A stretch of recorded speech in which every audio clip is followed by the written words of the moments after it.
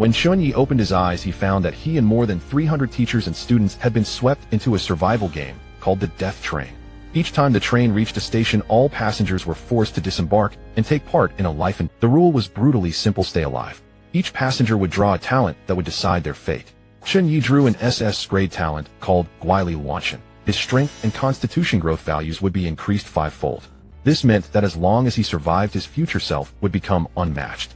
Yet the problem was that at this moment this talent brought his combat power no immediate. His classmates, however, drew different talents. Someone obtained a grade, 100 shots 100 hits, guaranteeing that all ranged attacks would strike their target. Another drew in a grade, virtual shadow, granting immunity to physical attacks.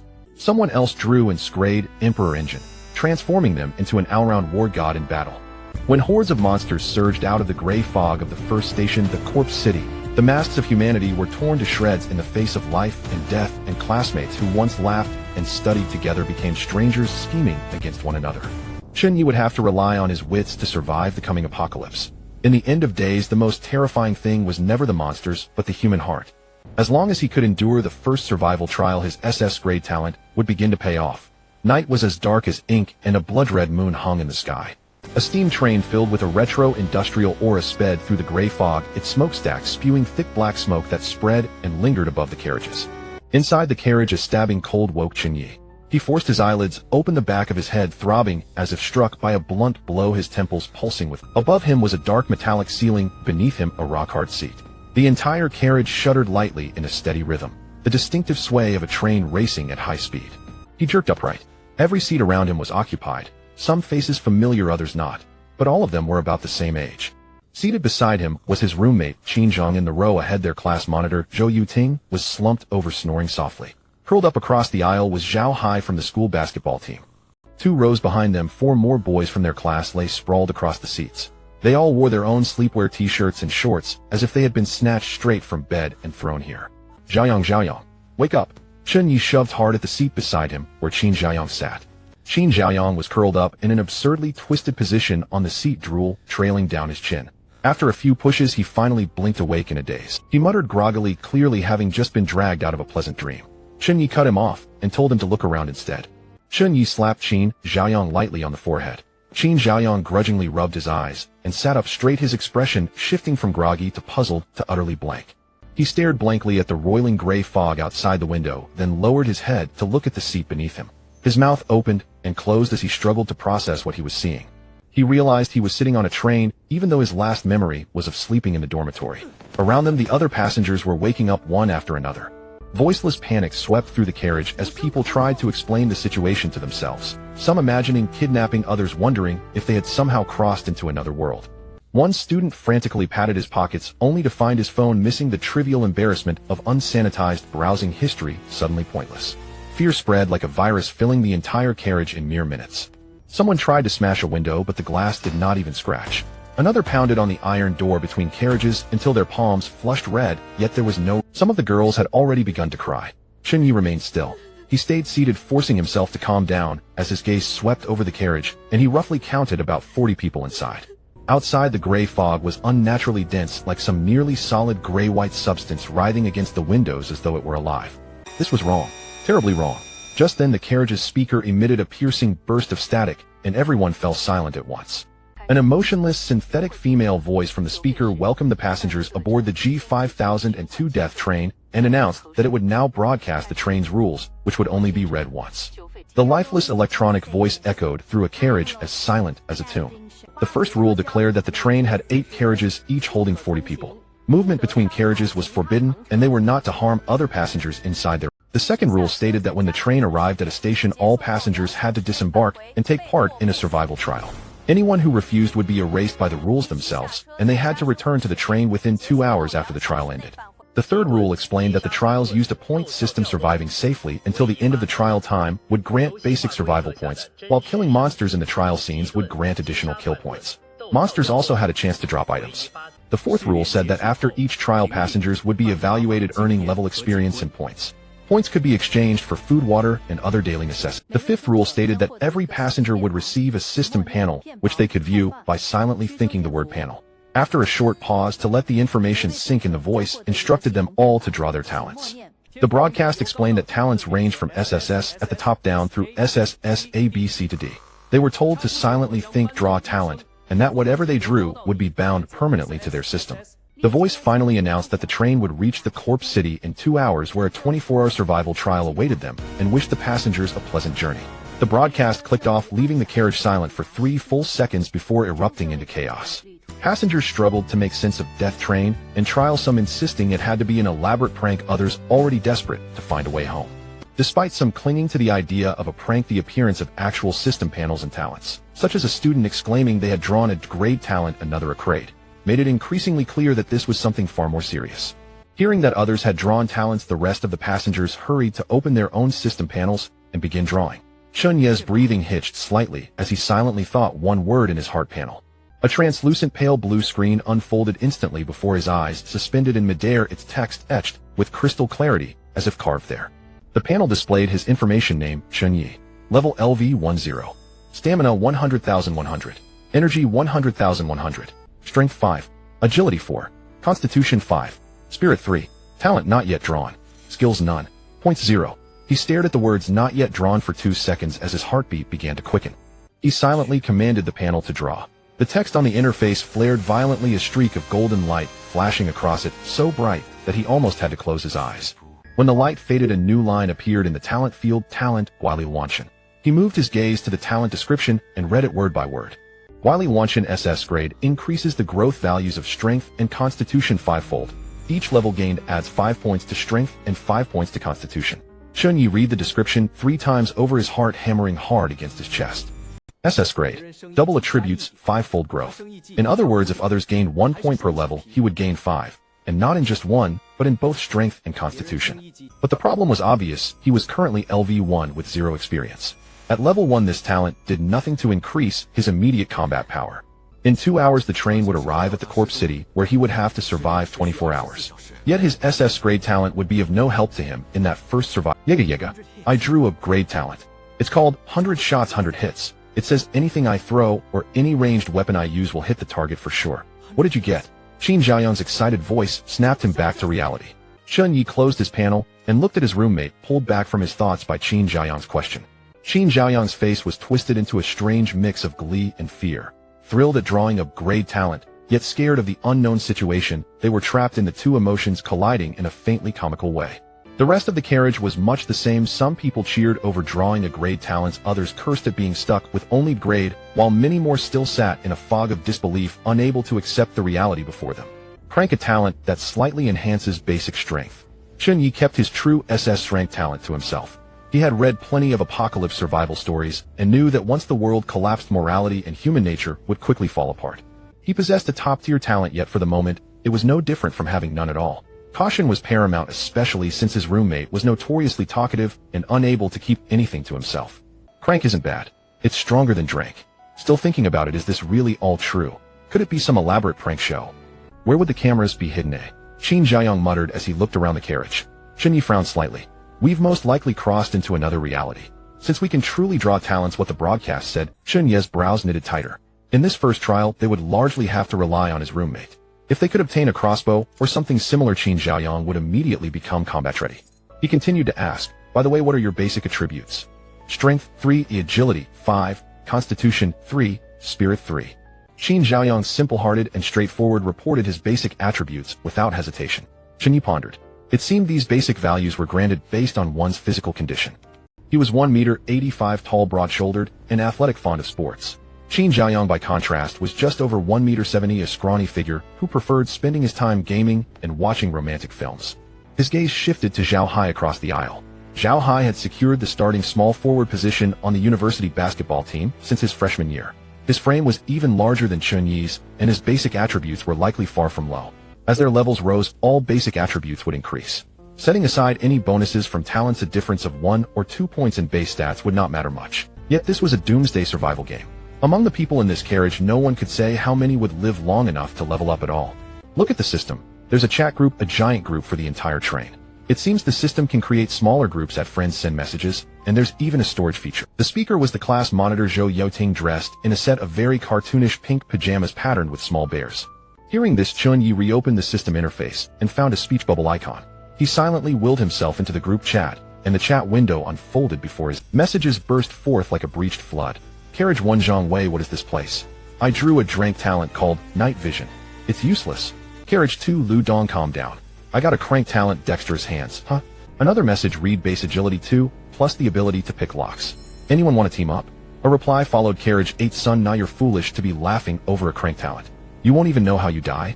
More messages flashed by Carriage for Wang Chong, who cares about your crank? I got an rank talent, Gale Phantom. My agility growth doubles. Once I develop, I'll watch over you all. Other voices joined Carriage 7 Lin Xiaoyu, does anyone know if this isn't real? I'm so scared. I want to go home. Carriage 6 Chun How, don't panic. I just checked the system shop. We can exchange points for food and water. The game is playable. The messages flew by so quickly that Chen Ye's eyes could barely keep up. He noticed that each ID was tagged with a carriage number. The entire train had 8 carriages, a total of 320 people. Judging from the chat, everyone seemed to be students and teachers from Yun City University. There might be acquaintances in the other carriages, someone murmured. Qin Zhaoyang kept staring at the stream of messages. Chen Ye ignored him and continued to browse the group. Carriage for Zhao Ruoshi, dear students, I am Zhao Ruoshi, a lecturer from the computer science department. Please remain calm. Right now the most important thing is to confirm everyone's identity and location. I suggest that students in each carriage get to know one another, and once we arrive at the so-called Corpse City, we should act together as much as possible. Reading this, Chen Ye's brows moved slightly. Zhao Ruoshi was the homeroom teacher of his first-year 3rd class in computer science. Chen Ye sent a message to the group Carriage 3 Chen Ye teacher, Zhao Qin Zhaoyang, and I are in Carriage 3. Our class monitor Zhou Yiting is here as well. Soon a reply came, Carriage for Zhao Ruoshi Chen Ye. You're all in Carriage 3. That's excellent. The situation is unclear, but since the rules state we must disembark for the trial, we have no choice but to face it. I suggest that each carriage tally the awakened talents and abilities. Once we reach Corpse City and get off the train, we'll regroup.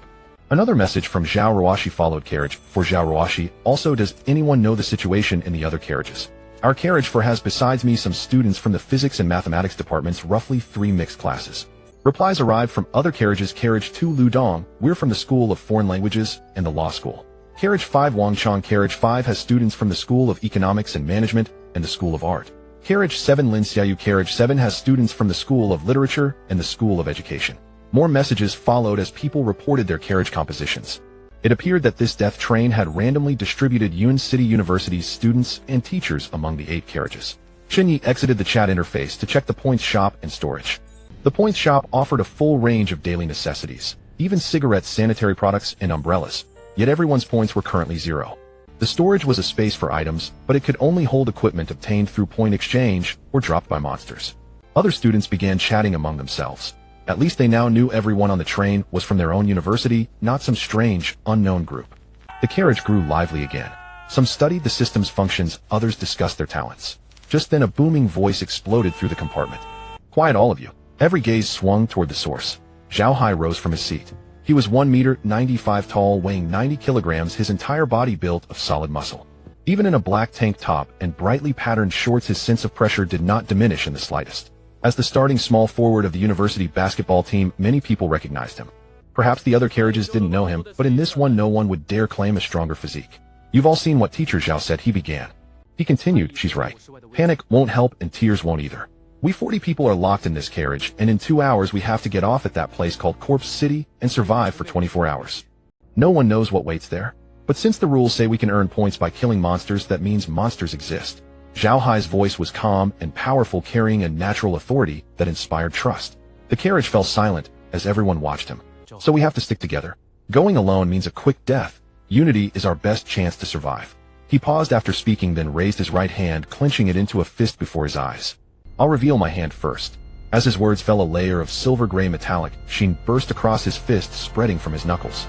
Within just 2 seconds, his entire right fist and forearm transformed into silver-white metal. Strength talent steel armament, he explained. I can turn both arms to metal and strike with triple my base strength. My 4 basic attributes are Strength 5, Agility 4, Constitution 5, Spirit 2. Zhao Hai nodded, slightly remaining silent. Brother Hai is amazing. With our class talent, we'll have nothing to fear, even in the face. Class talent. A boy in the front row wearing glasses stood up directly. Brother Zhao Hai, can your talent deal 3 times the base strength damage? Zhao Hai nodded, slightly remaining silent. Brother Hai is amazing. With our class talent, we'll have nothing to fear, even in the face of zombies. Exactly, with Zhao Hai's physique combined with class talent, he's practically a born warrior. Have you all seen the group chat? Out of 320 people on the train, only 3 have revealed class talents. Brother Hai, when we reach the zombie city, you must take us along, I'll assist you. Brother Hai, we're all classmates, you can't leave us behind. Yes, as long as we stick with Brother Hai, we'll definitely survive. Flattering words came one after another. Zhao Hai's expression remained relatively calm, but the slight upward curve of his lips betrayed his mood. He raised his hand, making a downward gesture reminiscent of a leader signaling before giving a speech. Now is not the time for this. Teacher Zhao is right. We need to organize and coordinate once we reach the zombie city. He paused, scanning every person in the train carriage who will be responsible for compiling the talents and initial attributes of all the students in this. I'll do it. There are quite a few of us in this carriage. Zhou Yiting stood up. She was recognized as a science prodigy, and remembering the talents of 40 people posed no challenge for her. Zhao Hai nodded slightly. Thank you. Just as Zhou Yiting prepared to compile the information, a discordant voice broke the silence. Zhao Hai unified coordination. Whose orders do we follow? Yours or Teacher Zhao's? Everyone's gaze turned to the speaker. The person was wearing a black silk pajama with a slightly open collar revealing a glimpse of collarbone and a small portion of chest. His features were strikingly handsome, almost aggressively so, with slightly raised eyebrows and a smirk playing at the corners of his mouth. He was Li Jiahao, the wealthy heir of the class. His father was a well-known real estate developer in Yun City. On the day of enrollment, he arrived in a Porsche Panamera, carelessly tossing his car keys onto the classroom desk, leaving others unsure if it was intentional or if he simply did. His charm was completely different from Zhao Hai's ruggedness. He had a captivating allure that made people want to glance at him again. Many girls in the class were fond of him, and even several from other classes. Zhao Hai's expression darkened. Li Jiahao, what do you mean? Do you think your wealthy son status is still useful now? It's not anything specific. Li Jiahao shrugged, a smirk still lingering at the corner of his mouth. I just feel that with 40 lives at stake, it can't be decided just by the loud. Survival trials aren't about singing, dancing, rapping, or playing basketball. So you're saying you can make the decisions? Zhao Hai's voice deepened. I never said that. Li Jiahao smiled, his demeanor warm and polite, but each word carried an underlying sharpness. I just think this matter should be discussed by everyone. You say unified coordination, but what's the prerequisite for coordination? You must know everyone's abilities, analyze each person's role, and formulate tactics. Can you handle all this, Zhao Hai? His remarks were not overly harsh, but each one struck at Zhao Hai's weak points. Zhao Hai was a sports specialist with dismal academics. He could easily make a basket, but could he strategize? He himself had no confidence. Zhao Hai's face turned ashen, his fists unconsciously tightening, the silver-gray metallic sheen resurfacing on his knuckles. The atmosphere in the carriage was tense. Those who had just flattered Zhao Hai now shrank back, their eyes darting between Zhao Hai and Li Jiahao. A few expressions also turned subtly. The 2 boys sitting next to Li Jiahao were clearly his own people. One of them, named Sun Kai, was usually Li Jiahao's follower, small and wiry with quick darting eyes that hinted at his cleverness. Brother Jiahao, what's your talent? Sun Kai opportunely spoke up, his tone laced with just the right amount of curiosity. Li Jiahao leaned back in his seat, slowly raising his right hand. Then something strange happened. His right hand began to turn transparent, and then completely vanished, as if erased by an eraser. A class talent, shadow of etherealization, the ability to etherealize any part of the body for a limited time, making physical attacks unable to hit the ethereal. I won't elaborate further, but you can understand that to some extent I am invincible. Li Jiahao's voice was not loud, but every word was clearly heard by everyone. The carriage erupted once more. A class talent. Etherealization. Physical attacks ineffective. While that talent is too monstrous. Sun Kai immediately chimed in, deliberately raising his voice. With Brother Jiahao's talent, even monsters can't touch him. How can we fight? Moreover, Brother Jiahao is not only talented, but also smart. Scoring 140 in math on the college entrance exam, doing a tactical analysis, should be a piece of cake for him. Another follower, Ma Wenba, quickly added, yes, Brother Jiahao was the student council president in high school, though everyone knows about his organizational and coordination. In games, there's always a command position. This is a true life-or-death survival situation, and poor command can lead to death. The tide began to turn. Those who had confidently claimed to assist Zhao Hai now had expressions as if they had swallowed a fly. They glanced at Zhao Hai, then at Li Jiahao, eventually bowing their heads to pretend to examine their system panels. Of course, Zhao Hai still had supporters. 2 substitute players from the basketball team sat behind him. The expressions on their faces showed no signs of change. They had a solid relationship with Zhao Hai and clearly would not turn against him at this moment. But many others were observing. In the carriage of 40 people, excluding Zhao Hai and Li Jiahao's core members, the remaining 30 or so had surprisingly consistent expressions. Confusion, fear, helplessness mixed with a touch of subtle expectation. They were waiting for the emergence of a leader. Whether it was Zhao Hai or Li Jiahao, they didn't care, as long as someone could tell them what to do and make them feel their chances of survival were greater. This was the instinctive reaction of most people in desperate situations, to cling to the strong, surrender decision-making power and exchange it for a sense of security. But the problem was that neither Zhao Hai nor Li Jiahao was willing to back down. Chen Ye watched this scene, shaking his head slightly. The values of strength and energy on the attribute panel were certainly not mere decorations. Neither Zhao Hai nor Li Jiahao could use their talents indefinitely.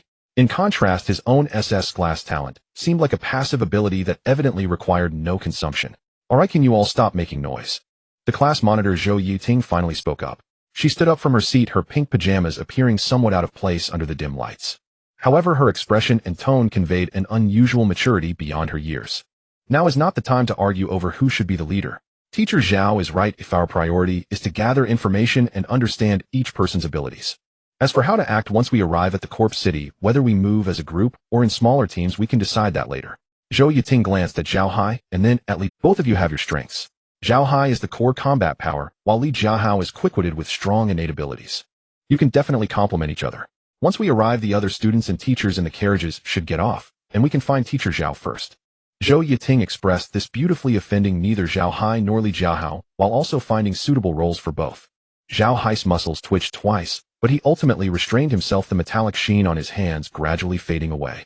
He huffed heavily and returned to his seat. Li Jiahao, on the other hand, smiled wider, his beautiful eyes narrowing slightly. The class monitor is right. EY was impulsive.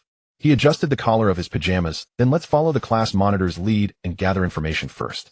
As for what happens after we reach the corpse city, we'll talk about. Zhou Yiting nodded and began gathering information. When she approached, Chen Ye Zhaoyang was the first to jump up. Me. I'm Chen Zhaoyang, class talent perfect, aim 100, accuracy with ranged weapons or thrown objects. Basic attributes: strength 3, agility 5, constitution 3, spirit 3. Zhou Yiting paused for a moment. Perfect aim. 100 accuracy. How can you be so strong and still be class? Chen Zhaoyang scratched his head. It's not that strong. It only works if there are no obstacles in the shooting path within range. I'm more like a sharpshooter. Zhou Yiting nodded, thoughtfully noting this information in her mind before looking at Chen Ye. Chen Ye leaned back in his seat, appearing casual. I'm Chen Ye, class talent strength of a monster. My talent ability adds 2 to my basic strength attribute. My basic attributes are strength 3, agility 4, constitution 5, spirit 3. With the talent bonus, my basic strength is 5 points. This class talent seems too weak. Compared to classmates with a starting strength of 5 points, Chen Ye is practically talentless. Is this really considered class talent? I think my class talent is better. Still, Brother Jiahao's talent is impressive. Brother Hai's talent is the real deal. The carriage began to buzz with whispers. Zhou Yiting's gaze lingered on his face for a moment. Noted. Class monitor, what's your talent? Chen Ye asked casually. A class talent, elemental affinity. Although it's a class, it doesn't provide much combat power right now. Zhou Yiting replied and continued walking back. Chen Zhaoyang leaned closer, lowering his voice. Don't worry, Brother Yi.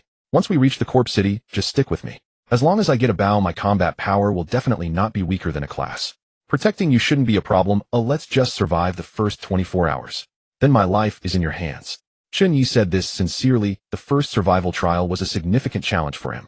Currently, he was just an average person with decent physical fitness, while others had some extraordinary abilities. Given the situation, Chen Zhaoyang had become the only person he could rely on in this carriage.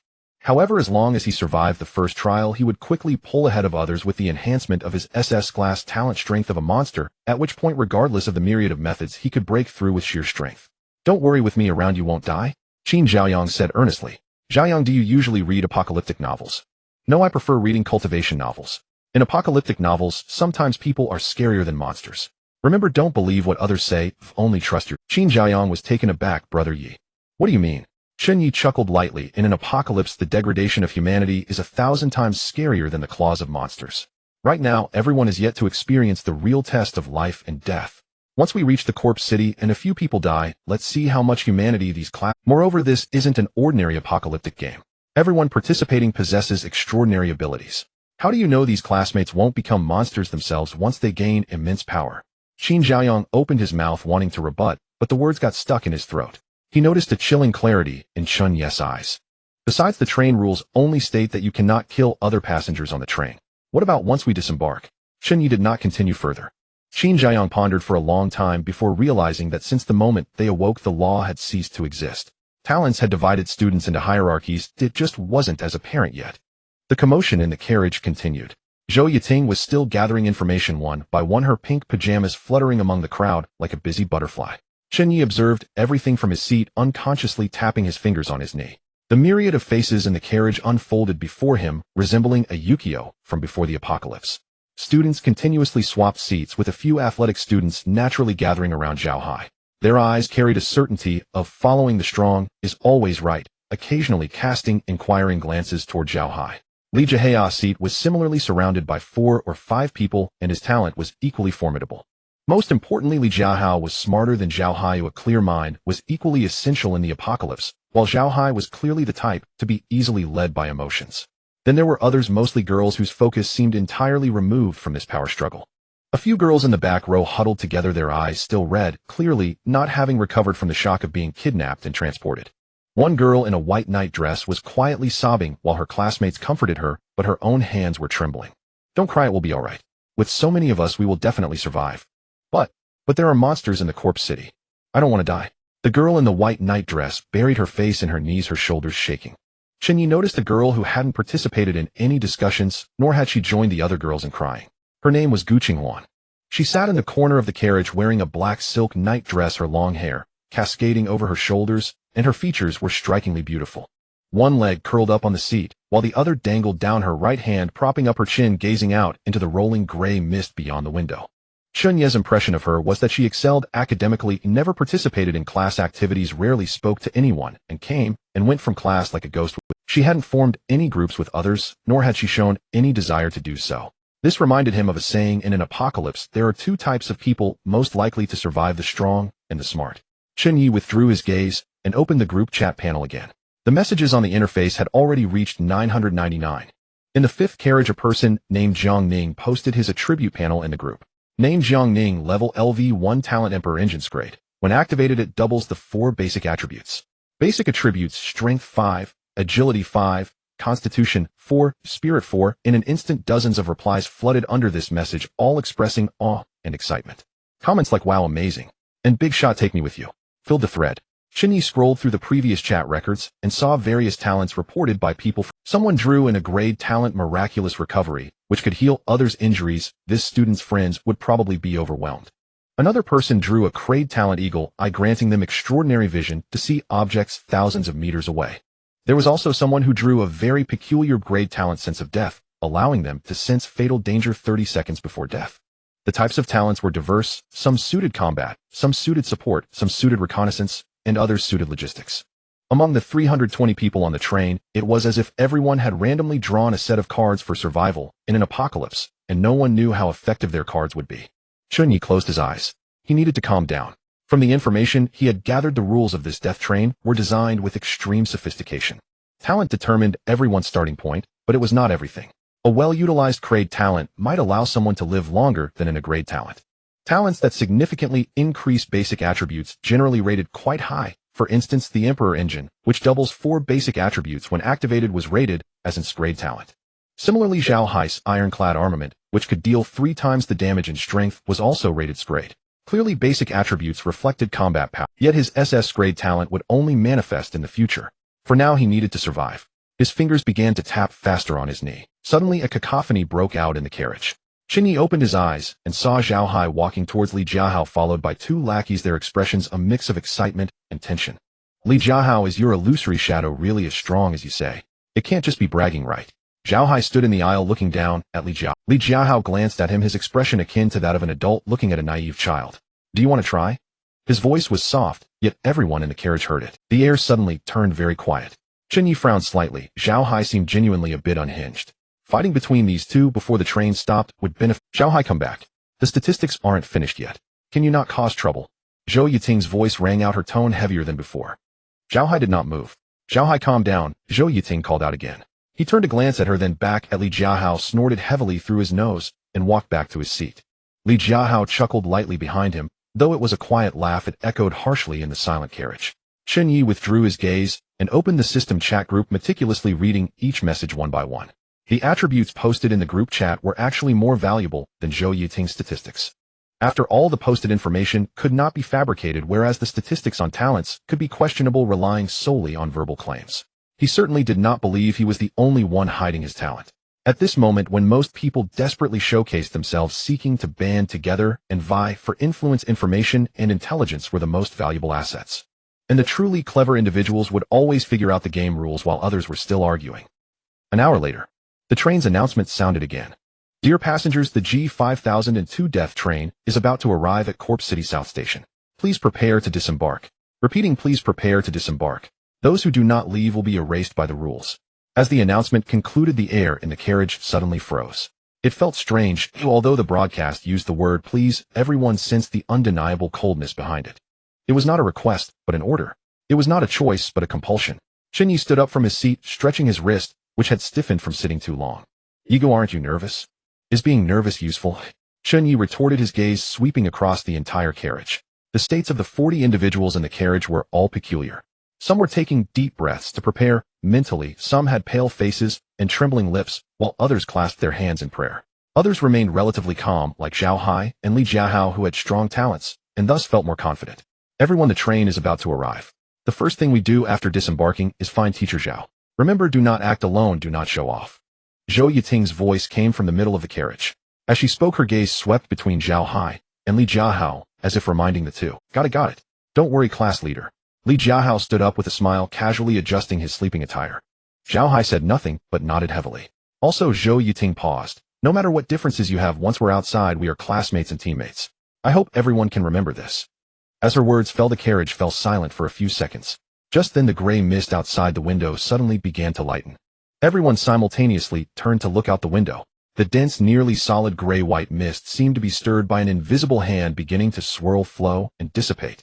Beyond the mist, the outline of something was gradually becoming clear. It was a desolate city. Chen Ye's pupils constricted slightly. He saw an endless expanse of ruins.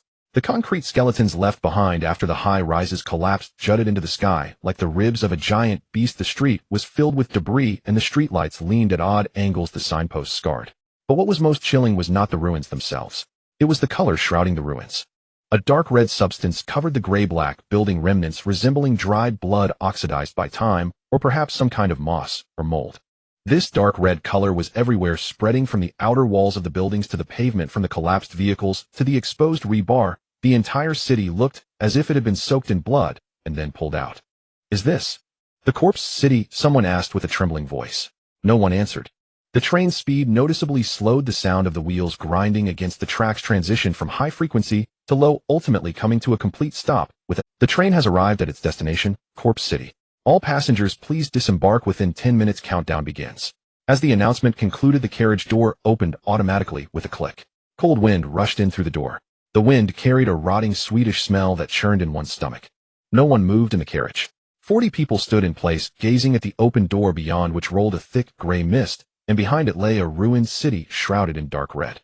What are you standing there for? Do you want to be erased by the rules? Hurry up. Zhao Hai was the first to step forward. He did not hesitate or look back, striding confidently towards the door with his tall frame of 1.95 meters. His two underlings immediately followed suit. Li Jiahao glanced at Zhao Hai's back and stepped out as well. Sun Kai and Ma Wenbo flanked him, one on each side.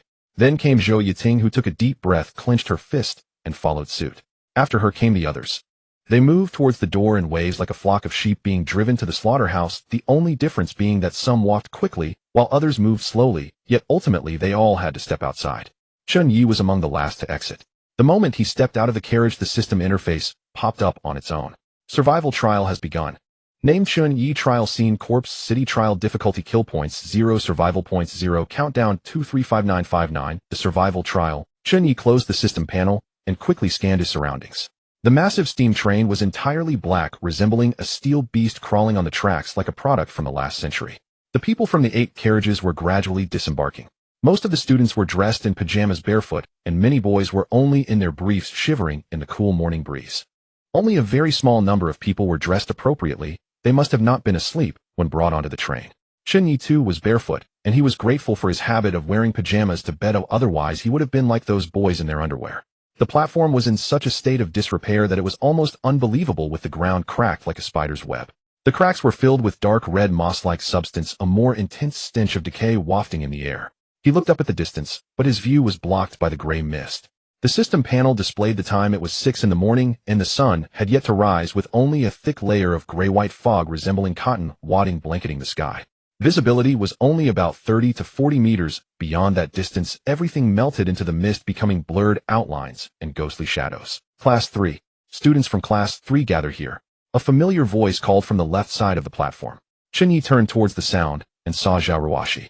She was their homeroom teacher in her 30s, not tall, wearing a white short-sleeve shirt and dark sports pants.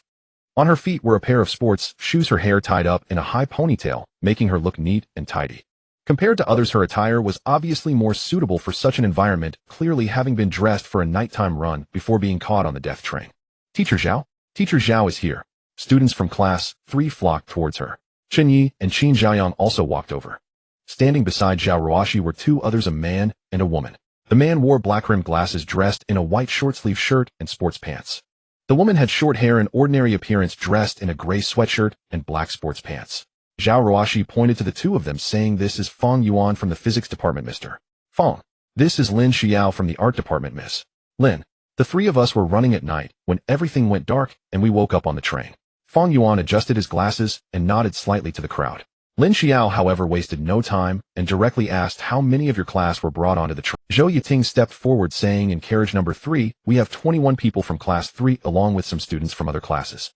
"Teacher Zhao, what about the others in carriage number 4? Li Jihao's voice interjected evenly. Zhao Ruoxi glanced at him, saying, "They have already formed their own groups in the carriage, and they have their own ideas." Li Jiahao nodded slightly. Chen Ye was also observing. At this moment, the people on the platform had divided into several groups. It was clearly unrealistic to gather everyone together, as some students with awakened powerful abilities had already exited. Only about 10 people from carriage number 3 had come out, while the remaining 30 were preparing to huddle together. Feng Yuan adjusted his glasses again, saying, "We do want to gather everyone," but the moment those from the carriage got off, they ran away, without waiting to assemble. Ran away? Where did they go? Qin Zhaoyang's eyes widened. They ran outside the platform. "Oh, we couldn't stop them." Feng Yuan's tone carried a hint of helplessness. "If they want to seek their own demise, no one can stop them." Lin Xiao's voice was not loud, but her tone was firm. "Ms. Lin." Zhao Ruoxi gently tugged at her sleeve, signaling her not to speak too harshly. Lin Xiao pursed her lips and fell silent. Just then a sound of hurried footsteps emerged from the mist, chaotic and rapid, interspersed with gasps and muffled. Moments later, 3 figures burst forth from the gray mist, 2 men and 1 woman. "Teacher Zhao? Teacher Zhao?" The girl spotted Zhao Ruoxi immediately, almost running over in tears. She was a student from the same carriage as Zhao Ruoxi, unknown to Chen Ye, likely from another department. "What happened? What's going on?" Zhao Ruoxi quickly approached her. The girl was breathless, tears streaming down her face, pointing towards the depths of the mist, her lips quivering for a long time before managing to utter a complete sentence. "Dead. Someone is dead." The air on the platform instantly turned icy. "What did you say?" Zhao Hai stepped forward. "Who died? How did they die?" The girl was frightened back a step by Zhao Hai's imposing presence, and it was the boy beside her who took over. It was someone from carriage number 4.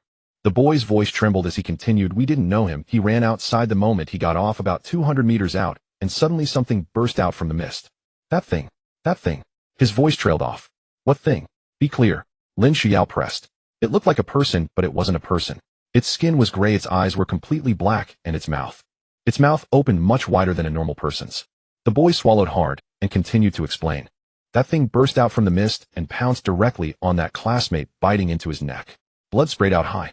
He gestured with his hand, then 3 or 4 of those things rushed out from the mist and dragged him away.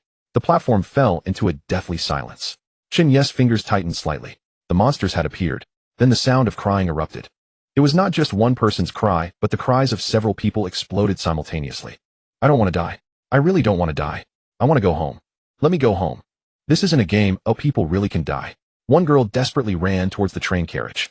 Zhao Ruoxi wanted to stop her, but it was too late. The moment the girl ran into the carriage door suddenly closed. Immediately after, her head exploded into a mist of blood. The students gathered on the platform watched this scene clearly through the window. A few other students who had wanted to run into the carriage forcefully withdrew. Class leader Zhou Yuting's pupils suddenly contracted, her whole body trembling, clearly frightened. The others were not much better off. Fear spread through the crowd like a plague, every face marked by the same expression, an expression of terror towards death. Chen Ye noticed Gu Qinghuan standing at the edge of the crowd. Her expression remained unchanged. She did not cry, did not tremble, nor did she instinctively shrink towards the center of the crowd like the others. She merely tilted her head slightly, looking towards the direction of the gray mist. "Stop crying." Lin Xiao's voice suddenly rose. She stepped out from the crowd and stood before everyone. "Can crying solve the problem? Can crying bring the dead back to life? Can crying kill those monsters? No. So everyone keep your tears to yourselves." Her words were so harsh that a few who were crying were momentarily choked up. Tears still clung to their faces, but the crying did indeed lessen. Lin Laoshi is right. Zhao Ruoxi took a deep breath, trying to sound more stable. "This is not the time to cry. We have classmates who are already dead, which proves that those monsters truly kill and that the rules mentioned in the broadcast are all real. You didn't do anything wrong. Besides, you're not the leader right now. Helping others is your goodwill, not helping is your duty. Chen Ye paused before continuing. I propose that a temporary command team be formed by several teachers and class committee members to coordinate everyone's actions. Does anyone have any objections? No objections. Agreed. Let's listen to Teacher Zhao. Most people nodded. But Li Jiahao spoke up again. Teacher Zhao, I have a question. Who will be the leader of this temporary command team? Zhao Ruoshi glanced at him. I can be the leader. Teacher Zhao, you are a teacher, and also our class supervisor. It makes the most sense for you to be the leader. Li Jiahao shifted his tone. But I have a practical question, Teacher Zhao. What is your talent level? Zhao Ruoxi's expression stiffened for a moment. Level, she replied succinctly. Li Jiahao nodded, then turned to Lin Xiao and Fang Yuan. What about you two? Fang Yuan adjusted his glasses. Clevel. Lin Xiao remained silent for 2 seconds. Clevel. Li Jiahao shrugged, his tone still gentle. 3 teachers, 1 level, and 2 clevels. Yet among our classmates, there are slevel, a level, and blevel talents. Teacher Zhao, I am not questioning your authority. I am simply stating an objective fact. In this place, under these rules, talent ratings and basic attributes determine combat power. To command a survival battle, the commander needs sufficient combat power to support them. His words were very tactful, but the meaning was clear. Your teachers are too weak to command. Zhao Ruoxi's expression darkened, but she did not argue, for Li Jiahao was speaking the truth. In this new world where strength is paramount, her level talent indeed does not compare to those students with A or S-level talent. So what do you mean, who should be the leader? Zhao Hai's voice came from the other side, his tone unfriendly. Li Jiahao glanced at him, the corners of his mouth lifting slightly. I didn't say who should be. I merely said that the leader should have sufficient combat power to earn everyone's trust.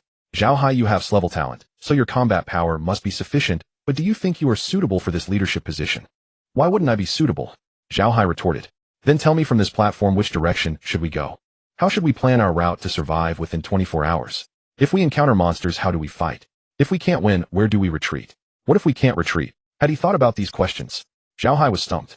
His mouth opened and closed, his expression shifting from anger to frustration, and then from frustration to, I'm not Zhuge Liang, how would I know these things? Right, you don't know, but I do. Li Jiahao's tone remained light, but his words carried the weight of a heavy blow. Zhao Hai's fists tightened again, the metallic sheen returning to his knuckles. It irritated him that a level was always getting the better of him in S-level. Enough. Lin Xiao suddenly interjected, stepping between Zhao Hai and Li Jiahao. She first glanced at Zhao Hai, then turned to Li Jiahao. There are monsters wandering outside. One person has already died, and now you are still arguing over who should be the leader. We are teachers, and although our talents may not be as high as yours, at least our experience is greater. She turned to Zhao Ruoshi. Ruoshi, you take everyone to a safe place. First discuss as you move, but do not stay here. This is a platform, an open area with no cover. If a horde of monsters comes, we will be sitting ducks. Zhao Ruoshi came back to her senses and nodded. Teacher Lin is right. Everyone leave the platform first and find a safe place to talk. She turned to look at the outer side of the platform, where a passage leading outside could be vaguely seen through the gray mist, flanked by collapsed buildings and abandoned shop. Go that way, everyone stay close, don't fall behind. Zhao Ruoshi took the lead in heading in that direction, with Lin Xiao and Fang Yuan protecting her on either side. The students from Carriage 3 began to move. Chen Ye walked in the middle to the back of the line, with Qin Xiaoyang right beside him. I thought we could rely on the teachers, but it turns out their talents are all useless, not even as good as mine. Chen Ye did not respond. It was clear that the teachers were unreliable. If he had combat power, he would lead the team himself, but only those with high talents would do. Currently, the capable ones had mostly banded together and fled. The team from Carriage 3 seemed large, but those truly capable of fighting were likely few. But he still had to stick with the main group, otherwise he would undoubtedly die. Qin Xiaoyang noticed Chen Ye's silence and continued, Brother Yi, do you think we can survive? Chen Ye did not reply, as his peripheral vision caught sight of something. At that moment, a shadow darted out from the gray mist. It moved at lightning speed, like an arrow released from a bow, charging towards the back of the group from the depths of the gray mist. Watch out! Chen Ye almost shouted those 2 words as he grabbed Qin Xiaoyang's collar and yanked him aside. A gray-black figure swept past the spot where Qin Xiaoyang had just stood, stirring up a foul wind. The thing missed its target, twisting in midair at an angle that no human could achieve, landing 3 meters away with a dull thud. Everyone saw it. Its gray skin resembled dried leather, tightly adhering to its skeleton, with every rib clearly visible. Its head was completely bald, devoid of any hair, with facial features that seemed to have been erased and redrawn with an eraser. Its eyes were entirely black, lacking sclera and pupils. Its nose was reduced to 2 black holes, and its mouth was twice as wide as a normal person's lips, pulled back to reveal a row of jagged yellow teeth. Its fingers were longer than those of an average person, with black-gray nails that gleamed like metal under the dim light. Monster! Monster! A scream erupted. The team instantly fell into chaos, with some screaming and running forward while others were paralyzed with fear sitting on the ground, and some instinctively squeezed into the crowd, pushing others forward as shields. The creature gave no one any time to react. Its legs bent slightly, then it suddenly surged forward toward the nearest target, a girl sitting helplessly on the ground. The girl didn't even see the monster pouncing at her. She merely raised her head upon hearing the screams, only to see a massive mouth filled with yellow teeth rapidly enlarging in her field of vision. Her pupils constricted sharply, her mouth opened, but fear had completely locked her voice. She could not make a sound. Blood splattered as the monster bit down on the girl's neck. Get back! Zhao Hai charged in from the side. His right fist had fully turned metallic, his right arm pulled back his whole body like a bow drawn to its limit. The creature released its grip and lunged at Zhao Hai. He did not dodge. He threw his right fist forward, the punch cutting through the air with a whoosh, striking solidly against the monster's chest. Boom! The sound was not like flesh colliding with a fist, but more akin to a hammer striking a wooden door. The monster's body was sent flying back several meters, crashing heavily to the ground and rolling twice before finally coming to a stop. A fist-shaped dent appeared in its chest, and its gray skin cracked in several places, oozing black liquid. The monster struggled on the ground for a moment before crawling up in a twisted manner, its pitch-black eyes fixated on Zhao Hai, its mouth opening and closing, making a caw-caw-caw sound. Still not dead, Zhao Hai frowned, both fists turning metallic as he charged toward the monster. This time the creature did not confront him. It glanced at Zhao Hai, then turned and fled, moving faster than before, disappearing into the gray mist within a few breaths. It ran. Zhao Hai stopped, looking in disbelief at the direction the monster disappeared. It just ran away. Brother Hai, you're amazing. You knocked the monster away with one punch. Sclass talent is truly Sclass talent, so strong. Brother Hai. Cheers erupted from the crowd, dissipating much of the fear from before. Zhao Hai stood and placed the metallic sheen on his fist, slowly fading, his expression transforming from the coldness of battle to the pride of being praised.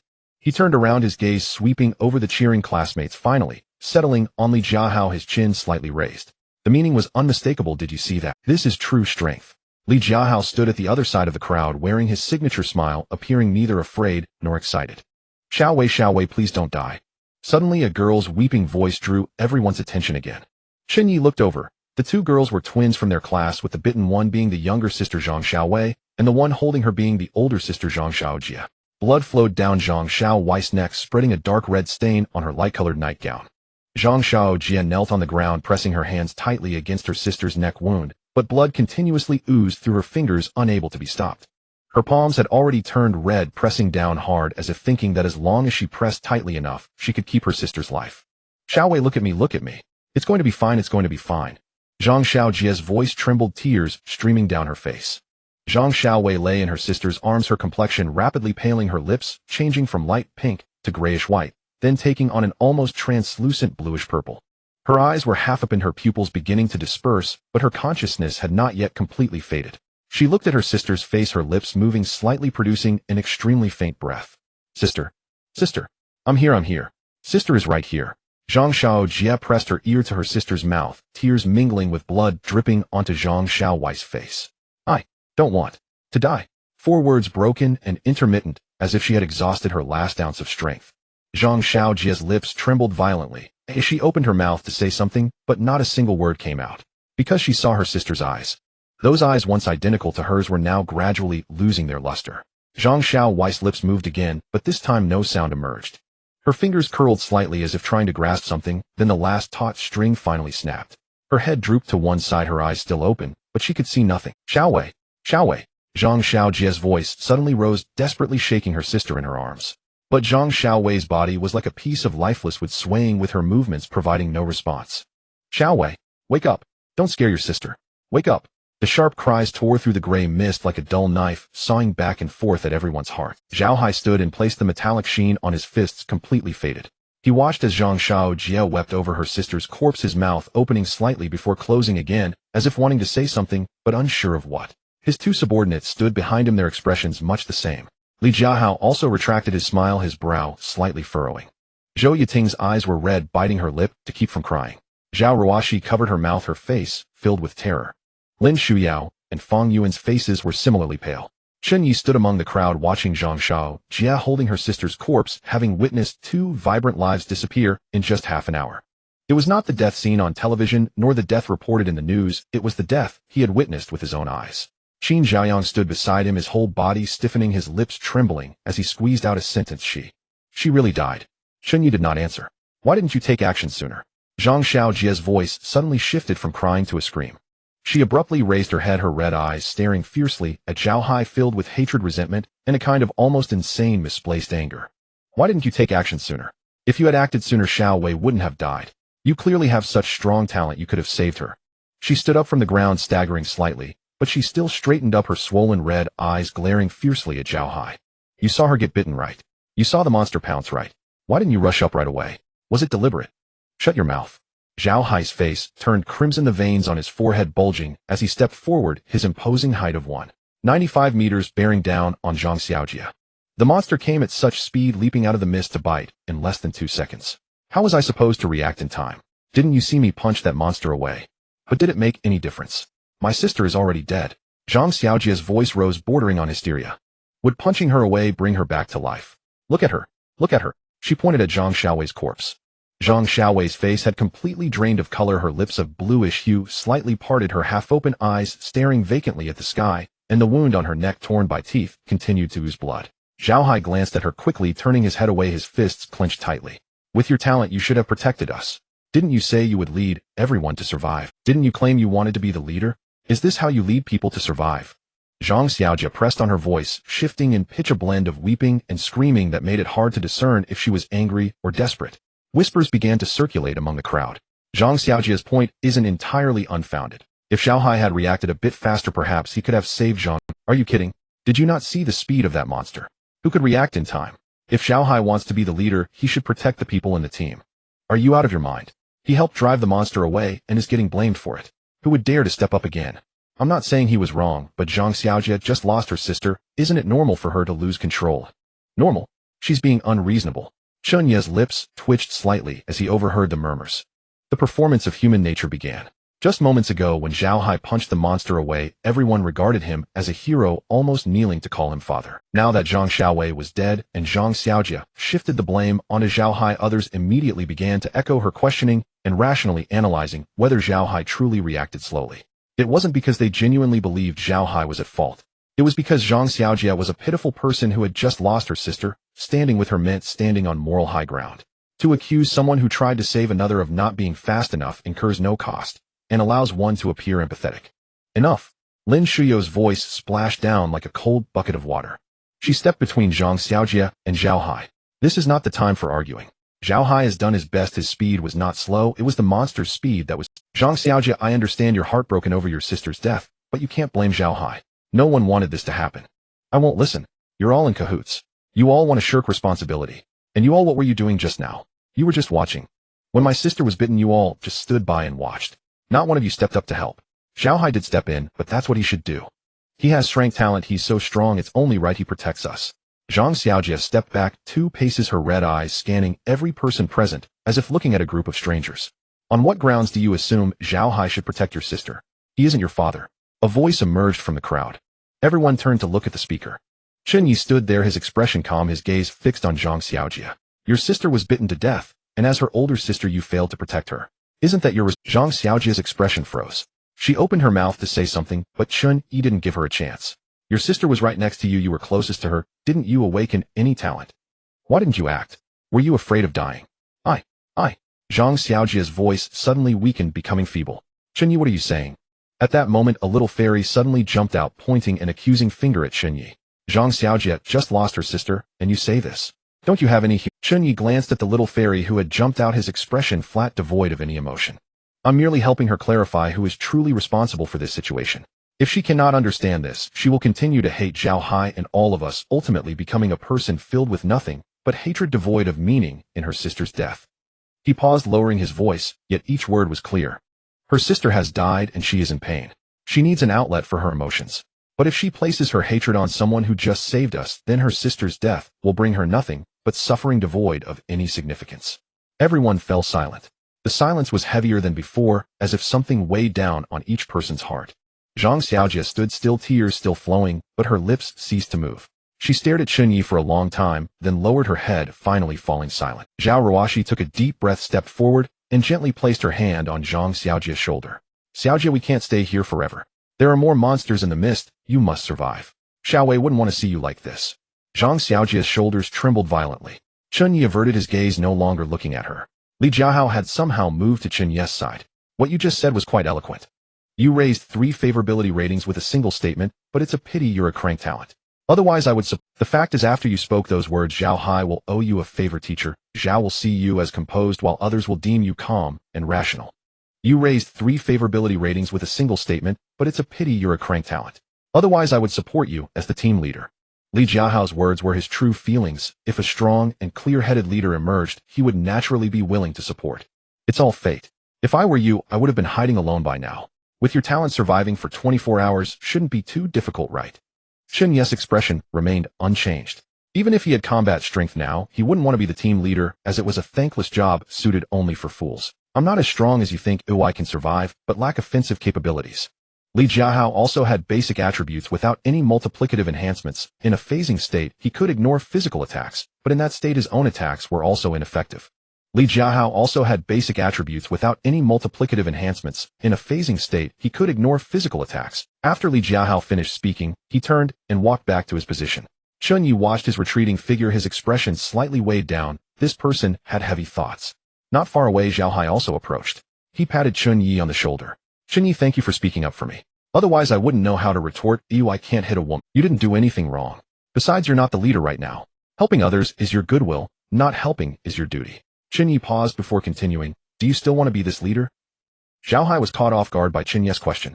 As a student from a rural background, he longed for recognition from others. Joining the basketball team was part of that desire, as basketball is the most popular sport in the university. On the basketball court, he could find a strong sense of presence. Outside of it, he was nothing but a rough man. However, this time of transmigration bestowed upon him S-level talent, making him feel acknowledged by everyone. Yet the events that had just transpired extinguished his enthusiasm. After pondering for a moment, Zhao Hai said, Are you interested in joining my team? Although you only have a clever talent, your mind is sharp, and I find you useful. Much better than the foolish woman Zhang Xiaojia. Chen Ye was somewhat surprised. He hadn't expected that after speaking a few fair words for Zhao Hai, he would be invited to join the team. To be honest, he also looked down on those who were not clear-headed, even though he himself was also a burden.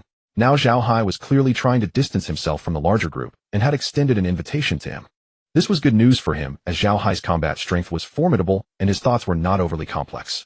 Sure, but you have to bring my roommate Qin Jiayong along. He has a level talent perfect, aim much stronger than my useless talent. Chen Ye readily agreed. Qin Jiayong stood beside him, having remained silent since Li Jiahua's arrival, only listening quietly. He still admired Chen Ye a bit. The words just spoken had actually prompted the 2 strongest members of the team to initiate conversation with him, and Zhao Hai even invited him to join the team. Zhao Hai glanced at Qin Jiayong, saying, A-level talent is indeed a combat asset. No problem, both of you join my team. I already have an A-level and a B-level here, so the configuration should allow us to survive for at least 24 hours without issue. Chen Ye chuckled. Brother Hai, our lives will be in your hands. Rest assured, even if Xiaoyang dies, I definitely won't blame you like Zhang Xiaojia did. Wait. Brother Yi, what are you talking about? Don't curse me to death. Qin Zhaoyang's face fell. If it weren't for me earlier, it wouldn't have been Zhang Xiaowei who died. That monster was charging at you first. Luckily, you weren't heavy, and with my 5 points of strength, otherwise you would have been done for already. Chen Ye rolled his eyes at Qin Zhaoyang. Yes, Brother Yi, you're my reincarnated parents. Honestly, if talents could be exchanged, I would give you my level talent, and you would definitely be able to protect me well. Qin Zhaoyang spoke sincerely. Although they had only known each other for a little over a semester, he genuinely admired Chen Ye. In his heart, Chen Ye mused, You must be dreaming, wanting to trade a broken bee for my SS-level talent. Listening to their banter, Zhao Hai also smiled slightly, then looked over at Zhao Ruoxi, who was still calming Zhang Xiaojia. Teacher Zhao, perhaps you should lead this team. I lack leadership skills and cannot manage such a large group. As soon as Zhao Hai's words left his mouth, the 3 teachers' expressions changed almost simultaneously. Zhao Ruoxi, who had just been calming Zhang Xiaojia, froze momentarily. She turned her head sharply towards Zhao Hai, a flicker of disbelief flashing in her eyes. Lin Shuyao and Fang Yuan also frowned. The ones most panicked were not the teachers, but the students with low-level talents. Zhao Hai, you can't abandon us. A boy wearing glasses was the first to shout, his voice trembling noticeably. His talent was level night vision, which might be somewhat useful in this foggy environment, but he clearly did not believe he could fight. Did you not say you would lead us to survive? We acknowledge you as the team leader, we will listen to you. A girl from the front row spoke, her voice sharp and urgent, as if afraid that Zhao Hai would vanish if she spoke too slowly. Brother Hai, what will we do if you leave? A small thin boy was almost in tears, his eyes reddening. He had just witnessed that monster tear apart Zhang Xiaowei's neck, a scene he would never forget, and now the only one capable of punching the monster away, Zhao Hai said. Panic spread like wildfire. More and more people gathered around, their faces showing the same expression of fear. It was not fear of the monster, but fear of being abandoned. Brother Hai, I will follow you. Take me with you. Me too, I will go with you. Brother Hai, I drew a clever talent, rapid healing. Although it lacks combat power, I can heal minor cuts. Please take me along. Some began to declare their talents, attempting to trade their abilities for a ticket to survival. Others started to squeeze closer to Zhao Hai as if just standing nearer to him would increase their chances of living. Zhao Ruoshi stood still, her lips slightly parted and then closed again. She wanted to say something to assure everyone that their teachers would find a way. But the words got stuck in her throat because even she knew that saying so would hold no persuasive power. What could a level talent teacher do to protect her students? Her gaze fell on Zhao Hai, then on Li Jiahua, and finally on the panicked students. An unprecedented sense of powerlessness surged from the depths of her heart. Lin Shuyao noticed the change in Zhao Ruoxi's expression and reached out to grip her wrist. Fang Yuan, standing nearby, pushed up his glasses, his fingers trembling slightly.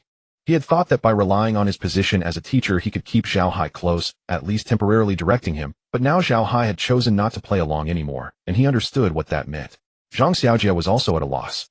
She had just been hating Zhao Hai for not saving her sister in time, but now that Zhao Hai said he was leaving, she suddenly felt a panic rising within her. Zhang Xiaojia, hurry up and apologized to Brother Hai. The boy with glasses spoke again, his tone sharp and urgent, his eyes behind the lenses filled with impatience. He was usually a nice guy in class, never refusing anyone who asked for help, but now there was no kindness in his tone. It's all your fault. Your sister died, and you blame Brother Hai. Now look, Brother Hai wants to leave, are you satisfied? A girl wearing a light blue nightgown with long hair cascading down, and an expression shifting from fear to anger, shouted with a fury that came swiftly and fierce. You wicked woman, are you trying to get us all killed? Another voice rang out, this time from a boy deeper and colder than the previous few. Zhang Xiaojia's body trembled slightly. She opened her mouth to say something, but when she saw the expressions on the faces of those people, her voice got stuck in her throat. Just moments ago, many of these people had spoken up for her, yet now they all turned their ire towards her. Brother Hai, you don't hit women, and we'll take care of this. A tall girl stepped out from the crowd. She was also a sports recruit named Gao Li, specializing in shot put. Standing nearly 6 feet tall and weighing 160 pounds, her entire body was solidly built with muscle. She wore a gray sports tank top and black shorts, barefoot, each step on the gravel ground producing a dull sound. Gao Li approached Zhang Xiaojia, looking down at her from above. Zhang Xiaojia raised her head, her pupils slightly constricting, instinctively taking a half step. Gao Li swung her right arm, her robust arm accustomed to throwing shot puts, traced an arc in the air before landing a solid slap on Zhang Xiaojia's face. Smack! The sound was crisp like a twig snapping, echoing on the platform. Zhang Xiaojia's body flew sideways like a kite with a broken string, soaring 2 meters away before crashing heavily to the ground, rolling over half a circle before finally coming to a stop. One side of her face swelled visibly, a trickle of blood oozing from the corner of her mouth. A bruise spread under her left eye, and she appeared dazed, her eyes wide open, pupils unfocused, her lips trembling. Gao Li shook her hand and stepped towards Zhang Xiaojia, looking down at her on the ground with an air of natural cruelty. You shameless wretch, hurry up and crawl over to apologize to Brother Hai. She reached out to grab Zhang Xiaojia's hair. Gao Li, that's enough. Zhao Ruoxi's voice came from the side, laced with suppressed anger. She stepped out from the crowd, quickly walking between Gao Li and Zhang Xiaojia, extending her hand to shield Zhang Xiaojia. Her hand trembled slightly, but her back was straight, and she gazed directly at the taller Gao Li. We are all classmates, you shouldn't go too far. Gao Li looked down at Zhao Ruoxi, her eyes devoid of respect for the teacher, filled only with direct impatience. Teacher Zhao, are you really that clueless about the situation? Gao Li's voice was not loud, but it carried a chilling coldness. Even now you still want to act like a teacher. Earlier Brother Hai wanted to be the group leader, but you didn't let him. Now he's leaving, and we will die. Her voice suddenly rose, her finger pointing at Zhao Ruoxi's face, nearly poking her nose. If we die, it's all your, and that shameless wretch, Zhang Xiaojia's fault. Zhao Ruoxi's pupils slightly constricted, her mouth opened, as if to say something, but Gao Li's words struck at her most vulnerable spot, like a knife. She suddenly realized one thing: since waking up, her ability to stand here and speak her power over the students was not due to her capability, but rather her identity. The title of class teacher that conferred her authority in the normal world held no value in this fog-covered, monster-infested corpse city. Moreover, Gao Li was not even a student from their class, so there was no need to give her face as a teacher. Fang Yuan stood a few steps away watching this scene, his fingers unconsciously clenched. He took half a step forward, but then stopped. Lin Shuyao was less hesitant, walking directly to Zhao Ruoxi's side. She looked at Gao Li, remaining silent, standing there to show her stance. Gao Li glanced at Lin Shu Yao, snorting coldly. A bunch of idiots. The atmosphere at the scene became palpably tense. That tension did not arise from the threat of a fight, but from the realization that the large group was about to disperse. Those who had just been crying and begging for Zhao Hai to stay began to show varied expressions. Zhao Hai stood still, arms crossed over his chest, his expression unreadable. Behind him stood two underlings, both substitutes from the Zhao Hai stood still, arms crossed over his chest, his expression unreadable. Behind him stood two underlings, both substitutes from the school basketball team, the three having a solid bond. Chen Ye and Qin Zhaoyang stood to Zhao Hai's right. Chen Ye's face showed no expression. Qin Zhaoyang's expression was complex. At that moment, he understood what Chen Ye had said about human nature in the apocalypse. On the other side, Li Jiahao leaned against a crooked pillar on the platform, hands in the pockets of his silk pajamas, quietly observing everything. Sun Kai and Ma Wenbo stood on either side of him, having followed him since the start of their freshman year, serving him loyally. The students surrounding Zhao Hai continued their moral coercion. Zhao Hai, are you really going to leave? Are you just going to walk away like this? Can you face your own conscience? A girl's voice emerged from the crowd, tinged with sobs. Her hair was a mess and the tears on her face had yet to dry. You have level talent, you have the ability to protect us, why won't you protect us? Are you really that selfish? Yeah, we are all classmates, can you bear to just watch us die? Zhao Hai, didn't you say you wanted to be the boss? We all acknowledge you as the boss, isn't that enough? Brother Hai, please take me with you, I am willing to do anything. Voices grew more numerous and chaotic, pleading, accusing, morally coercive, and enticing, all blending together like a boiling pot of porridge. Zhao Hai's brows furrowed. He was not the type skilled at handling complex situations.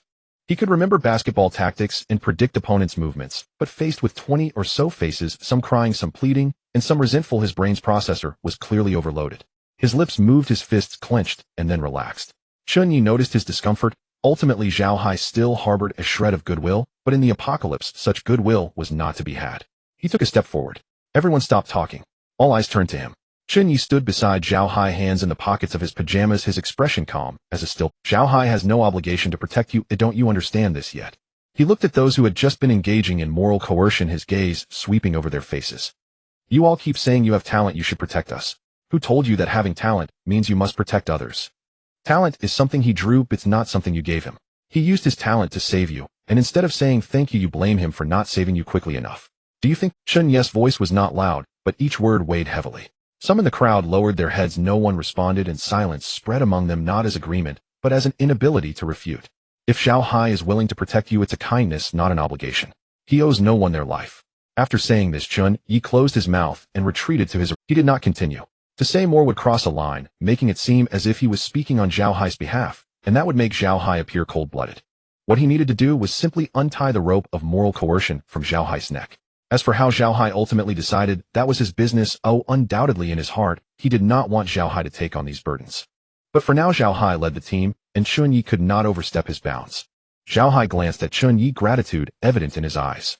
He did not expect Chen Ye to stand up for him at this moment, nor did he anticipate that every word Chen Ye spoke was perfectly timed. He took a deep breath and made a decision.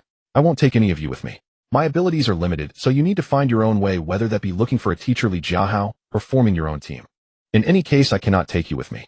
Zhao Hai's voice was deeper and steadier than before, as if he had deliberated this decision countless times in his heart.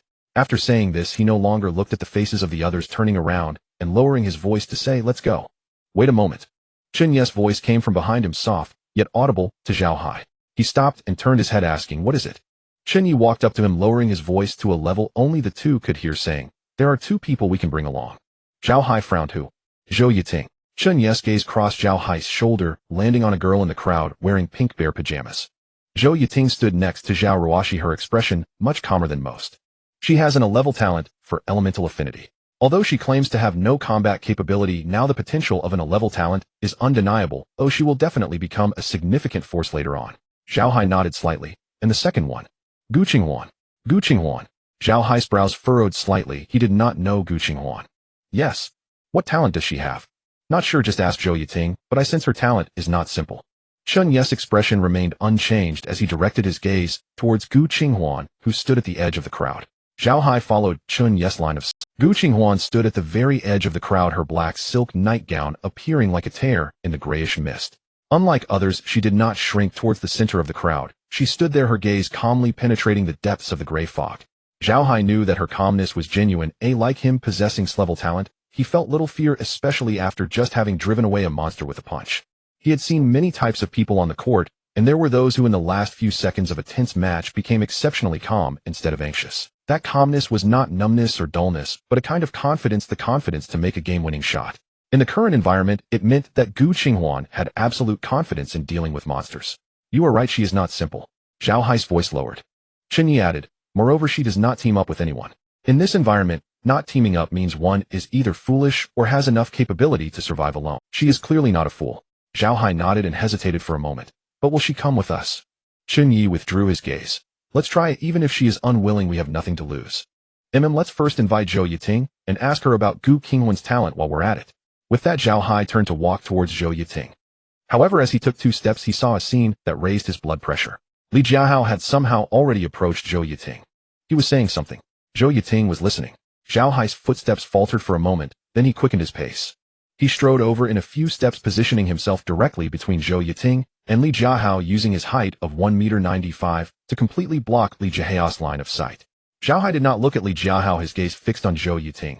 Zhou Yiting, my team has 1 level and 1 a level 2 level. Li Jiahao circled around from behind Zhao Hai, saying, Zhao Hai, you are wrong here. There is a sequence to everything. I invited the class monitor first. Zhao Hai did not look at Li Jiahao, his gaze fixed on Zhou Yiting. Zhou Yiting, my team has 1 level and 1 a level 2 levels. Our combat power is sufficient. I may not be the smartest, but I know to heed advice. Chen Ye will be with me. He is smart. Join us, and we will surely survive the next 20. Li Jiahao chuckled softly. Zhao Hai, you make it sound like my side is unsafe. Class monitor, although I don't have its level, my talent can be quite effective in crucial moments. Moreover, my team does not need anyone else to analyze tactics. The 2 men's eyes clashed momentarily. Zhou Yiting looked at Zhao Hai, then at Li Jiahao, and fell silent for about 3 seconds. I will go with you. Her words were directed at Zhao Hai. Could you tell me why? We are classmates after all. Why would you choose to follow this brute? Li Jiahao's smile remained unchanged, but his eyes narrowed slightly. Zhou Yiting glanced at him, saying, because Zhao Hai's team is stronger than yours. Although your talent is impressive, it only serves to protect yourself. Can you make me in? Li Jiahao's expression finally shifted slightly, but he said nothing more and turned back to his team. Sun Kai leaned over, lowering his voice. Brother, how Zhou Yiting she? It's fine. Li Jiahao interrupted him. Since the class monitor is unwilling to join us, there's no need to stay here. Let's go. With that, he led his 2 lackeys straight towards the exit. Since the large group had dispersed, he saw no reason to remain. In his view, either having many people means greater strength, or having fewer people means a smaller target. A large group full of experts leaving now was more of a burden than a help, and he naturally wouldn't care about their lives. On the other side, Zhao Hai led Zhou Yiting back to his team. Chen Ye watched as Zhou Yiting approached, giving a slight nod before stepping forward, lowering his voice to a level only the 2 of them could hear. Class monitor, may I ask you something? Speak. What is Gu Qinghuan's talent? Zhou Yiting glanced at him, recalling for 2 seconds before saying, she reported to me that she has a clever talent for mental enhancement with an initial spiritual power of 2, similar to your clever talent for brute strength with an initial strength of 2. Understood. Chen Ye nodded slightly and turned to walk towards the edge of the crowd. Gu Qinghuan was still standing there, her gaze still fixed on the distant gray mist. Chen Ye reached her and stopped, standing about 2 meters away from her. Do you want to join Zhao Hai's team? Without any pleasantries, Chen Ye asked directly. Gu Qinghuan finally pulled her gaze from the gray mist, focusing it on Chen Ye's face. No need. Her tone was very indifferent as she said these 3 words. Chen Ye looked at her, the corners of his mouth slightly upturned. Are you really a clever talent? Now is the time to quickly exit the station. If we delay, we may encounter trouble. Gu Qinghuan did not answer Chen Ye's question, instead saying something inexplicable. She then walked towards the station exit, her black silk nightgown gradually fading into the grayish mist, slowly disappearing. Chen Ye watched her silhouette, his eyes narrowing slightly. This Gu Qinghuan was a schemer. Absolutely, completely, and undoubtedly a schemer. Feigning her talent, she did not band together with anyone, nor did she reveal her true abilities to anyone. In an environment where everyone was panicking, seeking help, and striving to form alliances, she chose the most dangerous, yet liberating path, going solo. Unless she was a fool, she must have a trump card that enabled her to walk alone. Chen Ye even began to suspect that Gu Qinghuan's talent rating might be higher than he had imagined. S level, or S level. He was uncertain, and what she had just said, could it relate to her talent? Chen Ye withdrew his gaze and turned back to Zhao Hai's group. Qin Zhaoyang leaned over and whispered, is she not coming? No. Can she survive alone for 24 hours? Chen Ye glanced at Qin Zhaoyang, but did not answer. His gaze swept across the crowd in the station, where Zhao Ruoshi had already helped up Zhang Xiaojia. However, Zhang Xiaojia's eyes had turned hollow like a soulless shell. Gao Li stood with the girls who had just been cursing Zhang Xiaojia, while Li Jiahao's group had already left. Chen Ye turned back to Zhao Hai and said, "Brother Hai, we should leave. This place is not safe for long." Li Jiahea's group and Gu Qinghuan had left, and her earlier words hinted that this was not a safe place. Zhao Hai nodded, waving his hand. "Let's go." The six-member team quickly made their way to the exit. Gao Li stood in place, her arms crossed over her chest, watching Zhao Hai's group disappear into the gray mist, her lips curling down slightly, her gaze carrying a hint. The few people who had been surrounding Zhao Hai crying and shouting now appeared deflated, their expressions shifting from fear to confusion. Zhao Ruoxi took a deep breath, trying to make her voice sound more stable. "Everyone, don't panic. We still have more than 20 people. As long as we unite." "Unite?" Gao Li's voice interjected from the side, rudely cutting off Zhao Ruoxi's words. She turned around, her gaze sweeping over everyone present, as if a broom had brushed across their faces, then her lips curled into a mocking arc. "Teacher Zhao, what can your level talent do? Can it fight monsters? Can it protect anyone? You can't even protect yourself, yet you speak of unity." Zhao Ruoxi's face turned pale for a moment. Lin Xiao stepped forward, standing in front of Zhao Ruoxi, staring directly at Gao Li. "Gao Li, mind my words." Gao Li snorted. "Teacher Lin, are you telling me about boundaries now? You three should have handed the team over to Zhao Hai from the beginning if you had any sense at all." Lin Xiao's lips pressed into a thin line, but she did not retort, because every word Gao Li said was the truth. Feng Yuan stood silently beside. Gao Li no longer looked at the three teachers, but turned to face the remaining students. She counted, including the three teachers, there were a total of 24 people. Zhao Hai was gone, Li Jiahao was gone, and now the person with the highest talent here was Gao Li. Her talent was level long staff mastery, which allowed her to deal double the base strength damage when using long-handled weapons, and her base strength reached 5 points higher than many boys, indicating her robust physique. "Listen up, this team is under my command. If anyone has an objection, you can leave now. Oh, I won't stop you. But those who stay must listen to me." Gao Li's voice rose several degrees, carrying a sense of undeniable authority. No one left. No one dared to leave. Outside the gray mist were monsters, and beyond the platform lay unknown ruins. Stepping out was a path to death. Gao Li nodded in satisfaction, then raised her right hand, tapping a few times in the air. Moments later, a system prompt popped up in front of everyone present. "Gao Li invites you to join the group chat survival of the fittest. Do you accept?" Everyone clicked accept. Gao Li glanced at the group and saw Zhang Xiaojia's name. Without a word, she directly kicked Zhang Xiaojia out of the chat. Then she sent a message in the group. "Gao Li, everyone post your attribute panels. Talent rating, talent introduction, base attributes, all must be posted without any concealment, or else don't blame me for being rude." After the message was sent, the group fell silent for a few seconds. Then the first panel was posted. Name Lu Jian, level LV1, talent eagle-like level. Gain enhanced vision, able to see objects clearly thousands of meters away. Base attributes, strength 3, agility 4, constitution 3, spirit 4. Gao Li shook her head. She continued to look down. The second, third, fourth panels were posted one after another like job resumes, but the content of these resumes determined not just whether one could find a job, but whether one could survive. Level. All low-level talents. Previously, Wang Yiting had tallied that among the 40 people in Carriage 3 apart from Zhao Hai, Li Jiahao, and Zhou Yiting, with higher talents, the vast majority were clevel and level. Gao Li looked at these panels, her brows furrowing tighter. She muttered, trash, all of them are trash. She glanced at each one, her gaze lingering on every panel for no more than 2 seconds before skipping past them. Until she saw the 7th panel, her eyes brightened slightly. Name Wang Tai, level LV1, talent giant spirit level. When activating the talent, the body enlarges, increasing base strength and constitution by 50, while reducing base agility by 80. Base attributes, strength 4, agility 3, constitution 4, spirit 2. Level talent. Although this talent wasn't considered powerful, when activated it granted 6 points in strength and constitution, while the level 1 base limit was only 5 points. This was someone who could be useful. "Wang Tai, come here." Gao Li called out to the crowd. A short and sturdy boy stepped out and stood beside Gao Li. Gao Li continued to look down, her gaze lingering on the 12th attribute panel. Name Li Shui, level LV1, talent global vision level. Can activate a god's eye perspective within a certain range. Base attributes, strength 2, agility 3, constitution 2, spirit 4. Li Shui, come here. Though this wasn't a combat talent, and could be said to have no combat power, it was very significant for surviving safely for 24 hours, so Gao Li had to take her. A girl in white pajamas immediately walked over and stood next to Wang Tai. Gao Li continued to scroll down, flipping through 5 more panels, all of them clevel and level trash talents, none of which caught her eye. She frowned and was about to close the group chat when one of the last 2 panels stopped her. Name Zhao Lei, level LV1. Talent mastery of axe and hammer B grade. Can inflict double the base strength damage when using axe and hammer weapons. Base attributes, strength 4, agility 3, constitution 4, spirit 2.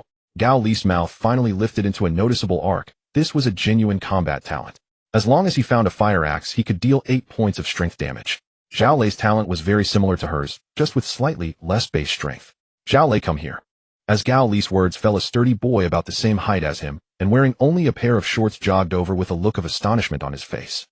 Gao Li turned off the group chat, lifted her head, and her gaze passed over the remaining people, including 3 teachers. Wang Tai, Li Shui, Zhao Lei, you 3 come with me. The rest of you fend for yourselves. The moment her words fell, the air seemed to be sucked out. The expressions of those not called changed from anticipation to terror, and from terror to a primal rage. Gao Li, you can't do this. You said everyone who stayed would have to listen to you. We listened to you, how can you abandon us? Abandon? Gao Li sneered, her muscular arms crossed over her chest, as she looked down at the girl. When did I ever say I would take you all with me? I only said that I call the shots in this team, but I never said I would be your babysitter. Her gaze shifted away from the girl, sweeping over everyone present, finally landing on Zhao Ruoshi. Teacher Zhao, didn't you say we should unite? Didn't you want to be the team leader? Now the opportunity is here, take the rest of them with you. Zhao Ruoxi's face turned as white as paper. Her lips trembled, but she gritted her teeth and held back her tears. She knew Gao Li was humiliating her because she couldn't lead a team. How could a person with a great talent survive for more than 24 hours in a monster-infested area? Gao Li, you. Lin Shuyu spoke up, but Gao Li did not give her a chance to finish. Teacher Lin, save your breath. You and Teacher Fong both crave talents, can you 2 together defeat me? Gao Li's voice was as cold as ice. Lin Shuyu fell silent. Fong Yuan stood aside, his eyes hidden behind his glasses, revealing an unclear expression. His fingers trembled slightly, whether from fear or anger or both. So don't lecture me about ethics or unity. Here under these rules, surviving is the only goal. I have no obligation to protect useless people, nor am I interested in playing the saint. Gao Li's tone carried a nearly cruel bluntness. After finishing her sentence, she turned her gaze to the 3 individuals she had selected. Wang Tai, Li Shui, and Zhao Lei stood in a row, their expressions varying. Wang Tai appeared relatively calm. Li Shui bit her lip, her eyes showing a trace of unease, but more so a sense of relief at being chosen. Zhao Lei, however, looked down, unwilling to meet the eyes of those who were abandoned. Let's go. Gao Li waved her hand and led the 3 toward the platform. After taking a few steps, she suddenly stopped, turned her head, and her gaze swept over the crowd, precisely landing on Zhang Xiaojia, who stood in the corner. There was no sympathy in her eyes, only a raw disdain. Bitch, it's all your fault that Zhao Hai left and the team fell apart. All those who die in carriage number 3 during the survival trial will be thanks to you. After finishing her sentence, she curled her lips into a malicious arc and strode into the gray mist. The figures of the 4 quickly blended into the grayish-white fog, their footsteps growing fainter and lighter until they completely disappeared. The station fell silent once more. This silence was not peaceful, it was a dead silence, a despair that came after being abandoned with nowhere to go. Zhang Xiaojia stood still, half of her face swollen, the blood at the corner of her mouth already dried, leaving a dark red mark. Her gaze was empty, like 2 dry wells, her pupils unfocused, not knowing where to look. Her sister Zhang Xiaowei's body still lay on the ground, the wound on her neck torn by teeth, still bleeding, the thick blood emitting a pungent odor. Zhang Xiaojia stood there motionless, like a statue forgotten in the ruins. The silence lasted about 10 seconds. Then the first person moved. It's all your fault, you bitch. A girl's voice erupted from the crowd, sharp, like glass scraping against metal. At that moment her expression had shifted from fear to fury, a rage surging forth like a beast driven to the edge. Gao Li is right, if it weren't for you, Zhao Hai wouldn't have left. It's all your fault. It's all you're doing. She rushed forward, grabbing Zhang Xiaojia's hair and yanking it hard. Zhang Xiaojia's head was forcefully pulled to the side, and her body staggered for a moment, but she did not resist or scream. She merely tilted her head slightly, glanced at the girl with her hollow eyes, then lowered her head again. The girl's anger flared at her gaze. You dare glare at me? She raised her hand and slapped Zhang Xiaojia across the face. The slap landed on her already swollen half of the face, causing a trickle of blood to seep from Zhang Xiaojia's mouth again, yet she remained silent, not even raising her hands to block. Hit her. Another voice joined in. This time it was a boy, not tall, but at that moment his expression was twisted with rage, as if he had become a different person. He rushed forward, kicking Zhang Xiaojia's knee pit. Her body lost balance, and with a thud she knelt on the ground. You pest. Is it not enough that your sister died? You want to kill us all too? The boy cursed as he kicked, each kick hitting Zhang Xiaojia's back, waist, and legs with, yes, kill her. Kill this bitch. The 3rd and 4th people rushed forward. Fist slaps and kicks rained down on Zhang Xiaojia. She curled up on the ground, holding her head with her hands, her body shaking violently with each blow, yet she never uttered a single cry. Her mouth opened, but the sound seemed to be lodged in her throat, only able to produce faint whimpers. Zhao Ruoshi finally snapped back to her senses from the shock. Stop. Everyone stop. She rushed forward, trying to pull away those who were beating Zhang Xiaojia. But as soon as she reached out her hand, she was shoved aside. The one who pushed her was a girl not very strong, but Zhao Ruox's frame was too thin, causing her to stagger several steps, almost falling to the ground. Teacher Zhao, mind your own business. The girl's voice was sharp and piercing, her eyes filled with a near manic obsession. This bitch caused us to be abandoned. She deserves to die. Exactly. She deserves to die. Kill her. The voices grew louder and more chaotic, like a tide rushing in from all directions, completely drowning out Zhao Ruox's voice. Lin Shuyu also rushed forward. She was a bit stronger than Zhao Ruoxi, grabbing the arm of a boy who was kicking Zhang Xiaojia and yanking him back. The boy stumbled as she yanked him, then whirled around, his eyes bloodshot, blazing with murderous fury as he glared at Lin Shuyao. Teacher Lin, do you also wish to be struck? His voice was low, thick, with suppressed menace. He froze. Not from her commanding presence, but because the word teacher still clung like a fading echo to the last vestiges of habit in his mind. But that habit was vanishing, visibly, irreversibly. Fang Yuan rushed forward, standing beside Lin Shuyao. His voice trembled slightly. Everyone calm down. Violence solves nothing. Zhang Xiaojia is already what? Already pitiful. A girl's voice cut through the crowd, dripping with scathing mockery. Her suffering is hers alone, but it must not become our burden. Zhao Hai is gone. Li Jiahao is gone. Even Gao Li has vanished. How long can any of us survive? 24 hours. Tell me, can we even survive? Fang Yuan opened his mouth, but no words came. He had no answer, for he did not know it himself. At that moment, a deep, guttural roar rose from the heart of the gray mist, low and resonant, as if summoned from the earth's own throat, vibrating through ribs and marrow. Instantly, every hand ceased beating Zhang Xiaojia. All turned as one toward the sound's origin, the exit gate, the very path taken by Gao Li, Li Jiahao, and Zhao Hai. After the roar came silence, brief, heavy, suffocating. Then from that same direction more sounds erupted, roars, howls, and a grating nail-singlass shriek, woven together into a chorus of dread. What is that sound? A trembling voice broke the stillness. No one answered, but everyone already knew. Monsters. Many monsters. This was the trouble Gu Qinghuan had forewarned, and now it had arrived. Ruins of the city. On a desolate street, Zhao Hai's group advanced slowly. Zhao Hai led the way. A towering figure nearly 2 meters tall, his massive frame parting the ashen mist like a living battering ram, only for the fog to coil back in his wake. Chen Ye and Zhou Yiting walked mid-column. Qin Zhaoyang trailed just behind Chen Ye, alert as a wary monkey, eyes darting ceaselessly, scanning every fissure in the mist. Bringing up the rear were Zhao Hai's 2 lieutenants, Li Zheng and Wang Shuo, both athletic recruits clad in sleeveless vests and shorts, barefoot. Though less imposing than Zhao Hai, their physiques stood out unmistakably among ordinary people. Emerging from the station exit, they found the world beyond even more shattered than the platform itself. A 10-meter-wide street stretched left and right, its surface littered with rubble, shattered glass, and dark, dried stains, crusted and iridescent under the haze. Buildings on either side bore the scars of artillery barges, some collapsed entirely, others truncated at jagged midpoints, their facades peeled away to expose skeletal steel frameworks.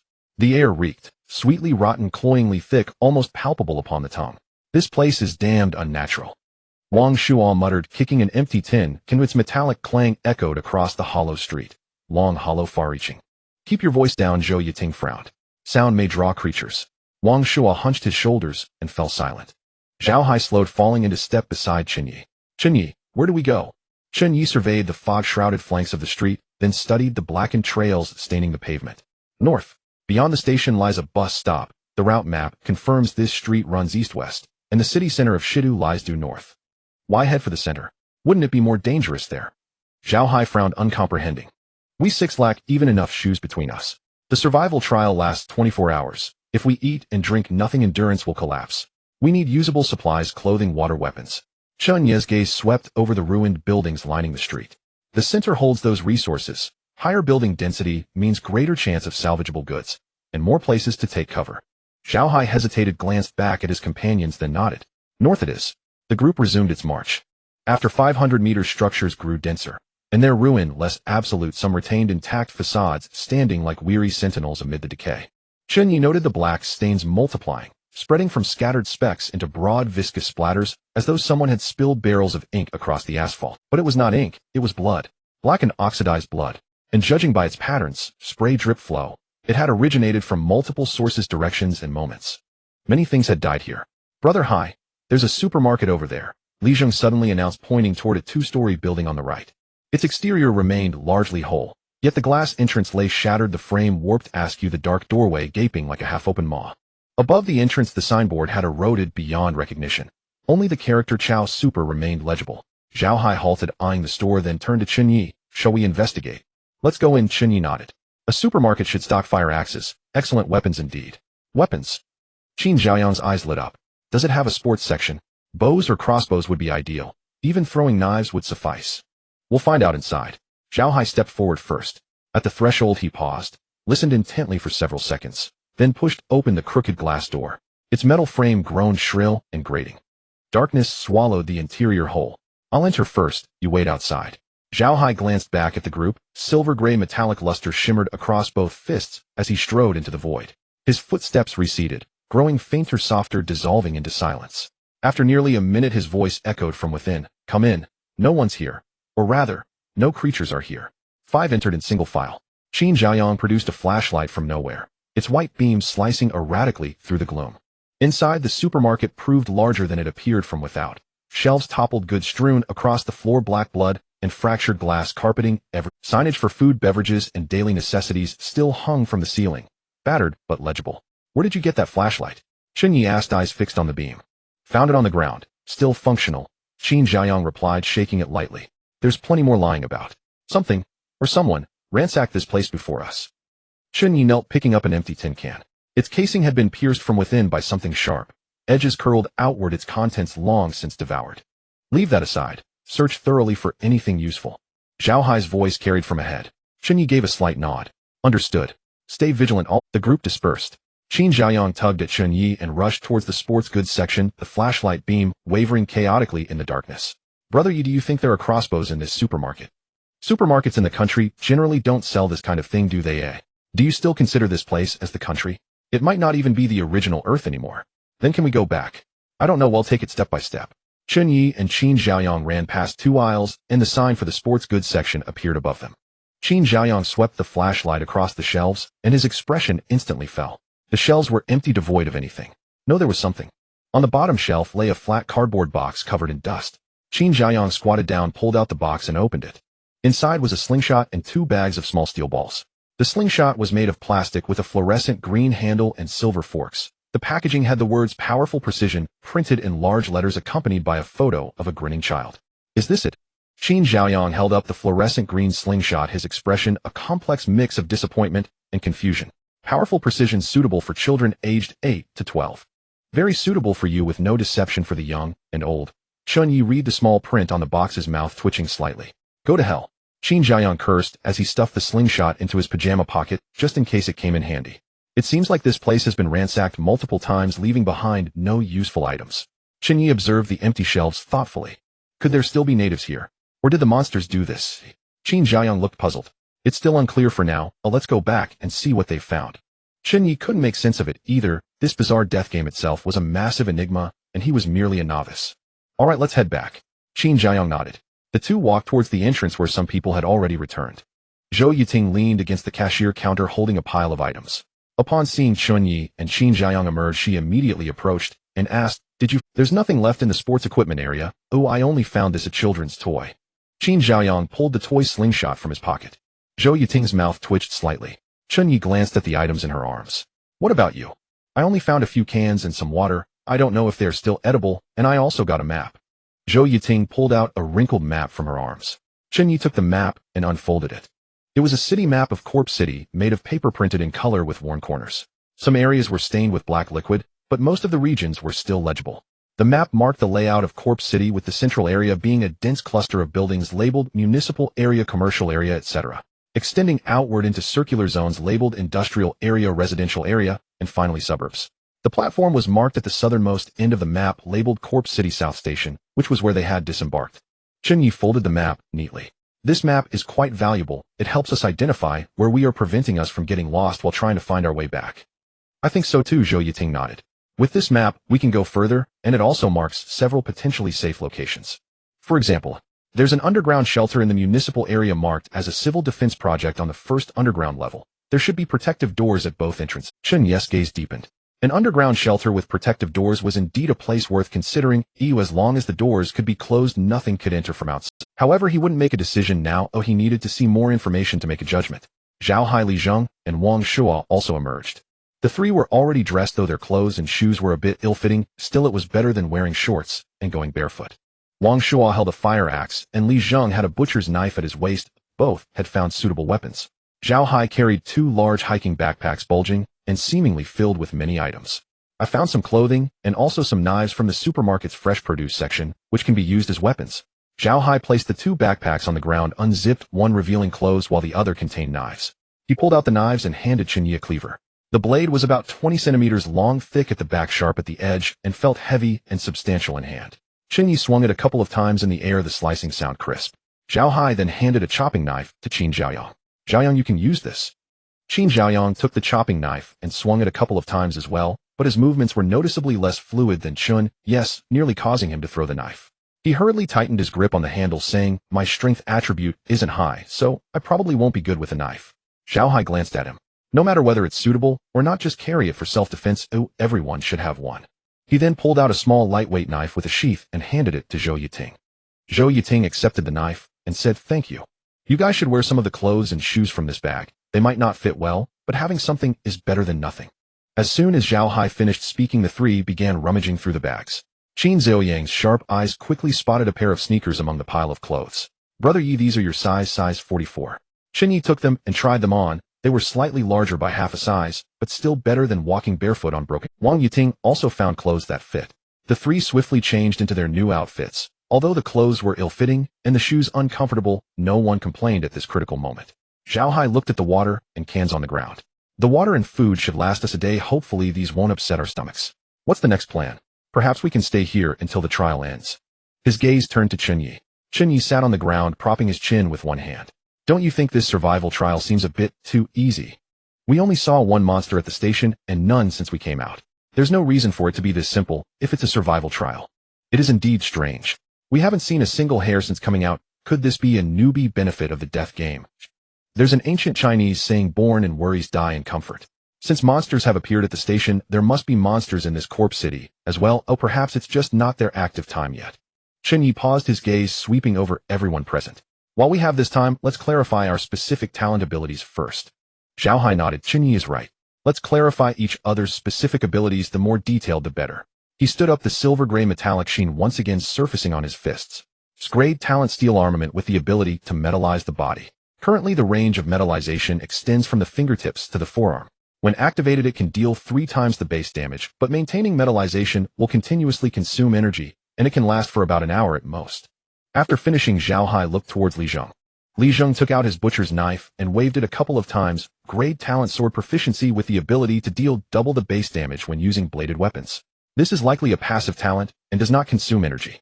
Chen Ye understood. Li Zheng's talent was also passive like his own.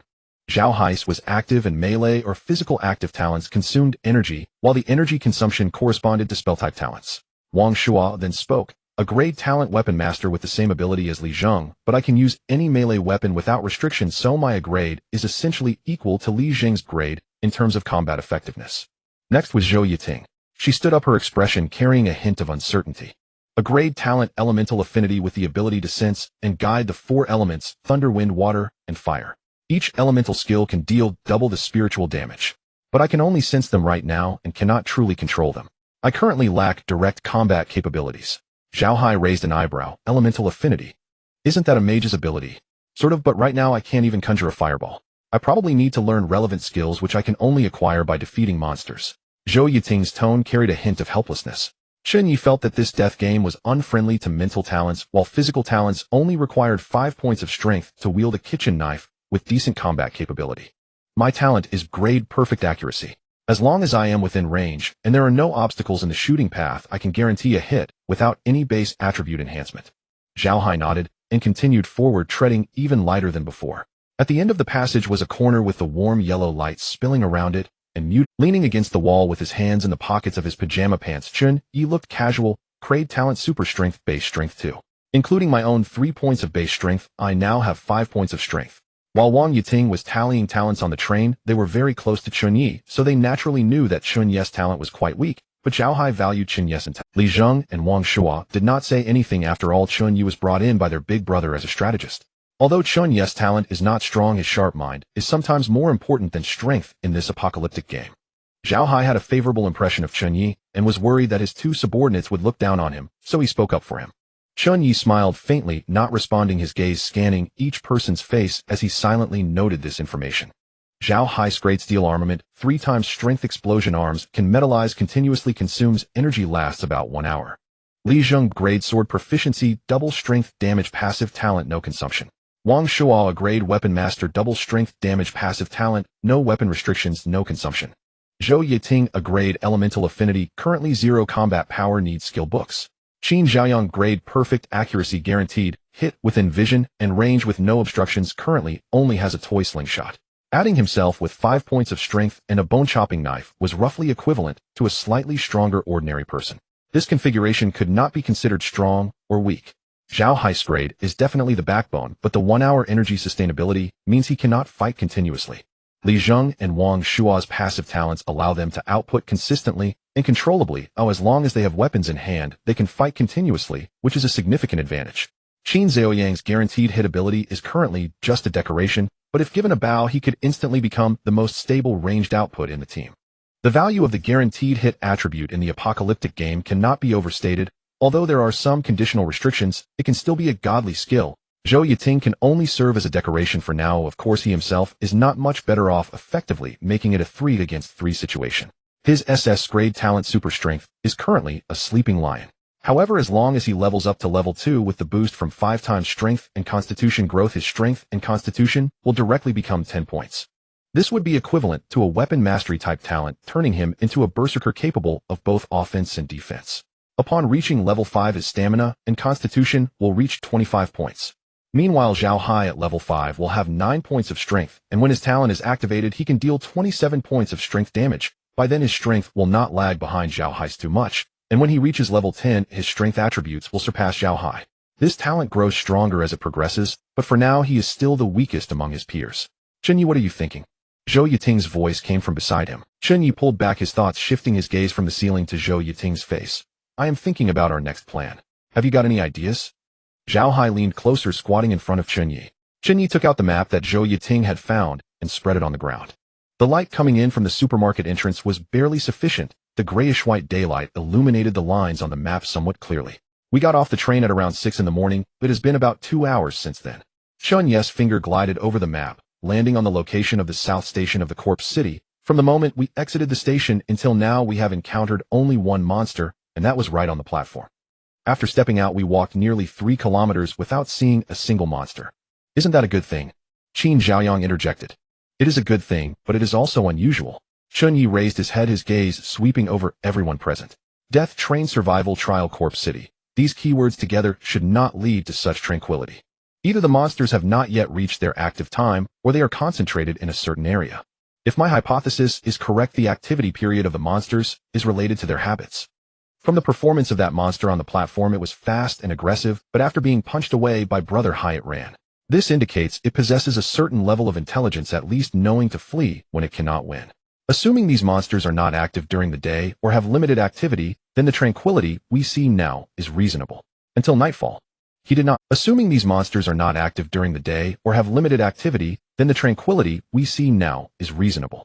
Until nightfall. He did not finish, but everyone understood. You mean many monsters will come out at night? Li Zheng tightened his grip on the butcher's knife. Not necessarily, but we must prepare for the worst. Chen Ye's finger traced a route starting from the south station of the corpse city, moving northward, eventually stopping at a location in the municipal area. That location had a special mark on the map, a blue square with the words Civil Defense Project written next to it. This is an underground shelter. Chen Ye looked up at Zhao Hai and said, if the night is indeed the active period for monsters, staying in an open area or a supermarket is basically risking our lives to fate. An underground space with a door that can close is safer than any building above ground. Zhao Hai stared at the blue square on the map for a few seconds, then looked up at Chen Ye. Are you sure this place exists? Chen Ye nodded. It is marked on the map, but whether it is still usable is uncertain. This map could be from any era, and the entrance to the Civil Defense Project might have been. Then let's go check it out. Wang Shuo swung the fire axe in his hand. If the door is blocked, we can just find another place. Zhao Hai said nothing. He stood up and walked to the supermarket entrance, glancing at the gray mist outside. The gray mist was lighter than before. Visibility improved from 30 or 40 meters to 50 or 60 meters, but everything in the distance remained as blurred as if seen through frosted glass. He turned around, walked back, and squatted down. How long will it take to get to this underground shelter? Chen Ye looked at the distance on the map and estimated the team's speed of progress about 2 hours, assuming there are no unforeseen circumstances on the way. Unforeseen circumstances mean monsters. Monsters, road conditions, or anything else we don't know about.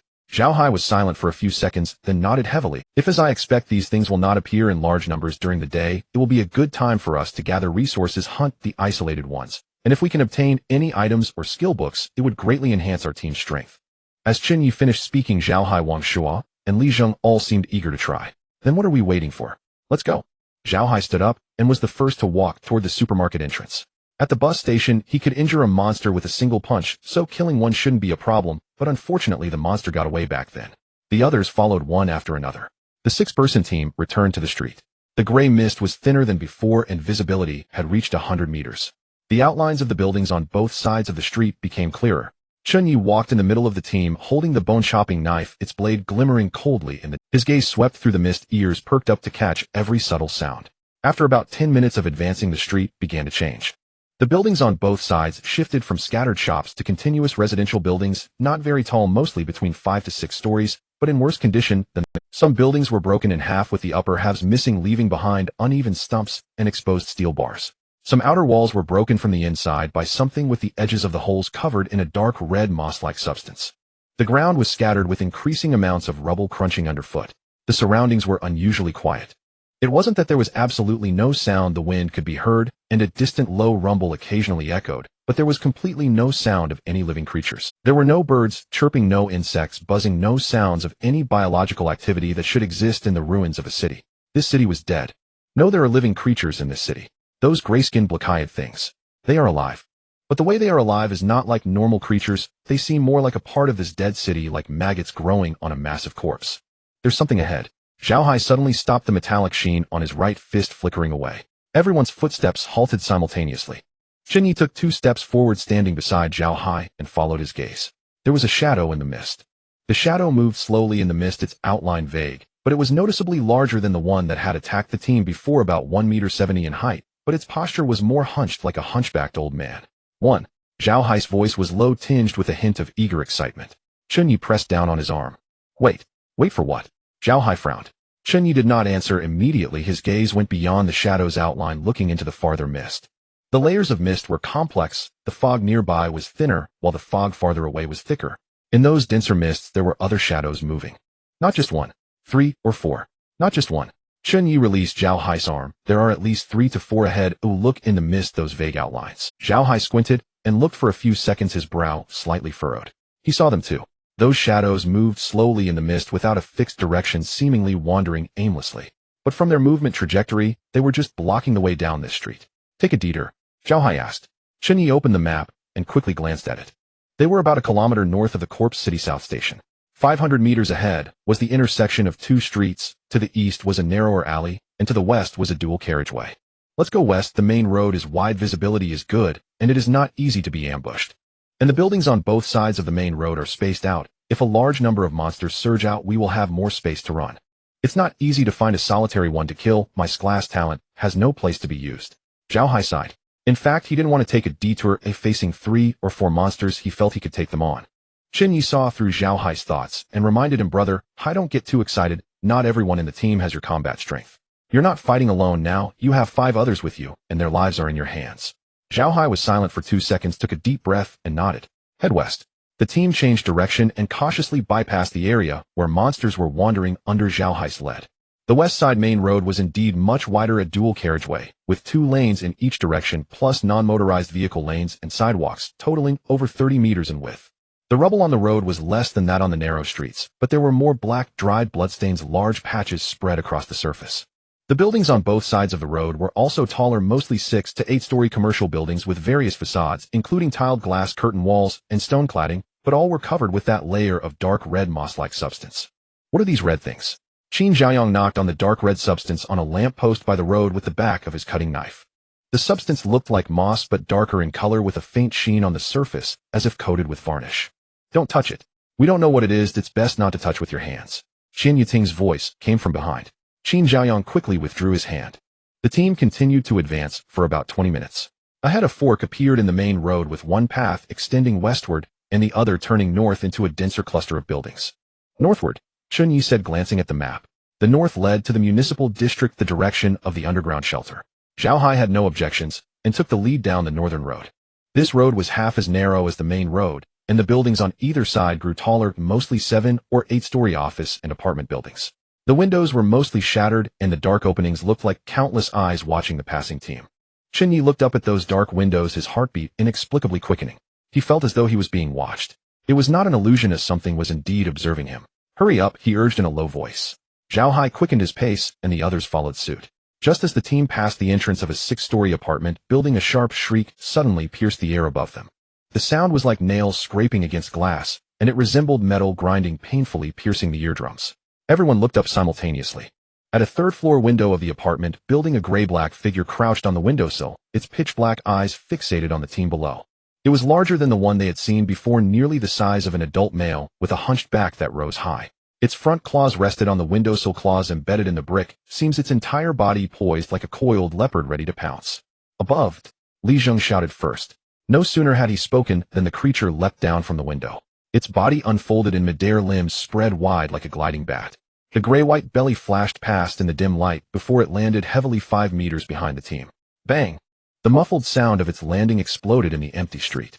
After landing, the monster did not attack immediately. It crouched on the ground, its black eyes sweeping over the 6 individuals in front of it, its mouth slowly opening to reveal a row of jagged yellow teeth. "Step back," Zhao Hai commanded, turning swiftly. His fists metallicized the silver-gray sheen, particularly striking in the gray mist. Chen Ye pulled Qin Jiayang back a few steps, while Zhou Yiting and the others retreated to the roadside. Only Zhao Hai and the monster remained in the center of the street, locked in a standoff. The monster tilted its head, its black eyes fixated on Zhao Hai's metallic fists, as if assessing the danger posed by its prey. Zhao Hai did not give it a moment to evaluate. He took the initiative to strike his right leg forcefully, pushing off the ground, his entire body launching forward like a cannonball aimed at the monster. His silver-gray right fist sliced through the air, targeting the monster's head. The monster's reaction was much quicker than that of the one at the station. It did not take the hit directly. Instead, it twisted its body to the side, dodging Zhao Hai's punch with an almost impossible flexibility, while its right claw swiped in from the side. 5 black-gray claws aimed at Zhao Hai's side. Zhao Hai's combat instincts flared at that moment. He retracted his fist to block his metallicized forearm, intercepting the monster's sharp claws. Clang! The sound of metal clashing rang out, sparks flying from Zhao Hai's forearm. The monster's strike was thwarted, but its assault did not. Its left claw followed up immediately, swiping upward toward Zhao Hai's abdomen, while its mouth opened wide to bite at his neck. Both attacks came simultaneously, their speed dazzling. Zhao Hai had no time to block both strikes. He chose the most direct approach. Instead of retreating, he charged forward using his own 195-meter, 90-kilogram frame as a weapon, crashing into the monster. The monster lost its balance from the impact, its body leaning backward. Zhao Hai seized the opportunity, coiling his right fist and driving it toward the monster's head. Boom! The punch hit solidly. The monster's head was smashed in half by the iron fist, black liquid spraying out as its body flew backward like a kite, with its string cut, crashing into a lamp post at the roadside. The lamp post bent at an angle from the impact, concrete fragments flying from its base. The monster slid down to the ground, convulsed twice, and then lay still. Zhao Hai stood in place, gasping heavily. On his forearm, where the monster's claws had grazed him, the sleeve of his work jacket was torn in 3 places, exposing the skin. There were 3 shallow white marks on his skin, unbroken, but already reddened. "Brother Hai is awesome," Wang Shuo shouted first. Li Zheng followed suit, shouting, his voice echoing in the empty street. But Chen Ye did not join in the celebration. He had heard another sound. From all directions the sounds came. Hissing, roaring, scratching sounds against walls, footsteps. These sounds surged from the buildings on either side of the street, from deep within the gray mist, from the fork ahead, and from the path they had come. It was as if the entire city had been activated. The monster's shrieks and the sound of its impact had attracted all surrounding creatures. "Run!" Chen Ye practically shouted. Zhao Hai reacted instantly. He glanced at the fallen monster. A notification popped up on his system panel, but he had no time to examine it closely. "Run north. Quickly!" Zhao Hai turned and charged, grabbing the still-dazed Li Zheng, sprinting toward the northern street. The 6-member team instantly exploded into motion, everyone running. Qin Jiayang ran alongside Chen Ye, having lost his slicing knife at some point, now only clutching a fluorescent green plastic slingshot. "Ye go." So many sounds. They're coming from all directions. "Don't talk, just run." Chen Ye's mind raced. They couldn't outrun the monsters. He had seen their speed far surpassing that of an ordinary person. Zhao Hai might escape, but the others might not. They had to find a place to hide. His gaze frantically searched the sides of the street. On the left was a row of shops, all roller shutters pulled down, some already broken open from the outside, the dark openings resembling mouths waiting for prey to throw its. On the right was a 7-story apartment building, its front door wide open, the frame askew, glass shattered everywhere. In that building, Chen Ye pointed to the apartment building on the right. Zhao Hai glanced over, hesitated not at all, and charged in first. The others followed in succession. Chen Ye was the last to enter. He turned back to glance at the street behind him. In the gray mist, at least a dozen dark figures were surging toward this direction. The leading creature was less than 50 meters away from him. He caught a clear glimpse of its face. Like the others he had seen, it had gray skin, pitch-black eyes, and its mouth was opened wide to the roots of its ears. But it was larger than any of the previous ones, nearly as tall as Zhao Hai, but more muscular, the lines of its muscles clearly visible in the gray. It ran on all fours like a gigantic lizard, its speed astonishing. Chen Ye didn't take a second look. He turned and dashed into the apartment building, pushing the crooked iron door shut with Qin Zhaoyang. The doorframe was already deformed. The door could not close tightly, leaving a gap about 10 centimeters wide. Move something. Block the door. Zhao Hai had already. He, along with Li Zheng and Wang Shuo, pushed a metal cabinet from the hallway to block the door. Then they stacked 2 old sofas behind the metal cabinet. Outside, hurried footsteps were heard growing closer. Bang! The first monster slammed against the iron door. The door shook violently, and the iron cabinet emitted a piercing screech, retreating half an inch. Bang! Bang! Bang! The relentless sound of impacts came from outside the iron door, contorting with each collision, the gaps widening. Zhao Hai braced his shoulder against the iron cabinet, pushing down with all his strength. Is there any other way out? This door won't hold for long. Zhou Yiting was already searching the foyer. To the left of the foyer was a corridor, at the end of which were stairs. Beside the stairway was a small door. This way, the back door. Zhou Yiting pushed open the small door, revealing a narrow alley flanked by high walls, and about 30 meters ahead was a cross. Go! Hurry! Zhao Hai pulled himself away from the iron cabinet, the last one to dash into the corridor. He had just taken 5 or 6 steps when the iron door. Boom! The iron door along with the iron cabinet was smashed open, the sofa flipped onto the ground, and 3 or 4 gray figures surged in through the entrance. Zhao Hai did not look back, following the group as they rushed out the back door. In the narrow alley, 6 people sprinted with all their might.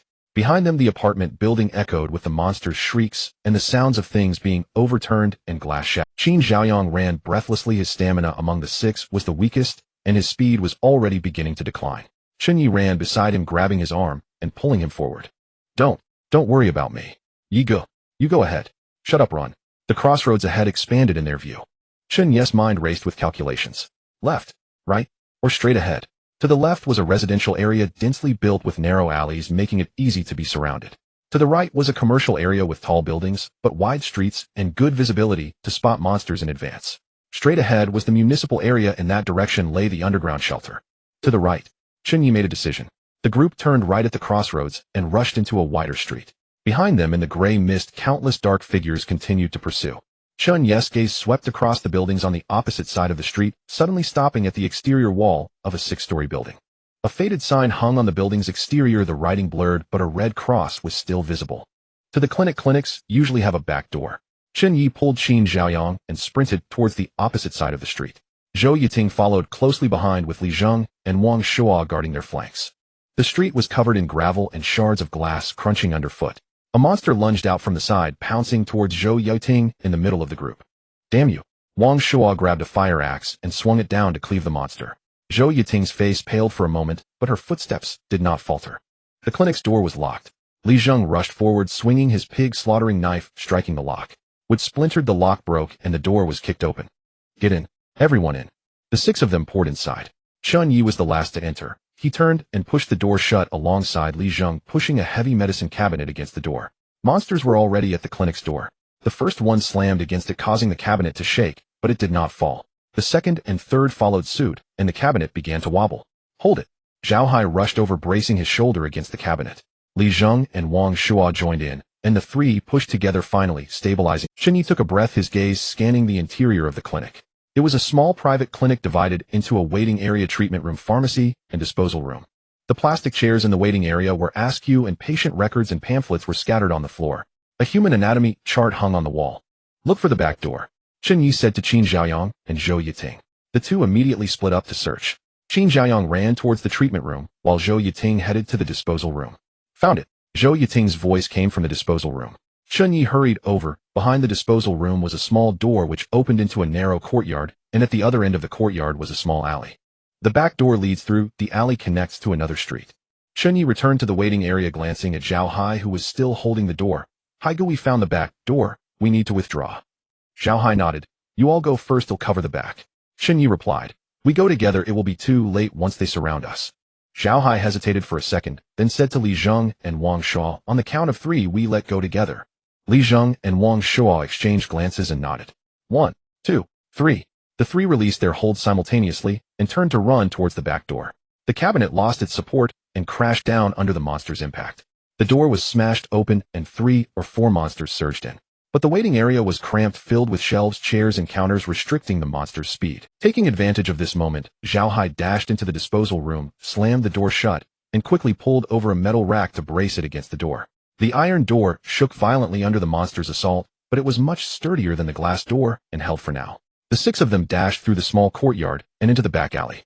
The back alley was wider than the previous narrow alley with the backs of various buildings on either side, air conditioning units, drainage pipes, and tangled wires cluttering together. Which way? Zhao Hai asked. Chen Ye opened the map and quickly located their position. They were now on a small street on the east side of the main road, and 2 more streets to the north lay the municipal area. North, the underground shelter is just ahead. The group continued forward. The end of the back alley opened into a wider street directly across from the municipal area marked on the map. The buildings here were even taller, mostly office and administrative buildings over 10 stories high, but the damage was more severe than in the commercial area. A 12-story building was split in half, the upper half's debris crashing onto the street, completely blocking the road. We can go around that way. Zhou Yiting pointed at a small path beside the building's debris. The group turned into the small path, walking for about 5 minutes when a huge square appeared ahead. The square's ground was paved with granite tiles, but now covered in rubble and trash. In the center of the square stood a tall monument, its surface engraved with countless names, which were barely visible from a distance. At the base of the monument crouched a shadow. No, it was not a person. It was a monster. This monster was unlike any they had encountered before. Its size was larger than Zhao Hai, standing well over 2 meters tall, its entire body covered in grayish-black hard skin, resembling some sort of exoskeleton. Its head was also not human-like, resembling more of a lizard with a protruding snout. A pair of crimson vertical pupils like 2 burning coals stood out vividly against the gray mist. The creature was feeding with the upper half of a body already devoured lying beneath it. One could only wonder which unfortunate soul had trespassed into this monster's territory. The lizard-head beast seemed solely focused on its meal, oblivious to Chen Ye and the others, perhaps due to the distance. Qin Zhaoyang's legs began to tremble. Zhao Hai's fists tightened, metallic sheen glimmering on his knuckles, yet his expression was more serious than ever before, for he could sense that this creature was on an entirely different level compared to the ones they faced before. Chen Ye lowered his voice. Don't move, don't make a sound, don't run. The 6 of them froze in place like 6 statues. The monster continued to lower its head to feed. The sound of teeth tearing through flesh echoed across the empty space. Chen Ye slowly raised his hand, signaling to retreat. The group began to back away slowly, 1 step, 2 steps, 3 steps. When they reached the small path, everyone turned at once and hurried away. No one spoke, no one looked back. After walking 200 or 300 meters, Qin Zhaoyang finally dared to voice his concern. What was that thing? No one could answer him. Chen Ye's palms were slick with sweat. He glanced at the countdown on the system panel. Countdown 204312, there were still nearly 21 hours to endure. And the monsters in this city were far more terrifying than he had imagined. Chen Ye took a deep breath, forcing himself to calm down, and unfolded the map once more. The underground shelter in the municipal area was located to the north of the square, but the giant beast had occupied the square, making it suicide to approach from there. Let's go around the east side. Chen Ye pointed to a route on the map. We can pass through the buildings on the east side. It's a longer distance, but we should be able to avoid that thing. Zhao Hai had no objections. The team carefully navigated along the edge of the buildings towards the east. After about 15 minutes, the street ahead suddenly opened up. A low building appeared in their view, its outer wall displaying a prominent sign, a blue triangle with a white figure of a running person in the center. Civil Defense Engineering sign, said Zhou Yiting. That's the underground shelter. The front of the building featured a massive protective door, its iron-gray metallic surface covered in rust with a manual crank switch above. Can the door open? Zhao Hai approached the protective door, grasped the crank, and turned it vigorously. The crank emitted a harsh grinding sound as it slowly rotated. The door opened. Behind it lay a downward sloping passage flanked by concrete walls with emergency lights every few meters overhead, casting a faint green glow. This place looks pretty deep. Wang Shuo peered inside. Chen Ye also glanced in. The slope extended downward, vanishing into the darkness. Air rushed out from within, carrying a musty smell mixed with some chemical odor, but it wasn't foul, indicating that the ventilation system inside was still operational. Let's go in and take a look. Zhao Hai led the way inside with Chen Ye following closely behind and the others filing in behind them. The protective door slowly closed behind them, the crank returning to its position with a dull click. The sounds from outside were cut off. Gray fog monsters and cries were all blocked by that heavy metal door. In their place was absolute silence and a sense of isolation and safety. The lighting inside was dim, and Qin Xiaoyang turned on the flashlight he had picked up from the supermarket. The team descended the slope for about 50 meters, revealing a larger space ahead. It was an underground hall approximately 200 to 300 square meters in size, with a height of about 3 meters. The concrete ceiling was filled with pipes and cables. In the hall stood dozens of military cots neatly lined up, each covered with moldy olive green bedding. Against the walls were several metal cabinets, their doors ajar and emptied of contents. In the corner was a makeshift kitchen complete with a gas canister stove and pots and pans, all covered in dust. This place was once inhabited. Now there are still people here. Li Zheng walked over to a cot, touched the bedding, which had completely molded and crumbled at his touch. Look at the ground. Zhou Yiting pointed. There were several rows of footprints, quite new, not the kind that had accumulated dust, but recent. The footprints varied in size, indicating at least 5 or 6 people. Zhao Hai frowned. Someone arrived here first. It must be the people from the other carriages. Chen Ye crouched down to examine the direction of the footprints. From the direction of the footprints, they went into the hall. He looked up towards the depths of the hall. Let's go in and take a look, but be careful. Chen Ye stood up, gripping the bone-cutting knife more tightly. Zhao Hai led the way, his silver-gray metallic sheen now covering his fists, his footsteps light and nearly silent. Li Zheng and Wang Shuo followed on either side of him. Chen Ye walked in the middle of the group with Qin Xiaoyang closely behind him and Zhou Yiting bringing up the rear. The 6 of them moved along the passage at the edge of the hall, delving deeper. The air became more humid, the musty smell intensified, but it still lacked that rotting stench. This indicated that the ventilation system here was indeed still functioning and quite well. There's light ahead. Zhao Hai suddenly stopped, raising his right fist to signal the others to halt. Chen Ye took a couple of steps forward, peering over his shoulder. At the end of the passage there was light. Someone had set up temporary lighting there. Turn off the flashlight, Chen Ye whispered. Qin Xiaoyang promptly turned off his flashlight, leaving only the warm yellow glow in the distance. Zhao Hai glanced back at Chen Ye, silently asking what to do. Chen Ye thought for a moment and gestured, let's sneak over and take a look without revealing ourselves. Zhao Hai nodded and continued forward, treading even lighter than before. At the end of the passage was a corner with the warm yellow light spilling around it, and muted voices could be heard. Zhao Hai pressed against the wall, cautiously peeking around the corner, then quickly withdrew. He turned around and whispered, there are 5 people from the other carriages. They've set up camp in the hall with sleeping bags, food, and weapons. Did you see anyone we know? Zhou Yiting asked. Zhao Hai shook his head. No, but everyone on the train is from Yunqing University, and these people are clearly also from there. Let's approach them directly, but do not show any hostility. In this environment, having one more friend is better than having one more enemy. Zhao Hai looked at him and nodded. He stepped out from behind the corner, raising his hands to his chest, palms outward to indicate no hostility. Fellow students, we are from the 3rd carriage. The area around the corner fell silent in an instant. Then there was the sound of metal clashing, the sound of weapons being raised. Don't move, stay where you are. A young man's voice echoed from the hall, deep and distinctly guarded. Don't be nervous, classmate. We mean no harm. Zhao Hai continued forward, deliberately slow, yet his 195-meter frame still cast an imposing presence over the 5 of them. I told you to stand still. The voice rang out again, deeper, now taut with menace. Chen Ye stepped out from behind the corner and saw the speaker, a crew-cut youth, holding an entrenching shovel, its blades smeared with black stains. Rust or dried blood, it was impossible to tell. Behind the crew-cut boy stood 4 others, 2 men and 2 women, all in their 20s. One tall young man gripped a steel pipe whose mouth had been filed into it. Another boy, slight in build, lingered at the back, a utility knife pinched between his fingers with only a sliver of blade exposed. The 2 girls reacted quickly, one with short hair, the other with a ponytail. To Chen Ye's surprise, the ponytailed girl held a crossbow, its bolt already trained on Zhao Hai. The short-haired girl was hurriedly stuffing water and food from the table into a backpack. Chen Ye stepped out from behind, Zhao Hai, his tone calm. Relax, we're students of Yunqing University too. We have water and food, oh, we won't take yours. The crew-cut boy's eyes swept over them. He noticed the silvery gray metallic sheen that still clung to Zhao Hai's knuckles. He saw Li Zheng's blood-stained cleaver and Wang Shuo's firefighter's axe mottled with dark grime. His gaze lingered on those implements far longer than it did on Chen Ye's words. You didn't meet any monsters along the way. The crew-cut boy did not lower his entrenching shovel, but the hostility in his voice had softened somewhat. Zhao Hai stepped forward. We did. Killed one, then were driven here by a pack. What about you? When did you arrive? The crew-cut boy finally set the shovel on the ground, though his hand remained on the handle, ready to raise it again. The others behind him relaxed a little as well. My name is Sushan, School of Law. The 5 of us were in carriage 1. When we got off, we ran this way. This area has several underground shelters. Two of the nearby ones were already occupied when we came in. Sushan shifted slightly, revealing a corner of the underground hall bathed in warm yellow light behind him. Occupied. By people from our school as well. Zhou Yiting stepped forward from the back of their group. Yes, all of them. Sushan glanced at her, and then at the others. What about that steer from your carriage 3? Didn't the main group say your carriage had an steer talent? I think his surname was Zhao. Wang Shuo grinned, and gave Zhao Hai a hearty slap on the shoulder. The steer from carriage 3 is standing right in front of you. Sushan's gaze returned to Zhao Hai, appraising him for a few seconds. You're formidable, but hiding here feels like a waste. Zhao Hai frowned. A waste? That Jiang Ning. You must have seen his stat panel in the group chat, right? And steer talent called Diwang Engine and activated his 4 base attributes double.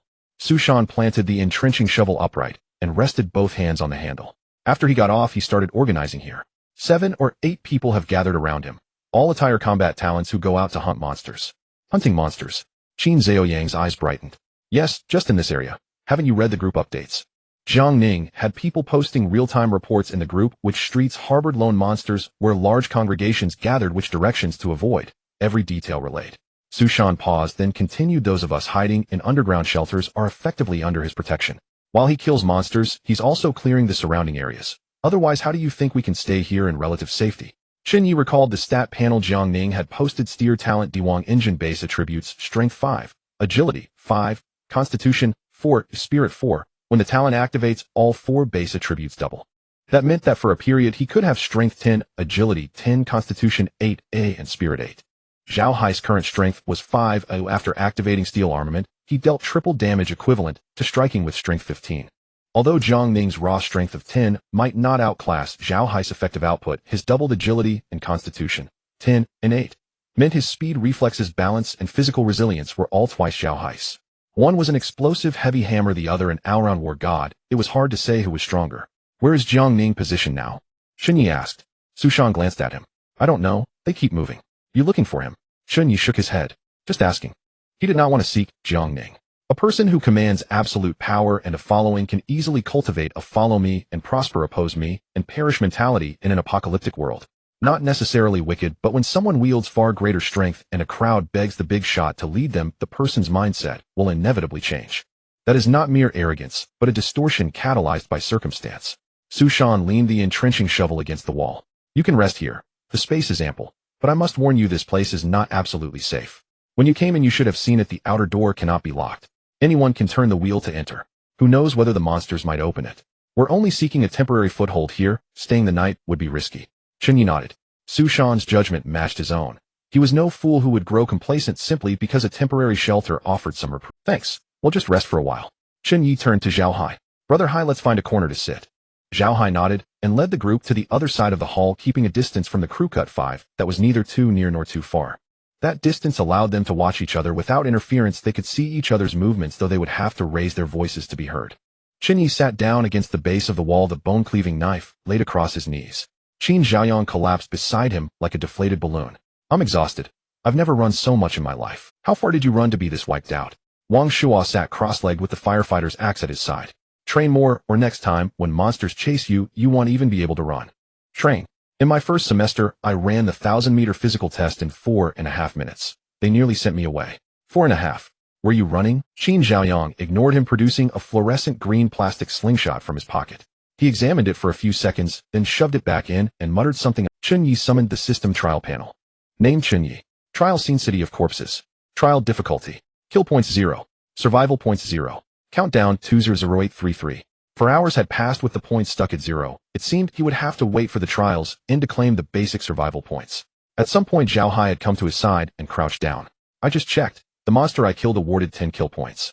The kill record lists that type as a gray. Chen Ye turned off the panel and tilted his head to look at Zhao Hai. No wonder this place is called the corpse capital. Zhao Hai nodded, took out a bottle of water from his pocket, opened it, took a sip, and then handed the bottle to Chen Ye. Chen Ye took it and had a sip as well. The water had a peculiar taste, but no one was picky in this environment. Zhao Hai squatted there, his gaze fixed on the warm yellow light across the hall. I just scrolled through the messages in the group. Many classmates are Jiang Ning asking if he has dropped any items or weapons, but he hasn't replied. He paused for a moment and continued. Chen Ye, do you think I should contact him? Chen Ye glanced at him, but didn't say anything. Zhao Hai, as if fearing misunderstanding, quickly added, I'm not saying I want to join him, I just think that since we are all in this area, it can't hurt to communicate.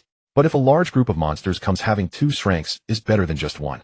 Chen Ye picked up on the unspoken meaning in Zhao Hai's words. He wanted to kill monsters to earn points. As in Rank, he had only killed 1 monster and had been chased by more monsters for nearly 5 kilometers. Now huddled in this underground shelter, he felt quite frustrated. You can contact him, but I suggest you don't take the initiative to seek him out. What do you mean? Zhao Hai asked, puzzled. He already has 7 or 8 people around him, all with the rank combat talents. If you go to find him regardless of your purpose, in his eyes you will just be another Shrank wanting to join him. What will he think? You would be seen as just a lackey. A man of ambition should not languish under others for long. Chen Ye definitely couldn't let go of Zhao Hai, his ally, and intentionally said this. Zhao Hai frowned for a moment, but soon relaxed. You're right, he said, standing up and stretching his somewhat stiff knees. I can kill monsters by myself, though I don't need to beg anyone to take me along. He hesitated, glanced at Chen Ye, and added, moreover, I promised to take you and Qin Xiaoyang along, and I wouldn't leave you behind. I, Zhao Hai, am not the kind of person who goes back on my word. Chen Ye nodded slightly, not saying much more. The hall fell silent. Su Shan's group of 5 had already found their spots to rest. The tall boy placed a steel pipe across his legs, leaning against the wall with his eyes closed, not sure if he was truly asleep or just pretending. The girl with a ponytail was flipping through the system panel in the corner. Chen Ye leaned against the wall, placing the bone cutter within easy reach, then pulled up the group chat panel and saw Jiang Ning's announcement. Carno, 5 Jiang Ning, the East District Commercial Street, has been cleared. If anyone needs supplies, you can come over to collect them. Be careful, there may be lone wanderers returning. Carno, 5 Zhupeng, 500 meters north of the West District, there are 3 smaller monsters at the intersection, moving quickly, it's advisable to detour. Carno, 5 Jiangning, everyone should not approach the municipal square, there is a big fellow there. As long as you don't get close, it shouldn't attack you actively. Chen Ye's finger paused on the last message. Jiang Ning had also seen the giant beast with a lizard head over 2 meters tall at the municipal square. Chen Ye continued scrolling down and spotted a few messages Jiang Ning in between the announcements. Carno, 2 Chen Hao Jiang Ning, did you drop anything? Weapons. Skill books. Carno, for Sun Jing Jiang Ning, can the big shot take me with you? I have drank talent, don't want anything, just want to follow you to earn. Carno, 7 Hanwei Jiang Ning, you are the strongest at Yunqing University, right? Are you interested in taking in a little brother? Jiang Ning didn't reply to any of them. Chen Ye closed the group chat, leaned against the wall, and closed his eyes. He wasn't asleep, he just had his eyes shut, his mind working like a high-speed computer, constantly processing information. Every message in the group chat, every street on the map, the distribution patterns of the monsters, and Jiang Ning's strategic intentions were all being repeatedly arranged and combined in his mind, trying to piece together a complete picture. Qin Xiaoyang had indeed fallen asleep, leaning against the wall, his mouth slightly open, drooling down, looking farcical for someone in an apocalyptic scenario. Zhou Yiting sat opposite Chen Ye, meditating with her legs crossed. Li Zheng and Wang Shuo leaned against the wall, both awake, with a butcher's knife and a firefighting axe laid beside them, ready to grab at any moment. Zhao Hai squatted in the corner, also looking at the system panel. The underground shelter was quiet enough to hear the buzzing of the emergency lights. On the other end of the hall, Su Shan's group was resting. Su Shan leaning against the wall with a spade across his knees, eyes shut, but judging by the rhythm of his fingers occasionally tapping the shovel handle, he wasn't asleep. Time passed second by second in the dim light of the underground shelter. It was 3 o'clock in the afternoon. Qin Xiaoyang opened his eyes, stretched lazily, then opened the system chat group, and immediately he sprung up from the wall, as if electrocuted. Damn!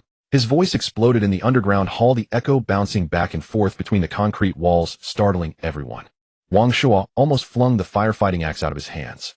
Li Zheng jumped up from the ground, his butcher's knife already raised to his chest. Several people from Su Shan's side were also awakened. The tall boy stood up, gripping the steel pipe, while the girl with a ponytail raised her crossbow. What the hell are you shouting for? Wang Shuo's expression shifted from alertness to anger as he realized it was Qin Xiaoyang shouting. You all need to look at the group chat. Jiang Ning got equipment. Qin Zhouyan's voice carried a kind of almost frenzied excitement as he pointed at the translucent panel in front of him. Chen Ye opened his eyes and immediately pulled up the group chat panel. The messages had already flooded in with hundreds of entries, but he quickly spotted Jiang Ning's post, which stood out as it had been forwarded and quoted by several people. Carno, 5 Jiang Ning Swift Wind Crossbow, Green Quality, Agility 3. Any classmates with shooting talents need to exchange for weapons with the same quality and strength bonuses. The message below attached the equipment properties. Swift Wind Crossbow, Green Quality Type, Ranged Weapon, Effect, Agility 3. Description: increases the user's agility attribute by 3 points. The additional attributes of the equipment do not benefit from talents or skills. Chen Ye's gaze lingered on the words Agility 3 for a moment. 3 points of agility attribute were equivalent to the points one would gain after leveling up 3 times. If a piece of green quality equipment can provide such a boost, what about equipment of higher quality? Blue, purple, orange. Qin Zhaoyang was almost going crazy. He squatted in front of Chen Ye, his eyes shining like light bulbs. You good? Did you see it? Swift wind crossbow. Green quality. Agility 3. With my flawless shooting talent paired with this crossbow, isn't that invincible? Do you have equipment worthy of trading with him? Chen Ye asked. Qin Zhaoyang's expression instantly crumpled like a punctured balloon. No. Then what's the point of saying all that? Chen Ye shot Qin Zhaoyang an exasperated glance. At this stage, those who had secured kill points were exceedingly rare, let alone those who had actually looted gear. Jiang Ning's weapon was likely the very first drop in the entire zone. He ignored Qin Zhaoyang and scrolled further down the group chat. Messages flooded the screen like a boiling cauldron. Carriage 2 Lu Dapeng, I'm playing it safe now. I still have 0 points. Did Brother Ning really loot gear? Carriage 7 Sun Na Gale Crossbow, Agility 3. That stat is insane. My base agility is only 2. Carriage 4 Zhao Long Jiang Ning Sr., could you take me to farm gear? Carriage 6 Qinyang Brother Ning's squad only recruits combat talents ranked A or above. Who do you think you are? Carriage 5 Jiang Ning, since no one has comparable gear to trade, let's drop it for now. It's 3 p.m.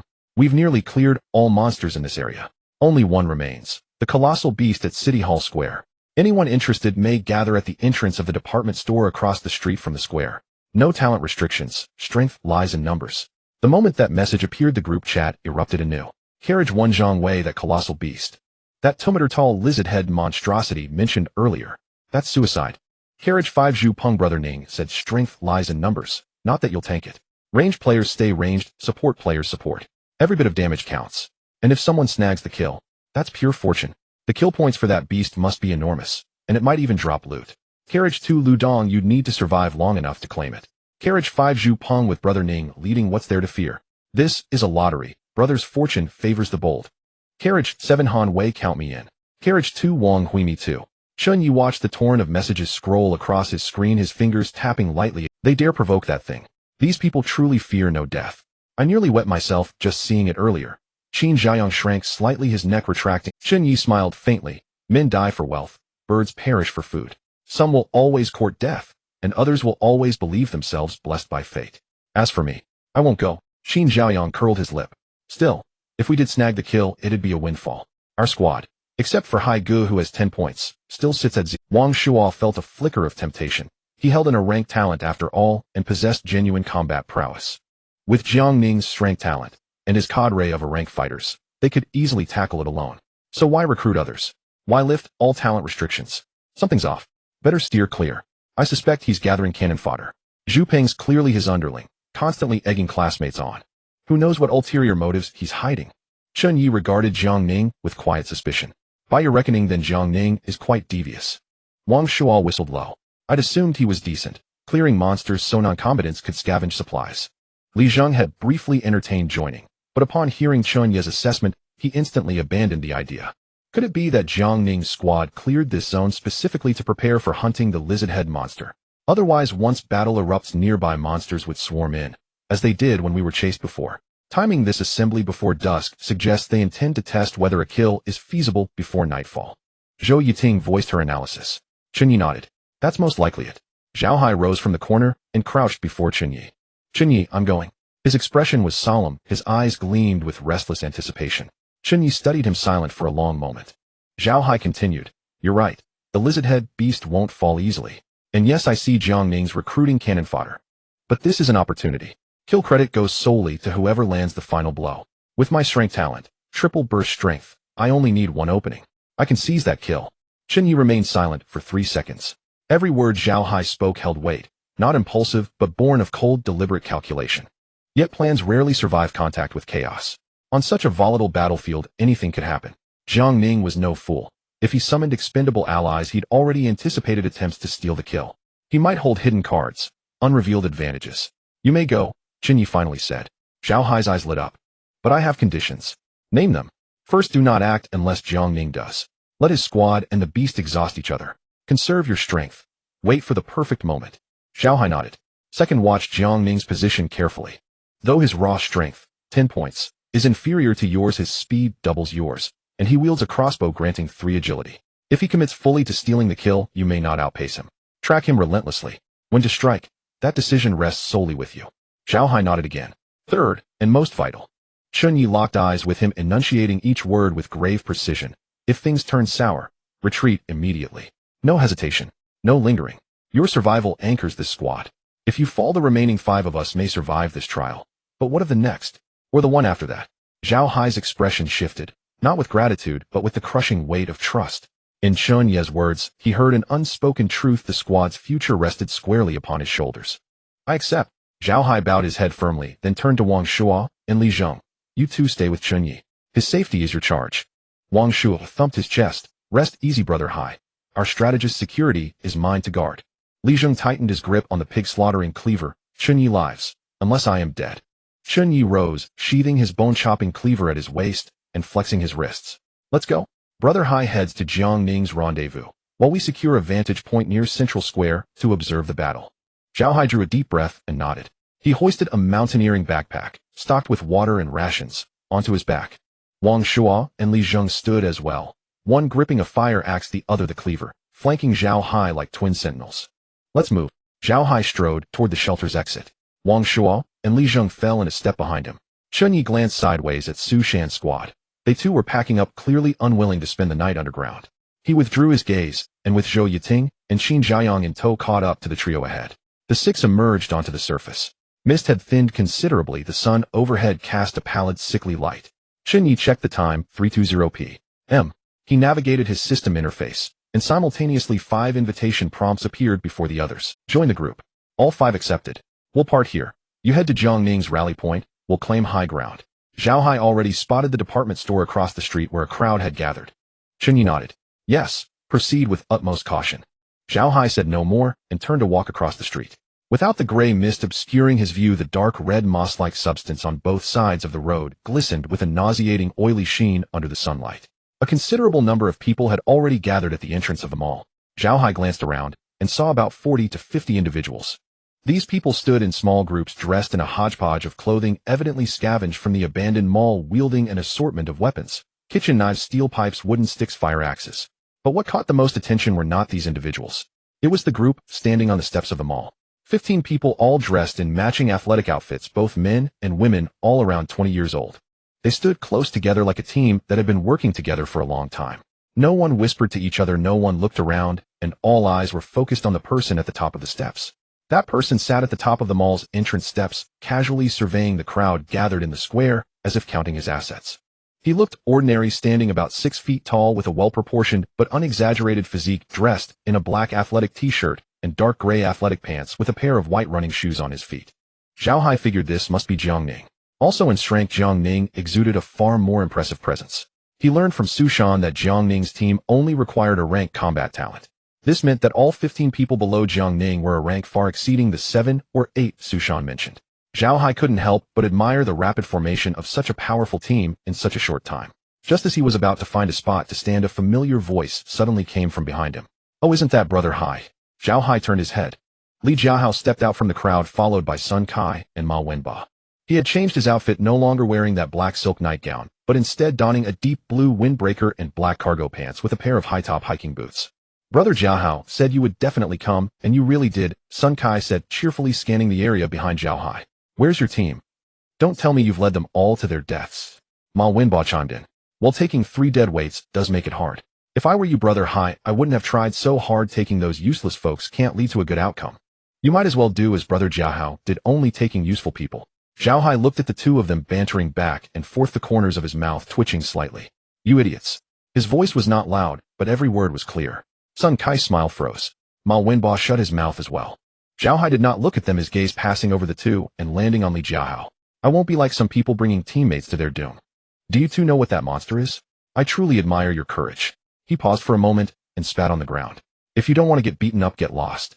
Sun Kai's face flushed red, his mouth opened as if to say something, but Li Jiahao raised his hand to stop him. Li Jiahao wore that signature smile, his gaze resting on Zhao Hai for 2 seconds before casually looking around, not finding Chen Ye and the others. Then he suddenly raised his voice. Rank Zhao Hai from Carriage 3 has arrived. This hunting operation is secured. All eyes in the area were drawn to him. Zhao Hai frowned slightly. He didn't need this kind of attention.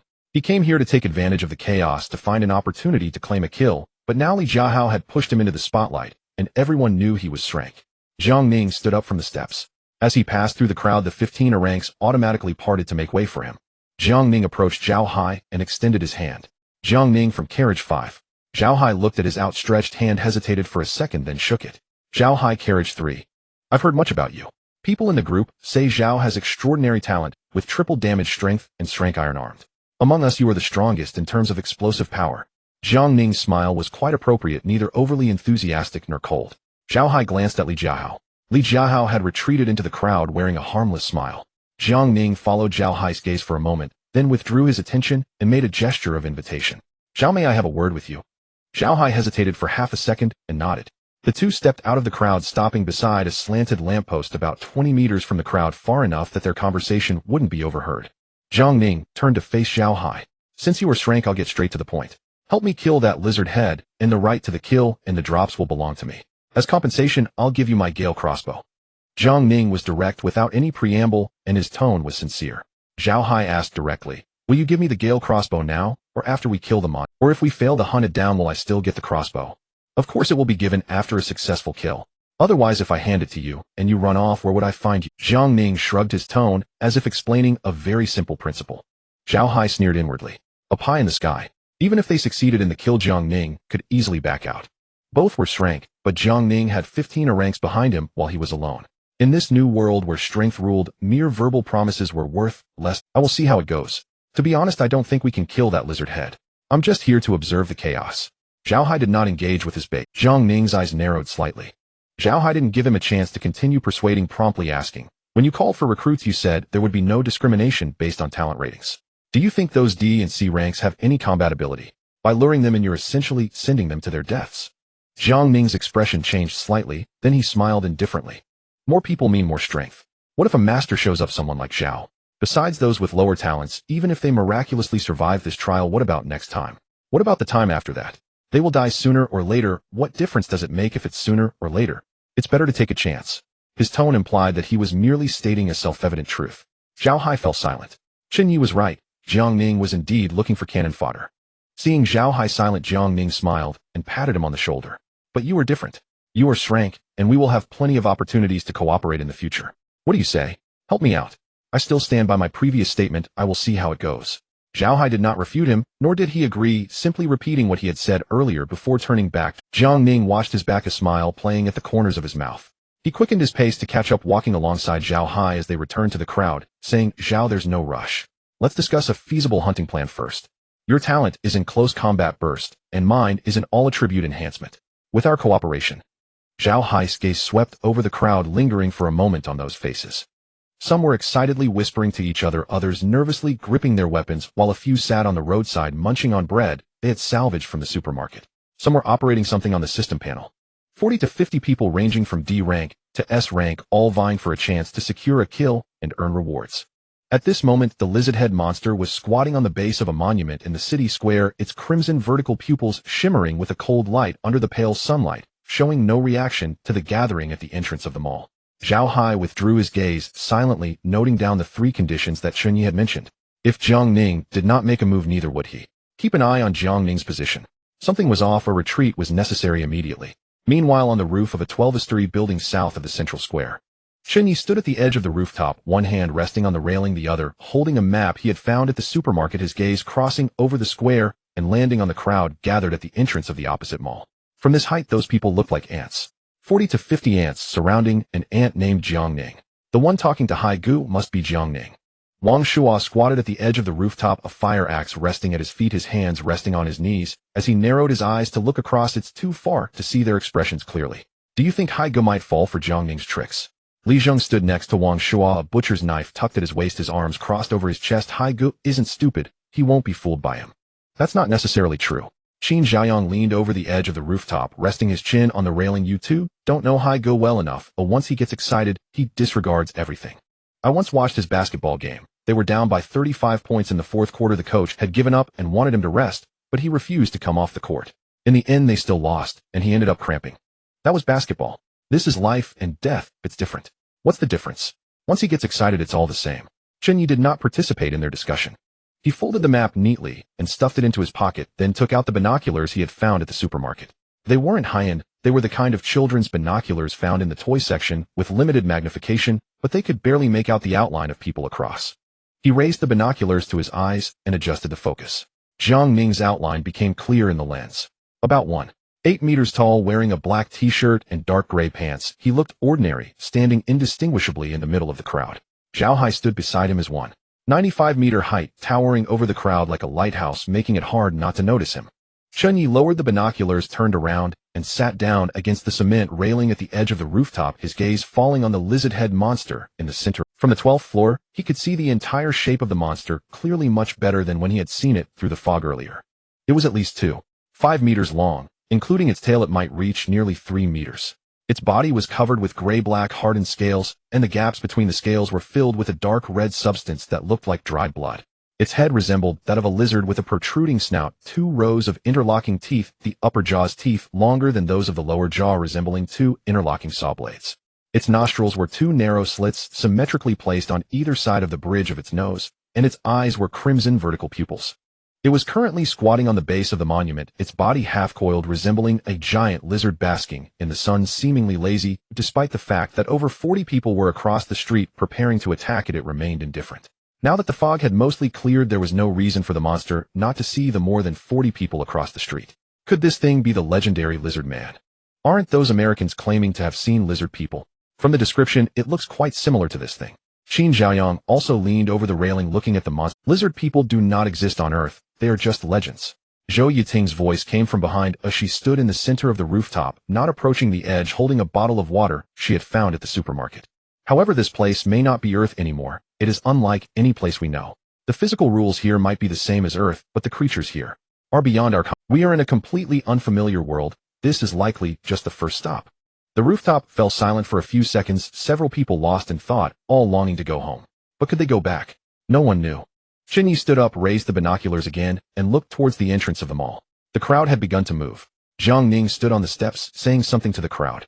His hands gestured, pointing towards the monster in the center of the square, and then towards several streets surrounding the square, as if laying out tactics. Zhao Hai stood at the edge of the crowd, his arms crossed over his chest, not participating in Jiang Ning's tactical arrangement. He lowered his head as if studying the system panel. The corners of Chen Ye's mouth twitched slightly. He opened the group chat, and sure enough saw Zhao Hai's message. Zhao Hai: Jiang Ning wants to engage. He'll attract the monster's attention from the front with a rank main forces, while the others flank from both sides, and let me ambush from behind when the monster is distracted. Chen Ye quickly replied. Chen Ye, do you think this is feasible? Zhao Hai: feasible my ass. That monster shell looks incredibly tough. I'm not even sure if my fist can. Moreover, Jiang Ning says he wants me to ambush from behind, but I feel like he just wants me to be a meat shield. Chen Ye: so what do you plan to do? Zhao Hai: I'll observe the situation. If Jiang Ning and the others can't hold up, I'll retreat. Chen Ye looked at this message, tapping his thumb against the edge of the panel twice. Zhao Hai was more clear-headed than he had imagined. Perhaps it was the shock from Zhang Xiaowei's death, or perhaps the silence during their time in the underground shelter made him realize something. In any case, this big guy who used to get agitated by a few words from Li Jiahao on the train had now learned to wait, which was a good thing. Chen Ye, be careful. We're on the rooftop to the south. The visibility is great. If anything unexpected happens, run south. It will cover you. Chen Ye turned off the group chat and raised the binoculars again. The crowd at the mall entrance had begun to disperse. Jiang Ning led the 15A ranks towards the square, walking at a steady pace. The remaining people scattered, some heading east, some west, scattered thinly around the streets surrounding the square. Zhao Hai did not follow anyone. He walked alone at the back of the formation, maintaining a distance from Jiang Ning's main forces, neither approaching nor straying too far. Like a lone wolf. Chen Ye put down the binoculars and checked the time. It was 4:10 p.m., and it was expected to get dark by 6. Jiang Ning and the others didn't have much time. He then turned to the 4 people behind him and said, be ready to support Brother Hai at any moment. That Jiang Ning must be up to no good. Wang Shua tightened his grip on the fire axe. Li Zheng drew the pig-killing knife from his waist and wiped it on his pant leg. Qin Zhaoyang got up from the ground, brushed off the dust from his clothes, pulled out a glow-in-the-dark slingshot from his pocket, and from another pocket, took out a few small steel balls and stuffed them into the slingshot's pouch. His movements were serious to the point of being a bit comical. But no one laughed. Zhou Yiting also walked to the edge of the rooftop, her gaze falling on the square below. Chen Ye turned to continue looking at the square. Jiang Ning's team had reached the edge of the square about 100 meters away from the lizard-head monster. The monster still hadn't gotten up, it merely turned its head towards Jiang Ning. The 5 people on the rooftop simultaneously held their breath. The hunt had begun. Thud, thud, thud, thud, thud, thud, thud, thud, thud. A series of muffled sounds came from the direction of the square like a giant heart beating rapidly. Chen Ye raised the binoculars, aiming the lens at the center of the square. Jiang Ning stood at the front of the team, a faint red halo visible around his body, pulsing rhythmically with the sound of thud thud thud, as if it were some kind of energy pulse. The Emperor engine activates, doubling the 4 basic attributes during its activation. That sound must be his heartbeat. Zhou Yuting's voice came from the side. Qin Zhaoyang leaned over the railing, nearly dropping his chin in disbelief. Is this still a human? Chen Ye didn't reply. The binocular's lens closely followed Jiang Ning's figure. Jiang Ning now held a crossbow in his hand. It wasn't an ordinary crossbow. It was entirely silver gray with a faint blue glow swirling on its arms like ripples on water stirred by the wind. Windstorm crossbow, green quality, agility 3. Jiang Ning's base agility was 5 points, which doubled to 10 points upon activation, and with the 3 points from the Windstorm crossbow, his agility attribute reached 13 points. What does 13 points of agility mean? Chen Ye glanced at his own attribute panel, which showed 4 points of agility. Jiang Ning's speed was over 3 times his. The lizard-head monster stood up from the base of the monument. Its body fully expanded, supported by 4 sturdy legs towering over 2 meters high. Its tail swept across the ground, leaving a white scratch on the granite tiles. The scarlet vertical pupil turned towards Jiang Ning, its mouth slowly opening to reveal a row of yellow sharp teeth. Roar! The roar was deafening. Jiang Ning moved. His speed was so fast that the naked eye could hardly keep up. The binoculars could only capture a blurred shadow. The shadow traced an arc across the square, circling to the side of the monster. While raising the Windstorm crossbow, a short arrow shot out. Whoosh! The short arrow accurately pierced the gray-black hard shell on the side of the lizard head's neck, embedding about 2 centimeters deep, trembling slightly at the fletching. Black liquid seeped out from the wound, slowly flowing down along the lines of the shell. The lizard head let out a painful hiss, its massive body suddenly turning towards Jiang Ning, 4 claws scraping the ground as it charged towards the blurred shadow. Its speed was not slow, much faster than the small monsters seen before, with 4 sturdy legs moving alternately each step, causing the ground to tremble. But compared to Jiang Ning, it was still too slow. At the moment before the monster reached him, Jiang Ning sidestepped, while shooting another arrow that struck the monster's left front leg. Anyone with ranged weapons shoot to kill. Jiang Ning's voice rang out from the square, full of vigor, completely unlike someone being chased by a 2-meter-tall beast. The people around the square began to take action. A boy wearing glasses on the east side lifted a toy crossbow, aimed at the monster, and shot an arrow that wobbled and fell to the ground before reaching 20 meters. A girl with a ponytail on the west side pulled back a slingshot. The pebble hit the monster's back and bounced off, leaving no mark. A few boys picked up stones from the ground and threw them at the monster. The stones made a thud-thud sound upon impact, but the monster showed no reaction. The only one making an impact was a boy in a gray sweatshirt on the north side, who held a compound bow. He pulled back the bow, aimed, and released. The arrow flew out, embedding about a centimeter into the monster's tail before falling down. The lizard head didn't even feel that arrow. All of its attention was on the rooftop of the tall building to the south of the square. Wang Shuo squatted at the edge, exclaiming, "Damn, this monster's skin is way too thick.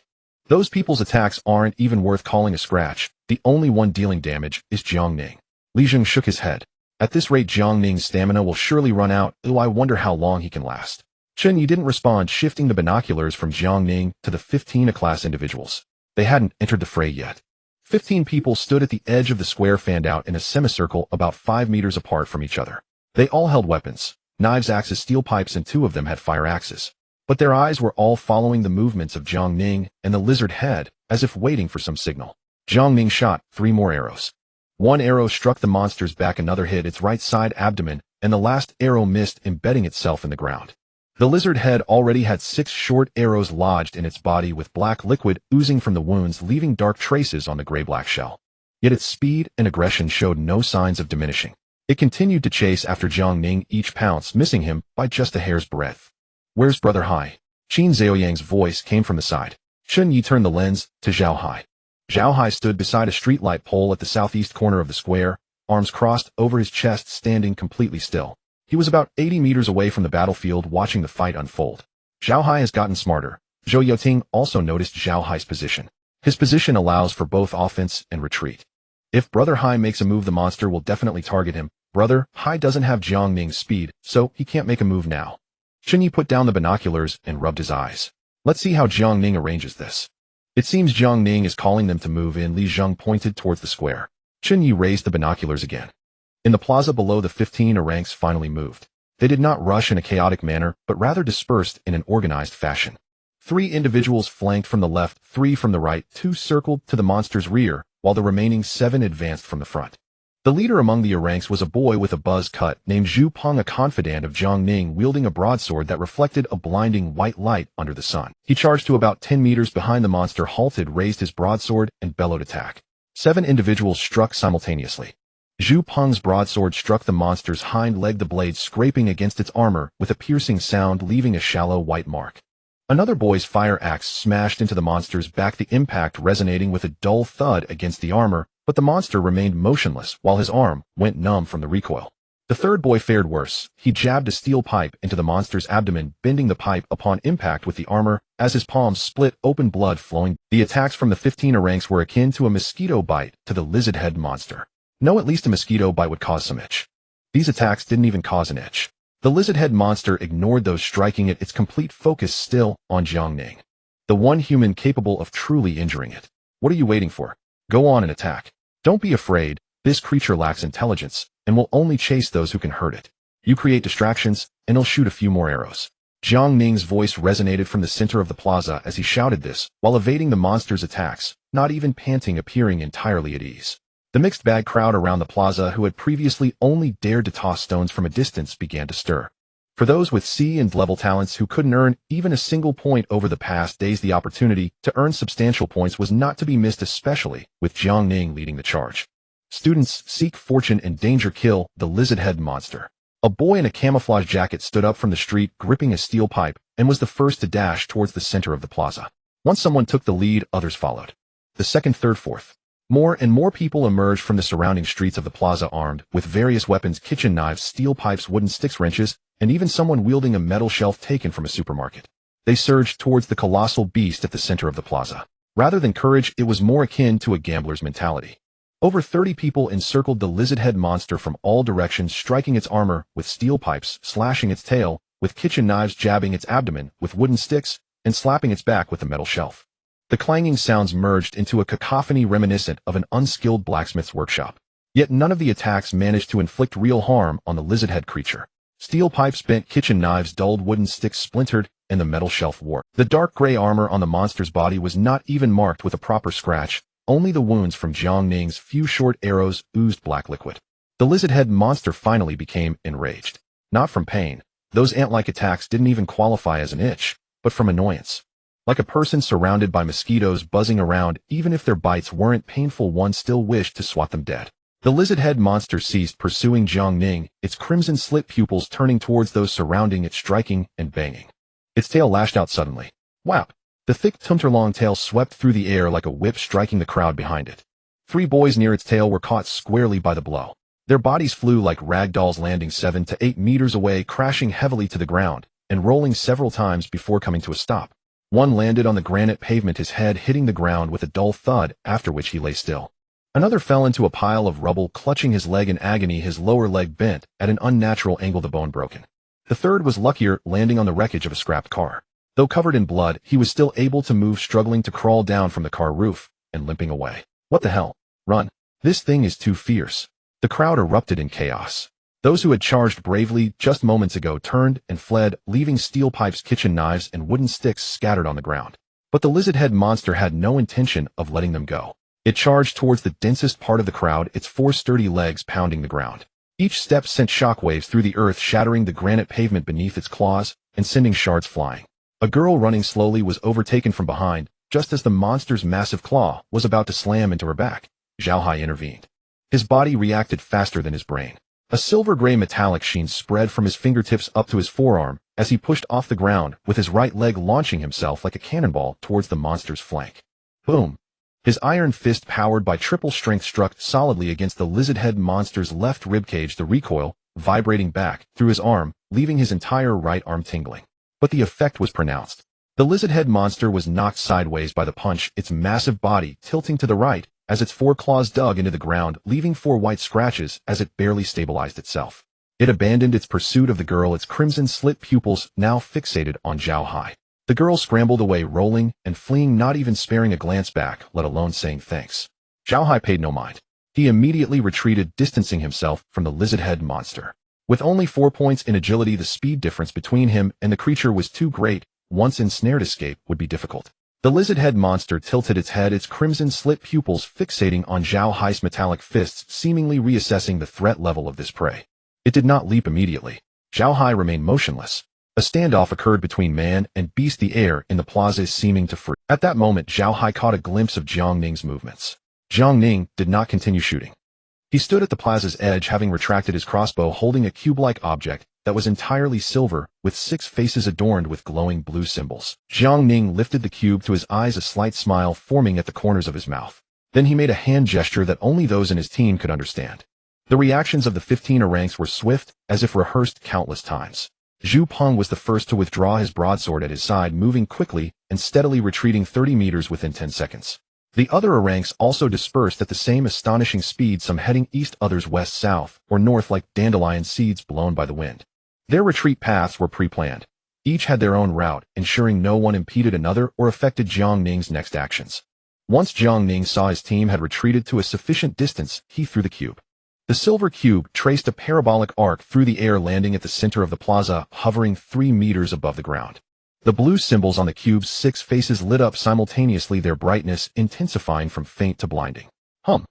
A low, resonant humming emanated from the cube's center. It sounded less like mechanical operation and more like the resonance of an energy field being activated. Blue light poured from the cube, spreading outward like an inverted bowl. Where the light passed, the air seemed to solidify, rippling with blue waves. Zhao Hai felt an invisible force pressing in from all directions, as if a massive hand was pushing him towards a certain direction, while space itself twisted, folded, and restructured. He instinctively wanted to flee, but it was already too late. The blue light curtain converged 3 meters in front of him, forming a cubic barrier with sides approximately 50 meters long. The barrier's walls were translucent blue, resembling walls made of blue glass, yet not as fragile as glass. On the southern rooftop platform, Chen Ye held the binoculars, applying slight pressure with his hands. He knew something was wrong. He saw the blue barrier formed by the cube thrown by Jiang Ning, trapping Zhao Hai and others inside. On the southern rooftop platform, Chen Ye held the binoculars, applying slight pressure with his hands. He knew something was wrong. He saw the blue barrier formed by the cube thrown by Jiang Ning, trapping Zhao Hai and Yiga. We have to save Hai Go. Qin Zhaoyang scrambled to his feet, gripping a fluorescent green slingshot in his hand. How do we save him? Chen Ye lowered the binoculars and turned his head, scanning the 4 people behind him. The thing Jiang Ning threw out is probably a monster drop item. We can't break through it. And Jiang Ning has 15 grade students with him. The 5 of us rushing over wouldn't be enough to fill their teeth. So we just watch Hai Go die? Wang Shua's voice squeezed out through gritted teeth. Who says Hai Go will die? You're underestimating Hai Go too much. That item definitely has a time limit. Hai Go's talent can last an hour, and Scrade isn't so. Chen Ye raised the binoculars again, focusing on Zhao Hai within the barrier. Down in the plaza, Zhao Hai smashed his fist against the barrier wall. His metallic fist collided with the blue light screen, producing a resonating hum, yet the screen remained unmoved, and his fist was bounced back.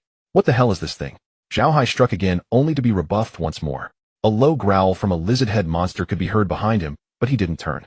His full attention was on the blue light screen in front of him. Outside the screen, Jiang Ning stood still, his hands tucked into the pockets of his sweatpants, a gentle and composed smile on his face. The 15 grade students stood behind him, fanned out in an arc. Zhao Hai turned to face the lizard-head monster. The creature did not attack him. It too noticed the suddenly appeared blue cage. Its crimson vertical pupils scanned the surrounding barrier wall, and it tentatively slapped at it with its right foreclaw. Buzz. The same buzzing sound, and the light screen remained unmoved. The lizard-head monster tilted its head and slapped again, but still no response. Its intelligence clearly wasn't sufficient to comprehend the concept of a spatial barrier. It continued to knock on the light screen, appearing rather dim-witted. Zhao Hai glanced around. Besides him and the lizard-head monster, there were more than a dozen other people inside the barrier. These individuals hadn't even realized what was happening when Jiang Ning made that gesture. It was only when the blue screen closed that they realized they were trapped. What's going on? What is this blue thing? A boy in a gray hoodie rushed to the barrier wall, pounding on the light screen with his hands. The screen remained unresponsive, so he struck with his fist, still no movement. Let me out. Let me out. A girl's voice came from the other side of the plaza, tinged with tears. She was also pounding on the barrier wall, her palms turning red, but the blue light screen showed no reaction. Jiang Ning, what are you doing? Let us out. Jiang Ning, are you insane? Hurry and let us out. Damn you. You dare to scheme against us. Let us out. Do you hear? Shouts of curses came from all directions as the dozen or so people trapped inside the barrier yelled. Jiang Ning stood outside the barrier, his smile unchanged. He raised his right hand, bringing his index and middle fingers to his lips in a gesture for silence. Classmates, please remain calm. His voice came from outside the barrier, slightly distorted by the barrier wall, yet still clear enough to hear. This barrier is called the spatial cube, a one-time item I obtained when I killed a monster. Once used, it cannot be cancelled, but it can only last for 30 minutes. In other words, the barrier will automatically disappear after 30 minutes. He paused, his gaze sweeping over each person's face within the barrier, finally landing on Zhao Hai. So, if you all want to survive, show your true abilities. You can't just slack off. The spatial cube was originally a life-saving item, but in Jiang Ning's hands it had become a tool for murder. The air inside the barrier suddenly grew tense. Silence lasted for about 3 seconds before it was shattered by a heart-wrenching scream. No, you can't do this.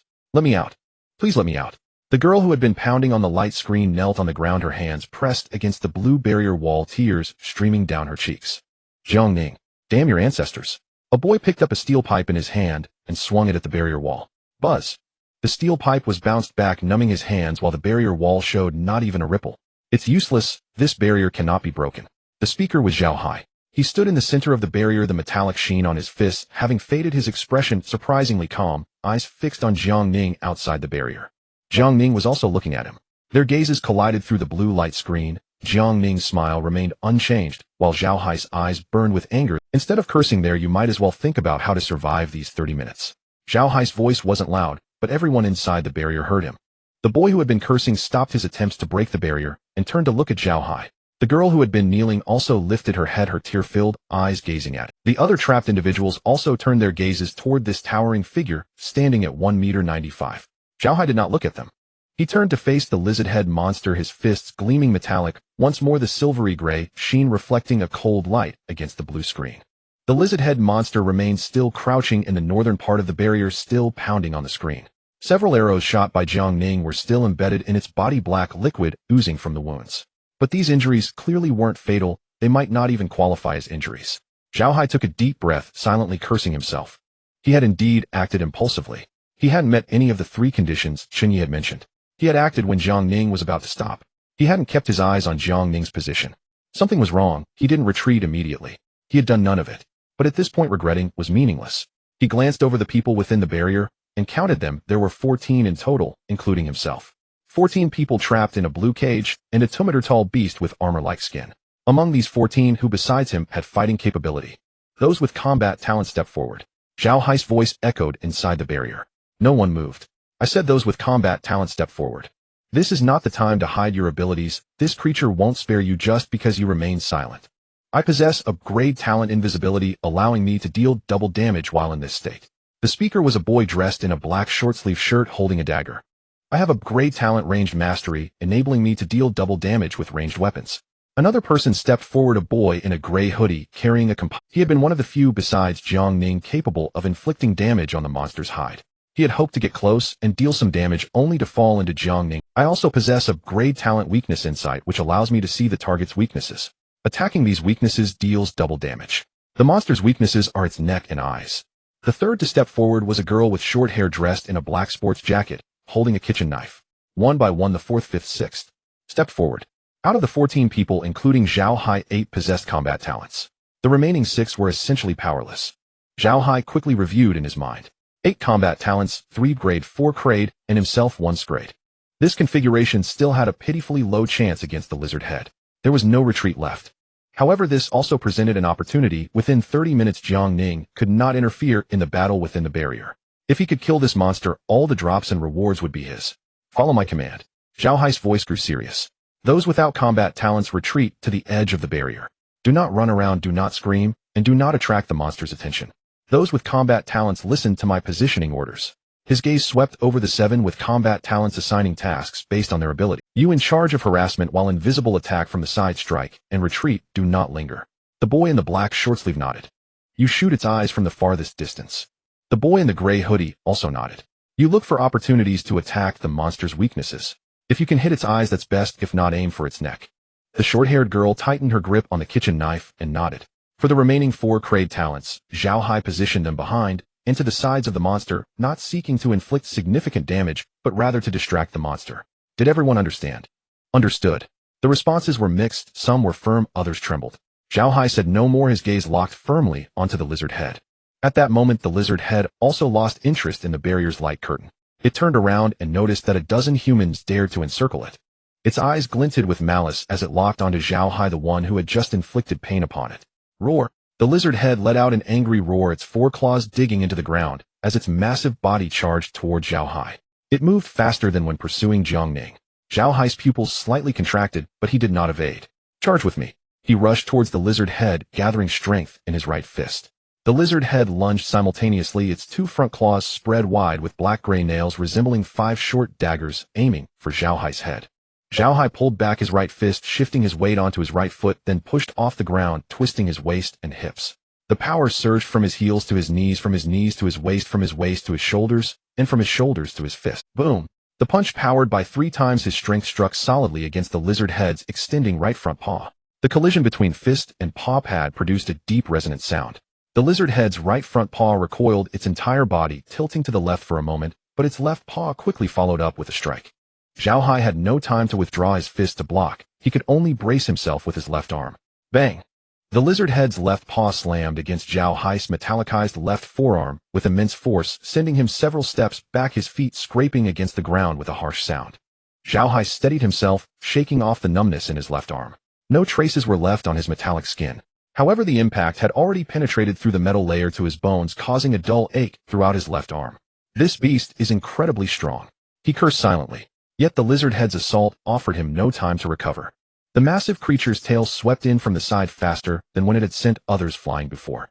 Zhao Hai could even hear the shriek of the tail slicing through the air. He had no time to dodge, and could only cross his arms in front of himself to absorb the blow.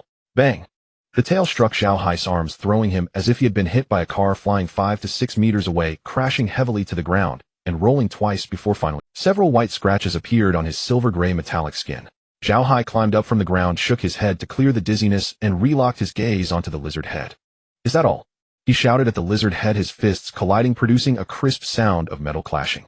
The lizard head's crimson vertical pupils narrowed slightly. This human was tougher than it had anticipated.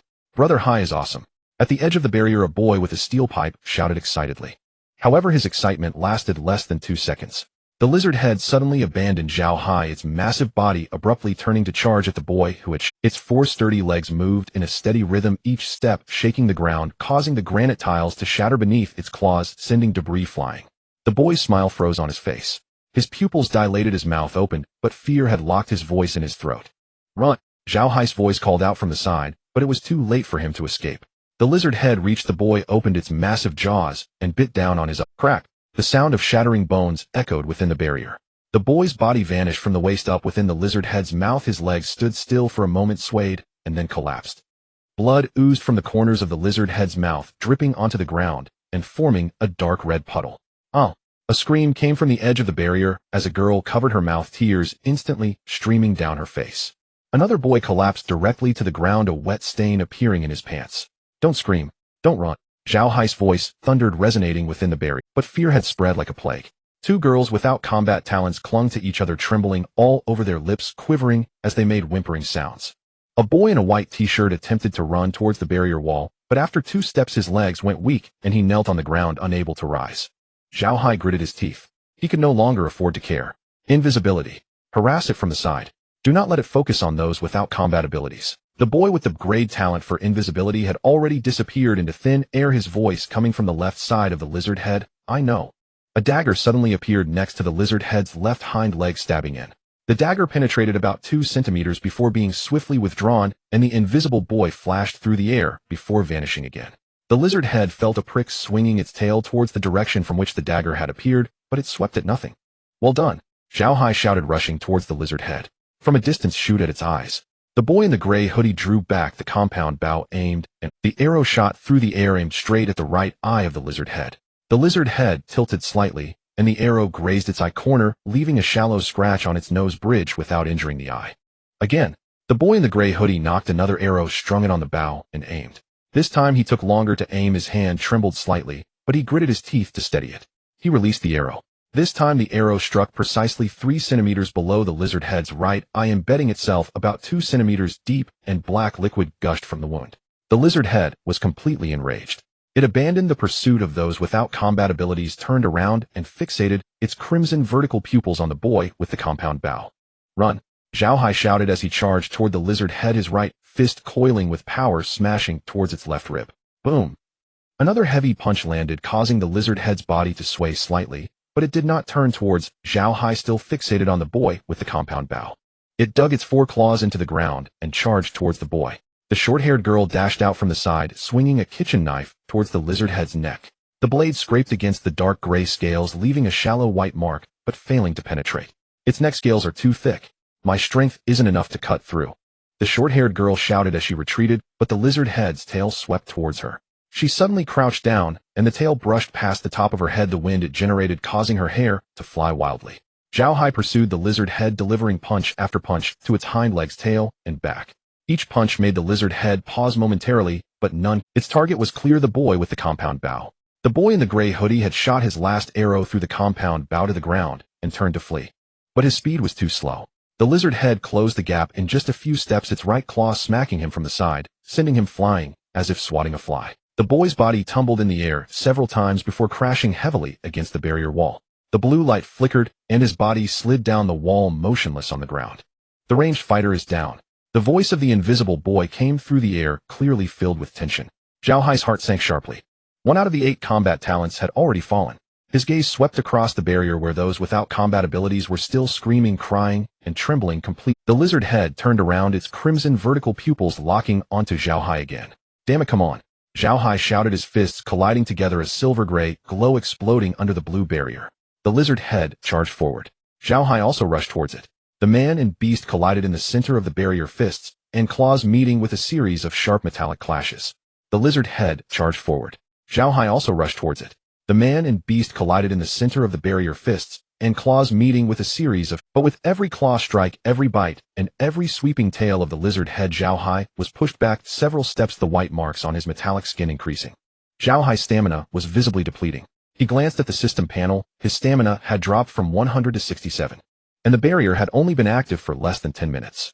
The invisible boy had stabbed the lizard head twice from the side, one blade in its left front leg and the other in its abdomen, but both merely grazed the surface, causing negligible damage. The short-haired girl who had discerned the lizard head's weakness was constantly looking for opportunities to strike its neck. Even knowing the weak point, her kitchen knife still couldn't cut through, only able to slash at the gaps in the scales that Zhao Hai had already broken. The battle continued. Every second felt like it was stretched 100 times longer.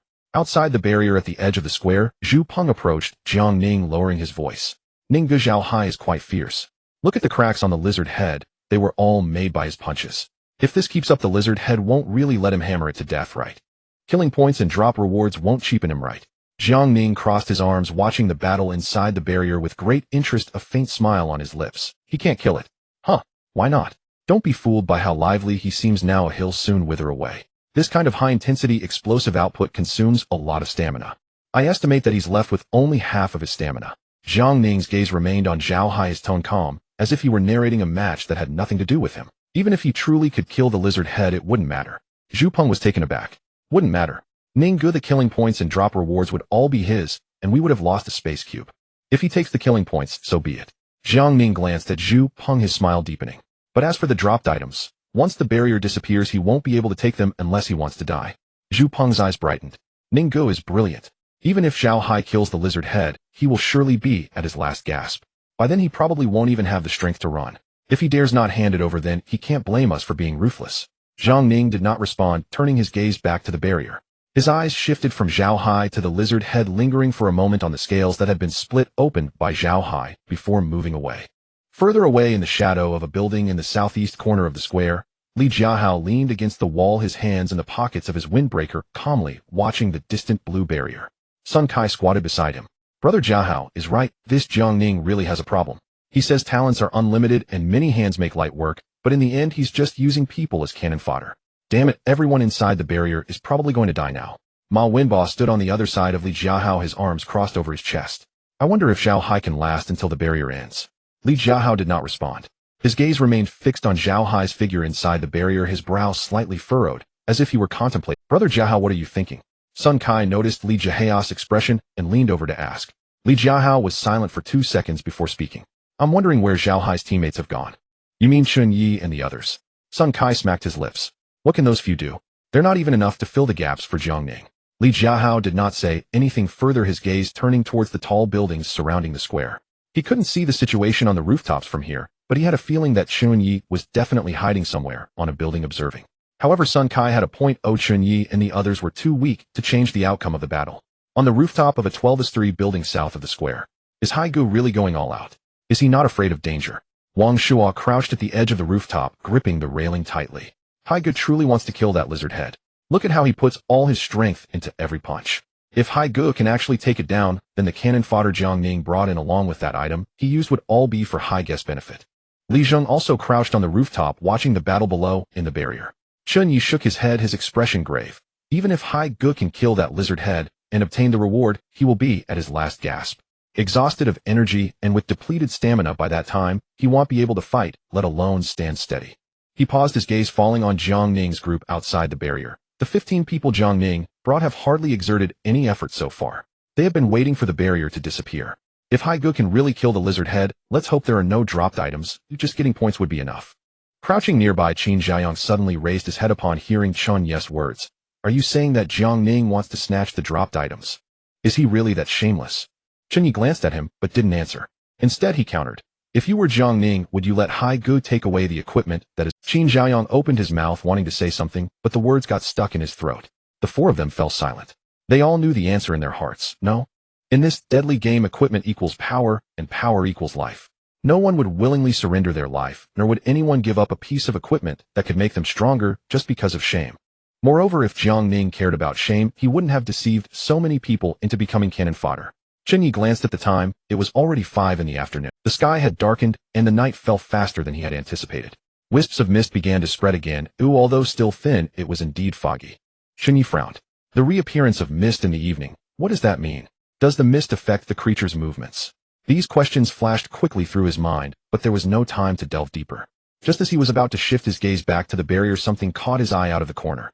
On the rooftop of a neighboring building, an unknown figure had appeared. That building was 3 stories shorter than theirs, about 50 meters away. While the view from that rooftop wasn't as good as theirs, it could still clearly see the situation in the square. The figure was dressed in black, slender in stature with a high ponytail, and clad in black athletic, were wearing a pair of black running shoes. She actually came too. Chen Ye narrowed his eyes. The figure was none other than Gu Qinghuan. Gu Qinghuan stood at the edge of the rooftop, her gaze not directed at Chen Ye, but fixed on the square below, watching the blue barrier and the battle between Zhao Hai and the lizard head. Chen Ye observed her for 2 seconds before shifting his gaze back, lifting the binoculars to his eyes again. Inside the square's barrier, the invisible boy had concealed himself, too afraid to come out. He didn't want to fight, but he couldn't. The lizard head had completely figured out his attack pattern. Each time his dagger pierced the monster's body, the lizard head's tail would swiftly sweep toward his vanished position. The 4 students with Kraid talents were already lying dead on the ground of the barrier. One had his spine broken by the lizard head's tail, lying the boy with the compound bow was already dead. And the short-haired girl with the Kraid talent weakness insight had been torn in half, her innards scattered across the ground. The 4 students with Kraid talents were already lying dead on the ground of the barrier. One had his spine broken by the lizard head's tail, lying motionless on the ground, eyes open, but with dilated pupils. And another had his chest crushed with a large dent in his chest, blood bubbles constantly emerging from his mouth, already without breath. Out of 14 people, only 7 were still standing. And another had his chest crushed with a large dent in his chest, blood bubbles constantly emerging from his mouth, already without breath. Out of 14 people, only 7 were still standing. 6 students without combat capability were huddled together at the edge of the barrier, trembling in fear. Zhao Hai stood alone in the center of the barrier, covered in blood. His clothes had been torn in several places, revealing skin covered in bruises and white scratches. On his right shoulder was a wound made by the lizard head's claw. The claw tip had left a 12 centimeter deep gash on his shoulder, with blood flowing down his arm and dripping to the ground. His energy value had dropped to 1/3, and the intense battle had consumed his energy far more quickly than he had anticipated. Previously, he estimated he could last an hour, but that was ordinary combat, not a deadly struggle where every punch was with all his strength, and every second teetered on the edge of life and death. From the time the barrier was set up until now, about 20 minutes had passed. Zhao Hai no longer thought about killing the lizard head. He only wanted to survive until the barrier disappeared, then escape. Chen Ye was right, surviving was the most important thing. The lizard head lifted its head from the corpse of the short-haired girl, its crimson vertical pupils locking onto Zhao Hai once again. Its body was covered in injuries, with Zhao Hai's fists having created over a dozen cracks in its armor. Some cracks were oozing black liquid, and its right front claw was limping from being struck by Zhao Hai, stumbling with each landing. But these injuries were clearly not fatal for the 2-meter tall beast. Zhao Hai took a deep breath, suppressing the pain from his shoulder wound, and reactivated his metallic fists. The silver-gray sheen was somewhat dimmer than before. Come on, you dog. Zhao Hai's voice was hoarse, panting heavily. The lizard head charged forward. Zhao Hai also rushed towards it. On the rooftop of the high-rise building on the south side of the square, Chen Ye lowered the binoculars, shifting his gaze from the barrier to the rooftop next door. Gu Qinghuan's figure was no longer there. He was taken aback, looked again, and indeed she was gone. The rooftop was empty, only dusk and thin mist remained. When did Gu Qinghuan leave? Where did she go? A thought quickly flashed through Chen Ye's mind. She went downstairs. She went to the square. She also wants to seize the kill. Chen Ye gritted his teeth and turned to look at Qin Xiaoyang. Xiaoyang. Huh. Can your pinpoint accuracy hit the lizard head below from here? Qin Xiaoyang leaned over the edge of the rooftop to look down, then glanced at the fluorescent green plastic slingshot in his hand, his expression clearly saying, "Are you joking? You can't seriously think I can use a slingshot to claim the kill, right?" Qin Xiaoyang raised the fluorescent green slingshot, shaking it in front of Chen Ye. This thing is for children aged 8 to 12, with a range of less than 20 meters. We're at least 150 meters away from the square. The marbles will drop to the ground halfway through. Chen Ye's gaze returned to the square, his speech speeding up. Isn't your ability supposed to be infallible? Among the 5 of us, you are the only one with a ranged attack capability. Infallible doesn't mean it can defy physical limits. It hits every time, but it has to reach the target first. And if there are obstacles on the shooting path, it becomes an infallible obstacle. Chen Ye fell silent for a moment before speaking. Then let's go down to a distance where we can strike, and when the barrier shatters, you follow my command. Qin Xiaoyang opened his mouth to say something, but upon seeing Chen Ye's gaze, he swallowed his words and nodded earnestly. All right, brother Ye. He got up from the ground, brushing off the dust from his clothes. Wang Shuo glanced at him, then at Chen Ye. Chen Ye, you don't really expect Zhao Yang's slingshot to kill the lizard head, do you? Who said we have to use a slingshot? That's a child's toy. Chen Ye raised the binoculars again, focusing on Jiang Ning's team, who were already poised for action. The 15 rank members were no longer standing behind Jiang Ning. Instead, they had spread out around the square with about 10 meters between each of them, forming a loose encirclement. Their gazes were fixed on the lizard head within the barrier, like a pack of hyenas waiting for their prey to fall. Zhu Peng stood beside Jiang Ning, his mountain-cutting knife already in hand. Further away, Li Jiahao and the others had not left. They stood beside a crooked street tree in the southeast corner of the square, with Sun Kai crouching at the tree's roots, Ma Wenba standing, and Li Jiahao leaning against the trunk. None of the 3 had drawn their weapons, appearing to be mere bystanders. Then there was Gu Qinghuan, the woman who had falsely reported her talent, choosing to act alone, maintaining an almost indifferent calm amidst the panic of others. She had also gone to the square. Chen Ye did not know her true talent, but for someone who could confidently move through the corpse city alone, it had to be at least a rank, if not strength. He did not dwell on it further, raising the binoculars to his eyes, focusing on the barrier. Zhao Hai was still fighting. His movements had slowed considerably, with the intervals between punches stretching from 2 or 3 seconds to 5 or 6 seconds. His energy levels must have been nearly depleted. The cracks on the lizard head were multiplying, and a small section of its head had caved in, black liquid seeping out from the numerous fissures. Yet it continued to move, chasing, biting, and sweeping with its tail. Zhao Hai was dodging, retreating, tanking, and buying time. He glanced at the mist again, which had thickened since before, reducing visibility from nearly 100 meters to around 60 or 70 meters. The fog continued to... Chen Ye took a deep breath. Let's head down to the second floor. Within the barrier of the square, the final confrontation between Zhao Hai and the lizard head was still. Zhao Hai's energy levels had dropped to rock bottom, the wound on his right shoulder still bleeding, and his entire right arm felt as if it had been filled with lead. Every punch required double the effort of the previous one. The lizard head was also in a bad state. Its body was riddled with cracks from Zhao Hai's blows, black liquid oozing from the many fissures pooling on the ground. Its right front paw was limping, even more severely, faltering with each landing. Its entire body was beginning to tilt to the right. Yet it had not fallen. This 2-meter-tall behemoth remained fixated on Zhao Hai, with its crimson vertical pupils, its mouth opening and closing as it let out a low rumbling. Come on. Zhao Hai raised his fists, the silvery metallic sheen nearly dulled to the point of being unrecognizable. The lizard head charged at him. This time its speed was considerably slower than before, the sounds of its claws scraping against the ground lacking the previous power, yet the sense of oppression remained like a moving wall pressing down on Zhao Hai. Zhao Hai did not dodge. It was not that he didn't want to, but that he could not. His legs had reached their limit, knees buckling, and the soles of his feet felt as if they were stepping on a bed of nails. Then let's clash.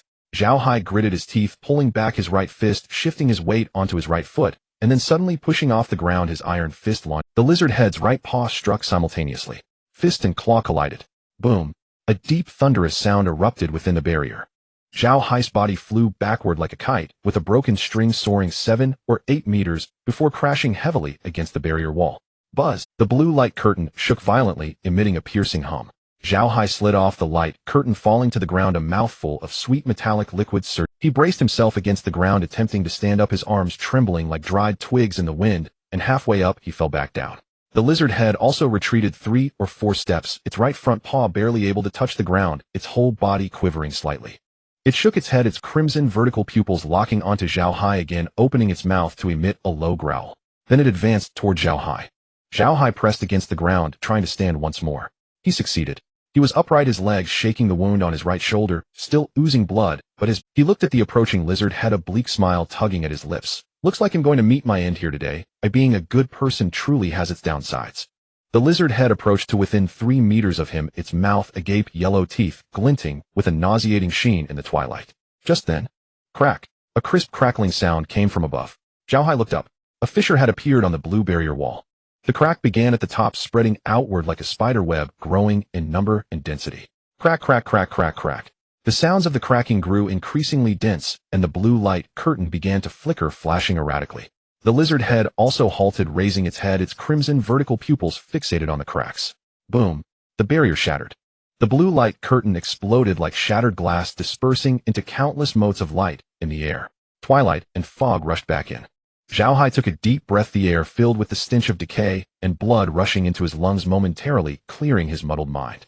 The 6 survivors scattered like startled rabbits, none looking back, none acknowledging Zhao Hai, who had borne the brunt for 30 minutes. Zhao Hai did not expect them to turn back. Then he heard many footsteps. They surged in from all directions. Jiang Ning moved the Emperor engine, reigniting the heartbeat, sounding like a war drum.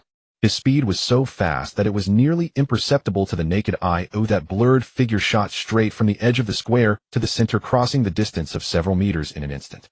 The Gale crossbow was already in his hands, 3 short arrows glinting with cold light in the twilight. His 15 rank subordinates also sprang into action. Zhu Peng was at the forefront, his mountain cutting knife raised high above his head. The other 14 surrounded from different directions, forming an impenetrable encirclement. The lizard head had not yet reacted. It had just regained its senses from the impact of the shattered barrier, its body still in the posture of approaching Zhao Hai. Then 3 flying knives hurtled through the air. The 3 flying knives came without warning, as if they had appeared out of thin air. Their blades were narrow and thin, entirely silver white, nearly invisible in the Their target was clear, aimed directly at the lizard head's face. The lizard head reacted quickly, instinctively swinging its 2 front claws without a moment's thought. The 3 flying knives were knocked away, but instead of falling to the ground, they spun in the air, as if connected by invisible strings, hovering steadily with their tips still aimed at the lizard head. Zhu Peng's pupils constricted sharply. Ninggu, there's an old 6. Jiang Ning ignored him, not even glancing in the direction of the flying knives, his gaze firmly locked on the lizard head, raising his wind crossbow and pulling the trigger. Whoosh, whoosh, whoosh. 3 short arrows shot out like a rapid-fire cannon.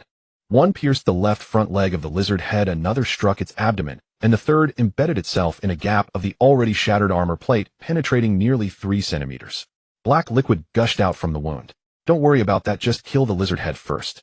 Jiang Ning changed arrows while pressing forward, the firing speed of the wind crossbow astonishingly rapid, each arrow accurately piercing the gaps in the armor that had already been shattered by Zhao Hai.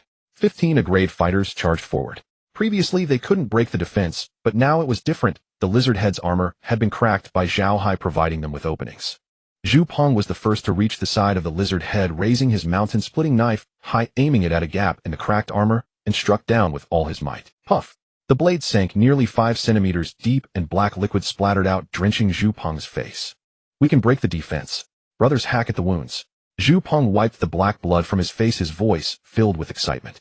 The other 14 rushed forward, wielding knives, axes, hammers, and steel pipes, all striking the already cracked armor of the lizard head.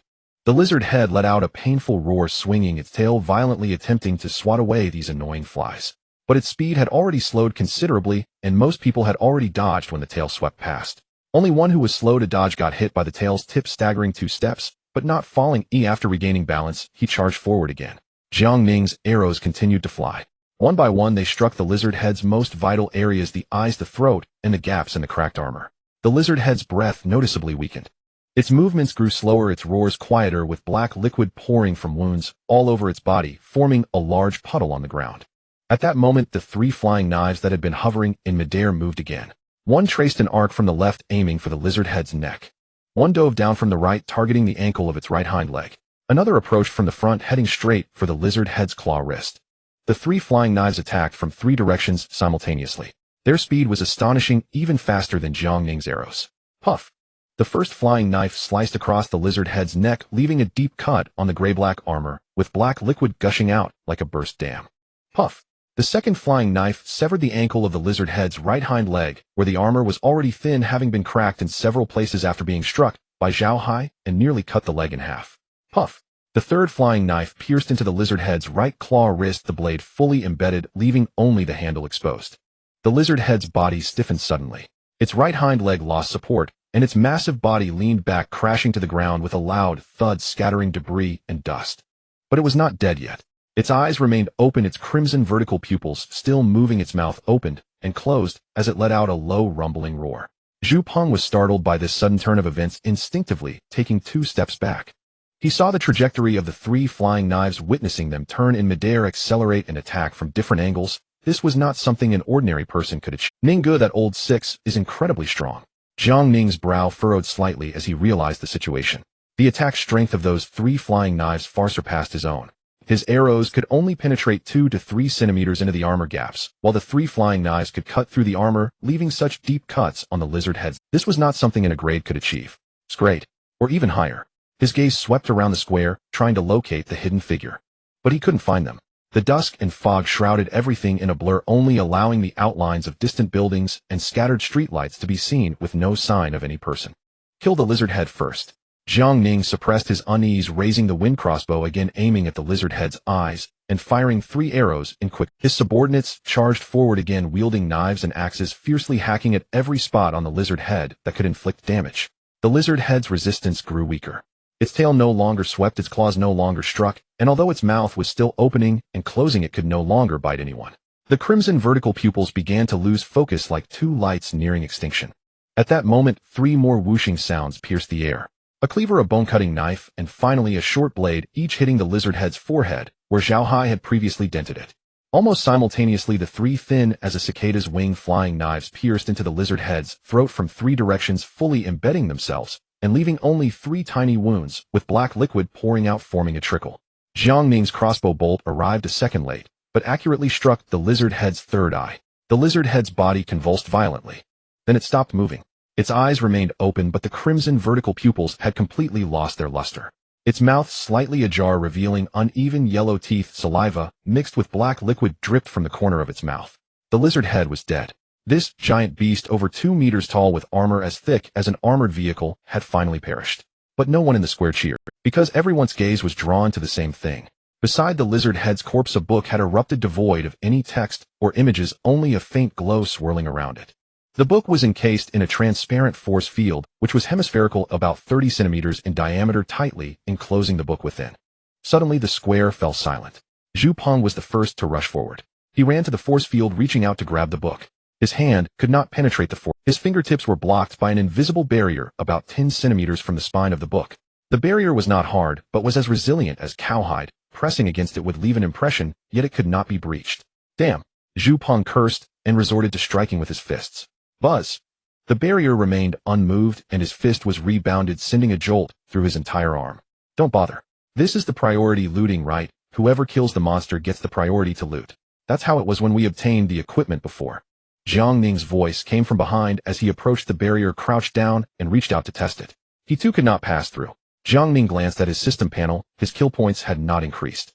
It wasn't him who killed it. He furrowed his brow slightly, but soon relaxed. This priority looting right only lasted half an hour, and once the time was up, anyone. Jiang Ning stood up, turned around, and scanned every person in the square. His 15 rank subordinates stood behind him, while Zhu Peng rubbed his numb arm.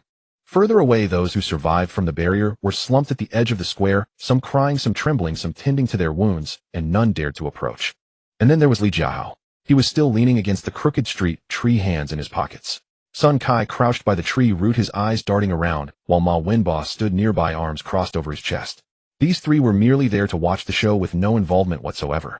Then Gu Qinghuan walked out from the mist, her pace neither hurried nor slow. She approached the barrier, crouched down, and reached out to test it. She too could not pass through. Gu Qinghuan didn't smash like Zhu Peng or frown like Jiang Ning. She withdrew her hand, brought her 2 fingers together, and gently flicked. 3 flying daggers shot out from the corpse of the lizard head, tracing 3 silvery arcs in the air before landing steadily in her palm. Jiang Ning's gaze lingered on her for 2 seconds, and judging by the attack strength of those 3 flying daggers, she was undoubtedly a top-tier talent. Interesting. Jiang Ning smiled slightly, his smile warm and devoid of any hostility. His gaze shifted from Gu Qinghuan to the further mist where there were still people. The one who killed the lizard head wasn't the girl who had attacked in front of him with flying daggers, nor was it him. Who could it be? Jiang Ning glanced again at the 3 daggers embedded in the lizard head's forehead. A bone-cutting knife, a pig-killing knife, a short knife. The 3 knives were neatly inserted into the lizard head's forehead, showcasing remarkably high precision. The positions where the knives penetrated were all at the wound that Zhao Hai had smashed, and neither off nor on point, almost completely buried with only the knife handle sticking out. Was it Zhao Hai? No, Zhao Hai used his fists. He didn't use knives, and given Zhao Hai's condition just now, it was already impressive that he could stand. Then who was it? Jiang Ning's gaze swept over the tall buildings surrounding the square at dusk, and mist obscured everything in a hazy shadow, making it impossible to see clearly. Gu Qinghuan stood up. She no longer looked at the book trapped under the barrier, but closed her eyes as if sensing something. 5 seconds later, she opened her eyes, turned around, and walked away. Without glancing at Jiang Ning, the book, or anyone else, her black figure quickly merged into the grayish-white mist and disappeared. Zhu Peng was stunned. She just left like that. Jiang Ning remained silent, watching the direction in which Gu Qinghuan had vanished, his brow slightly furrowed. He didn't understand. The woman's attack strength surpassed his. Her flying daggers could slice through the lizard head scales, and her control ability was precise enough to manipulate 3 daggers to attack from different angles simultaneously. If she had stayed for half an hour waiting for the priority looting right to expire, she would have had the strength to seize that book. Why did she leave? Did she discover something? Jiang Ning's gaze returned to the book trapped under the barrier. He then turned to Zhu Peng. Go take a few people and search around the square, see if there are any other survivors. Zhu Peng nodded and scattered a few people around the square. Jiang Ning looked at the others. You guys guard this book. If anyone approaches, strike directly. Yes, Brother Ning. The remaining rank subordinates formed a circle around the barrier, facing outward, weapons in hand, resembling a pack of loyal hounds. Jiang Ning then turned around to face Zhao Hai's direction. Zhao Hai had already stood up. He leaned against a crooked street lamp at the edge of the square. Blood was still seeping from the wound on his right shoulder. His clothes were torn in several places, and his body was covered in bruises and wounds. Jiang Ning approached him and stood firm. There were about 2 meters between the two. Zhao, are you also interested in this dropped item? Jiang Ning's tone was casual, as if asking a friend if he wanted to join for a meal. Zhao Hai glanced at him, then at the book trapped under the barrier, and a smile tugged at his lips. No, I don't have the strength to compete with you now. You schemed against me, and I want. Jiang Ning's expression shifted slightly. He had expected Zhao Hai to explode in anger, to rush over and question him as to why he had trapped people in the barrier as cannon fodder, and to use those fists capable of smashing through the lizard head scales to greet him. But Zhao Hai didn't. Zhao Hai was very calm. Calm to the point of not resembling someone who had just been plotted against. I just want to ask you one thing. Zhao Hai looked into Jiang Ning's eyes. Do your previous words still count? I helped you kill the lizard head, so the dropped items are now yours. What about your promise? Jiang Ning fell silent for 2 seconds. He glanced at the swift-wind crossbow in his hand, then at the book in the barrier, which should be a skill book. I keep my word, this crossbow is yours. Jiang Ning handed the swift-wind crossbow to Zhao Hai. Zhao Hai reached out to take the crossbow, which felt cold and heavy in his hand. Don't blame me. In a survival game, I naturally prioritize my team's interests. If you are willing, you can join my team. Jiang Ning's tone softened a bit compared to before, sounding somewhat like an explanation and somewhat like an invitation. After Zhao Hai stored the swift-wind crossbow in his inventory, he glanced at Jiang Ning again, and then at the 3 daggers embedded in the lizard head's forehead. He recognized those knives as ones he had found in the supermarket. No need, I don't want to be schemed against by you. After saying that, Zhao Hai turned around and left. He didn't go to meet Chen Ye, but instead slipped into a narrow alley and slid down against the wall. In just a day, Zhao Hai's mentality had changed completely. He knew he could never get that dropped book, and also understood that it was his teammates who killed the lizard head. But they currently lacked the strength to confront Jiang Ning's team. If he caused a scene directly, he would gain nothing new. At least now he had obtained a weapon. On the south side of the square, on the second floor of a street-facing building, 5 individuals crouched beneath the windowsill, silent. Outside the window, the sky had completely darkened, the fog thickening more than in the evening, a grayish-white mist enveloping the city like a heavy. Across the street lay the square, but the situation there was no longer visible. Only vague points of light could be seen flickering in the fog, the flashlights of Jiang Ning. Qin Zhaoyang crouched beneath the windowsill, curled up like a ball. His expression was strange, as if he was holding back something. His face was flushed, and his lips trembled, wanting to speak, but hesitating. Chen Ye noticed his odd behavior and whispered, "What's wrong?" "Brother Ye." Qin Zhaoyang's voice was barely above a whisper, trembling with a near-manic intensity. "My system panel shows an additional kill record indicating that I killed the elite monster lizard head demon and earned 100 points. His eyes sparkled like light bulbs, his body slightly trembling, as if electrified, an expression of utmost excitement. Chen Ye raised his eyebrows slightly. 100 points. Zhao Hai only earned 10 points for killing that gray-skinned monster, while the points for the lizard head were 10 times that. Did you really get it? Wang Shua's eyes widened in disbelief. That's great, Zhaoyang. Li Zheng's mouth formed an O shape, nearly gasped. Chen Ye took a deep breath and patted Qin Zhaoyang on the shoulder. The pressure just right. Well done, I told you that your talent could reach a conceptual level if used properly. It's all thanks to brother. Yes, good command. Qin Zhaoyang scratched his head. Earlier it was Chen Ye who instructed him to throw 3 knives as projectiles. His perfect aim talent ensured that he would hit the target without obstruction within range. Alright, calm down. Chen Ye lowered his voice. Now is not the time to celebrate. He opened the system panel, and Zhao Hai's message popped up. Zhao Hai, you guys killed the lizard head, right? I got the Gale crossbow. This wave wasn't a loss. Unfortunately, the dropped items can't be collected now, or it might be a skill book that they seem unable to pick up for a while. Chen Ye quickly replied. Chen Ye, this outcome was unexpected. Zhaoyang got 100 points and you obtained a piece of equipment.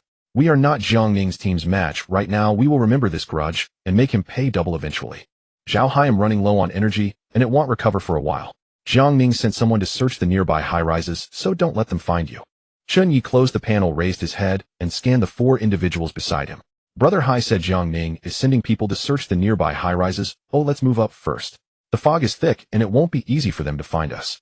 Wang Shua nodded and was the first to creep toward the stairs. Li Zheng followed him, Zhou Yiting third, Qin Zhaoyang fourth, and Chen Ye brought up the rear.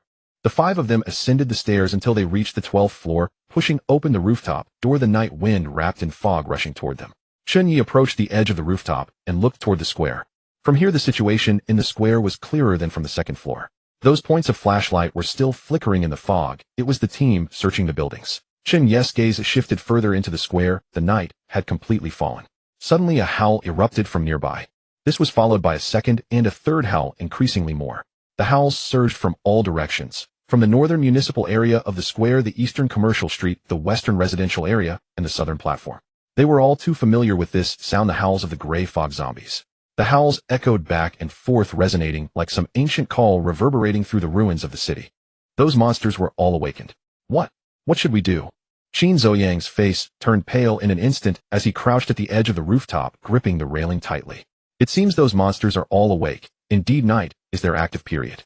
If we stay on the rooftop, aren't we just waiting to die? Wang Shua tightened his grip on the fire axe, the veins on the back of his hand bulging. Li Zheng wanted to take his butcher knife, but remembered that Qin Zhaoyang had thrown it away. Oh, without the butcher knife his talent couldn't trigger, and his combat power drastically decreased. Zhou Yiting said nothing, but she edged closer to Chen Ye, her shoulder nearly touching his arm. Chen Ye squatted motionless. His gaze swept across the square, over the flickering flashlight points retreating through the increasingly dense howls in the fog, and over the entire ruined city shrouded in dusk and thick mist. Don't do anything, just stay here. His voice was calm, almost cold. When the monsters come, they will first attack Jiang Ning in the square. They will help draw the monsters away, and that might be our chance. Everyone come, the more the better. Li Zheng frowned. We have no weapons since Qin Zhaoyang threw them away, and Brother Hai isn't here. If the monsters find us, we will certainly die. Is going outside really safe? Not necessarily. Going down now might run into hordes of monsters, which would mean certain death. We stay here and don't go anywhere. From now on, no talking, no making noise.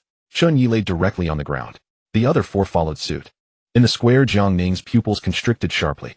The howls surged from all directions, dense enough to send chills down the spine, as if the very foundation of the city were trembling. Damn it, haven't we cleared out the monsters around here?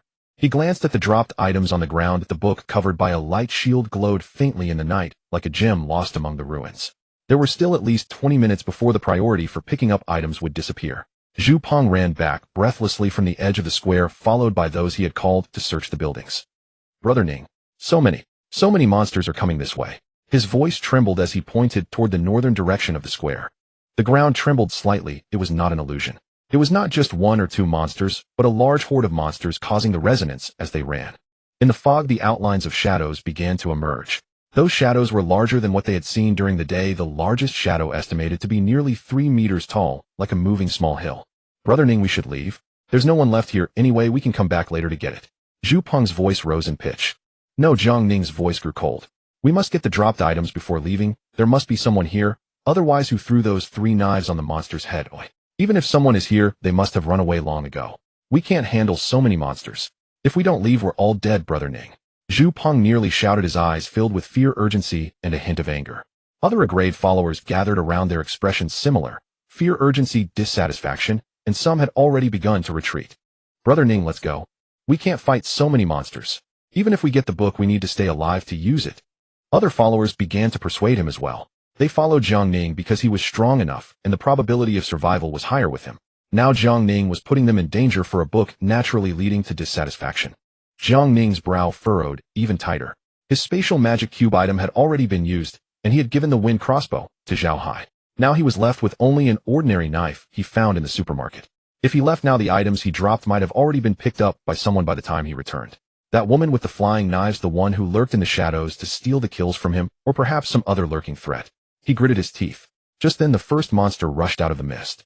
The monster was a size larger than those he had seen during the day, standing nearly 2 meters tall, its gray skin covered in dark red patterns, as if blood vessels were. During the day these monsters had pitch black eyes, but now they had turned blood red, as if entering a frenzied state. Without hesitation it lunged directly at the nearest person. The person's reaction wasn't slow. He sidestepped, but the monster's claws still left 3 deep gashes on his arm, blood gushing out in an instant. "Oh!" The scream pierced through the night sky. Then more monsters surged out of the mist. Not just 1 or 2, but dozens, even hundreds, pouring into the square from the north, east, and west simultaneously. They ran like lizards on all fours, moving much faster than during the day. Their gray figures darted through the fog, resembling a pack of hungry sharks that had caught a "Run!" Someone shouted. The crowd instantly erupted.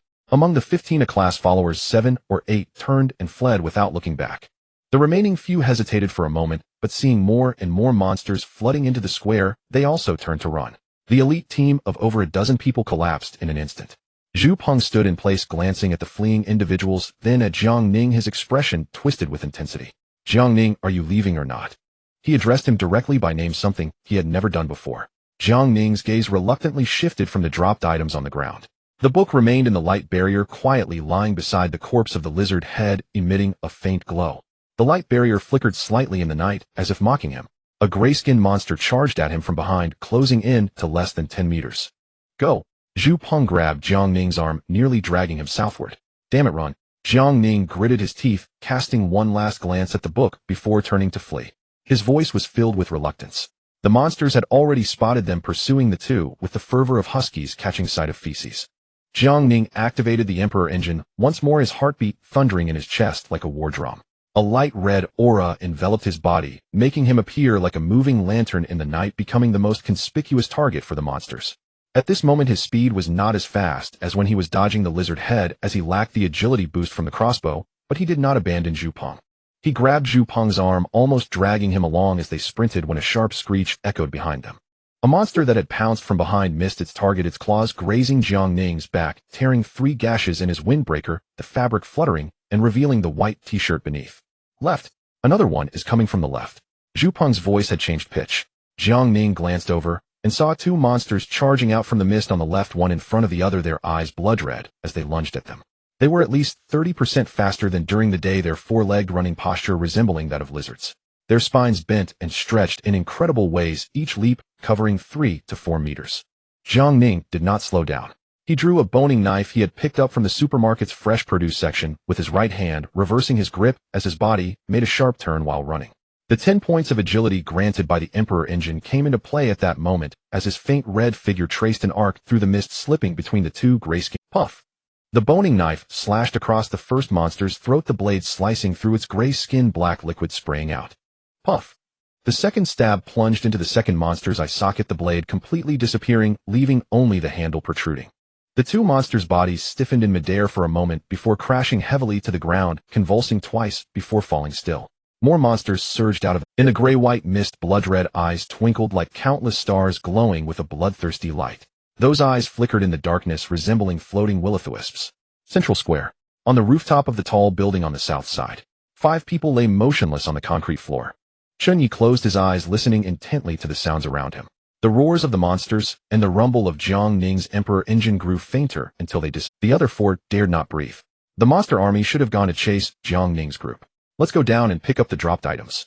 Chen Ye was the first to stand up. He dusted off the dirt from his clothes and turned to head for the stairwell, his movements quick enough to leave the other 4 momentarily stunned. "Brother Ye, are you crazy?" Qin Zhaoyang still lay on the ground, his voice low. "The monster's down there, haven't gone far. Isn't going down now a death wish?" If we don't go down now, when Jiang Ning and the others shake off the monsters and come back, it will be our turn next. Chen Ye's footsteps did not stop having already reached the rooftop door. There might still be monsters that haven't left below. Shouldn't we wait a bit longer? Zhou Yiting also stood up from the ground, tentatively asking. There's no time to wait. Chen Ye replied with only 3 words, his figure disappearing into the darkness of the stairwell. Qin Zhaoyang gritted his teeth and climbed up from the ground to follow. Wang Shuo and Li Zheng exchanged glances and followed suit. Zhou Yiting stood on the rooftop, took a deep breath, glanced at the dense gray mist in the direction of the square, and turned to join the group. The 5 of them descended the stairs. The stairwell was pitch black. Only Qin Zhaoyang's flashlight, found in the supermarket, emitted a dim yellow light, the beam shaking against the walls and casting distorted shadows of several people. No one spoke. The sound of their footsteps echoed in the narrow stairwell, amplified several times. From the 12th floor down to the first, Chen Ye felt as if he had been walking for ages, yet it also felt like just a blink of an eye. The entrance door on the first floor was half ajar, the gray-white mist seeping in through the gap, laying a thin flowing carpet on the floor of the foyer. Chen Ye paused behind the door, listening closely to the sounds outside. The roars had faded far away, those sounds coming from the north and west of the city, intermittent, as if separated by several walls. There were no nearby footsteps, no sounds of claws scraping against the ground, no indications of danger at the door. Chen Ye gently pushed the door open and stepped outside. Visibility on the square fell short of 20 meters.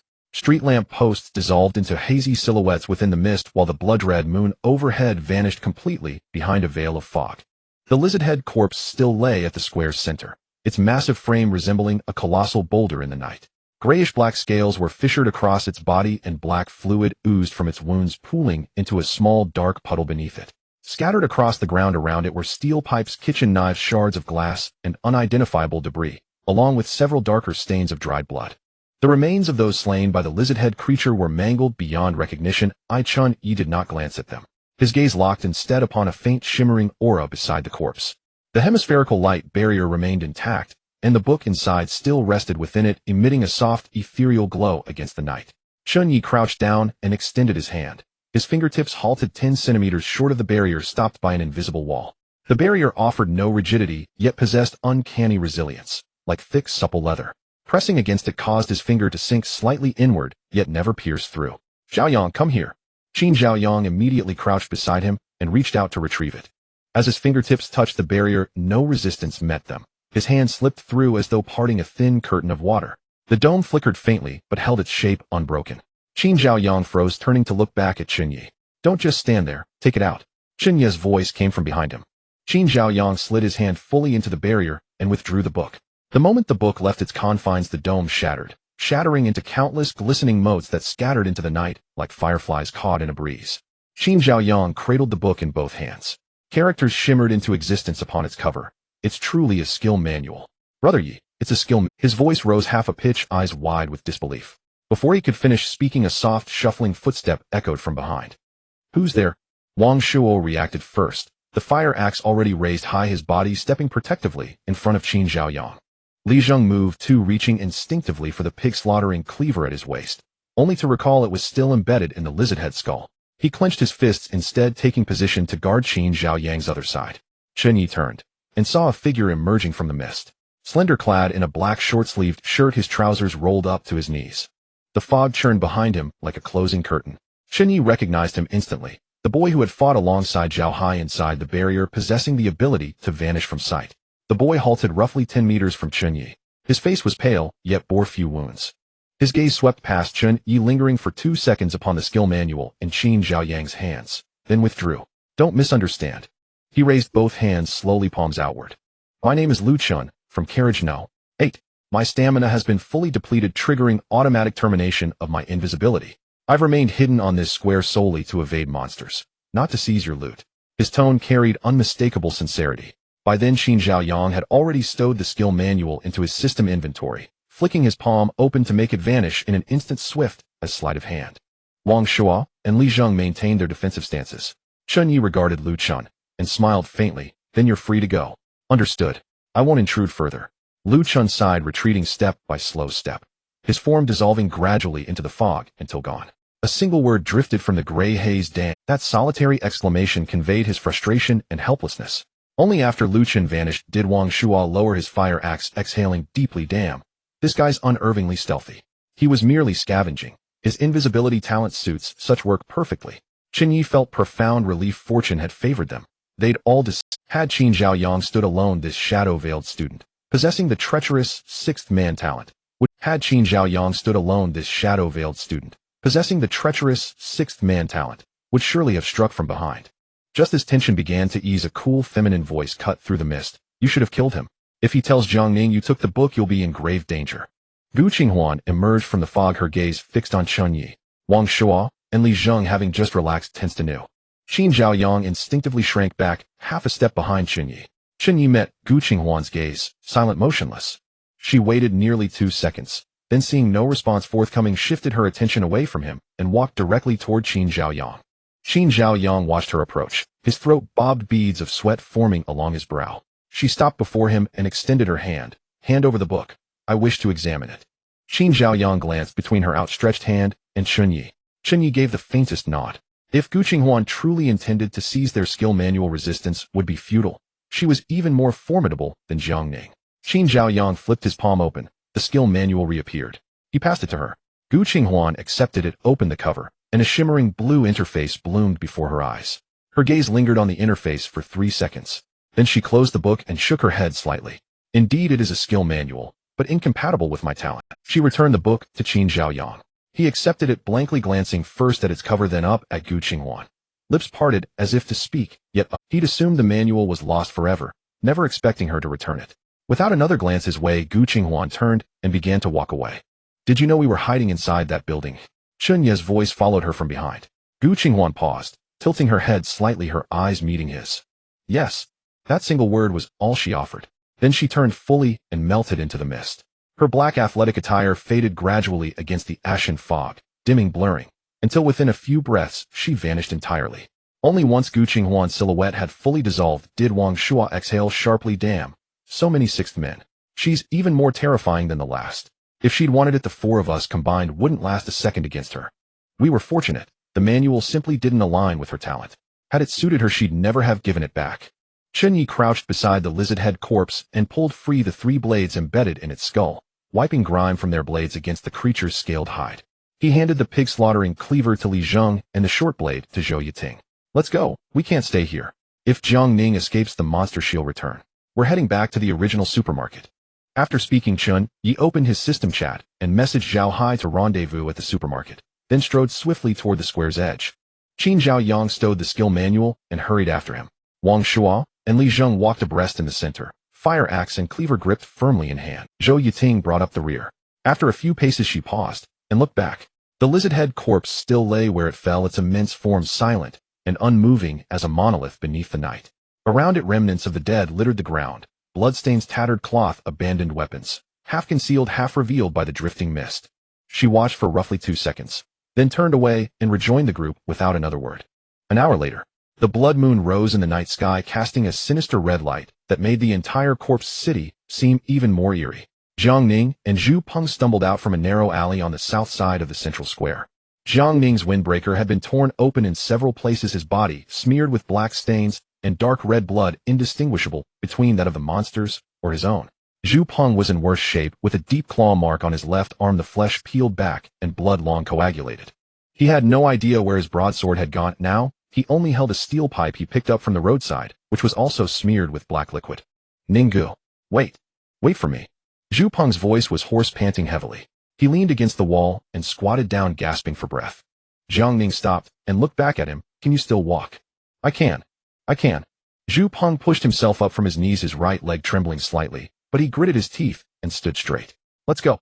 Jiang Ning turned and quickly walked towards the central square. Zhu Peng, dragging his injured left arm, jogged to catch up. The corpse of the lizard-head creature still lay in the center of the square, its massive body resembling a huge gray stone in the mist. Jiang Ning approached quickly, his gaze locking onto the spot beside the lizard-head's corpse where the skill book, which had been covered by a light shield, should have been. There was nothing there. The light shield was gone. The skill book was also missing. All that remained was a small area of flattened rubble beside the lizard-head's corpse, along with a few drops of dried black liquid. Jiang Ning's footsteps halted. He stood still like a statue.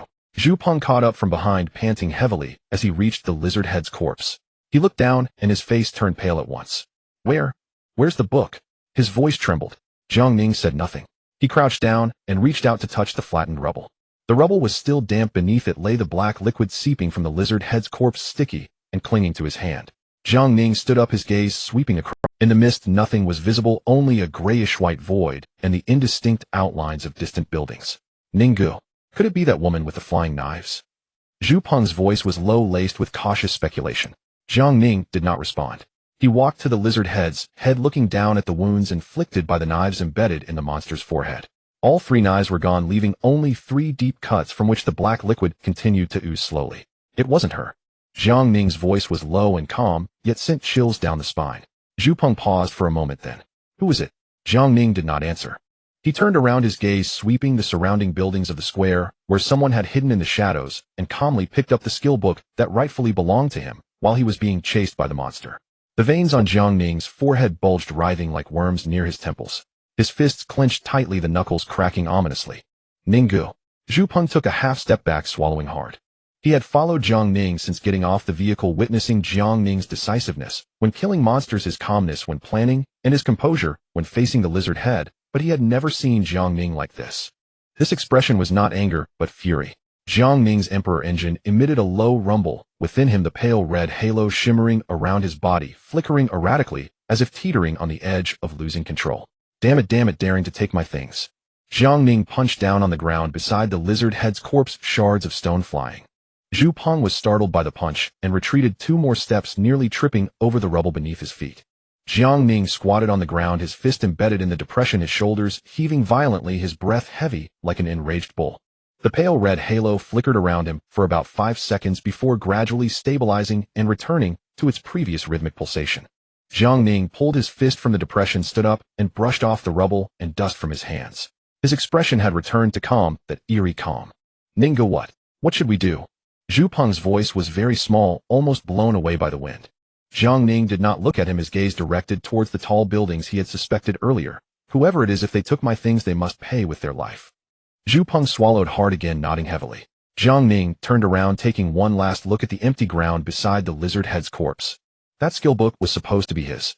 He set this trap, used precious items, gathered so many pawns, personally engaged the lizard head, sacrificing so much only to end up being someone else's stepping stone.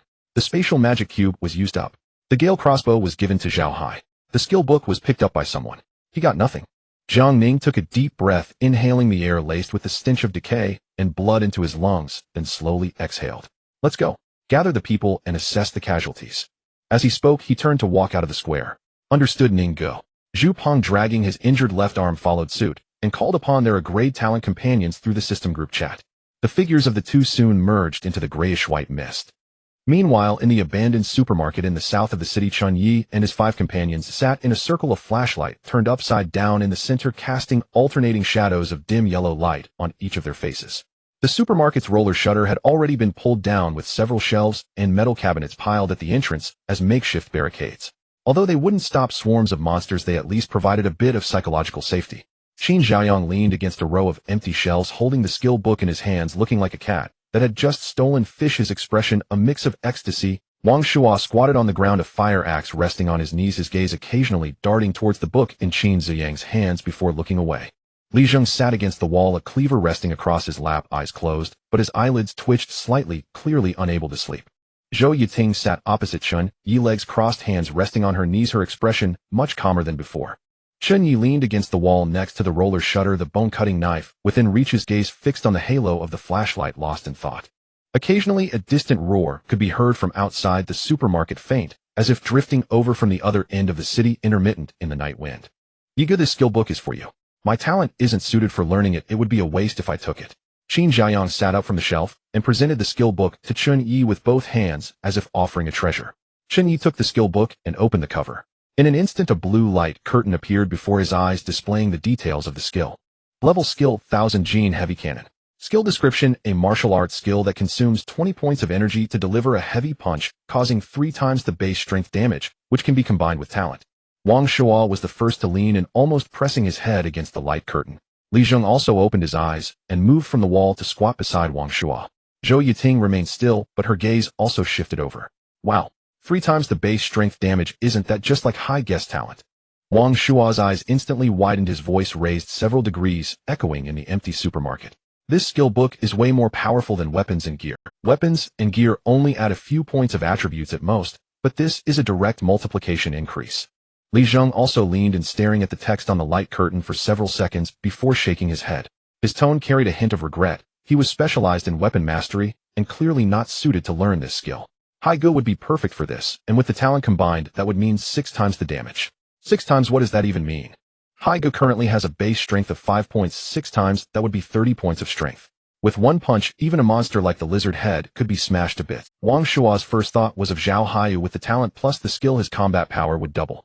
As soon as Qin Jiayang heard this, he immediately sprang up from the shelf. Haigo is indeed the most suitable, but being able to get this book is all thanks to Yi Ge's command and my talent ability. I think Yiga should learn it.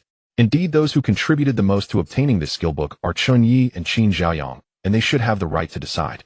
Zhou Yiting's voice came from across the room, calm and collected, as if stating an objective fact. But if Haigo learns it, the benefit would be the greatest, and our team would become stronger.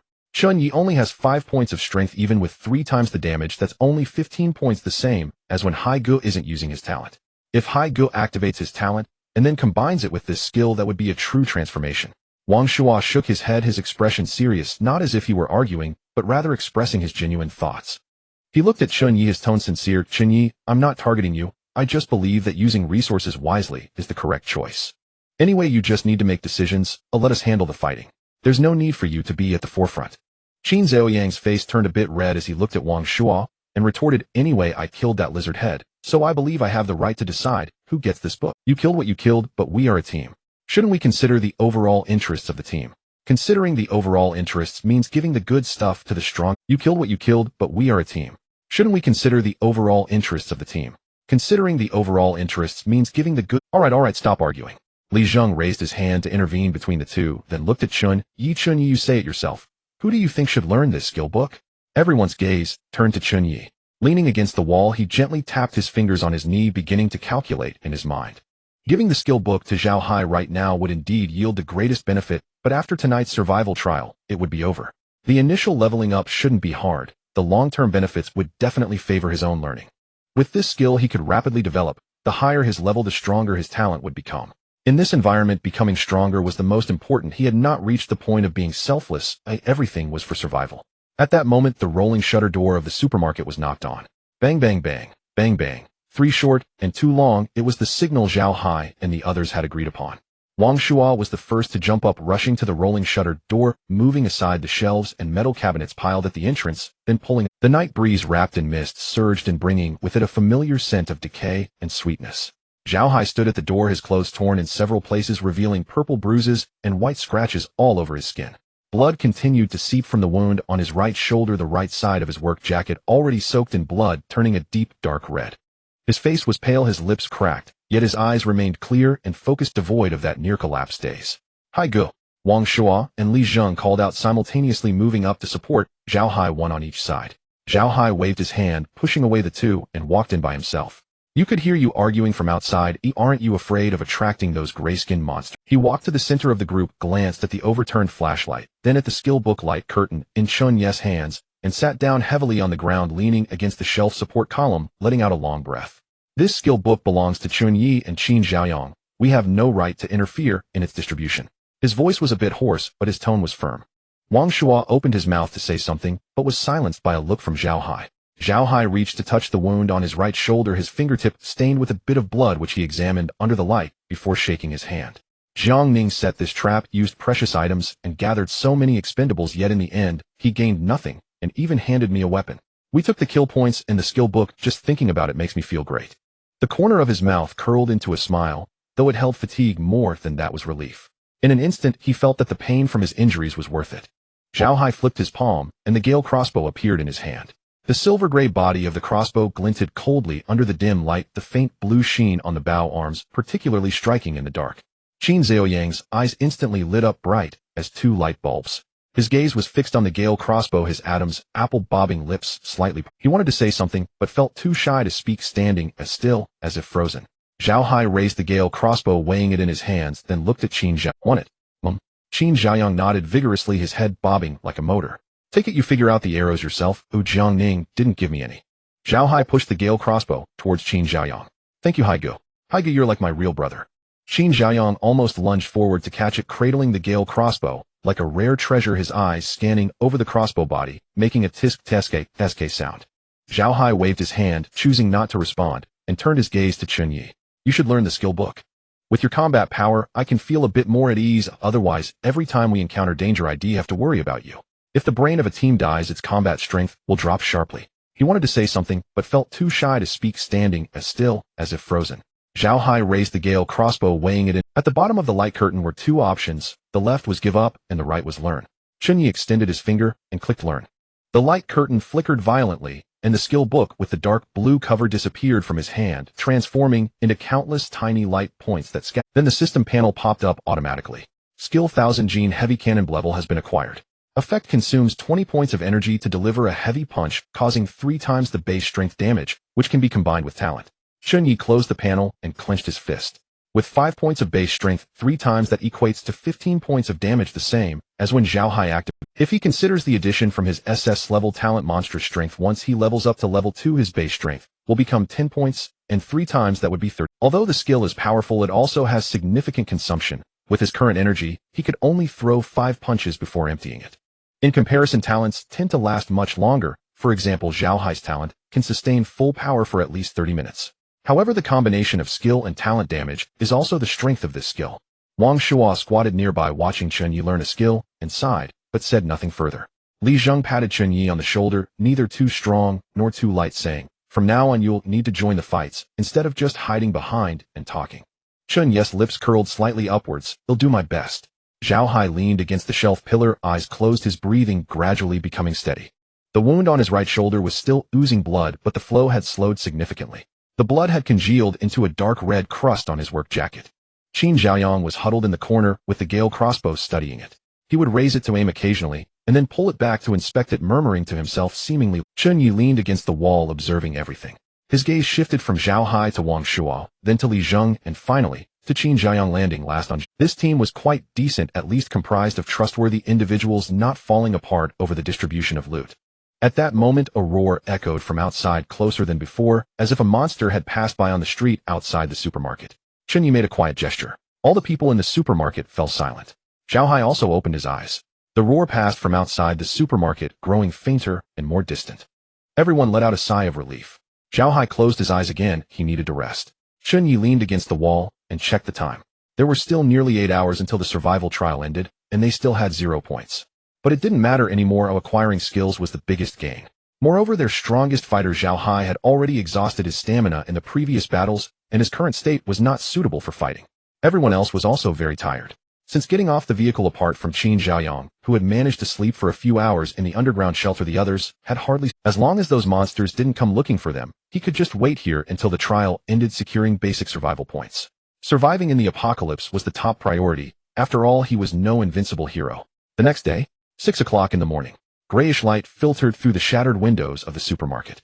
Chen Ye opened his eyes, and the first thing he did was pull up the system trial panel. The survival trial has concluded. Name Chen Ye. Survival rating D. Kill points 0. Survival points 100. The death train will depart in 2 hours. Please return to the train in time for reward settlement. Countdown 15959. Chen Ye stared at the panel for 2 seconds, then closed it, and stood up. His body curled up against the wall all night, made cracking sounds like a rusty machine, starting up again. His right shoulder was stiff from leaning against the cold wall for too long, making it nearly impossible to lift his arm. He moved it a few times to regain some mobility. His right shoulder was stiff from leaning against the cold wall for too long, making it nearly impossible to lift his arm. He moved it a few times to Qin Xiaoyang was the first to jump up, looking quite spirited. While others had been resting with their eyes closed, he had genuinely fallen asleep. Li Zheng tucked the butcher knife resting on his lap back to his waist, and stood up, stretching his stiff neck. Zhou Yiting stood up from the corner. Li Zheng tucked the butcher knife resting on his lap back to his waist, and stood up, stretching his stiff neck. Zhou Yiting stood up from the corner, brushing off the dust from her clothes. I also got D grade. Zhao Hai leaned against the shelf pillar, looking at his system panel. Survival points 100, kill points 50, rating is D. Wang Shuo turned to Zhao Hai. Brother Hai, you killed monsters afterward. You actually have 50 points. I killed a few while running from the central square. Let's go, it's not far from the station. We should head back early to avoid any accidents. Zhao Hai straightened up and moved his right shoulder. The wound on his right shoulder had scabbed over, but he still frowned when the movement affected the injury. Chen Ye turned off the panel, bent down to pick up the bone-cutting knife from the ground, and tucked it into his waist. The 6 of them exited the supermarket. Outside, the grayish mist still hung in the air, though not as thick as it had been at night, and visibility had improved to about 100 meters. The streets were very quiet, devoid of any roars. The monstrous howls that had echoed throughout the night had completely vanished. The entire city was as silent as a grave, with only the sound of the wind whistling through the ruins and the footsteps of the 6 people crunching on the debris. Those monsters were so fierce at night, but they've completely disappeared during the day. Qin Zhaoyang, holding the Gale crossbow, walked while scanning the surroundings. These monsters don't have the same aggressive tendencies during the day. As long as we don't make loud noises, they shouldn't swarm us. Chen Ye walked in the middle of the group, his gaze sweeping over the dark windows on both sides of the street. The appearance of monsters at the platform earlier was likely due to too many people making too much noise. Zhao Hai walked at the front, his pace significantly slower than yesterday, his right shoulder injury causing his body to lean slightly to the right.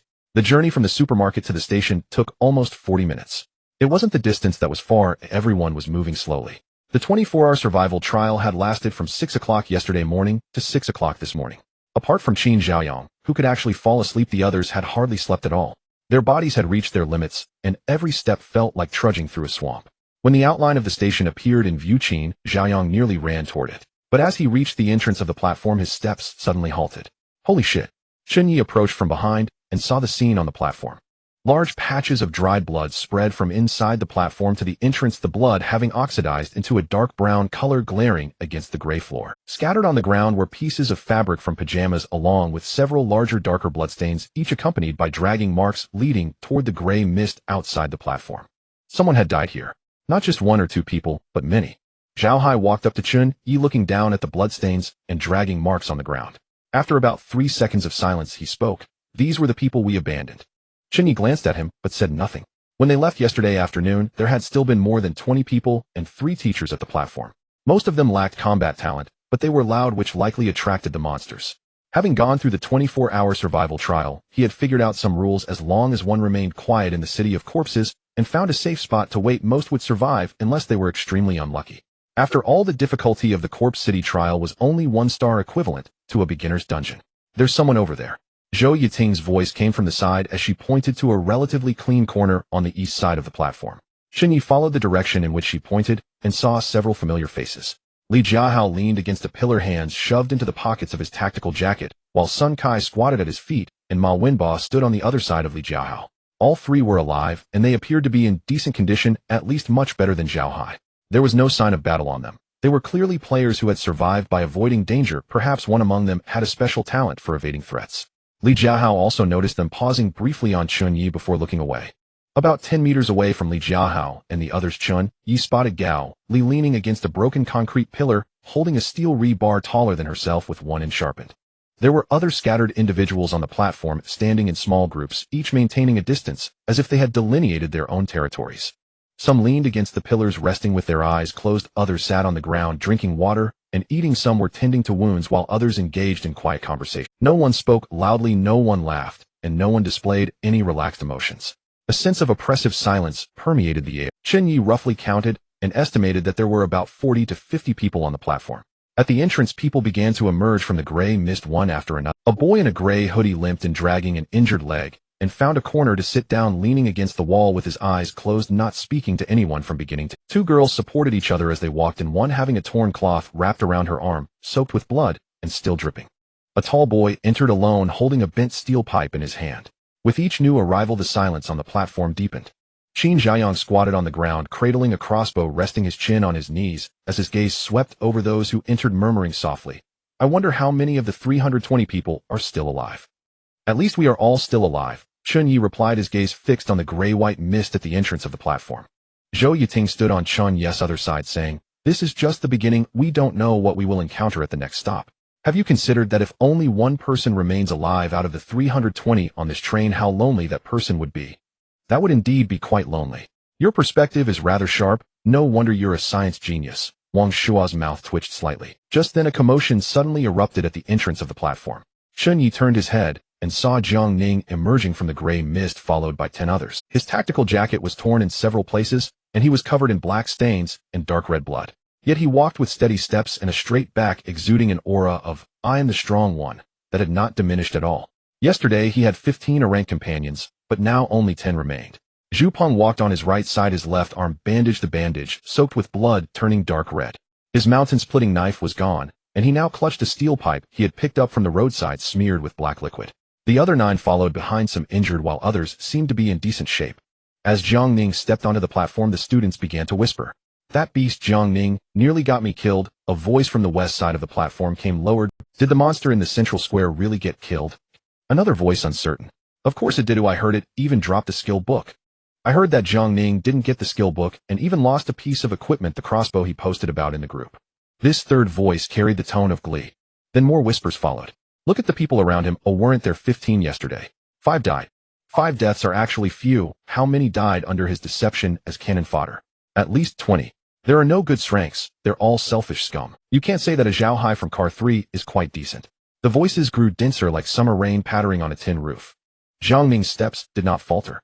He entered the platform, his gaze sweeping over everyone present, moving deliberately from west to east, from north to south, like a blunt knife slicing across each person's face. Then Jiang Ning's gaze halted, focusing directly on Chen Ye. Chen Ye stood there, hands in pockets, the bone cleaver at his waist, his expression unchanged. Jiang Ning looked at him for about 3 seconds before withdrawing his gaze and leading his group towards the open space in front of Car 5. The people on the platform automatically parted to make way. 10 ranks and 1 rank. This configuration still represented overwhelming power on the current platform. Jiang Ning reached the open space in front of Car 5 and stopped. He turned around, facing the platform. The Emperor engine within him emitted a low rumble.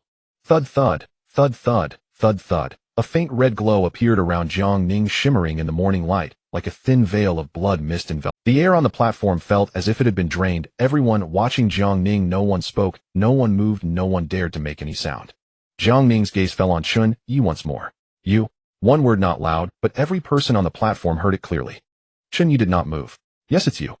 Your gaze shifted from Chen Ye to Li Zheng, then to the butcher knife at Li Zheng's waist, before returning to the bone cleaver at Chen Ye's waist. "Yesterday, it was you who killed the lizard head. Your weapons were still stuck in its forehead yesterday."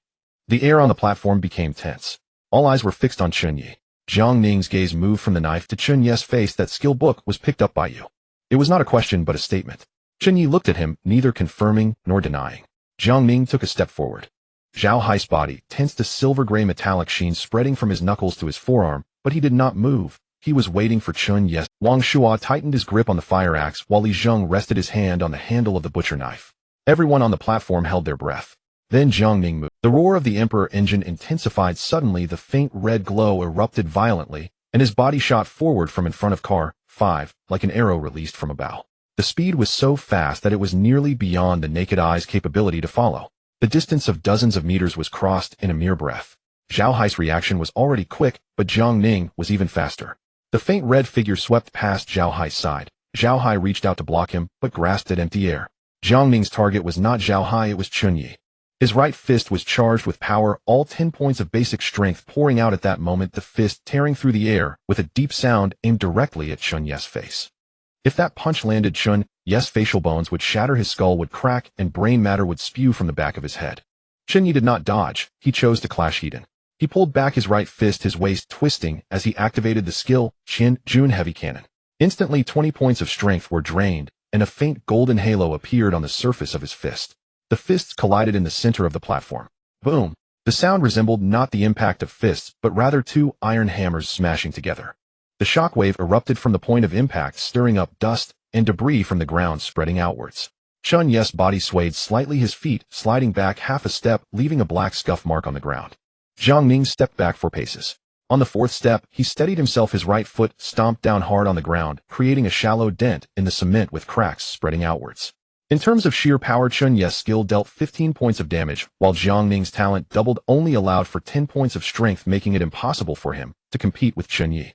The platform fell into a deathly silence. Everyone watched this scene, mouths agape, eyes wide. What the hell? Someone voiced their shock first, and then the platform erupted into chaos. Who is he? Which carriage is he from? He actually pushed back the shrank Jiang Ning with a single punch. It's from carriage number 3. His name is Chen Ye. He's from the computer science department. I know him. Isn't he a crank talent? How can he deal such damage? I get it now, it's the skill. He used a skill. That skill book dropped from the lizard head. Is the skill really that powerful? It can allow a crank to overpower and shrank. Whispers turned into a cacophony of discussion. All eyes on the platform were fixed on Chen Ye, with some reassessing, some calculating their positions, some relieved they hadn't offended him previously, and others regretting they hadn't connected with him sooner. Gao Li leaned against a cement pillar, gripping a sharpened rebar. His gaze lingered on Chen Ye for 2 seconds before shifting away, the corner of his mouth twitching slightly. Li Jiahao did not respond. Jiang Ning shook his numb right fist, his gaze fixed on Chen Ye. His fist trembled. Sun Kai crouched at his feet, mouth agape in an O shape, unable to close it for a long while. Brother Jiahao, did he really obtain that skill book? Li Jiahao did not respond. Jiang Ning shook his numb right fist, his gaze fixed on Chen Ye. His fist trembled slightly, not from fear, but due to the recoil. The force of Chen Ye's punch exceeded his own, resulting in his fist hurting more from the collision. If it weren't for his own physique being doubled, that punch could have injured him. I didn't expect you to be so perceptive, figuring out through the weapon that we took it. Chen Ye flexed his right fist, his tone casual. However, there's something you got wrong. He paused, his gaze locking onto Jiang Ning's eyes. That skill book is not yours. If we are to talk about contributions, it was Hai Gu who put in the most effort. As for the final kill, it was Zhao Yang who delivered the finishing blow. That skill book was originally ours. We took it, shouldn't we? Jiang Ning's temples throbbed as the roar of the Imperial engine intensified within him, a faint red glow flickering ominously. Zhao Hai. Jiang Ning turned his gaze to Zhao Hai. You knew all along that the lizard head was killed by your people, yet you still asked me for the Gale crossbow. You really are calculating. I underestimated you. Zhao Hai stepped out from behind Chen Ye, standing beside him, his towering height of 195 meters resembling a wall, silver-gray metallic luster covering his fists. Calculating. He stared at Jiang Ning, a cold smirk appearing at the corner of his mouth. Who is really calculating whom? You trapped me in the barrier as cannon fodder, and when you were done you thought you could just kick me away. The Gale crossbow was already promised as your reward. If those monsters hadn't arrived in time, you would have really managed to outsmart me. He paused, spitting on the ground. Evil deeds will surely lead to your downfall. You deserve it. The 10 people behind Jiang Ning stepped forward. Zhu Peng tightened his grip on the steel pipe, while the other 8 revealed their weapons. Zhao Hai did not retreat. Wang Shua and Li Zheng stepped forward, standing on either side of Zhao Hai, their fire axes and butcher knives glinting coldly in the morning light. Qin Zhaoyang and Zhou Yiting stood at the back of the group. Qin Zhaoyang had a crossbow, but no bolts, and Zhou Yiting had no combat power at all. The air on the platform felt ignited. Everyone began to back away, clearing space for the 2 teams. 2 teams, 17 people faced off on the platform of the Corp City South Station. On one side stood Jiang Ning and his 10 rank teammates with the Shrank Talent Imperial Engine, all 10 ranks possessing combat talents, holding a clear numerical advantage. On the other side were Zhao Hai and Chen Ye's team, with the Shrank Talent Ironclad Armament possessing skills to counter Shrank forces, along with 1 rank and 1 Brank combat talent member, giving them the advantage of 2 Shrank combatants. If a real fight broke out, the outcome would be uncertain. The silence on the platform lasted about 10 seconds. Then Jiang Ning took a deep breath, the roar of the Imperial engine gradually diminishing, the faint red glow dissipating from around his body as he relaxed his fist. We're leaving. His voice returned to calm, that unsettling calm. Zhu Peng opened his mouth to say something, but was silenced by a single glance from Jiang Ning. The 10 of them turned and walked back to the open area in front of carriage number 5. Jiang Ning walked at the back, his pace slow. When he reached the center of the open area, he stopped, turned around, and his gaze pierced through the crowd, landing precisely on Chen Ye, his eyes holding a pure intent to kill. Then he withdrew his gaze and turned to leave. Chen Ye watched Jiang Ning's retreating figure slowly relaxing, his right hand, his palms slick with sweat. The Qianjun heavy cannon consumed 20 points of strength, and his maximum strength was 100, which was only enough for 5 punches. Zhao Hai was also not in the... If Jiang Ning hadn't held back, just now, if those 10 ranks had truly charged forward, how long could they have held out? He didn't know, nor did he want to gamble. Qin Zhaoyang let out a long breath. That scared me. Ooh, I thought a real fight was about to break out. Chen Ye replied, there will be a fight, but not now. Jiang Ning likely developed a killing intent towards me. Perhaps his condition isn't great either, which is why he didn't make a move. This is quite a big problem. Zhao Hai glanced at him. Jiang Ning has killed quite a few monsters. After the tally, his level will surely exceed ours. Coupled with his talents, full attribute doubling every level up is a comprehensive enhancement. We must be extremely cautious next time. Chen Ye nodded. Indeed, he is a formidable enemy. Fortunately, many in his team have perished this time, and we have taken their weapons and skills. With our strengths and weaknesses balanced out, who will ultimately prevail remains uncertain. Chen Ye turned around, casting his gaze towards the gray-white mist at the entrance of the platform. More and more people gathered on the platform, and those who returned alive gradually walked out from the mist, each bearing an expression of having survived a calamity. The train doors remained closed, likely to open only at departure time. Chen Ye withdrew his gaze, leaning against a pillar on the platform, closing his eyes. His hand rested on the hilt of the bone-cutting knife, fingers unconsciously tapping lightly on the handle. This Jiang Ning cannot be left alive. But not now. Currently, their strength is still insufficient. Once they develop further and level up a few more times, the SSS-Rank talent monstrous strength will manifest its effects, and by then this Jiang Ning will no longer be a threat. Chen Ye opened his eyes, looking through the gaps in the platform's roof towards the gray-white sky. The mist was slightly thinner than in the morning, and the daylight shone through the haze pale, like a dead man's face. In the distance, the outlines of buildings emerged through the mist, and the ruins covered in dark red moss appeared particularly desolate in the morning light. The number of people on the platform continued to increase.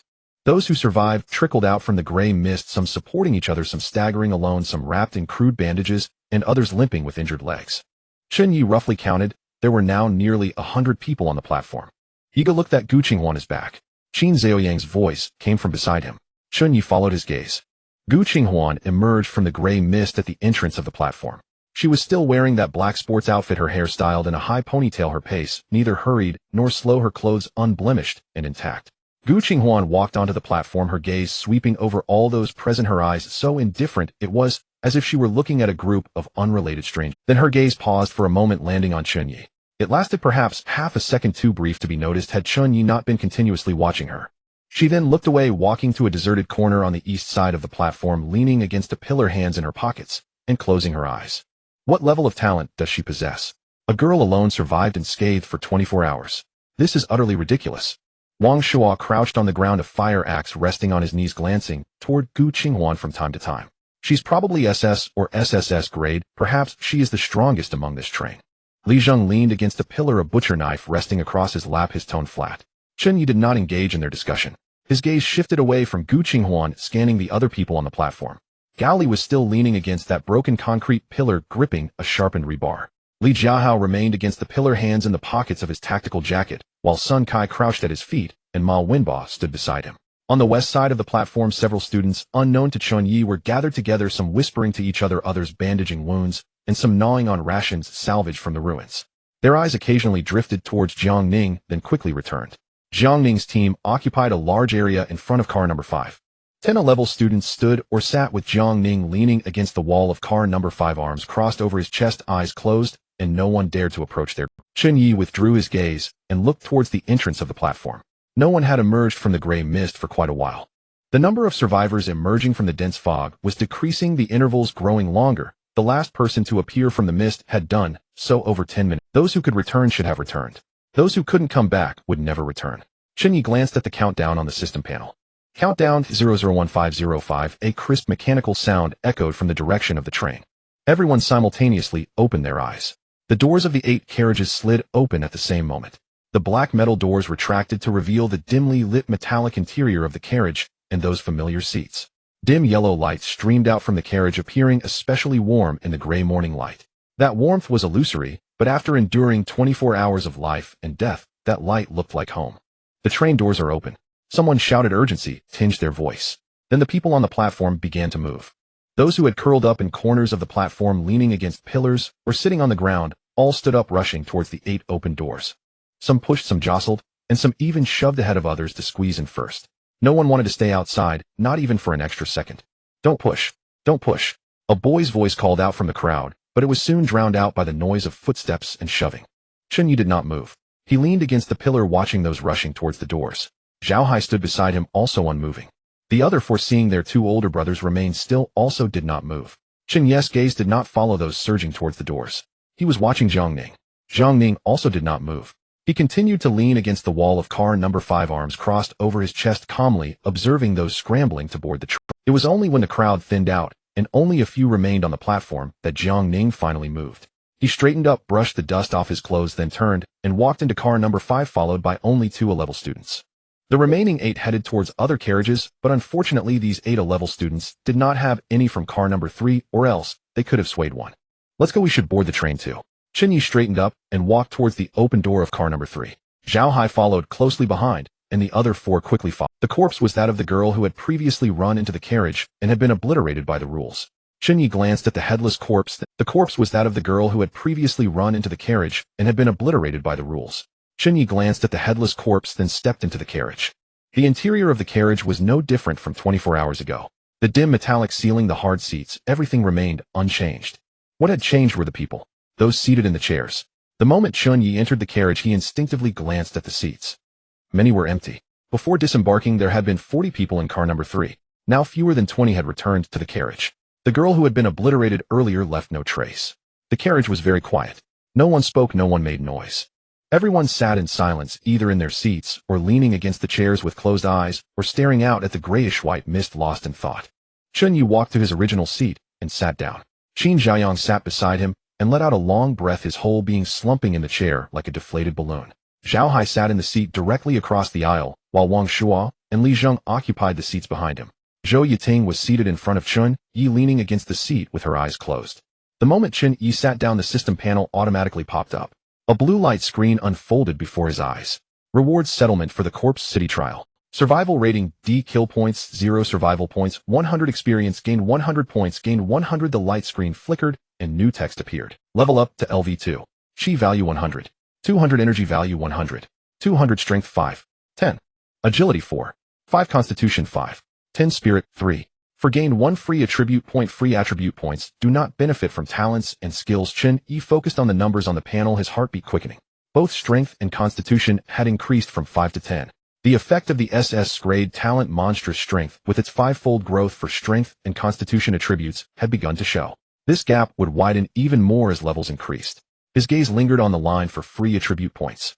1 free attribute point could be added to any one of the 4 basic attributes. He did not rush to allocate it. He decided to save it for now, not hurrying to use it.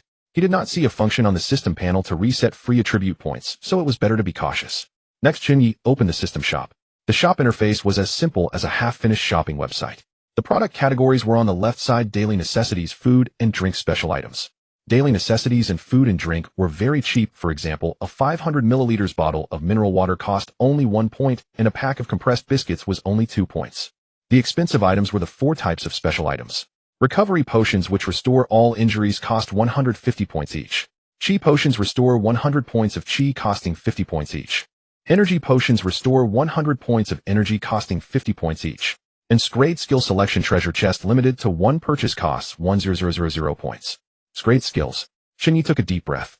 Upgrade skill could deal 3 times the strength damage, so how many times would Scrade skill deal? However, these 1000 points were also out of reach. Every necessity consumed points along with the potions, which were a major expense. Accumulating 100 points would not be easy.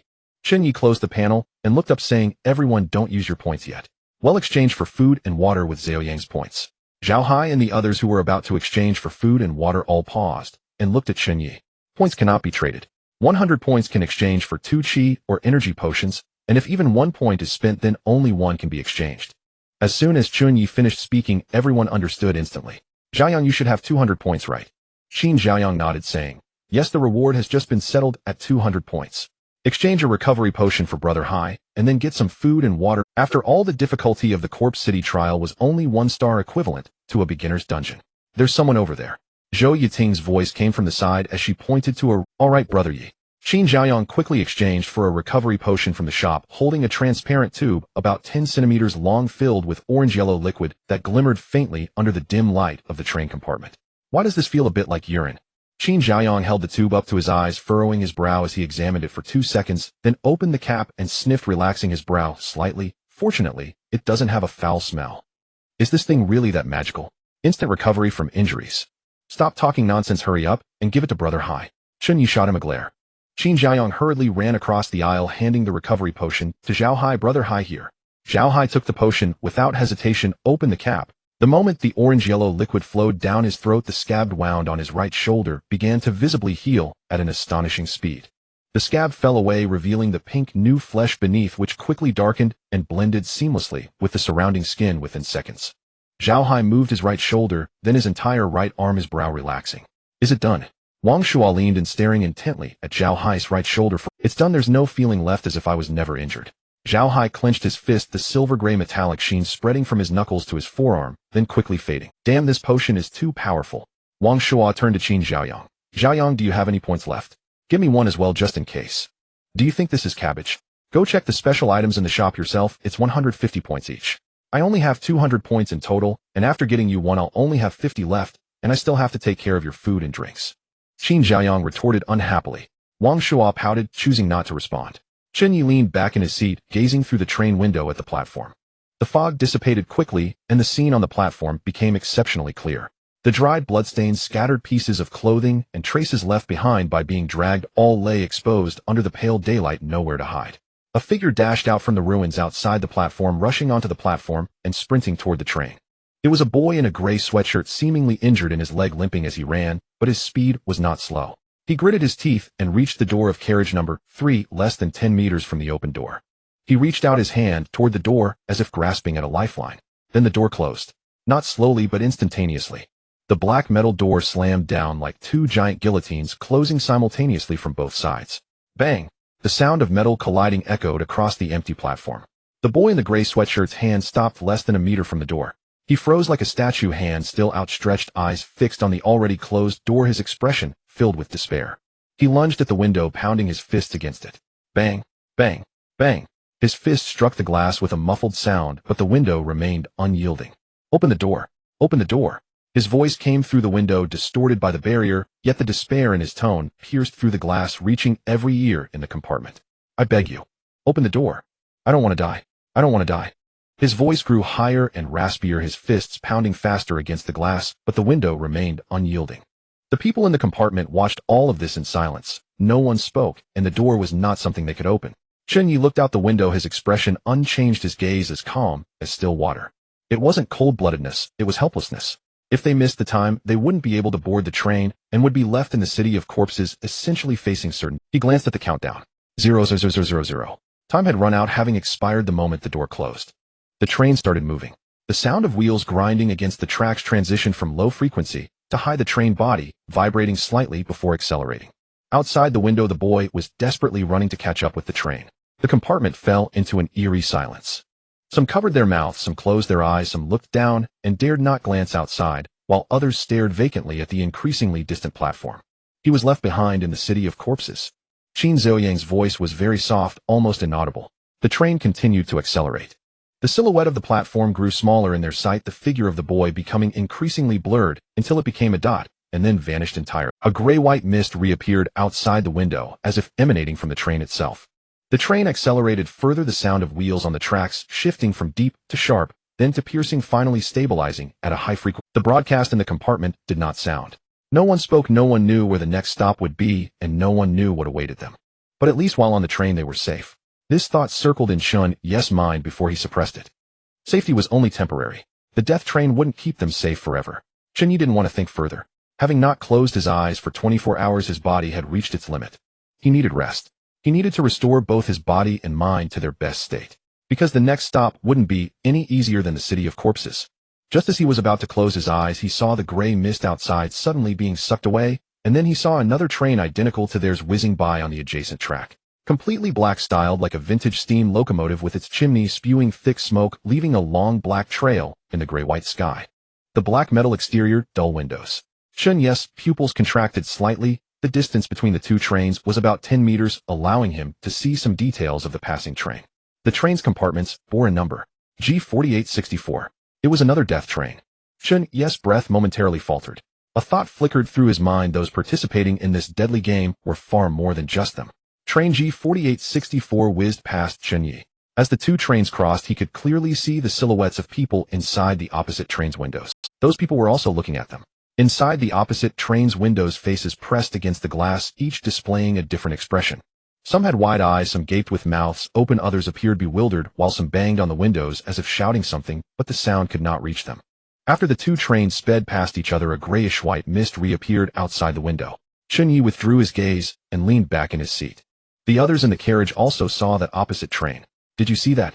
There were people on that train. Qin Zhaoyang was the first to shout, his voice filled with an uncontrollable shock. He sprang up from his seat, leaning against the window to look back, but the grayish-white mist had already obscured his view of the trees below. I saw it. The train's number was G4864, different from ours.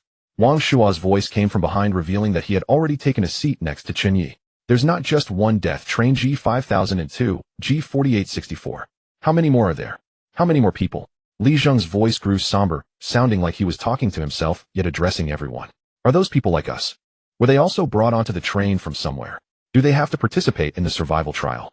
Zhou Yiting's voice came from the seat in front of Chen Ye, her tone laced with fear. Zhao Hai remained silent, but stood up from his seat, walking to the window, staring at the direction where the opposite train had disappeared for several seconds before turning back and sitting down. His expression had become even more serious than before. Chen Ye leaned back in his seat, his fingers lightly tapping on his knee. G4864. G5002. 2 death, trains 2 numbers. How many more are there? He did not know, but he knew one thing. This deadly game was far larger than they imagined. It was not just one train with 320 people. It could be hundreds, thousands, or even tens of thousands. Perhaps there were tens of thousands, or even more. Where did those people come from? Were they also brought from Earth or from somewhere else? From another time, another dimension? Chen Ye did not know. He realized he had too little information now. But he could determine one thing behind this deadly game: there was a vast, intricate system that far surpassed human comprehension. That system brought different individuals from various places, crammed them into different trains, and sent them to different worlds for various trials. Some would die, some would survive, some would grow stronger. Chen Ye took a deep breath, closed his eyes, and stopped thinking about the questions that had no answers for now. The train's speed stabilized at a constant frequency, and the sound of wheels grinding against the tracks shifted from sharp to deep. What do you think? Which school are those people from? Are they also college students? I don't know, but they all look to be around the same age, about 20. Could it be that universities from all over the country were drawn into this? It's possible, maybe the whole world is. Stop it, the more I think the scarier it gets. People in the carriage began to speak in low voices. Chen Ye kept his eyes closed, not participating in the discussion, as it held little meaning. His breathing gradually became even, his heartbeat slowed, and the tense nerves that had been taut for 24 hours began to relax. Consciousness began to blur, and he soon fell into a deep sleep.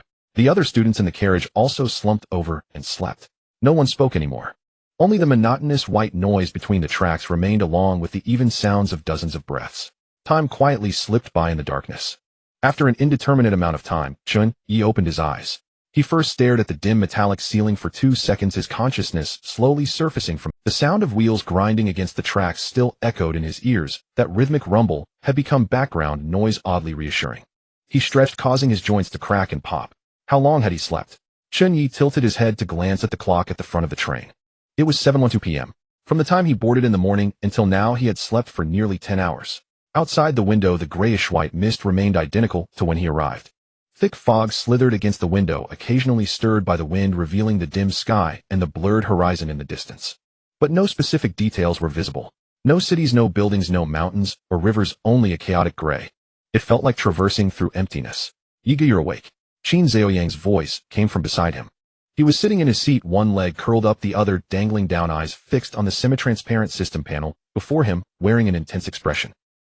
Chen Ye responded, straightening his body and stretching his stiff neck. He leaned back in his seat, summoning the system chat group. As the blue screen unfolded before him, messages flooded in like a breached dam. His gaze swept across the number in the top right corner of the group chat interface. The number of group members had dropped from the initial 320 to 147. 173 people had died. More than half had not made it back. Only 15 people remained in carriage 3. Chen Ye's thumb paused at the edge of the panel before he began to scroll down through the messages. The chat scrolled quickly, with messages rolling in from last night until now. Some were reporting safety, some mourning deceased classmates, and others seeking trades. Several white-quality items appeared in the chat, all with one attributes. Qin Zhaoyang leaned over his head, almost bumping into Chen Ye's panel, his eyes wide. "Yiga, look. Quite a few people have obtained equipment and are only now revealing it. On the train, it's essentially a safe zone. If they brought it out on the platform, wouldn't they be robbed? Outside, people can kill and loot. It's clearly stated that killing other passengers is not allowed on the train." "That's true." Qin Zhaoyang nodded, retreating to his seat, thinking of the Gale crossbow lying in his storage space, a slight smile forming at the corners of his mouth. "But I still think my crossbow is the best, green quality, agility 3, and it was given to me by Haigua Real Steel." Chen Ye did not respond, continuing to browse the group chat. Messages in the group were still flooding in, but the pace had slowed. Those reporting equipment had finished, and those mourning had also concluded, leading to the emergence of different messages. Most people were discussing the death train from earlier in the day, with some speculating about what lay behind this deadly game. No one could answer those questions. Just as Chen Ye prepared to close the group chat, a new message popped up. "Carriage 3 Qian Bind Class Elemental Skill Book Ice Arrow Art for 1 recovery potion. Is anyone in Carriage 3 willing to trade?" His finger froze. Carriage 3. That was their carriage. Chen Ye's gaze lingered on the message for 2 seconds before he tapped the back of the seat in front of him. Zhou Yiting, who had been resting her eyes against the seat, opened them after being tapped, turning her head with a somewhat dazed expression. "What's wrong?" Chen Ye checked the group. "That skill Ice Arrow Art, can you learn it?" Zhou Yiting paused for a moment, then summoned her system interface and scanned the luminous screen for 2 seconds. "It's learnable. Water and ice belong to the same elemental category. But I only have 100 points, not enough to purchase a recovery serum. And points aren't tradable.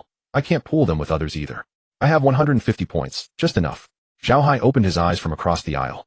With a flick of his palm, the system marketplace shimmered into existence before him, and his fingers tapped decisively across its glowing surface. We must acquire this skill manual. Chen Ye closed his fist around the serum, his gaze sweeping over the assembled group. The class leader's innate talent amplified. Zhao Hai extended the recovery serum toward Chen Ye here. Chen Ye accepted it, weighing it thoughtfully in his palm. The glass felt cool and smooth, the viscous liquid swirled without bubbles, a dense syrupy solution. We must acquire this skill manual. Chen Ye closed his fist around the serum, his gaze sweeping over the assembled group. The class leader's innate talent amplifies damage by double across all 4 elemental attributes. Such a gift must not go to waste. He paused, a faint knowing smile curling at the corner of his lips. Still asking for a single recovery serum in exchange for this drank skill manual is far too steep a price. We'll need to negotiate. Negotiate? Qin Xiaoyang leaned in bewildered. How exactly does one haggle over something like this? Are we supposed to hand him half a vial? Wang Shuo and Li Zheng exchanged puzzled glances, then turned in unison toward Chen Ye, uncertain what he meant by negotiation. Zhao Hai asked no questions. He'd long grown accustomed to Chen Ye's habit of speaking in fragments, and simply reclined against his seat, waiting patiently for the next move. Chen Ye rose from his seat, gripping the orange-yellow recovery serum in his right hand, while brushing dust from his clothes with his left. Then he turned his gaze, traversing the entire carriage. 15 survivors from carriage 3 sat scattered across the seats. Some dozed, some scrutinized their system interfaces, some whispered quietly, others stared blankly out the window at the ashen mist. Who among you is Qianbin? Chen Ye's voice cut through the carriage. A hush fell instantly. Then from the very front row a frail voice answered, I am. Chen Ye followed the sound, originating from the window seat in the front row, and walked forward, the serum held steady in his hand. Zhou Yiting followed closely behind, her pace quicker than usual, clearly invested in that skill manual. Let's go too. Let's see how Yega negotiates. Qin Xiaoyang sprang up from his seat and trotted after them. Zhao Hai rose calmly and fell into step behind. Wang Shuo and Li Zheng exchanged another glance, then stood and joined the procession. 6 figures moved toward the front of the carriage, their footsteps echoing softly along the silent aisle. Heads lifted across the carriage, all eyes tracked their advance. Chen Ye reached the front row and sat down beside Qianbin.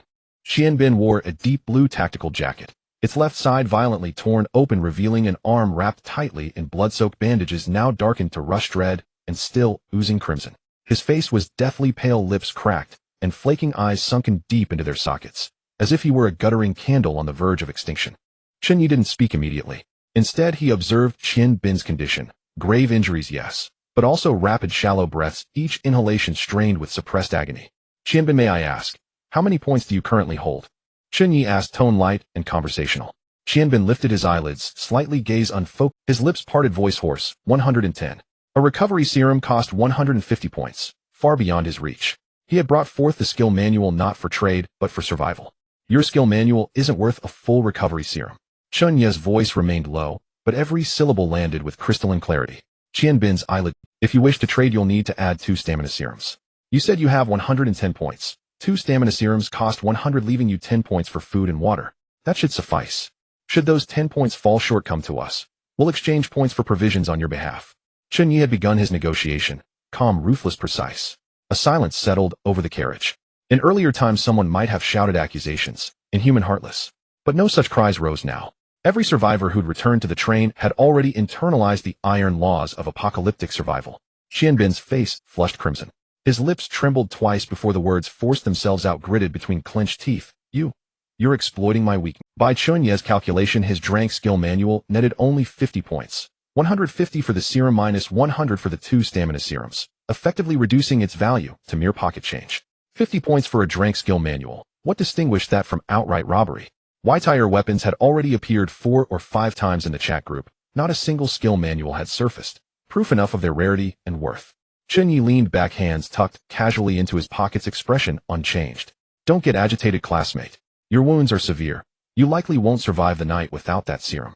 Of all who returned to carriage 3, only our group holds sufficient points to procure medicine. Refusing us incurs no loss on our part, but for you the cost is your life. He paused, locking eyes with Qianbin. Tell me, if you die, what use is a skill manual? Perhaps it'll even drop from your storage space upon death, and we'll simply pick it up. The moment those words landed, the air in the carriage seemed to vanish. Others' gazes ignited with sudden sharp realization. Qin Xiaoyang stood behind Chen Ye. At first stunned, he then blinked rapidly, his eyes flaring wide with dawning comprehension.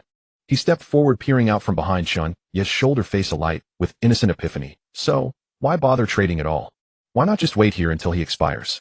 His tone was guileless, utterly matter-of-fact, as if describing the most natural course of action. That remark struck deeper than Chen Ye's own. Xianbin's face drained from crimson to ashen gray, then hardened to leaden fury. His lips quivered violently, teeth grinding audibly. He looked first at Chen Ye, then at the 5 figures behind him. His gaze swept slowly across each face, before settling again on Chen Ye's impassive expression. His fists unclenched, not in acceptance, but in resignation. Across carriage 3, among all the survivors, only this group possessed the 150 points required to purchase a recovery serum. Fine, I'll trade. Xianbin's voice was ragged, each syllable wrenched from raw throat and will. His fingers danced across the system interface. 2 vials of crimson stamina serum appeared in his hands. Then with a subtle turn of his palm, a skill manual materialized, its cover radiating a soft, pearly luminescence. He extended both serums and the manual toward Chen Ye. Chen Ye took them with a smile, weighing the 2 stamina elixirs and the skill book in his hand. He nodded and said, "Pleasure working together." He passed the restoration potion over. He could have kept it. The train's rules forbade killing other passengers, but said nothing about deception. Still, that would have been too cruel. Xianbin seized the potion as if snatching it. He twisted the cap, tilted his head back, and gulped it down. As the orange-yellow liquid slid into his throat, the swelling in his arm visibly subsided, and his slightly collapsed chest returned to normal. In the span of a few breaths, Xianbin went from a flickering dying lamp to a machine roaring back to life. His breathing steadied, his complexion normalized, and the vacant look in his eyes vanished, replaced by a relieved gratitude at having survived the ordeal. He glanced at his system panel. Remaining points 10. Xianbin's mouth twitched. The expression was worse than swallowing a fly. If only he had not risked trying to kill. Chen Ye did not look at him again. He turned and handed the 2 vials of red-stained stamina elixirs to Zhao Hai. "Brother Hai, these are yours." Zhao Hai accepted them and stored them in his system inventory. Stamina elixir instantly restores 100 stamina points. In battle, this is a second life. Zhao Hai's steel armament Gongtia Wu Zhuang is a high-consumption active talent. These 2 elixirs would let him maintain another hour of intense fighting. Chen Ye then handed the skill book, which glowed with a pale blue halo, to Zhou Yiting. "Class monitor, this is yours." Zhou Yiting took the book, her finger lingering. The cover felt cool to the touch. There were no words, only a blurred ice crystal pattern that scattered delicate light under the lamp. She opened it, and a blue light screen sprang up as she tapped the study prompt. The skill book dissolved into countless tiny motes of light. Zhou Yiting closed her eyes as if sensing something. Seconds later, she opened them, a faint smile lifting the corner of her mouth. The first smile she had shown since board. "I have combat ability now too. This skill costs 5 energy points and fires an ice arrow that deals damage equal to 1 times my spirit power. I have 6 base spirit power, and with talent stacked it becomes 12 spirit power damage." Her voice carried an excitement she could not hide. 12 points of spirit power damage was clearly inferior to Zhao Hai's 18 points of strength from his talent. But Zhao Hai's steel armament is melee, forcing him to charge into monsters for close combat, while Zhou Yiting's ice arrow is ranged, allowing her to deal damage from a safe distance. Moreover, Ice Arrow is a drank skill costing only 5 energy points. With her 200-point energy cap, she could cast it 40 times in succession. The 6 of them returned to their seats. No sooner had Qin Jiayang sat down than he leaned over and whispered, "Brother Yi, do you think if Qianbin had stopped breathing, the skill book would actually have dropped out?" Chen Ye leaned back in his seat and gave him a sidelong glance. "Probably not. I was just scaring him." Qin Jiayang opened his mouth to say more, but seeing Chen Ye's half-smile, he swallowed the words. Zhou Yiting in the front row turned back. Her expression was much more relaxed. "Chen Ye, thank you." Her voice was quiet but earnest. Chen Ye waved a hand. "We're a team, don't say that." His gaze swept over each teammate. Zhao Hai leaned back in his seat, arms crossed, and eyes half closed. Wang Shuo and Li Zheng were speaking in low tones.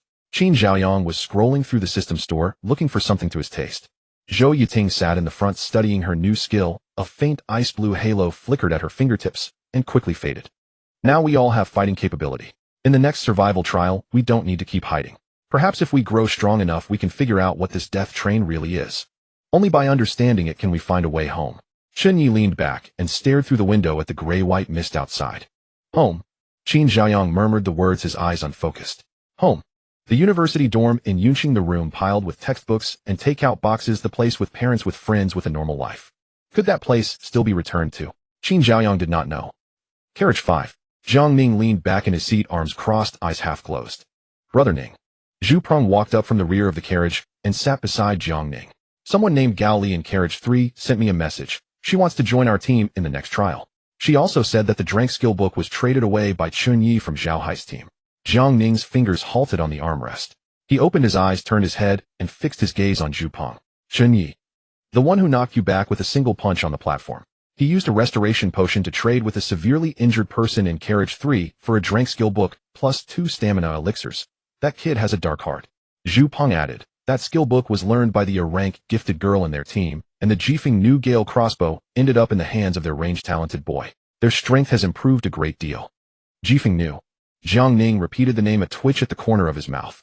That crossbow had originally been as Zhao Hai had swindled it away. It was the only known green-quality weapon to drop in this trial. Good. In the next trial, it'll make him learn the price of offending me. Jiang Ning's voice was so calm that a chill ran down Zhu Peng's spine. He did not look at Zhu Peng. He summoned his personal attribute panel, and a blue light screen unfolded before his eyes. Name Jiang Ning. Level LV 320. Stamina 300,300. Energy 300,300. Strength 7. Agility 7. Constitution 6. Spirit 6. Talent Diwang, Inqing's rank. Skills none. Points 420. Free attribute points 2. He stared at the empty level bar, and his mouth twitched again. The skill book the lizard-head creature had dropped had to be no ordinary grade. His eyes moved to the 2 free attribute points at the bottom. Remembering how Chen Ye had forced him back with a single punch, he did not hesitate to assign both points to strength rose to 9. He activated his talent and glanced at the attribute panel. Strength had not become 18, but had risen to 16. Free attribute points were not base stats, but compared to level 1 this was a qualitative improvement. Brother Ning. The speaker was Jian Lan, a short-haired girl whose hair brushed her neck in a rank talent, and one of Jiang Ning's 10 teammates.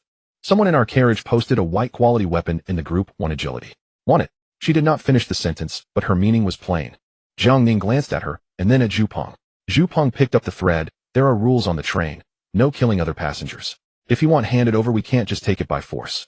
Jiang Ning suddenly stood and strode toward the rear of the carriage. Zhu Peng and Jian Lan exchanged a look and immediately rose to follow him. The eyes of the others in the compartment followed their movement, filled with fear, unease, and wariness. There were a total of 19 people who returned alive from carriage. The remaining 16 people were scattered throughout the carriage. Most of them had B and C level talents, barely surviving the 24 hours in the corpse city. Jiang Ning stopped in front of a boy. The boy was sitting by the window wearing a black hoodie, the hood stained with black marks, indistinguishable whether they were blood or something else. His name was Sun Yang, with a level combat talent, fortunate to have returned alive, but unfortunately, he had just posted a weapon in the group chat, which Jiang Ning noticed. Sun Yang. Jiang Ning called his name casually like an old friend. Sun Yang's body visibly stiffened. The air in Gitu was clear enough to see the outlines of buildings several hundred meters away. The buildings were intact with no damage, contrasting sharply with the Sun Yang's face turned pale instantly, his lips trembling. What do you want? That was something I risked my life for. Why should I give it to you? Are you sure you want handed over? My patience is limited. Jiang Ning's voice deepened. Do you want to rob on the train? What if I don't give it to you? You can't kill on the train. Do you want to be erased by the rules? Sun Yang didn't believe Jiang Ning would dare to kill him. Rest assured, I won't harm you on the train, nor will I kill you. Jiang Ning paused, a slight smile curling at the corner of his mouth. But you can't stay on the train forever. If you don't hand over the weapon once we get to the next stop, I will Sun Yang's pupils constricted sharply, his mouth opening and closing, his whole body trembling. Killing on the train would lead to being erased by the rules, but killing in the trial scene was not prohibited by the rules. For Jiang Ning, killing him in the trial would be as easy as killing a chicken. He'll give it to you. Sun Yang, helpless, flipped his hand, and a dagger appeared in it. The blade was about 20 centimeters long, thick on the back, and glinted coldly under the dim light of the carriage. He handed the dagger to Jiang Ning. Jiang Ning took the dagger, glanced at the equipment attributes panel, then tossed it to Zhu Peng. Take it, and use it. Thank you, Ning. Go. Zhu Peng received the dagger, weighed it in his hand, and a smile appeared on his lips. To others, Jiang Ning was a ruthless figure willing to do, but in Zhu Peng's eyes he was a good big brother. At that time in the central square, when chased by hundreds of gray mist zombies, Jiang Ning not only didn't abandon him, but also helped him escape from the horde. Jiang Ning did not look at him again. He turned around to face the 16 people in the carriage once more. Each of these 16 people had at least 100 points. Even after exchanging for food and clothing, they would still have plenty left, which were resources for him. Everyone listen up. Each of you exchange for a vitality potion and hand it over to Zhu Peng. His voice grew cold, no longer casual, but rather commanding. The carriage fell silent for a moment. Then it exploded. What? A vitality potion costs 50 points. Jiang Ning, what right do you have? Why should we give you our points? Don't go too far. Taking our weapons is one thing, but now you want our points too. Jiang Ning stood there, arms crossed over his chest, his expression unchanged. He did not respond to these questions, only waiting for the noise to quiet down on its own. The clamor in the carriage lasted for about 10 seconds before gradually calming down. Not because they no longer wanted to speak, but because they realized that it was useless to say more.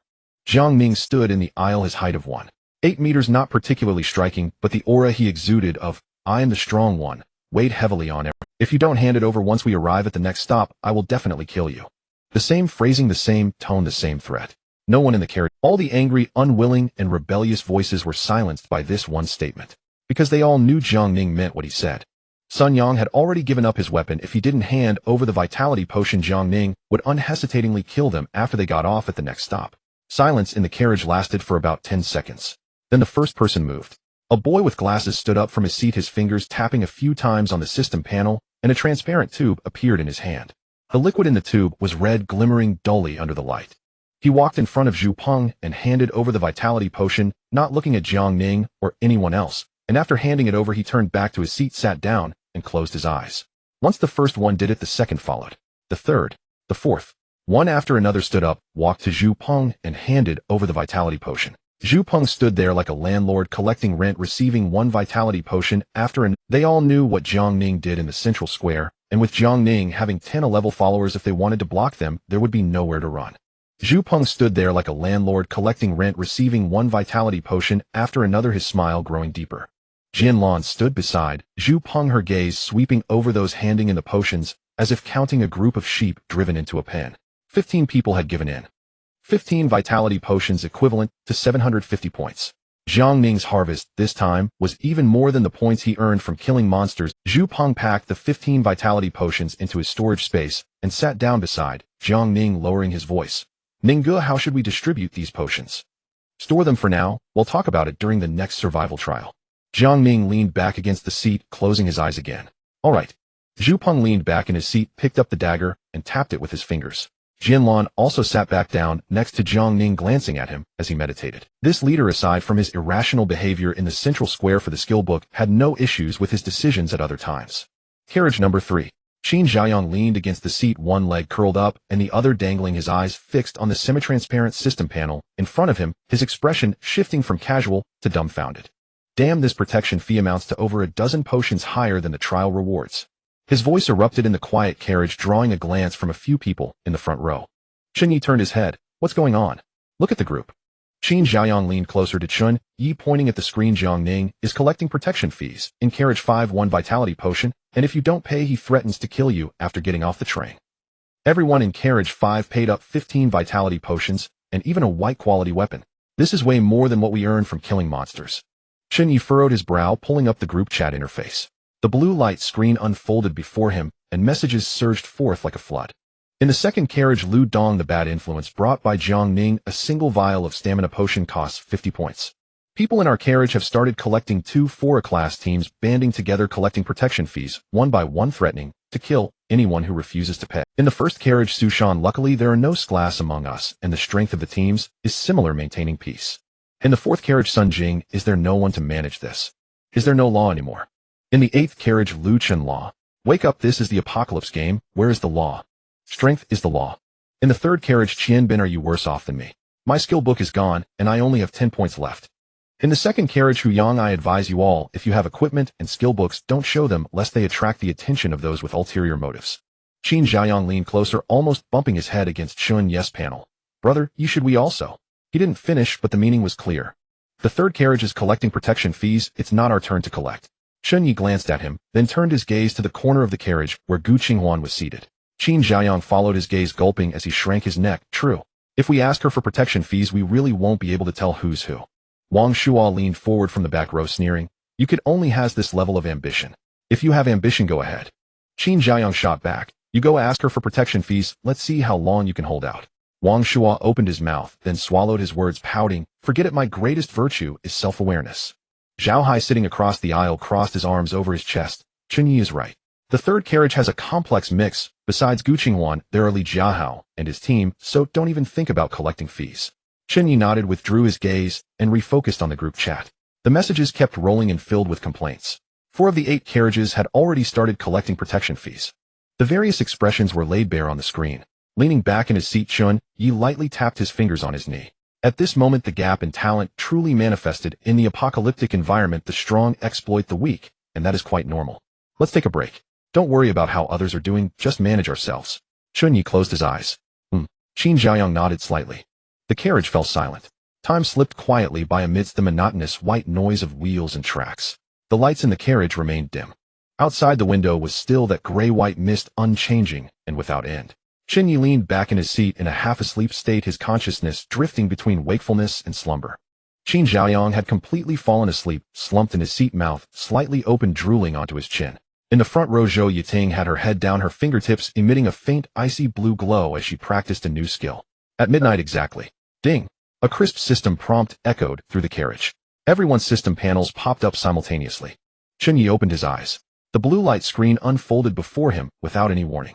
The G5002 Death Train level leaderboard feature has been sorted by level with equal levels sorted by experience percentage. The leaderboard updates daily at midnight. First place rewards 200 points, second place 100 points, and third place 50 points. The light screen flickered, then the level leaderboard interface popped up. Chen Ye glanced over the leaderboard. To his astonishment, the first place was Gu Qinghuan at level 4, followed by Jiang Ning at level 3, and Wang Zhe also at level 3. After the third place, everyone else was at level 2. Qin Xiaoyang was ranked 13th, and Zhao Hai was in 20th. The remaining members of the team had only earned basic survival points, just enough to reach level 2, with rankings all outside the top 50. Damn! Qin Xiaoyang's voice erupted in his ear. He sprang up from his seat like he had been electrocuted, his eyes wide open, staring at the system panel before him. Gu Qinghuan is already at level 4. How did she do it? Wang Shuo also stood up from the back row, leaning in. This woman is too strong. One level higher than Jiang Ning. How many monsters did she kill in the corpse city? Li Jing opened his eyes, glanced at the panel, and shook his head. No wonder she dares to act alone. With this strength, she indeed doesn't need to team up with anyone. Zhou Yiting turned around from the front row. There are a total of 147 people on the leaderboard. Based on our rankings, at least everyone ranked after 50 has only earned basic survival points, all just hanging on.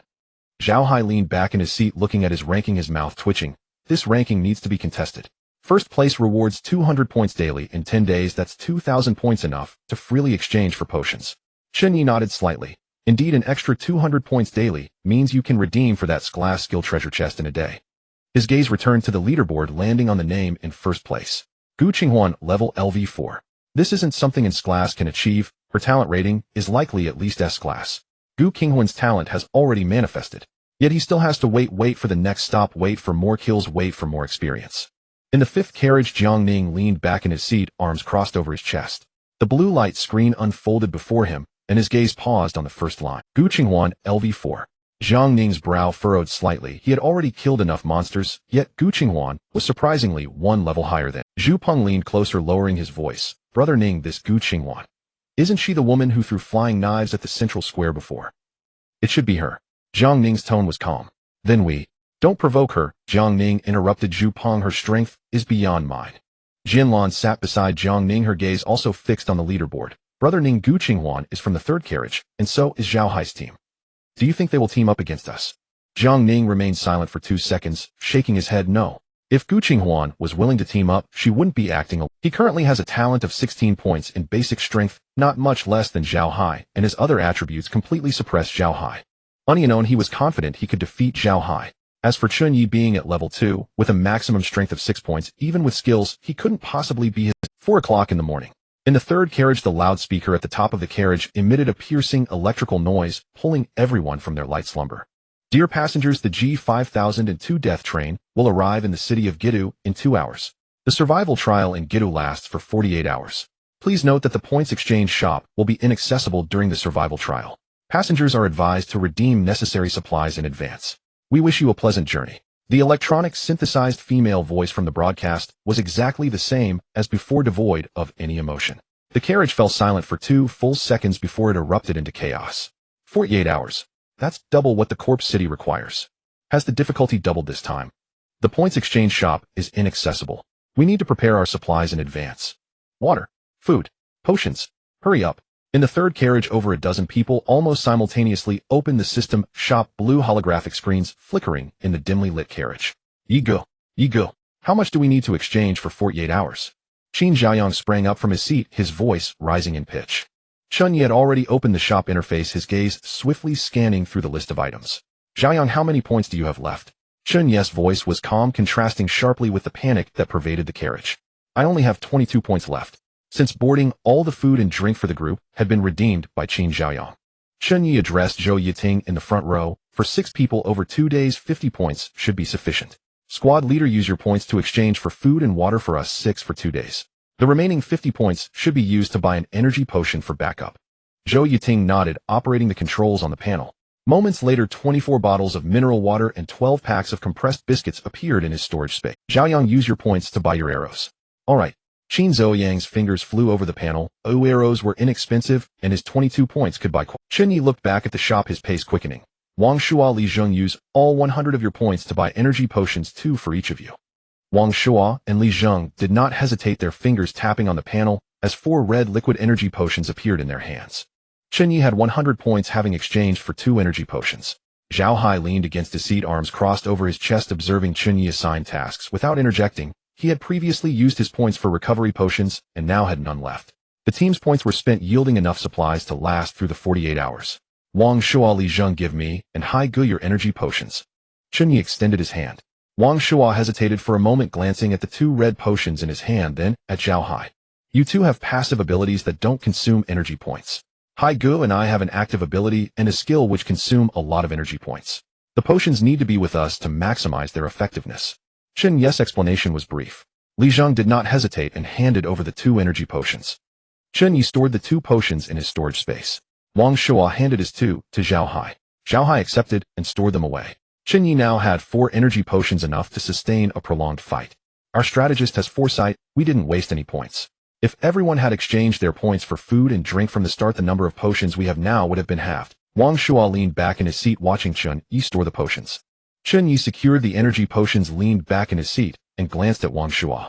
Points are resources, but they cannot be traded directly. For a considerable time ahead, potions will become hard currency, for example exchanging for equipment, items, or even skills. Potions are like a second life. In the 3rd carriage, no one collected protection fees. Generally, after exchanging for food and drink, there were still enough points left to exchange for another potion, except for that one person who only had 10 points left. Repeating, please prepare to disembark. Those who do not disembark will be erased by the rules. The sound of the wheels grinding against the tracks gradually shifted from a high frequency to a low one. Repeating, please prepare to disembark. Those who do not disembark will be erased by the rules. The sound of the wheels grinding against the tracks gradually shifted from a high frequency to a low one, the metallic screech growing deeper and more muffled. The gray-white mist outside the window began to thin and swirl, as if stirred by an invisible hand. Chen Ye stood up from his seat, stretching his wrist, which had stiffened from sitting for too long. The state of the dozen or so people in the 3rd carriage varied at this moment. Some were taking deep breaths, some were repeatedly checking the supplies in their storage spaces, some had pale faces and trembling lips, while others remained relatively calm. Zhao Hai stood up from his seat, his height of 1.95 meters, resembling a moving wall. He moved his right shoulder to confirm that his injuries had fully healed, then looked at Chen Ye. How do we proceed? Let's observe the situation first. Chen Ye secured his bone-chopping knife at his waist. Gitu. Li Zheng frowned. It sounds damn creepy. Whatever it is, let's just chop it down. Wang Shua picked up the fire axe by his feet. The sound of the wheels grinding against the tracks came to a complete stop. At the moment the train came to a halt, the doors of the 8 carriages slid open simultaneously, the black metal doors retracting to the sides. A cold wind rushed in from outside. Trial scene, Gitu, difficulty level, kill points 0, survival points 0, countdown 475959. Chen Ye closed the panel, looking around, slightly furrowing his brows. Trial scene, Gitu, difficulty level, kill points 0, survival points 0, countdown 47595. Trial scene, Gitu, difficulty level, kill points 0, survival points 0, countdown 475959. Chen Ye closed the panel, looking around, slightly furrowing his brows. Gitu was entirely different from the corpse city, with no dense fog obstructing visibility. The air in Gitu was clear enough to see the outlines of buildings several hundred meters away. The buildings were intact with no damage, contrasting sharply with the abandoned decay of the corpse city. Survivors from the 8 carriages began to disembark one after another. 147 people stood on the platform of Gitu North Station, like a flock of birds released from a cage, gazing blankly at the unfamiliar city. No one rushed out as they did in the corpse city. Many who had rushed out then did not return. Everyone had realized that running wildly was akin to seeking death. The crowd began to gather naturally. It was not due to someone organizing them, but instinct.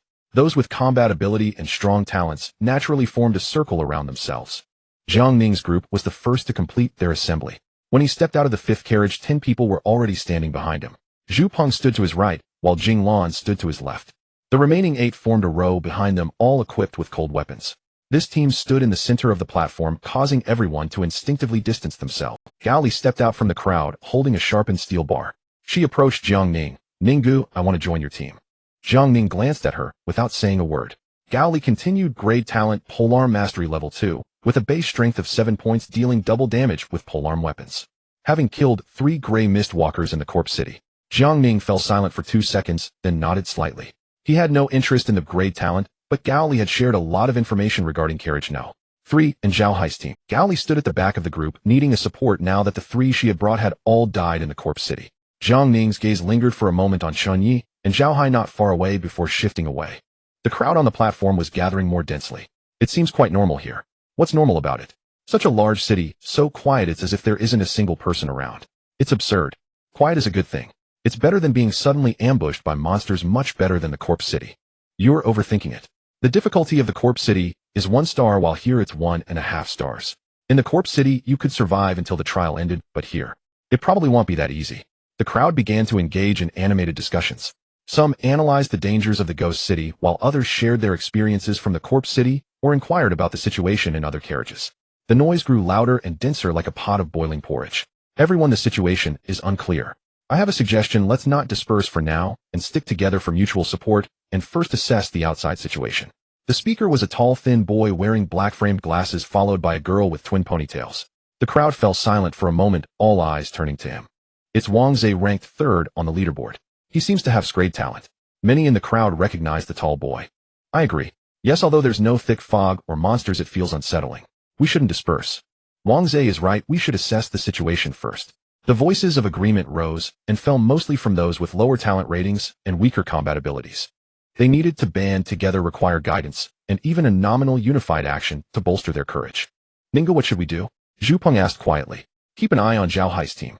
Wherever they go, we go. It's time to settle the score for the corpse city. Jiang Ning's gaze remained fixed on Zhao Hai and Chen Ye nearby. He didn't care about how many points he would earn in this trial. What mattered to him was making Zhao Hai and Chen Ye pay the price.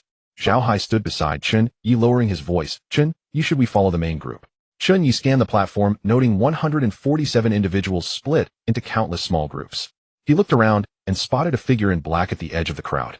Gu Qinghuan leaned against a cast-iron pillar of the platform, hands in pockets, gazing at Wang Zhe, who had just suggested a unified action. This time she didn't leave. The last time in the corpse city, she had walked away shortly after disembarking, but this time she stayed. Chen Ye withdrew his gaze. "Let's follow the main group for now and figure out the situation in the ghost city." Zhao Hai nodded. The crowd began to move. No one organized them, but everyone moved toward the platform's exit. 147 people marched out of the ghost city's north station and into the slightly eerie empty city. Chen Ye walked in the middle of the group with Zhao Hai to his right, and Qin Zhaoyang following behind with the wind crossbow. Wang Shuo and Li Zheng flanked the sides, while Zhou Youting walked in the center of the group. Outside the platform was a wide street. The streetlights on both sides were still lit, their orange glow seeming a bit out of place against the gray-white daylight. The lampposts were made of black cast iron, with intricate floral designs on the bases reminiscent of some ancient craftsmanship. In the distance were clusters of Victorian-style villas. With pointed roofs, arched windows, and gable walls, each building had its own unique details, yet the overall style was consistent, as if crafted by the same. The street was devoid of any clutter. No trash, no rubble, no vehicles, not even a single fallen leaf. The entire street was clean, as if someone swept it daily, yet there was no trace of any living presence in the air. "This place is too quiet." Qin Zhaoyang's voice was low, but his alertness was evident. "Indeed, it seems there are no monsters. It's truly strange."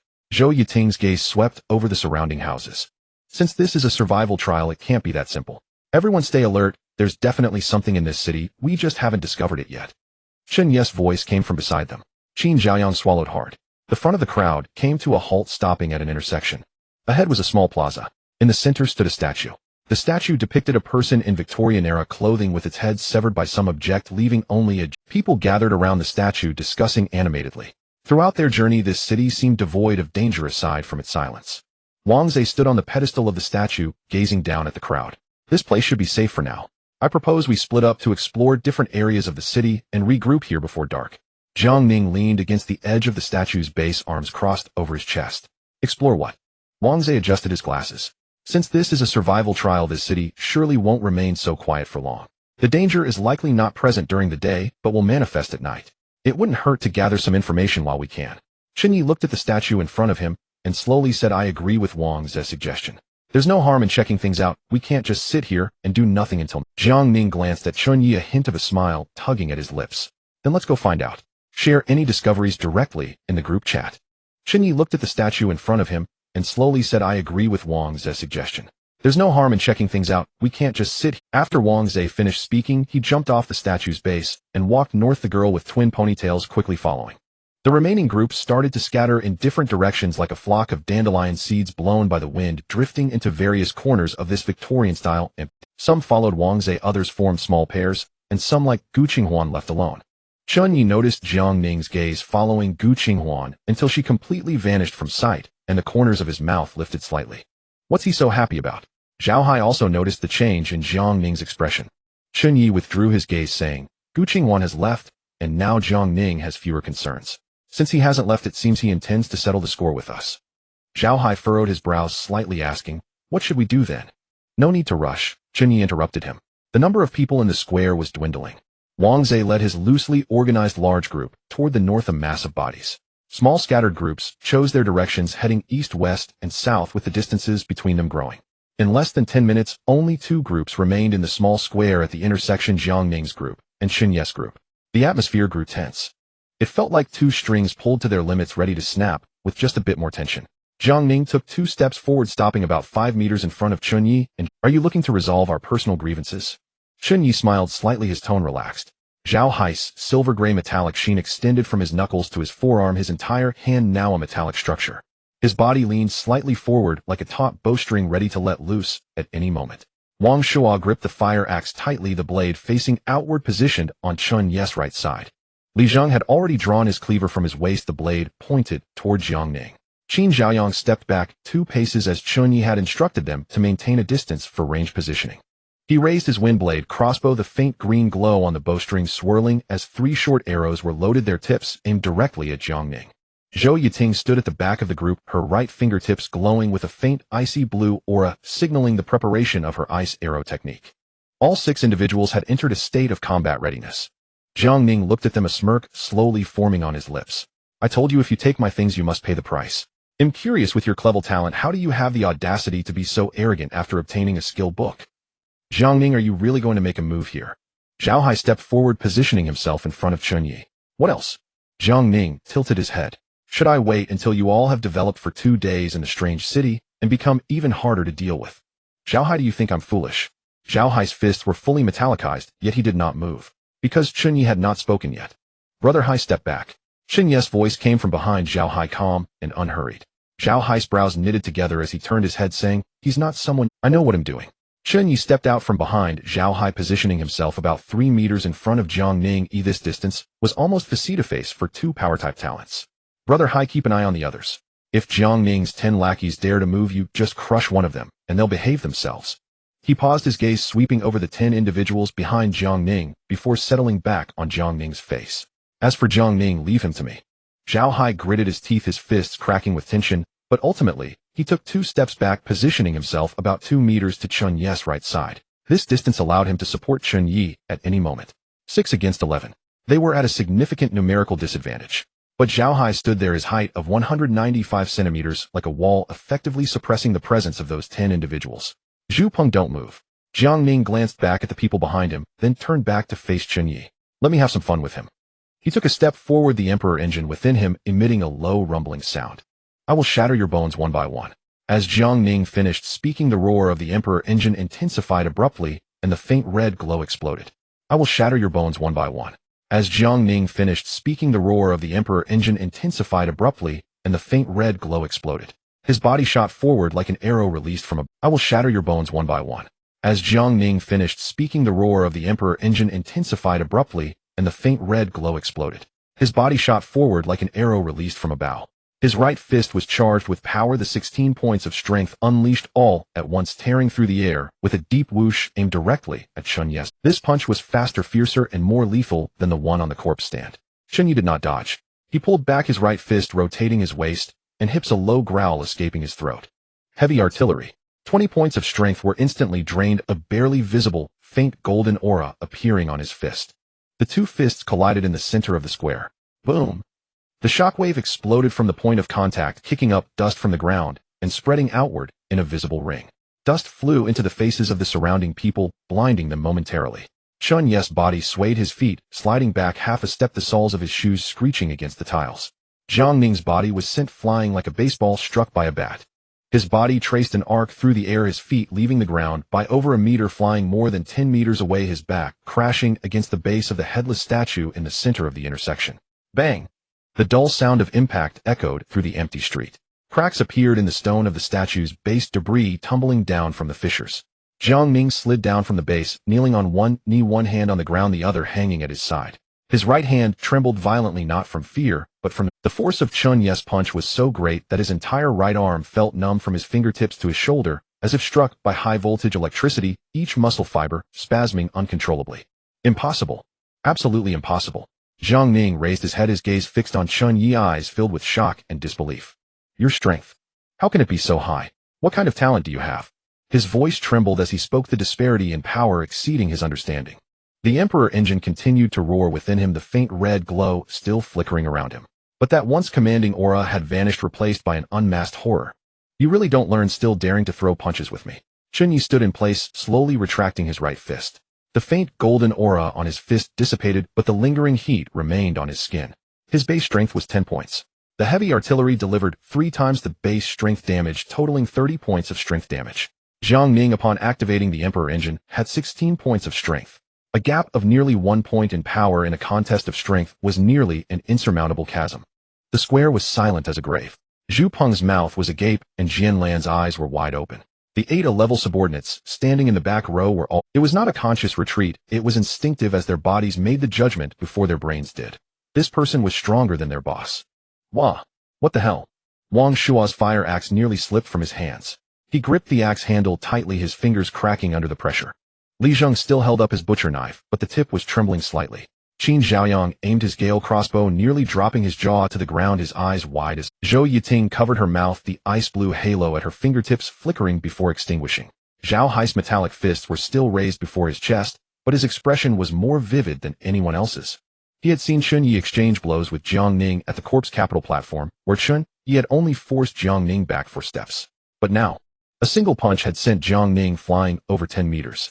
How much time had passed? 1 day? From the moment he got on the car until now, just 1 day. And he had only leveled up once. Chen Ye's increase in power was unnaturally significant. A Clevel talent could not achieve this. Even if he learned the 1000-gene heavy cannon skill, the base power would limit the damage potential. Unless his base power had already far exceeded that of others. Chen Ye, just how much strength do you possess? Zhao Hai's voice was low, barely audible to those nearby. Chen Ye did not respond. His gaze remained fixed on Jiang Ning, ignoring the shocked faces around him. It's not over yet. Chen Ye pulled back his right fist again, the faint golden halo reappearing on his knuckles, resembling a ball of golden flame compressed to its utmost limit. Take another punch from me. As soon as the words left his mouth, Chen Ye pushed off the ground with his legs, his body launching towards Jiang Ning like a cannonball. His speed was nowhere near Jiang Ning's, but each step he took caused the ground to tremble, crushing the gravel beneath his feet and leaving shallow footprints on the tiles. Jiang Ning's pupils constricted sharply. He saw the golden halo on Chen Ye's fist and no longer needed to confirm the power disparity. The previous punch had already made it clear that Chen Ye's strength surpassed his. At the last moment, Jiang Ning abruptly dodged to the right. His exceptional agility came into play. His body twisted at an incredible angle, like a snake slipping away from a blade. Chen Ye's fist grazed his left rib, the punch's wind tearing through his windbreaker, revealing the white t-shirt underneath. Boom! Chen Ye's fist struck the statue's pedestal behind Jiang Ning, sending shards flying and creating a half-meter-wide crater in the pedestal. Jiang Ning stood 2 meters away from the pedestal, gasping for breath, his eyes fixed on the pit, his atoms apple bobbing up and down. If that punch had hit him, he didn't want to think further. Don't dodge. If you can't fight, just scram. Chen Ye withdrew his fist from the crater, standing tall and brushing off the debris and dust. Jiang Ning's face turned red, the veins on his temples bulging, writhing like earthworms beneath his skin. The engine of the Emperor roared within him, the pale red halo flickering erratically. He wanted to strike back. His muscles screamed, his talent roared, and his brain raced with calculations. To fight or not to fight? Chen Ye's energy must have been substantially depleted. Such a level of skill could not be used indefinitely. If he could exhaust Chen Ye's energy with his agility, No, Chen, you must have energy potions. And there was also Zhao Hai's level talent. Zhao Hai was standing about 5 meters behind Chen Ye, his metallic fists gleaming with a silver. His gaze remained fixed on the 10 people behind Jiang Ning, specifically on Zhu Peng. The meaning in his eyes was clear: if you dare to move, I'll crush you. Zhu Peng's face had turned pale, his hand gripping the long knife trembling slightly. Jian Lan's expression was no better. Having just witnessed the crater made by Chen Ye's punch, the half-meter-wide pit on the ground gaped like an open mouth, silently conveying the fact that this person's power level was on a different plane from theirs. The 8 others had retreated to the edge of the square. They could no longer fight. Jiang Ning's eyelids twitched twice. He took a deep breath, the roar of the Emperor's engine gradually diminishing as the pale red halo dissipated around him. His right hand hanging by his side still trembled slightly, a sign of uncontrolled muscle spasms. Let's go. He turned without looking at anyone. Zhu Peng opened his mouth to say something, but swallowed his words upon seeing Jiang Ning's ashen face. Jian Lan walked beside Jiang Ning, occasionally glancing in Chen Ye's direction. The 8 people followed at the rear, some keeping their heads down and walking quickly, while others were nearly running away. Someone glanced back at Chen Ye, and in that gaze were fear, awe, and a nearly instinctive reassessment. Then Jiang Ning's steps suddenly halted. He remembered something and turned, his gaze landing precisely on Gao Li. Gao Li was still standing in place, gripping the sharpened steel bar one and still lodged in the ground. Did you not say Chen Ye was a clever talent? Is this really a clever talent? Jiang Ning's voice squeezed out between clenched teeth, filled with a suppressed fury. Gao Li's mouth moved, but no words came out. She turned to look at Chen Ye, her shock more intense than Jiang Ning's. During the talent assessment, encouraged no. 3, he claimed he was a clever talent. Gao Li's voice was so faint it was almost inaudible. Get lost. Jiang Ning uttered only this single word before turning and striding south. He even suspected that Gao Li was a spy sent by Chen Ye. The group of 10 quickly vanished around the street corner, their footsteps growing fainter. Gao Li stood there, her hand gripping the steel bar, hanging by her side, her fingertips trembling. She looked in the direction Jiang Ning had disappeared, having lost the support she had just found. She stood there like a forgotten utility pole in the square, lonely and unsure of where to go. Chen Ye ignored Gao Li, turning to walk back to Zhao Hai's group. Let's go. His tone was calm, as if nothing had happened. Zhao Hai stared at him for 2 seconds, the silver-gray metallic sheen fading from his fists as his metallic skin returned to its normal color. Wang Shuo slung the fire axe over his shoulder. Damn it, that felt good. Why did you let him go? Jiang Ning was no match for you at all. Li Zheng tucked the butcher knife back into his waistband. His expression was much calmer than Wang Shuo's, but the shock in his eyes had not fully dissipated. Chen Ye glanced at Li Zheng. I just have far greater strength than him. Based on the attributes he posted in the group, it's easy to calculate that he has 14 points in agility. If he truly wanted to run, even with rocket boots, he couldn't escape. Why waste energy? Li Zheng nodded. True, his attributes are all doubled, and he's at level 3 now. We definitely can't hold him back. At least now he knows to keep his tail tucked between his legs when he sees us. Qin Xiaoyang jogged up, keeping pace with Chen Ye. Brother Yi, that punch you threw earlier gave me goosebumps. Your clever talent is just too abnormal. His voice rose several octaves, echoing down the empty street. Keep it down. Chen Ye glanced at him. Qin Xiaoyang immediately covered his mouth, but the light in his eyes still leaked through his fingers. Zhou Yiting walked at the end of the line. The ice blue glow had completely dissipated from her fingertips. Her pace was neither fast nor slow, her gaze fixed on Chen. Since waking up on the train, this person has been concealing his strength. While everyone else was in a panic, he was calmly analyzing it. While others were scrambling for the right to speak, he was gathering information. When everyone thought it was a clever threat, he sentenced level flying with a single punch. Chen Ye, what kind of talent do you have? Zhou Yiting's voice came from the back of the group. Zhao Hai slowed his pace to walk alongside Wang Shuo, and Li Zheng fell in line with it. All 5 of them looked at Chen Ye. The 6-member team slowly moved along the street, heading south. The Victorian buildings on both sides of the street cast faint shadows under the gray-white sky. Most of the doors of these houses were open, with a few closed. Chen Ye walked at the front, his hands in his pockets and a bone-cutting knife at his waist. He was silent for a few seconds. As for now, his voice suddenly halted as he turned to look at a window on the 3rd floor of a building on the right. The glass of that window was intact, the curtains half-drawn, made of deep red velvet, appearing thick and expensive. But behind the curtains there were eyes. Those eyes were staring at them. Chen Ye stopped in his tracks. What's wrong? Zhao Hai followed his gaze, his fists instinctively turning metallic. Chen Ye frowned. Do you feel that? Something is watching us right inside these houses. Wang Shuo took down the fire axe from his shoulder, gripping the handle tightly, the blade facing outward. Li Zheng drew his meat cleaver from his waist. Qin Xiaoyang raised the Gale crossbow, 3 short arrows aimed at the window Chen Ye was looking at. Zhou Yiting's fingertips once again emitted an ice blue glow. The 6-member team instantly switched from a marching state to a combat stance. The curtains of the window on the 3rd floor of that house fluttered, but no monster rushed out, and the street remained eerily quiet. Chen Ye stared at that window for 2 seconds, then withdrew his gaze. Let's leave this place. The 6 of them quickened their pace. Their speed was twice as fast as before, but it was not a run. After walking about 50 meters, a very faint sound came from behind the building, so soft that if it weren't for the eerie silence of the street, no one would have noticed it. Chen Ye did not look back. His footsteps quickened. What was that? Qin Zhaoyang's voice was kept very low. I don't know, it should be a monster in this city, but that thing is observing us, not attacking immediately, which means it must follow some rules. This is the Giddu, and the bazaar usually. Zhou Yiting's voice came from the back of the group, her pace noticeably faster than usual, though her breathing remained steady. There's more than one house with something in it. Zhao Hai's voice was very low as he walked beside Chen Ye, the metallic sheen on his fists undiminished. Can I shoot an arrow to test it out? Let's see what that thing really is. Qin Zhaoyang held the Gale crossbow, his gaze darting between the windows of the buildings on either side, his throat bobbing up and down faster. No. Chen Ye's reply was brief and firm. Zhou Yiting echoed. Chen Ye is right. We shouldn't act until we understand the rules. At least those things haven't attacked. Rules. I hate these brainy scenarios. I'd prefer something straightforward like in the Corpse City.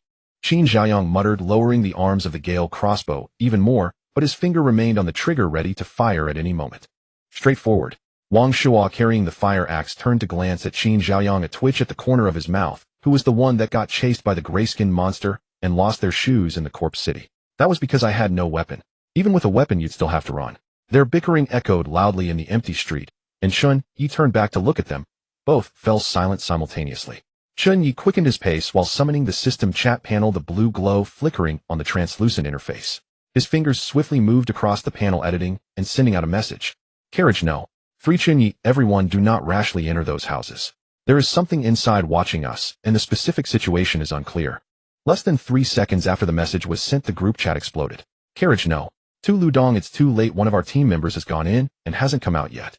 It's probably bad news. Carriage no. For Sun Jing, I also felt it. There is something in those houses watching us. At first I thought it was just my nerves making me hallucinate. Carriage no. Once Sushan stopped talking, 2 people from our team entered a villa, and after they went in there was no sound at all. We shouted outside but got no response. Carriage no. 8 Luchin, damn it, this place is too strange. Let's gather at the square at the intersection. Carriage no. 7 Wang Zhe, everyone come back first. Chen Ye closed the panel and quickened his pace. About half an hour later, Chen Ye and his group returned to the square at the intersection, where more than 30 people had They were scattered across the square, standing in small groups. Some were talking in low voices, some sat on the statue's pedestal in a daze, and some leaned against the lamppost. No one spoke loudly, no one laughed, and the air was thick with a heavy oppression. Wang Zhe stood on the statue's pedestal, a girl with twin ponytails beside him. He saw Chen Ye's group coming back from the south, nodded slightly as a greeting, then continued chatting with a few people beside him. Chen Ye and his group reached the edge of the square and found a relatively open spot to stop. Zhao Hai stood to his right, Wang Shuo and Li Zheng squatted on the edge of the flower bed. Qin Zhaoyang leaned against the lamppost with the Gale crossbow, while Zhou Yiting stood in the middle of the group. Jiang Ning's team is back. Zhao Hai's voice came from beside him. Chen Ye turned his head to look at the street heading north. Jiang Ning appeared at the end of the street, his expression grim. Only 5 people remained behind him. Chen Ye scanned the area and noticed that Zhu Peng was missing. Looks like they also entered those houses. The losses are significant. Oh, did Zhu Peng die? Zhao Hai's tone was flat, showing no glee in misfortune. Jiang Ning's team members all have combat-ready level talents. It seems those things in the houses are not. Chen Ye's gaze returned from Jiang Ning. We cannot enter the houses. If those things come out at night, we won't have anywhere to hide. We can only face them hidden. Zhao Hai crossed his arms, his brow furrowed. Even though he had level talent, he felt uncertain. The unknown was the most terrifying. Zhou Yiting also moved closer to Chen Ye, her gaze fixed on a 3-story Victorian building on the north side of the square. The curtains in the second-floor window of that building stirred slightly. Panic spread through the crowd at a visible pace. The whispers grew denser and more chaotic. Some began to push towards the center of the square, while others recoiled inward, instinctively looking up at the windows of the surrounding buildings. Time ticked away second by second. The number of people in the square increased as they returned from various directions. Chen Ye glanced at the time. It was 1 o'clock in the afternoon. Most of the people had already returned, or rather those who could return had done so. Wang Zhe jumped down from the pedestal of the statue and walked to the center of the square. Everyone, the situation is dire. The monsters in this city are completely different from the corpses. Those things can mimic sounds, imitating the voices of your loved ones to deceive you. As long as you're close enough to those houses, you will hear those voices. Some have reported hearing their family members' voices calling their names. The square fell silent for a full 5 seconds. Then someone spoke up. So what do we do? Are we just going to wait here?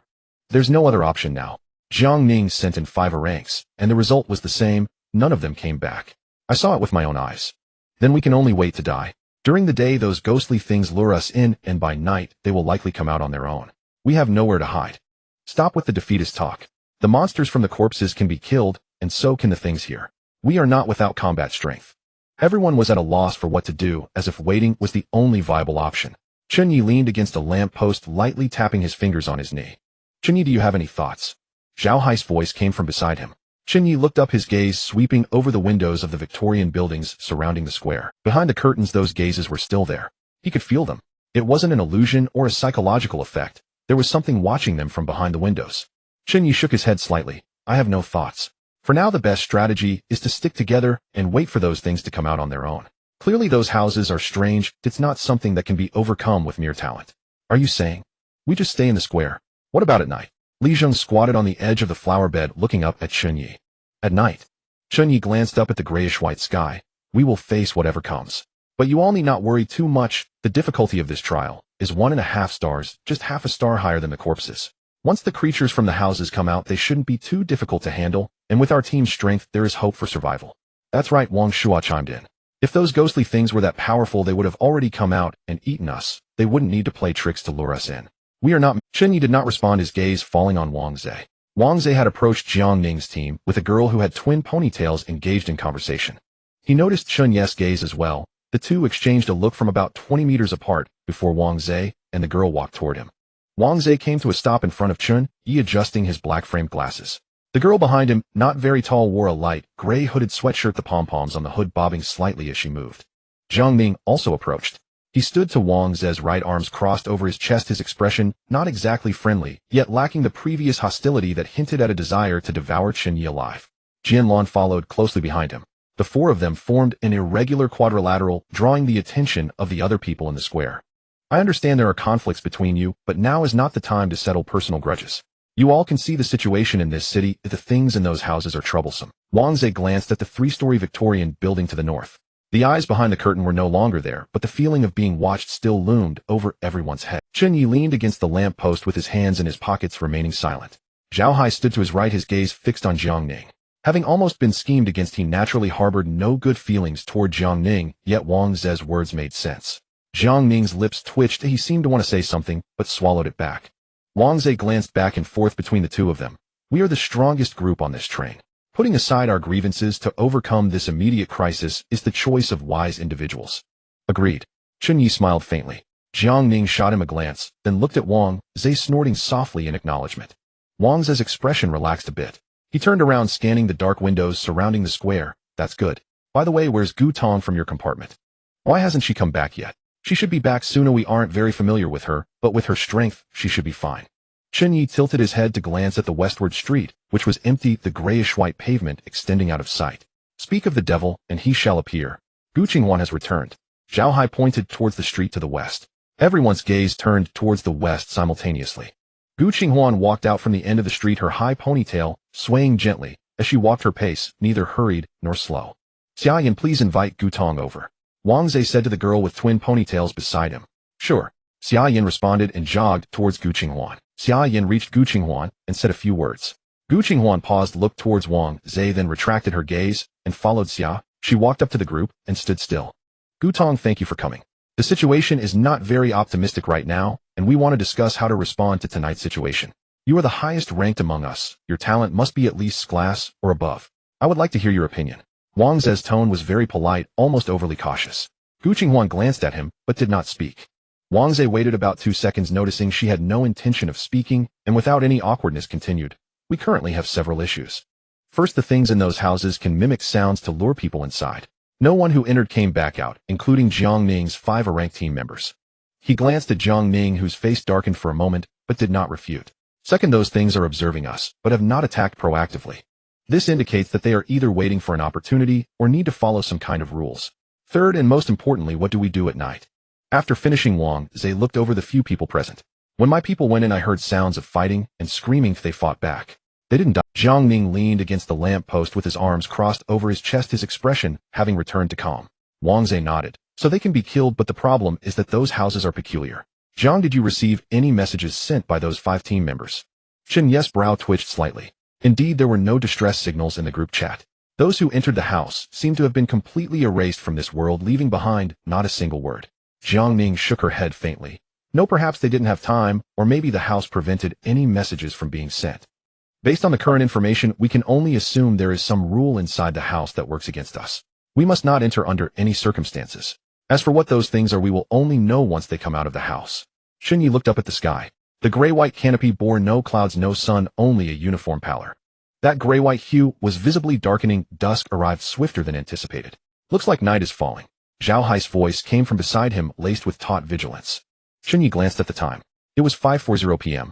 People in the square stood up one after another, gripping their weapons tightly, awaiting the emergence of those things hidden inside the house. It sounded like a foolish decision, yet no one proposed a better plan, nor was there anywhere to hide. The gray-white light of the sky began to fade at a speed visible to the naked eye. One moment the outlines of buildings across the street were barely discernible, the next the entire city was swallowed by darkness. Street lamps ignited simultaneously, their amber flames flickering within glass shades. Lamp posts stood every 20 meters along both sides of the street, stretching to the horizon like two glowing serpents slithering into the depths. Behind those deep crimson velvet curtains, previously faint gazes grew clear. They're coming out. Chen Ye drew his cleaver from his waist. Zhao Hai stood to Chen Ye's right, his fists fully metallic. Wang Shuo lifted a fire axe from the ground, gripping the handle with both hands, blade facing outward. Li Zheng had drawn his butcher's knife from his waist, the veins on his temple bulging and pulsating with each beat. Qin Xiaoyang retreated to the rear of the group, leaning against the statue's pedestal. The swift crossbow was steady in hand, 3 short bolts, already loaded, their tips aimed at the white villa with wide-open doors on the northern side of the square. Zhou Yiting stood slightly behind Chen Ye on his left. Her ice arrow technique was primed, delicate ice crystals congealing around her fingertips. Here they come. As Chen Ye's voice fell, a pale hand stretched out from the wide-open doorway of the house. The fingers were unnaturally long, nails blackened not by polish, but by rot and decay intrinsic to their very being. The fingers gripped the doorframe, nails embedded into the wood, then the entire body squeezed out from the darkness. It stood as tall as an adult human male, but with grotesquely distorted proportions. Its legs were absurdly elongated, resembling those of a crawling arthropod. Its face was human, complete with all features. Yet on that face was an exaggerated smile, the corners stretched to an extreme. Then more monsters emerged from other open-door houses. Their forms varied wildly. Some were as slender as thin bamboo poles over 2.5 meters tall, others were round like meatballs, limbless, only possessing a wide horizontal gaping mouth. Some resembled spiders with multiple limbs, but retained a humanoid torso clinging to walls with heads twisted a full 180 degrees, their human faces hanging upside down. Yet all shared one common trait: human faces, each wearing a smile. That smile was not the excitement of a creature facing prey, but seemed mechanical, devoid of genuine emotion. A thought flashed through Chen Ye's mind. These things were once human. He had no time to ponder further. The first monster, crawling on all fours like a lizard, had already reached the edge of the square. Its speed far exceeded the gray-skinned monsters from Shidu. The distance from the doorframe to the square's edge was about 50 meters. He had covered it in less than 2 seconds. Zhao Hai was the first to move, sidestepping 2 paces. As the creature lunged, his right fist shot upward from below. The metallic fist struck the monster's jaw, unleashing a triple strength burst all at once. Boom! The creature's head snapped upward like a baseball struck by a bat. Its body continued forward by inertia, but the head halted. The cervical vertebrae shattered audibly, sending a chilling crunch through the air. Its body flipped 1.5 times midair before crashing heavily onto the ground, then lay still. The smile remained on its human face, but its eyes had closed. Zhao Hai was stunned briefly. These damn things don't seem very strong. Not strong compared to your Scray talent. This will be a protracted battle. Conserve your energy. Chen Ye's voice came from behind as he drew his cleaver.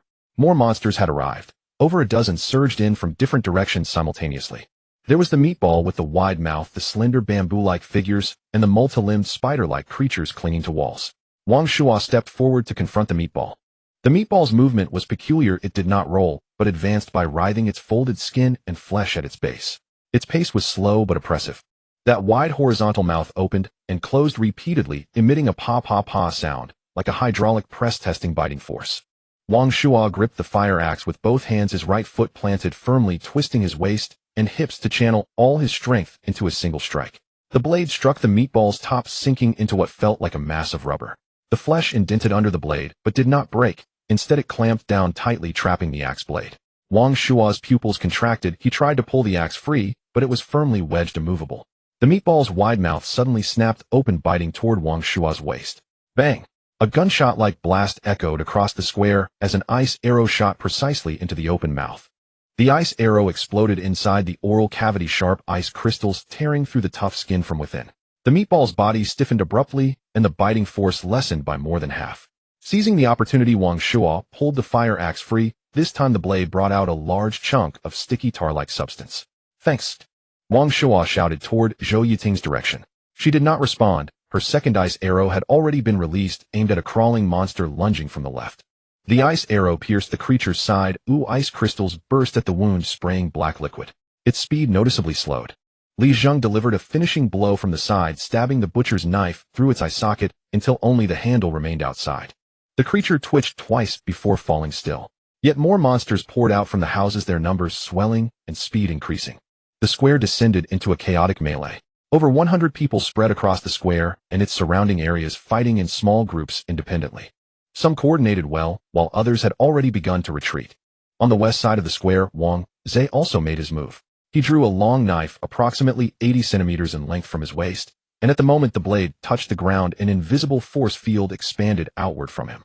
The movements of the monsters charging into the force field suddenly became slow and clumsy. Each time they lifted their limbs it took 3 or 4 times more effort than usual, and each descent felt like trudging through a quagmire. "Xia Yan." Wang Zhe's voice erupted across the square. In the instant his words fell, Xia Yan's figure vanished into thin air. One moment she was standing 2 meters behind Wang Zhe, and the next she appeared behind a monster, holding a short dagger in each hand. Before the first monster could turn around, Xia Yan's dagger had already pierced into its nape. The blade slid precisely into the gap between the vertebrae, as accurate as a surgeon's scalpel. The creature's body froze for a moment, then slumped down like a machine that had lost power. Xia Yan's figure vanished again, reappearing 3 meters away at the side of another monster. Again it was the nape, again the gap between the vertebrae, and again a precise strike. Her movement pattern was utterly unpredictable, one moment in the east, the next in the west, and the following moment possibly in the north. The monsters within the force field could not grasp her position, not even realizing when they had already met their demise. On the east side of the square, Jiang Ning's team created their own rhythm. The roar of the Emperor engine echoed throughout the eastern district, the thump, thump, thump of a heartbeat resembling an engine that never ceased. His agility attribute showcased an overwhelming advantage in this battle that demanded high-speed movement and quick reactions. The faint red figure darted through the crowd of monsters, with each pause resulting in a monster's head being crushed or its throat being slit. He wielded nothing more than an ordinary long knife. The blade traced silver arcs in the night, each cut landing precisely on the monster's most vulnerable spot. Though his strength was not as great as Chen Ye's, the speed and reflexes brought by his high agility allowed him to thrive in this chaotic battle against many. 5 A-class team members formed a high-speed combat machine centered around Jiang Ning. Some were responsible for frontal engagement, others for flanking cover, and some for cleaning up any monsters Jiang Ning overlooked. Though their coordination was not as intricate as that of Wang Zhe and Xia Yan, the efficiency remained high under the crushing force of absolute speed and power. At that moment Jianlan suddenly stopped beside Jiang Ning. Her face appeared ghostly pale under the dim yellow light of the street lamp, her lips trembling as she pointed toward a monster charging from the north side of the square. "Ninggu. That is Zhu Peng's face. Is that Zhu Peng?" Her voice quivered, each word seeming to squeeze out through gritted teeth. Jiang Ning followed her gaze. The monster was sprinting rapidly towards them. Its form was no longer entirely human, its limbs had doubled in length compared to an average person, with joints bending backwards resembling spider legs supporting, but its face was undeniably Zhu Peng's face. An eerie smile stretched across that face, the corners raised to their limits, almost reaching the roots of its ears. Its eyes were wide open, pupils dilated to fill the entire eye socket, devoid of any emotion, only a hollow blackness. Its right hand clutched something. It was a dagger. The white quality weapon that Jiang Ning had snatched from a boy in carriage number 5, granting 1 agility. During the day Zhu Peng had led 4 people into a house with the door wide open, claiming to scout the situation inside, and then he never emerged again. That is no longer Zhu Peng. Jiang Ning's eyes turned crimson under the dim yellow light, the Emperor engine within him emitting a low rumble. Thump thump, thump thump, thump thump thump. The sound grew faster and louder, like an engine pushed to its red line. Jiang Ning's body shot forward from his position, his long knife aimed at the forehead of the transformed Zhu Peng. The moment Jiang Ning swung down, Zhu Peng raised its head. That face, once human, now twisted at an unnatural angle, the corners of its mouth stretched to the roots of its ears, revealing uneven rows of teeth. Its eyes were completely black, devoid of any luster, like 2 bottomless black holes. Clang! The blade struck against Zhu Peng's raised dagger, sparks flying. Zhu Peng's strength was astonishingly great. Jiang Ning's strike, using 70% of his strength, with an 18-point damage, was firmly caught. Even more bizarre was the fact that its expression showed no change. The smile on that face seemed glued in place, the curvature of its mouth unaltered. Ninggu, what is happening? Jianlan's voice had changed pitch. She stood 3 meters behind Jiang Ning, her long knife trembling slightly in her hand. Jiang Ning did not respond. His blade slid off Zhu Peng's dagger, his body rotating in place for half a turn, the long knife slashing horizontally from the other side, aimed at Zhu Peng's neck. Zhu Peng's body bent backward at an angle impossible for a human, like a bamboo pole being forcefully bent. Jiang Ning's blade grazed its nose, cutting off a few strands of hair. Then its knee snapped straight, its entire body propelled backward like a slingshot, the dagger in its right hand lunging straight toward Jiang Ning's chest. Jiang Ning sidestepped, the dagger grazed his left rib, tearing a cut in his tactical jacket. He released the handle of his knife, switching to a grasp, firmly gripping Zhu Peng's wrist and twisting it violently. The sound of bone shattering was particularly. Zhu Peng's right wrist shattered, the dagger slipped from its hand, clattering on the ground with a crisp metallic sound. Yet Zhu Peng showed no reaction. It didn't even lower its head to look at its now useless wrist. Its other hand, the one not holding a weapon, suddenly shot out from below, fingers curled like claws, aiming directly at Jiang Ning's abdomen. Jiang Ning's abdominal muscles tightened instantly, his body retreating sharply. But Zhu Peng's speed was faster than he had anticipated. The fingertips of that hand still grazed his clothing, the tactical jacket torn open by 5 gashes, leaving 5 shallow blood marks on his abdomen. If his reaction had been delayed by even a fraction of a second, those 5 fingers would have plunged into his abdomen. Zhu Peng did not pursue. It stood still, tilting its head, that eerie smile still plastered on its face. The angle at which it tilted its head grew larger enough that a normal person's neck would have long since snapped, yet it continued to tilt its cervical vertebrae, emitting a series of teeth-grating crack sounds. Then it spoke. Ning. Go. Its voice was hoarse, fragmented, distorted, like it was coming from a broken radio, or as if someone was choking it. But it was indeed Zhu Peng's voice. Jianlan's pupils dilated sharply, her lips trembled violently, and the long knife nearly slipped from her grip. Jiang Ning's expression finally changed. It was not fear, but something more complex. His brows furrowed, the veins on his temples bulged, and the redness in his eyes deepened further. You are not Zhu Peng. Zhu Peng tilted his head, gazing at Jiang Ning, the smile at the corner of his mouth unwavering as he repeatedly murmured, Ning. Go. Ning. Go. The sound grew clearer and more coherent. Ning. Go. Save me. Zhu Peng reached out his intact hand towards Jiang Ning, fingers splayed in the air, as if grasping for a life-saving straw.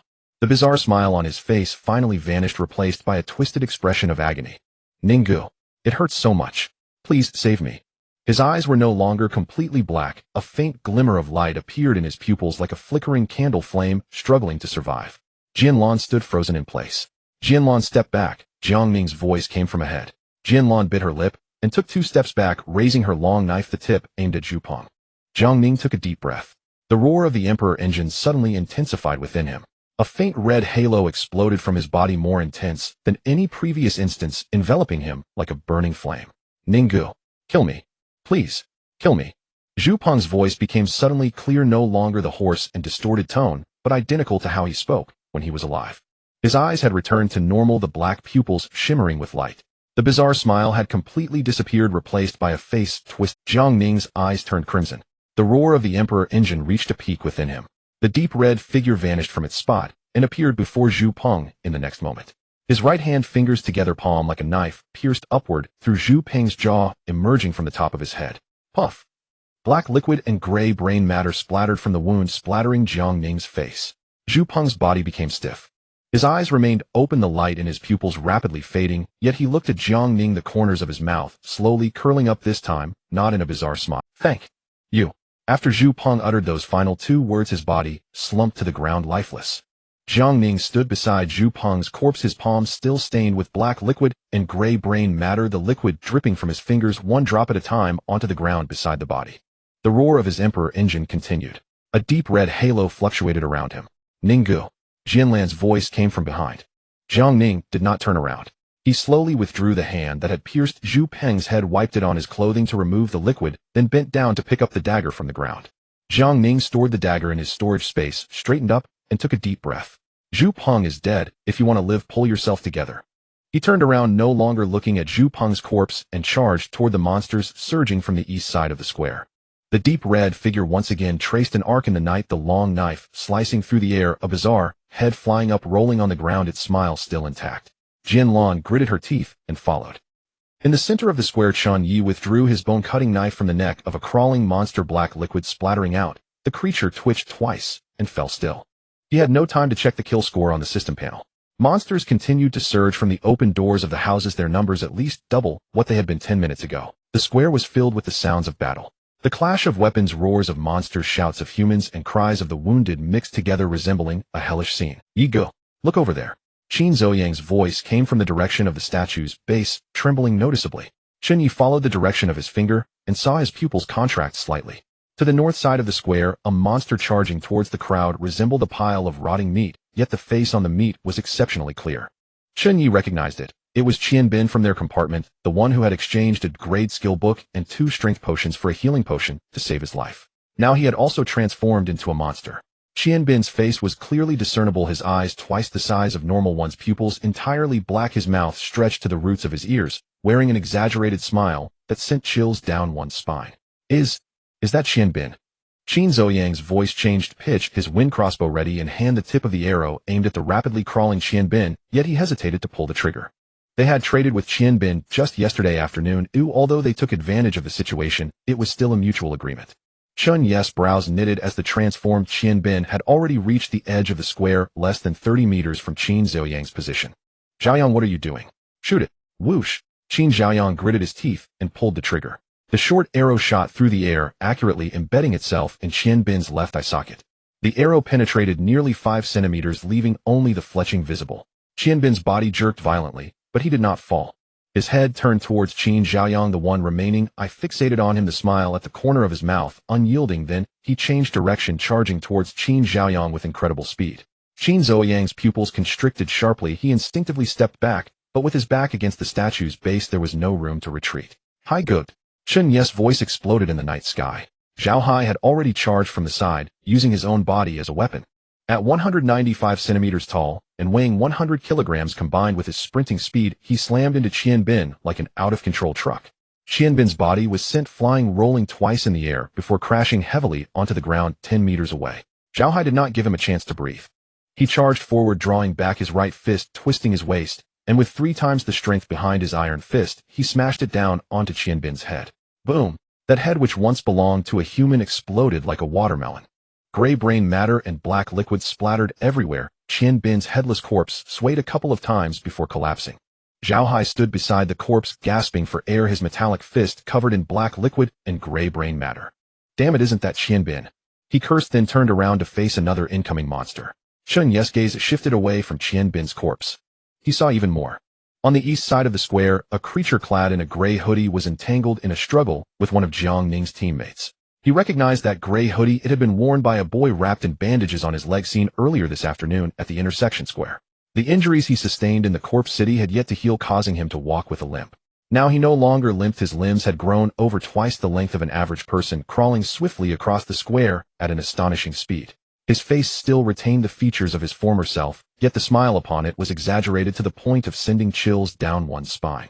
Jiang Ning's teammate was being forced to retreat step by step. The steel pipe in his hand had already bent, and his palm was cracked, blood streaming down the pipe. Get back! Jiang Ning's voice came from the side as a deep red figure flashed by, swinging a long knife in a horizontal arc. The creature's head flew off, rolling to the ground. Those who had vanished are now back. They have transformed into grinning monsters. What on earth is going on? I don't know, but one thing is certain: those houses can turn anyone who enters into one of them. Zhao Hai's voice came from beside Chen Ye, low and laced with suppressed anger. Moreover, the process is swift. These ghostly beings were once human, likely passengers from previous trains that arrived here before us. Chen Ye's gaze shifted back from Jiang Ning, swinging the bone-chopping knife horizontally, the blade slicing through the neck of an attacking creature.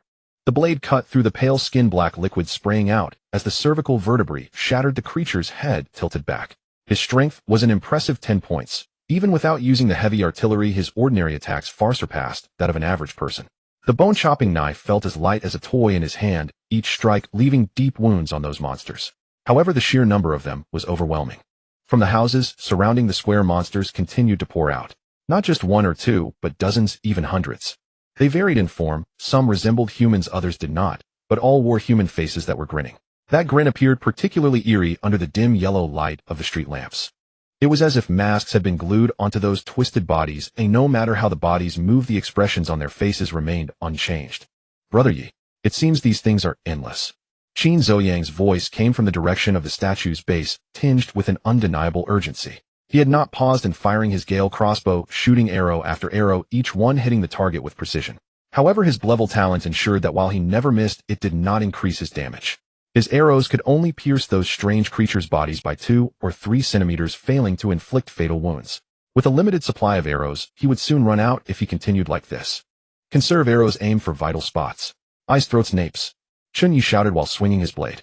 Qin Zhaoyang gritted his teeth, slowing his firing rate, but increasing his accuracy, each arrow striking true at the monster's eyes or throats. Zhou Yiting's ice arrow technique continued to output damage.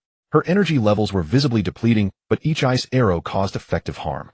When the ice arrows detonated within the targets, ice shards tore through the monster's flesh from the inside. Even if they didn't kill outright, they could incapacitate them, creating opportunities for Zhao Hai and others to finish them off. My energy is almost depleted. I only have 1 energy potion left. Should I use it now? Zhou Yiting's voice came through, laced with noticeable tension. Chen Ye frowned. Their consumption rate was too fast. At this rate, the potions would clearly not be enough.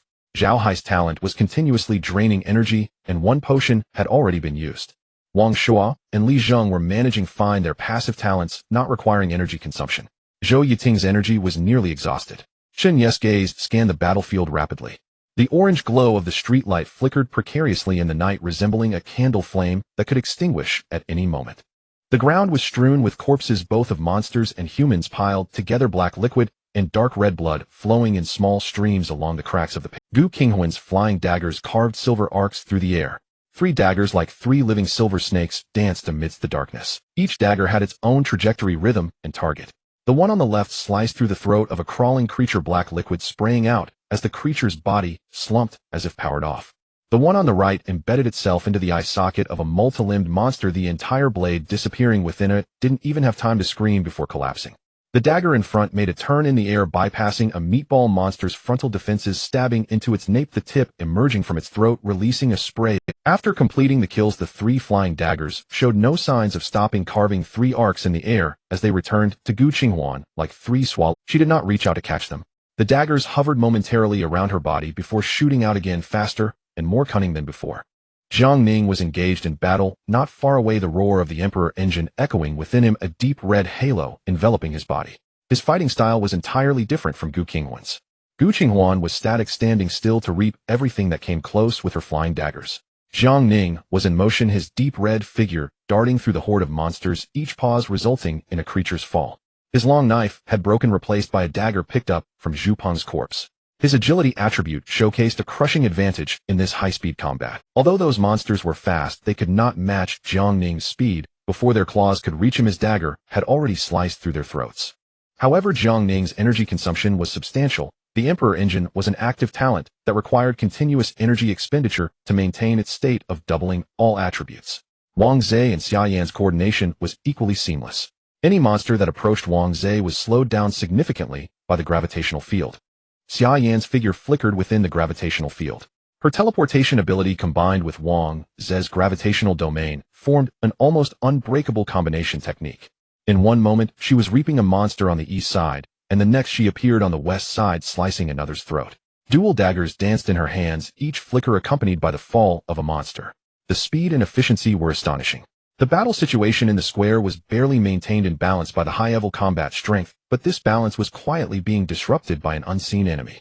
Suddenly the monsters ceased their attacks, but auditory hallucinations began to emerge. Different voices surged from all directions, as if the entire city were whispering simultaneously.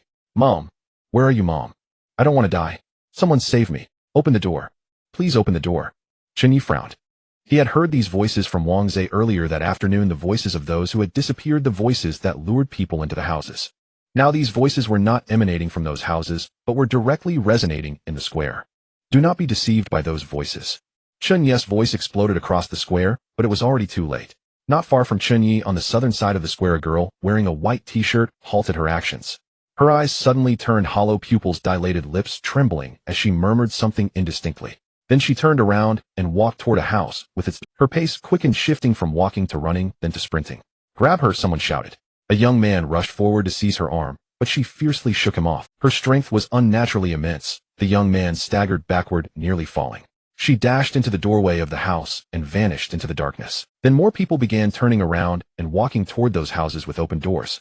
It was not by coercion, but by their own will.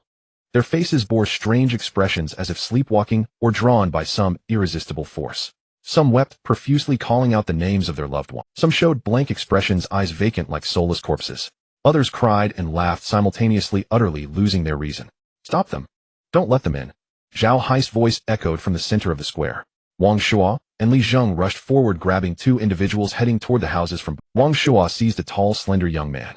The man's strength was astonishing. Wang Shuo, a robust man weighing 160 jin, was dragged several steps forward, his feet carving 2 furrows into the ground. Damn, how is his strength so overwhelming? Wang Shuo gritted his teeth, planting his feet firmly and exerting his entire weight, finally holding the young. They are under control. Knock them unconscious. Chen Ye charged over, delivering a palm strike to the back of the tall young man's neck. The man's eyes rolled back as his body softened and collapsed motionless to the ground. But not everyone could be restrained. On the eastern side of the square, a boy in a gray tracksuit had already dashed into a house doorway. His teammates chased after him. In the next moment, the boy in the gray tracksuit transformed into a monster and charged out, biting off his teammate's neck in one snap. On the northern side of the square, a girl stood at the doorway of a house, half her body already inside, one hand clutching the doorframe. Help me. Pull me out. Her voice trembled, tears streaming down her face. Her teammate rushed forward, grabbing her hand, pulling her outward. She moved slightly outward, but was soon dragged back by an immense force. The two struggled at the doorway like a tug of war. Then her fingers slipped one by one from the doorframe. No. No. Her voice grew fainter and more distant, finally swallowed by the darkness. One person after another ran toward those rooms. 147 survivors who had emerged alive from the corpse city were rapidly dwindling on this city's first night. Chen Ye stood near the southern center of the square, the black liquid on his bone-chopping blade already solidified. Nearly half of his stamina had been consumed, though 4 stamina elixirs remained unused. Zhao Hai stood to his right, the metallic sheen on his fists dimmer than at the start. His stamina consumption exceeded Chen Ye's, having exhausted 2 stamina elixirs during the continuous battle. Only 2 elixirs remained now. Wang Shuo and Li Zheng were in better condition. Their passive talents revealed undeniable advantages in this prolonged fight. Their stamina barely waned, though their physical strength had diminished considerably. Their combat effectiveness showed no obvious decline. Qin Xiaoyang leaned against the statue's pedestal, gasping heavily. His Gale crossbow had exhausted all its bolts. Zhou Yiting stood beside Qin Xiaoyang, pale-faced and drenched in sweat. Her energy was completely depleted. The ice arrow technique could no longer be cast, and she had yet to use her last energy elixir. Few remained standing in the square. Those bewitched into the houses transformed into monsters and emerged. With losses and gains, they would soon be extinguished. After all, they lacked sufficient elixirs to sustain themselves. Zhou Yiting and Qin Xiaoyang had essentially lost their combat capabilities. Everyone gathered. At that moment, Wang Zhe's voice exploded through the chaotic square. Chen Ye's gaze swept toward him. Wang Zhe stood near the western center of the square, a twin-tailed girl named Xia Yan before him, wielding 2 short daggers with blades stained in black liquid. Moved. Chen Ye stepped forward first, his bone-chopping blade lowered by his side, the tip pointing downward as black liquid dripped along its edge. Zhao Hai retreated and followed the metallic sheen on his fists, already much dimmer. Wang Shuo, Li Zheng, Qin Xiaoyang, and Zhou Yiting closely trailed behind. As Chen Ye's team approached Wang Zhe, others who still stood in the square also moved toward Wang Zhe's position. Some walked steadily, others staggered. Zhao Hai retreated and followed the metallic sheen on his fists, already much dimmer. Wang Shuo, Li Zheng, Qin Xiaoyang, and Zhou Yiting closely trailed behind. Jianlan followed behind with 4 other team members. People in the square converged toward Wang Zhe from various directions. In the end, including Chen Ye's, Wang Zhe's, and Jiang Ning's teams, along with other squads and solo survivors, about 30 people gathered around Wang Zhe. Several hours ago, 147 stood on this city's platform. Now only 30 remained standing. The rest had either become fragmented corpses on the ground or turned into those monsters. My gravity field can cover a maximum radius of 10 meters. I will suppress these monsters if you focus on eliminating them. Upon finishing, Wang Zhe plunged his long blade into the ground, and an invisible force field abruptly expanded. Chen Ye felt his body suddenly sink, his weight seemed to multiply several times, his legs weighted as if filled with lead, every step requiring multiple times more effort than usual. But soon his body returned to normal. Evidently Wang Zhe could regulate the gravity each person endured within the field. At that moment, a quadrupedal monster sprinted toward the edge of the gravity field. It plunged headlong from high speed into the gravity field, its body suddenly sinking as 4 limbs pressed tightly to the ground, as if an invisible giant hand pinned it down. Its speed plummeted from extreme to sluggish, and every claw lift and drop required 3 to 4 times the usual effort. Zhao Hai charged forward, punching the monster's head.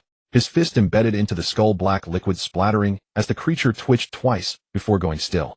He shook off the liquid on his fist. Goodness, Wang Zhe's power is truly extraordinary. We can't maintain this for long. Generating such a vast gravity field consumes an immense amount of energy. Does anyone have energy potions? I need at least 6 together with what I have left. It should last until dawn. Wang Zhe's voice came from the center of the force field, his complexion even paler than before, veins bulging on his forehead and the blood vessels at his temples pulsating like worms. 6 energy potions. 300 points. Chen Ye remained silent in their team apart from Zhou Yiting, who possessed a mental talent. The others were all strength. Zhao Hai shook his head, turning his palm over to reveal only 2 red energy potions left in his storage space. Jiang Ning also shook his head. I only have energy potions as well. When he looted, he only took the energy potions he needed. His team also lacked mental talents. Zhou Yiting had 1 energy potion left, and her energy was nearly depleted. This potion was her last means of endurance, but 1 potion wouldn't solve the problem. She glanced at Wang Zhe, then at Chen Ye, ultimately deciding not to take it out. You all don't have energy potions. Wang Zhe's gaze turned serious. I can give you 3. Let's see how long that lasts. Gu Qinghuan's voice came from the edge of the gravity field, and as she spoke, her flying knife dispatched another monster. Then she flipped her palm, and 3 light green potions appeared in her hand.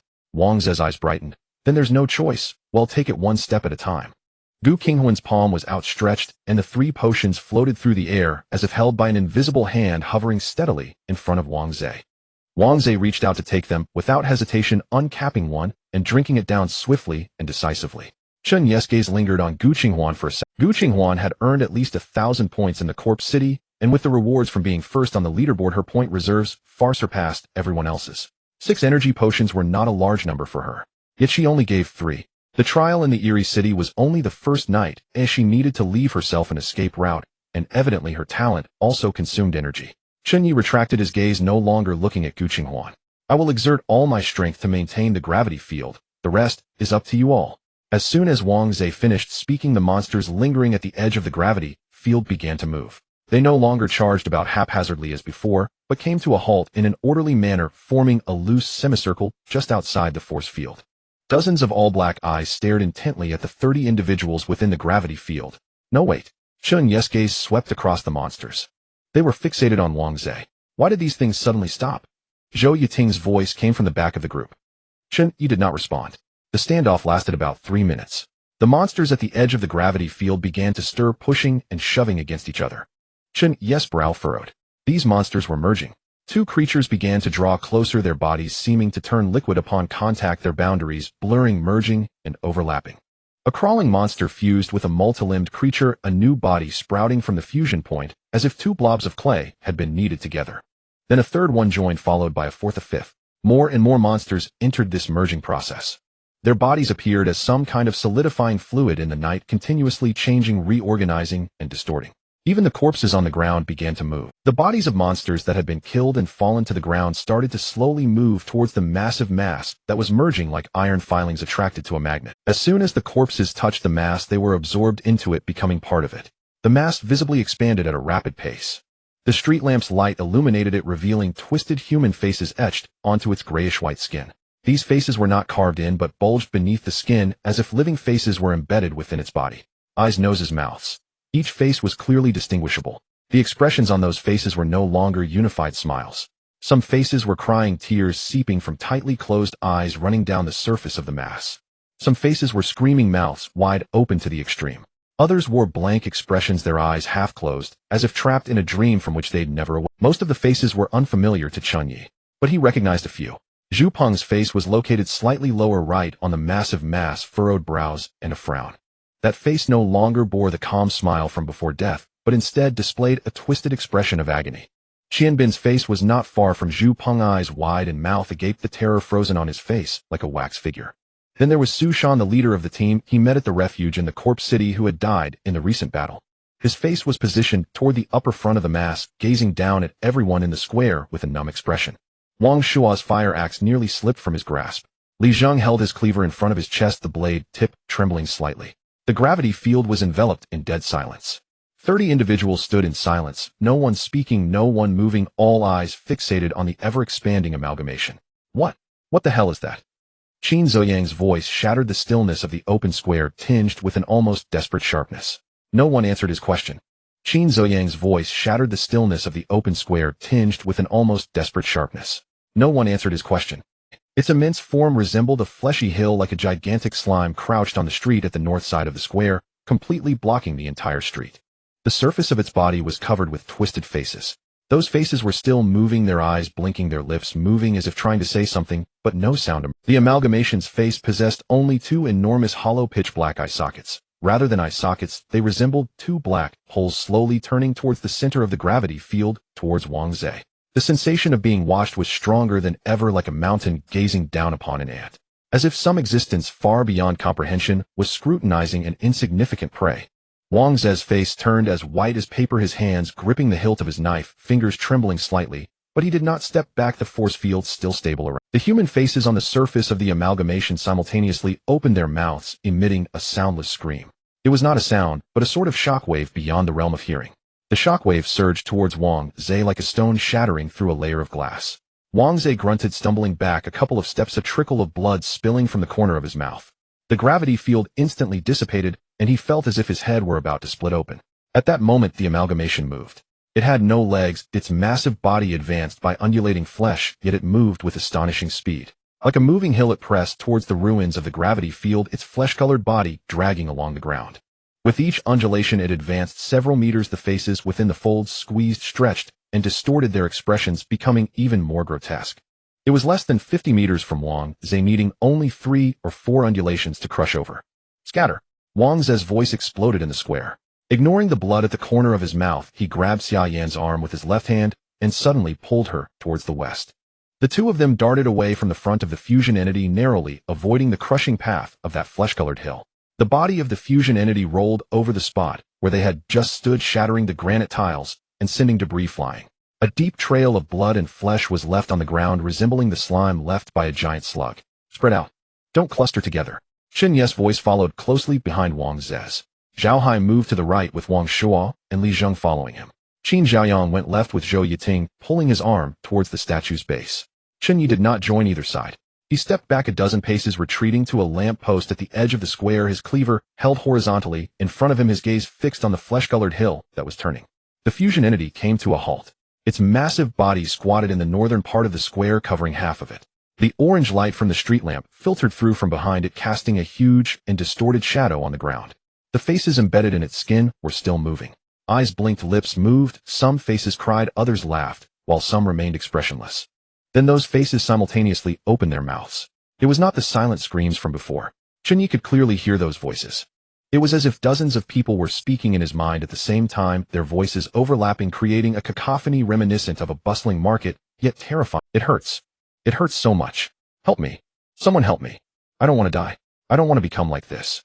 The voices were filled with sobs, screams, murmurs, and howls, a mix of extreme emotions. Chen Ye felt as if his brain had been struck by a hammer. It wasn't pain. It was a more terrifying chaos. His thoughts began to blur, his consciousness stirred by something, and every time those faces opened their mouths, an additional layer of noise filled his mind. His vision started to blur. He saw illusions appear before him. He saw the dormitory of Yun Cheng, the playground outside the window, the crowd lining up in the cafeteria, and the faces of his parents. So real that it hardly felt like an illusion. Chen Ye bit down hard on his tongue. The metallic taste exploded in his mouth, and the pain pierced through the noise in his mind. The illusion shattered.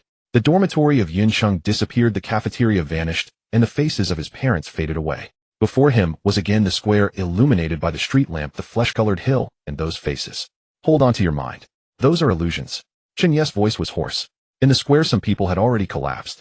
Not from being injured by the monster, but from the mental onslaught of the voices in their heads. A boy crouched on the ground with his hands on his head, letting out a beast-like howl.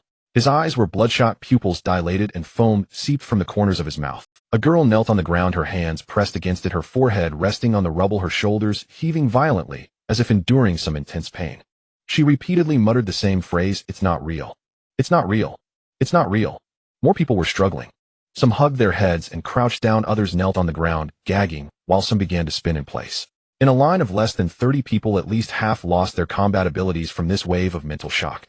Wang Zhe's face was as white as paper, The previous mental shock had already made his head feel like it was bursting, and now this wave of mental shock hit him heated, causing him to sway precariously. Chen Ye held one hand on him and gripped the dagger with the other. Her expression was relatively calm, but her lips trembled slightly.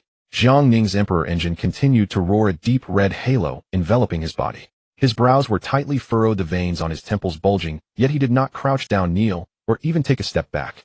Jin Lan and the other 3 team members were in much worse condition.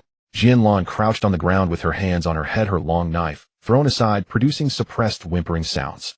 2 of the other 3 had directly slumped to the ground, their eyes vacant, while another knelt and gagged. Gu Qinghuan stood at the very edge of the square furthest from the fusion entity, but the mental shock was indiscriminate. Her face was somewhat paler than usual, her lips pressed tightly together, but her eyes were clear. 3 silver-white flying daggers continued to spin slowly. The fusion entity moved again. Its body began to writhe, the flesh-colored folds advancing like waves from the back, the entire flesh mountain crushing towards the center of the square. The ground trembled beneath its, stones pressed into the dirt, and the sound of crumbling tiles merged into one. Its speed was even faster than before. It targeted the area in the square where the combatant effective people were gathered. Stop it! Wang Ze's voice came from the west. He pushed Xia Yan's hand away, gripping the handle of the long knife with both hands, and suddenly swung down at the writhing fusion entity. An invisible force field enveloped the massive body of the fusion entity, causing its forward momentum to drop by 1/3. But it did not stop. The expressions of the faces on its body became even more distorted, as if enduring immense pain. Several faces moved their lips even faster, the voices in their heads becoming denser and sharper. Blood trickled from the corner of Wang Ze's mouth again. What are you waiting for? Attack it! As Chen Ye's voice exploded in the square, his body was already in motion. He pushed off the ground with his legs, the tiles beneath his feet shattered, and he shot towards the fusion entity like a cannonball. His speed was nearing its limit. The fusion entity was too massive, there was no need to aim or maneuver, and he didn't even need to worry about missing. Thus he chose the most direct method of frontal charge. His right fist pulled back his waist, and hips twisted, and the heavy cannon fired. 20 points of energy were instantly drained, and a faint golden light appeared on his fist, resembling a ball of golden flame compressed to the extreme in the night. The fusion entity also noticed him. Among the faces embedded in its body, one turned towards Chen Ye's direction. That face opened its mouth. No sound, but Chen Ye felt it. An invisible shockwave erupted from that face's mouth, heading straight for his face. Chen Ye's body suddenly tilted to the right during his high-speed dash. His right foot pushed hard against the ground, changing the direction of his charge from a frontal impact to a side ambush. The shockwave grazed past his left shoulder and struck the ground behind him. Boom! A 1-meter diameter pit was blasted into the granite tiles, debris, flying dust swirling. Chen Ye did not look back. His trajectory shifted from a straight line to an arc circling to the side of the fusion body. The faint golden halo of the 1000-gene cannon burned to its extreme on his fist. Then he leaped into the air. The explosive power from his 10-point strength propelled his body upward like a rocket, his feet nearly 2 meters off the ground. His target was the area densely populated with faces on the surface of the fusion body. That face was embedded slightly lower on the right side of the fusion body, contorted in expression, mouth wide open, as if screaming. Chen Ye's right fist smashed down. The 1000-gene cannon struck the center of that face's forehead. Crack, crack, crack. 3 crisp sounds echoed. The face he hit directly shattered instantly, and 2 other nearby faces were also crushed by the tremendous force. The 3 faces shattered like porcelain struck by a hammer, breaking into dozens of fragments that fell away from the surface of the fusion body, revealing a tissue underneath that resembled muscle fibers. As the faces shattered, 3 basketball-sized chunks of flesh dropped from the fusion body. Kill the strange face, 20 points. Kill the strange face, 20 points. Kill the strange face, 20 points. The system prompt flashed before his eyes. Chen Ye understood that as long as he shattered all these faces, the fusion body should disintegrate on its own. Just as he prepared to continue smashing the faces, the fusion body suddenly trembled violently. It seemed to be enraged, the expressions on the faces on its surface becoming even more distorted. The crying faces wept more fiercely. The smiling faces smiled more madly. Don't hit me. Who are you? Who are you? Who are you? The voices overlapped like hundreds of people screaming simultaneously in Chen Ye. Don't hit me. Who are you? Who are you? Who are you? The voices overlapped like hundreds of people screaming simultaneously in Chen Ye's mind. His temples felt as if pierced by 2 glowing iron rods, causing his vision to darken. Chen Ye gritted his teeth, retreating violently to distance himself from the fusion body. Hit those faces. That's the weak point. This cursed thing can die. His voice exploded from the center of the square, piercing through the mental noise, reaching the ears of every person still standing. Zhao Hai was the first to react. He charged out from the right side of the square, a silver-gray metallic sheen covering his entire right arm. He aimed at a crying face located slightly above the front of the fusion body, pulling back his right fist, rotating his waist and hips, channeling all his strength into this punch. The threefold strength of his iron fist smashed into the mouth of that face. Crack! Another crisp sound. The face shattered, and another chunk of flesh fell from the fusion body, crashing to the ground. Zhao Hai took 2 steps back, shaking off the debris from his fist. Jiang Ning also moved. A deep red figure traced an arc in the night, rushing directly toward the side of the fusion body. The roar of the Emperor engine resonated within him to its peak as his dagger sliced through a screaming face on the surface of the fusion body. The blade cut through the center of the face, splitting it in half from top to bottom. The shattered face fell away from the surface of the fusion body, and another chunk of flesh dropped down. But Jiang Ning's target was not just one. His blade did not pause after slicing through the first face. Leveraging the cutting recoil, he changed direction in midair, thrusting the dagger upward into the center of another nearby face. He twisted his wrist, stirring the dagger inside the face. The face shattered. The second chunk of flesh fell off. The interval between the 2 attacks was less than a second, the speed so fast, it was almost imperceptible to the naked eye. When Jiang Ning landed, the 2 chunks of flesh were already twitching on the ground. The fusion body began to tremble violently.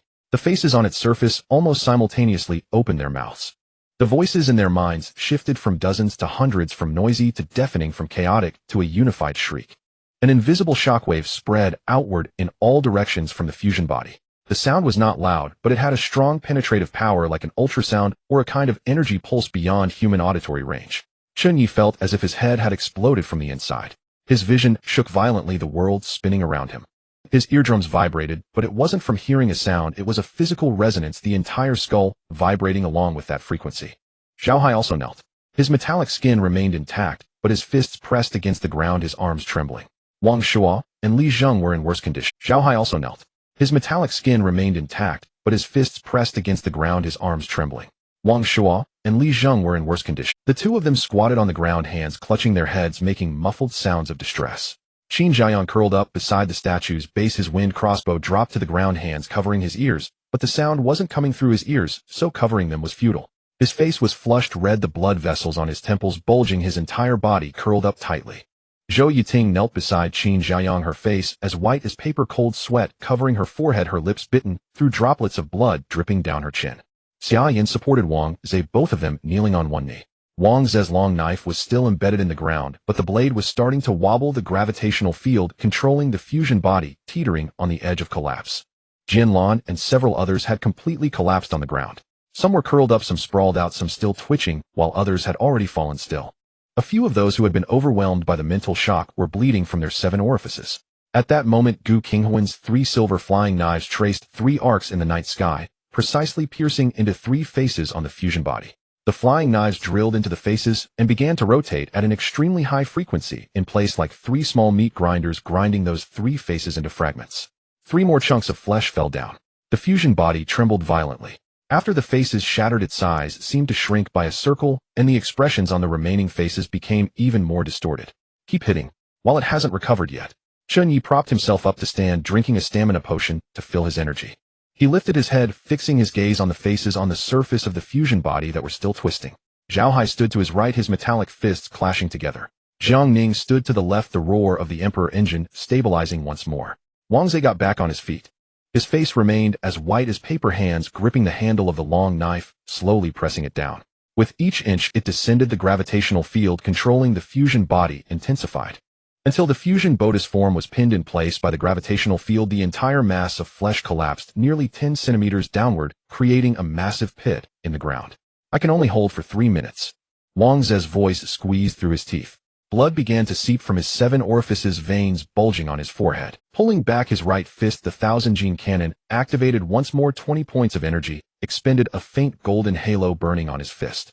Pulling back his right fist, the 1000 gene cannon activated once more. 20 points of energy expended, a faint golden halo burning on his fist.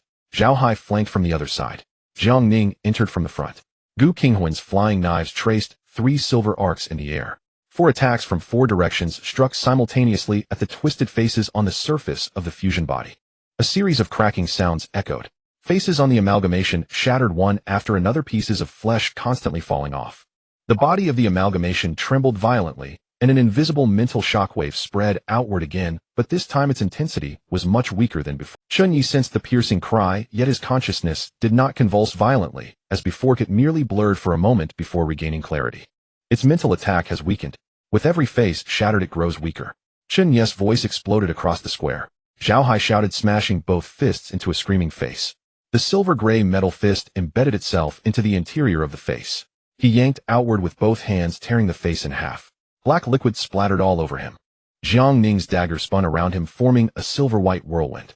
The high agility brought by the Emperor engine made each of his strikes so swift they were almost invisible to the naked eye, cutting through the center of the face eye sockets and corners of the mouth one after another. The dagger on the left dove down from above, piercing the center of a face. The one on the right thrust in horizontally from the side, penetrating the left eye socket of another. The dagger on the left dove down from above, piercing the center of a face. The one on the right thrust in horizontally from the side, penetrating the left eye socket of another. The dagger in front first ascended, and then fell vertically, the tip precisely embedding itself in the mouth of a face. The three daggers simultaneously completed their kills, retracting from the shattered faces, changing direction in midair, and seeking their next targets. Chen Ye's heavy artillery continued to fire, completely unconcerned about the consumption of energy points, only seeking to shatter all these faces within 3 minutes. The faces on the surface of the amalgamation were visibly decreasing, shattering, falling off, being ground, and smashed, its size shrinking. It shrank from 3 stories high to 2 stories, and from 2 stories to 1. The flesh-colored hill was collapsing, yet it continued to resist. The faces still embedded on its surface opened their mouths simultaneously. One by one they screamed, their voices exploding directly in the minds of the onlookers. "We don't want to die. Why did you turn us into this? It was you. You caused our deaths." The voices overlapped, mingled with hatred, despair, and resentment. Chen Ye's footsteps faltered for a moment. His pupils slightly constricted. It was not fear, but because he recognized some of the voices. "My skill book. That's mine. You bandits." It was Qianbin's voice. "Ninggu, it hurts so much, save me." It was Zhu Peng's voice. Chen Ye bit down on his tongue. The metallic taste of blood exploded in his mouth, the pain piercing through the voices in his mind like a needle. "Don't listen. Those aren't their voices. It's this thing mimicking them, just like the voices that lure people into those houses." Chen Ye's voice cut through the cries and screams. Zhao Hai reacted the fastest. He smashed his fist into a crying face, his knuckles emerging from the back of the face, black liquid flowing down his forearm.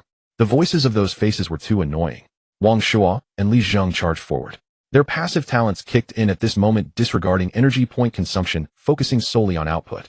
Wang Shuo's fire axe struck a face, embedding the blade into the center, and he yanked upward, tearing the entire face off like a tooth being pulled. Li Zheng's cleaver sliced into the corner of a face's mouth from the side, the blade following the curve of the cheek, cutting half the face, which then fell off the amalgamation. Jiang Ning's Emperor engine roared at its limit, a deep crimson halo burning around him like a fiery outline. His speed was even faster than before. The trajectory of the dagger slicing through the night became nearly imperceptible, only the faces on the surface of the amalgamation shattering one after another after the blade passed. Jian Lan, along with 2 other combat-capable teammates, came to support from the side, tasked with dealing with the flesh chunks falling from the amalgamation, grinding them to prevent them from emerging. Gu Qinghuan's flying daggers continued to weave through the night sky, each accurately striking the center of a face, the blades almost entirely embedding them. Then they spun inside the face before retracting, ensuring that the face was thoroughly shattered. Her complexion was even paler than before, beads of sweat forming on her forehead as she controlled 3 daggers to attack simultaneously. Chen Ye was gasping for breath. His energy points were nearly depleted. The heavy artillery continued to fire, energy points quickly draining. He flipped his palm, a red energy potion appearing in his hand, the second of his 4 potions. He twisted open the cap and gulped it down. The moment the red liquid flowed down his throat, his energy points jumped back to 100. "Last round. Shatter it." Chen Ye threw the empty tube to the ground. Zhao Hai's silver-gray right fist smashed into the last face located at the top of the amalgamation, the fist embedding into the center, black liquid surging from the cracks. The face opened its mouth, attempting to release one final piercing scream, but Zhao Hai's fist was faster than its sound, shattering the entire face with one blow. The body of the amalgamation trembled violently. At the moment the last face shattered, all the wrinkles on its surface opened simultaneously, not releasing an attack, but deflating. Like a balloon punctured with countless holes. The flesh-colored hill collapsed at a visible speed, shrinking from a height of 1 story to that of a person, and from a person to a pile of rotten flesh. The pile of rotten flesh lay in the center of the square, spreading out nearly 10 meters, but less than half a meter high, resembling a heap of ground meat. The surface of the rotten flesh no longer had complete faces, only some blurred outlines of features faintly visible in the grayish-white meat paste. Chen Ye stood at the edge of the pile of rotten flesh, gasping for breath. His clothes were covered in black liquid and grayish-white debris. The knuckles of his right fist scraped drops of blood dripping down his fingers. Zhao Hai stood to his right, the metallic sheen on his fist slowly fading. His complexion was pale sweat covering his forehead. Wang Shuo and Li Zheng leaned on each other for support. Zhou Yiting was still kneeling on the ground, her knees pressed against the earth, palms resting on the rubble. Her complexion was as white. Zhou Yiting was still kneeling on the ground, her knees pressed against the earth, palms resting on the rubble. Her complexion was as white as paper, her lips devoid of color. Class monitor, get up. Chen Ye walked over, extending his hand to her. Zhou Yiting glanced up at him, then reached out to grasp his hand. Chen Ye pulled her up. Wang Zhe still stood in place. The gravity field had long been lifted, but his long knife was embedded in the ground, both hands gripping the handle, standing there like a statue. The blood from his 7 orifices had dried, forming dark red scabs on his face. He stared with open eyes, his pupils still holding light, though it was very faint. Wang Zhe, are you okay? Zhao Hai's voice came from the side, tinged with uncertainty. Wang Zhe's finger twitched as he loosened his grip on the knife handle, his body swaying slightly, and Xia Yan supported him from behind. It's fine. I'm not. His voice was as raspy as sandpaper, and among everyone he was the one most severely injured. Xia Yan said nothing, and slowly helped Wang Zhe sit down on the... She took out a bottle of water from her storage space, opened the cap, and handed it to him. Wang Zhe took the water, had a sip, then leaned against Xia Yan's shoulder, and closed his eyes. Chen Ye's gaze shifted away from the pile of mutilated flesh and swept over the remaining people in the square. Counting them along with Wang Zhe, Jiangming's team, and Gu Qinghuan with 2 or 3 other capable individuals, there were only 21 people still alive. In the crowd he spotted 2 familiar faces. Gao Li had survived, and Lu Chun, who had been trying to scavenge skill books among the corpses, was also unharmed. Li Jiahao and his 2 lackeys were missing during the corpse city incident. Li Jiahao had seemed quite at ease with his 2 younger brothers. Have you seen Li Jiahao and his 2 companions? Chen Ye asked. Zhao Hai shook his head. It seems they haven't been seen since the very beginning. Chen Ye looked at Zhou Yiting. Class leader, what talents did Sun Kai and Ma Wenba have when you counted them? Were they stealth-type talents? Zhou Yiting thought for a moment. Neither of them had stealth-type talents. Forget about them, we still have a night to endure, and with our current numbers and condition, it will be quite difficult. Chen Ye looked at the sky, which was beginning to brighten, his brow furrowed. They had barely made it through the first night with all their effort. He had no idea how many monsters he had killed that night. His kill score had already exceeded 1,000, and if he survived this survival trial, his levels would at least increase by... We have very few potions left, and I only have 1 left. Once the potions are used up, our combat effectiveness will drop significantly. Zhao Hai also wore a worried expression. Potions? Chen Ye suddenly grinned. I have a way. Zhao Hai glanced at Chen Ye, but did not ask further. He naturally believed Chen Ye when he said he had a way.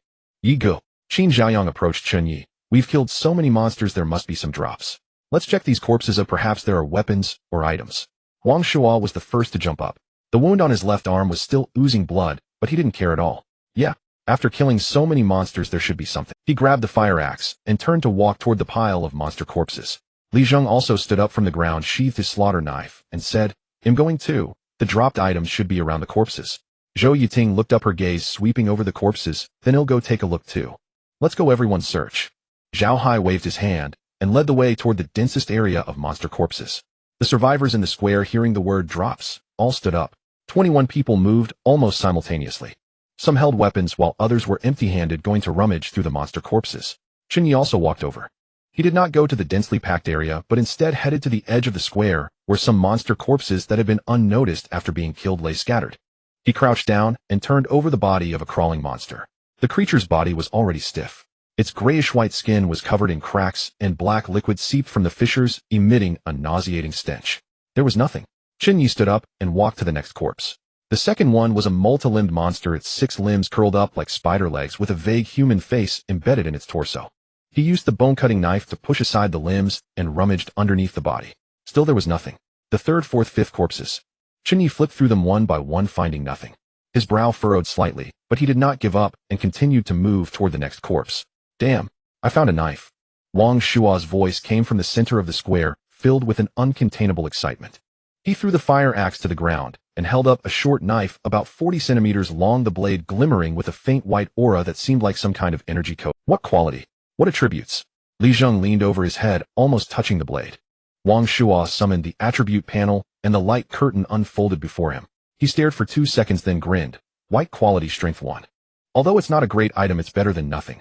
He stored the short knife back in his storage space, picked up the fire axe, and continued searching the next corpse. The square became lively. All 21 people were rummaging through the monster corpses. Some pried with weapons, some searched with their hands, while others kicked aside the tank. Black liquid splattered everywhere, and the air was filled with a pungent stench, but no one complained. Gu Qinghuan was also searching. She stood on the east side of the square, holding a steel pipe picked up from the ground, prying open one monster corpse after another. Her movements were neither fast nor slow, and her expression remained unchanged, neither anxious nor excited. Chen Ye had already flipped over more than 20 corpses. Not all monsters dropped items. The drop rate was much lower than expected. He crouched down and turned over a piece of flesh that had fallen from a fusion creature. The piece of flesh had already stiffened, with half a blurred human face outline still visible on its surface. He used the bone-cutting knife to cut the flesh in half, and black liquid surged out from the cut, a foul odor hitting him. Then he saw the light. A faint green aura emanated from within the piece of flesh. Chen Ye tucked the bone-cutting knife into his waist, reached his hands inside the flesh, and pulled out the green light from the black liquid and scraps of meat. It was a short sword. The blade was pitch black, about half a meter long and around 5 centimeters wide. Chen Ye summoned the attribute panel. Ghost Blade, green quality, type, one-handed sword, effect, strength 3, description, increases the user's strength attribute by 3 points. The additional attributes of the equipment do not benefit from talents and skills. Green quality, strength 3. Chen Ye's lips curled up slightly. He had managed to find a green quality weapon. Unfortunately, it did not enjoy the benefits of talents and skills, merely enhancing the user's strength by 3 points. This meant he had to wield the short sword to enjoy the 3-point strength boost, which did not match his skill, the 1000 gene heavy cannon. To put it simply, the increase was there, but it was really not much. He held the ghost blade in his hand, swinging it through the air a couple of times. The sound of the blade slicing through the air was light, like a faint whistle produced when the wind brushed against the edge. Damn, Ye Gu, what did you find? Qin Xiaoyang ran over from the other end of the square, his eyes fixed on the black short sword in Chen Ye's hand, which glowed with a faint green light. Green quality, strength 3. Chen Ye showed the ghost blade's attribute panel to Qin Xiaoyang. Qin Xiaoyang stared at the light curtain for 2 seconds, then suddenly turned his head and shouted toward the center of the square, "Hi Gu! Hi Gu!" Ye Gu found a green item. Strength 3. His voice echoed across the empty square, and everyone simultaneously stopped their actions and looked toward Chen Ye. Zhao Hai straightened up from the pile of monster corpses, glanced at Chen Ye, then continued to lower his head to search through the corpses. Li Zheng ran in front of Chen Ye, stared at the ghost blade for 2 seconds, then shook his head. Damn it, why can't I find good stuff? Chen Ye stored the ghost blade into his storage space. The bone cleaver could finally be retired. One advantage of monster-dropped weapons besides attribute enhancement was that they could be stored away. Otherwise, carrying a bone cleaver at his waist all the time felt quite burdensome. He crouched down and continued searching the next corpse. The search across the plaza persisted for nearly an hour. 21 people thoroughly examined every corpse in the plaza, not sparing a single one, including those half-decayed, trampled, or mixed together. The priority time for looting had long expired. Whoever found something owned it. At this critical moment, no one contested equipment. Those who picked up equipment openly announced it, mostly white-quality weapons. There were only 2 green-quality items, Chen Ye's short sword, and a double-edged short axe picked up by a member of Jiang Ning's team. That team member handed the short axe to Jiang Ning, who in turn gave the dagger to him. The drop rate was quite low. Zhao Hai, Li Zheng, Qin Xiaoyang, and Zhou Yiting found nothing. Gu Qinghuan also had no gains. The sky had fully brightened. A grayish-white light pressed down from above, casting a pale hue over the entire city. People began gathering in the plaza, not by organization but instinctively. The night battle had made everyone realize one truth: without unity, death was inevitable. The 21 individuals gradually converged around the statue's pedestal in the plaza center. Some stood, some sat, some leaned against the pedestal, others crouched by the flowerbed's edge. The distance between them was much closer than before, yet they still maintained some space. 21 people sat in silence. No one spoke first. The silence lasted about 2 minutes. What should we do next? Wang Zhe broke the silence first. His voice was weak, but steadier than before. I only have 2 stamina potions left. If we face another battle like last night, I won't hold out. And now there are only 21 of us alive. He finished speaking and looked toward Gu Qinghuan, but this time, Gu Qinghuan didn't hand him any potions. Paige and I probably don't have enough potions to sustain a whole night of fighting. I still have 2 stamina potions, and Hage has 1 left. Chen Ye's voice came from the direction of the street lamp. He leaned against the pole, hands in pockets, eyes fixed on Jiang Ning. Why are you looking at me like that? Jiang Ning furrowed his brows slightly, his tone tinged with caution. Chen Ye smiled and straightened up from the street lamp, stepping forward. If we are to continue staying united, the potions should be fairly distributed. Jiang Yu collected over 10 potions as protection fees on the train ride. Why not share some? Ensuring the team's combat strength increases our chances of survival. Jiang Ning's mouth twitched slightly. Chen Ye was right, he had indeed collected many potions. Of the 15 stamina potions, he took 10 himself and gave the remaining 5 to Zhu Peng and Jianlan. Along with those exchanged through his points, he still had 19 stamina potions in hand. But he was unwilling to share. Potions were life. In a place like this, one more potion meant one more chance to live. Jiangning, please give some stamina potions to Zhao Hai and Chen Ye. Without them, we won't survive another night. Wang Zai's voice came from the statue pedestal. His tone was not a request, but a statement of fact. Xia Yin sat at Wang Zai's feet looking up at Jiangning. "You don't be so stingy. What good is hoarding so many potions if we don't even have life left?" Her voice was soft, but earnest enough to leave no room for argument. Jianlan stood silently behind Jiangning. Several of Jiangning's team members exchanged glances, but said nothing. The gazes of others in the plaza all fixated on Jiangning. Jiangning gritted his teeth. He could feel the weight of those eyes. Apart from his own team, everyone else was watching him. They all knew about his protection fees and the many stamina potions he possessed. "Just give us 8. Chen Ye approached Jiangning with a smiling face. Jiangning's temple twitched. Chen Ye's demand for 8 was nearly half of Jiangning's total potions. He took a deep breath, suppressing the anger rising in his throat. "I don't have that many. At most I can give you 6. Fine, give them here." Chen Ye cheerfully extended his hand. He had expected to get 2 or 3 at best. He boldly bargained, awaiting Jiangning's counteroffer, but surprisingly Jiangning was so generous, perhaps because the potions were acquired through extortion and not cherished. Jiangning gritted his teeth, flipped his palm, and 6 red liquid stamina potions appeared. When he handed the potions to Chen Ye, his gaze lingered on Chen Ye's face for a second, conveying much unspoken meaning. Chen Ye weighed the potions in his hand before turning to Zhao Hai and handing him 3. Zhao Hai received the potions and stored them away. He said nothing, but gave Chen Ye a slight nod. When he handed the potions to Chen Ye, his gaze lingered on Chen Ye's face for a second, conveying much unspoken meaning. Chen Ye weighed the potion. "All right, the potion issue is settled. Let's discuss what to do next." Jiangning spoke again. "Well, I have an idea. What if we try to leave the city?" Qin Zhaoyang tentatively voiced his thought. All eyes shifted toward him.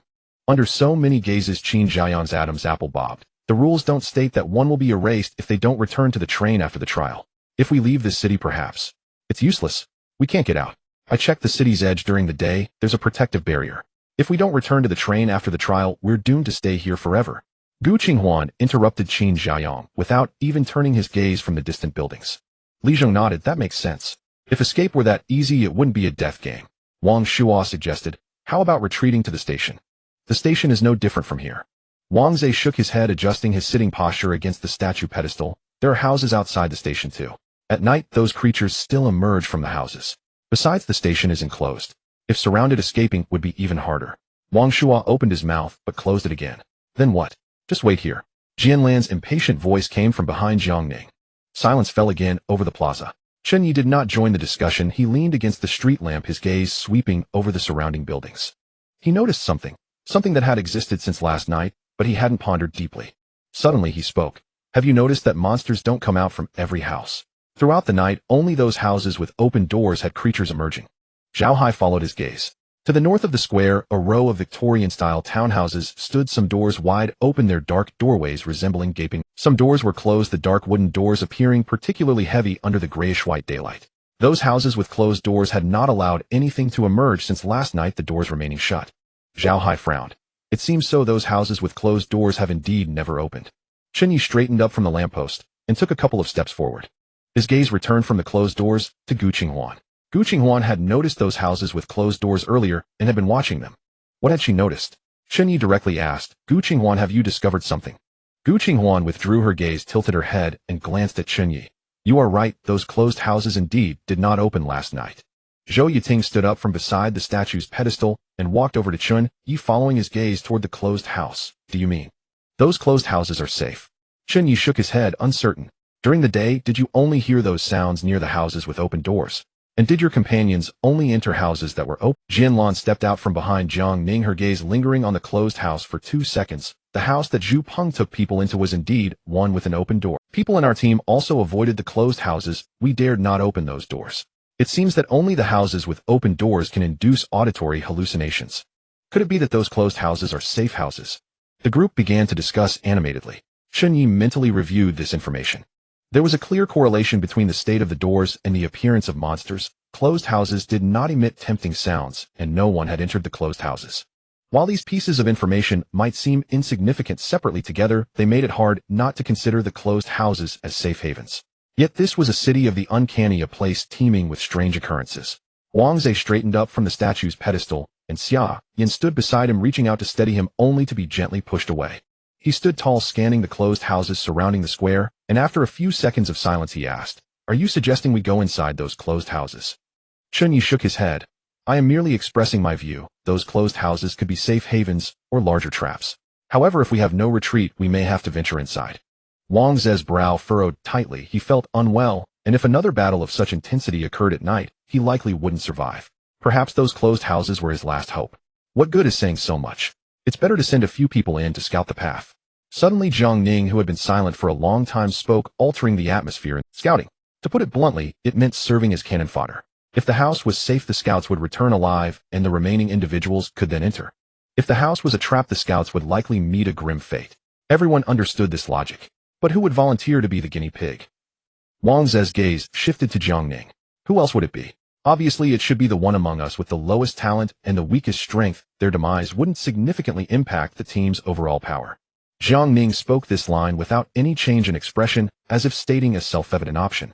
Those who had barely survived and lacked support unconsciously lowered their heads, fearing Jiang Ning would notice them. Because they were indeed the ones with low talent, and in Jiang Ning's definition, they were not teammates nor companions, merely expendable resources. In this new world where strength is revered, talent ratings determined one's value.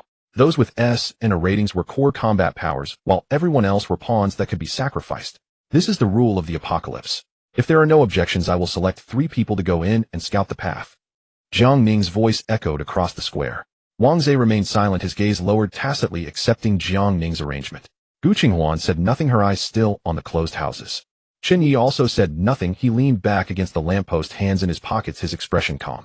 Even Zhao Hai, the amiable one, didn't speak. Sending scouts would greatly increase their chances of survival, making Jiang Ning the right person for this villainous task. Jiang Ning scanned the crowd, then fixed his gaze on 3 individuals. You and you. He raised his hand, his fingers accurately pointing at 3 people. The expressions of the 3 individuals changed in an instant. Gao Li was the first to be chosen. Her sturdy hands, accustomed to holding a shot put, trembled slightly, and a hoarse question escaped her throat. Why me? Am I the weakest among these 21 people? Jiang Ning's gaze fell on Gao Li's face, a slight smile on his lips devoid of warmth. Is my strength greater than yours? Enough reason. If you refuse to go, I will kill you right now. Gao Li's voice seemed to be choked as her mouth opened, but no sound came out.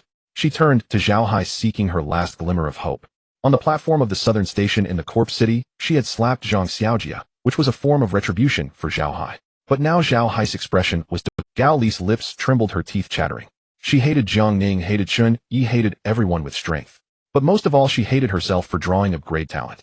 She hated herself for not being strong enough, hated herself for not killing more monsters in the Corp City, for not leveling up to make herself worthy of standing up for herself. But hatred was futile. In this new world where strength was revered, lacking power meant being bullied at will. Gao Li's hand holding the steel bar slowly dropped. Lu Chun was the second to be chosen. His face, half hidden in the shadow of his hat, was as pale as paper, his mouth twitching slightly. Surprisingly, he did not question or curse like Gao Li. He simply nodded, complaining about low talent was useless. Unfortunately, he lacked sufficient potions. Otherwise, with his invisibility talent, finding a place to hide would give him a good chance of survival. Sun Yang was the third to be chosen, the unfortunate soul, who had his gear snatched by Jiang Ning, now being pointed out to serve as a scout. His face was filled with fear and anger, the 2 emotions intertwining into an expression that was almost on the verge of collapse. His lips trembled, and through gritted teeth he squeezed out, I want go. I want go. Why should I go? Why don't you go yourself? He took 2 steps back, then turned and ran. Jiang Ning did not pursue. He merely cast a glance at Jianlan. Jianlan moved, her speed not particularly fast, but Sun Yang's was even slower. Her movement was swift and decisive as she kicked Sun Yang's kneecap. Sun Yang lost his balance and fell to his knees with a thud. Jianlan seized his right arm and twisted it at an unnatural angle. A sickening crunch echoed as Sun Yang's wrist was wrenched behind him, locking his entire arm up. Sun Yang's wretched scream echoed through the empty square. Jianlan pressed his face to the ground, her knee pinning him down, rendering him immobile. Jiang Ning approached, crouched down, and looked at Sun Yang's face. If you don't cooperate obediently, I won't hesitate to break your limbs and throw you in there. By then, don't even think about running, you won't even be able to crawl. Jiang Ning's tone was calm, but his gaze was cold, a chilling disregard for life. In Jiang Ning's eyes, those without strength were expendable. Sun Yang's pupils constricted to pinpricks. His lips trembled violently, but this time he did not say, I want go. going might still hold a glimmer of hope for survival. While refusing, Jianlan released her grip, stood up, and walked back behind Jiang Ning. Sun Yang lay on the ground like a puddle of mud. It took him several seconds to crawl up, his right arm hanging limply at his side, his wrist swollen. Those not chosen sighed in relief as if they had narrowly escaped death. Chen Ye leaned against a lamppost, hands in his pockets, his expression unchanged. He knew that Jiang Ning was doing something everyone wanted to do, but no one dared to voice, using the fewest lives to obtain the most survival information. This was the logic of the apocalypse, cruel yet effective. The plan for scouting was settled. Chen Ye glanced at the three chosen individuals. Gao Li stood in place, still gripping the steel bar, her expression a complex mix of fear and shame. Lu Chen leaned against the statue's base, head down the brim of his hat, concealing most of his face, obscuring his expression. Sun Yang stood at the edge, rubbing his right. Which building should we choose? Jiang Ning turned around, fixing his gaze on Chen Ye. Everyone's eyes turned to Chen Ye. Any building with closed doors will do. Chen Ye looked up at the sky. But there's no rush, it's only just dawn, and there's still plenty of time before nightfall. Let them rest and eat something. Jiang Ning looked at him, the corner of his mouth twitching slightly, offering no rebuttal. He turned and walked back to his team. The other survivors also found places to sit or lie down. Some leaned against the flower bed's edge. Some leaned against the statue's base. Others lay directly on the ground, using their arms as pillows.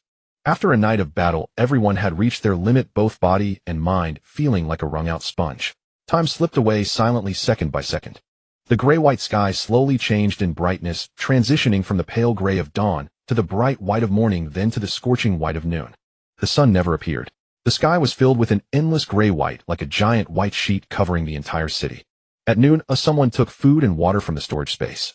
The 6 members of Chen Ye's team formed a small circle. Zhou Yiting pulled out several packs of compressed biscuits and a few bottles of water from the storage space, tossing them to the others.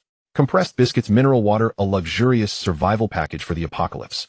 Qin Jiayang tore open a pack of biscuits, took a bite, chewed a few times, and his expression turned subtle. I really miss the school cafeteria. Wang Shuo grabbed a bottle of mineral water, twisted off the cap, gulped down a mouthful, then wiped his mouth with his sleeve. Having something to eat is already good enough, you shouldn't be picky. Li Zhang said between chews of the compressed biscuit. I hope those houses with closed doors aren't dangerous, otherwise we might be in real trouble.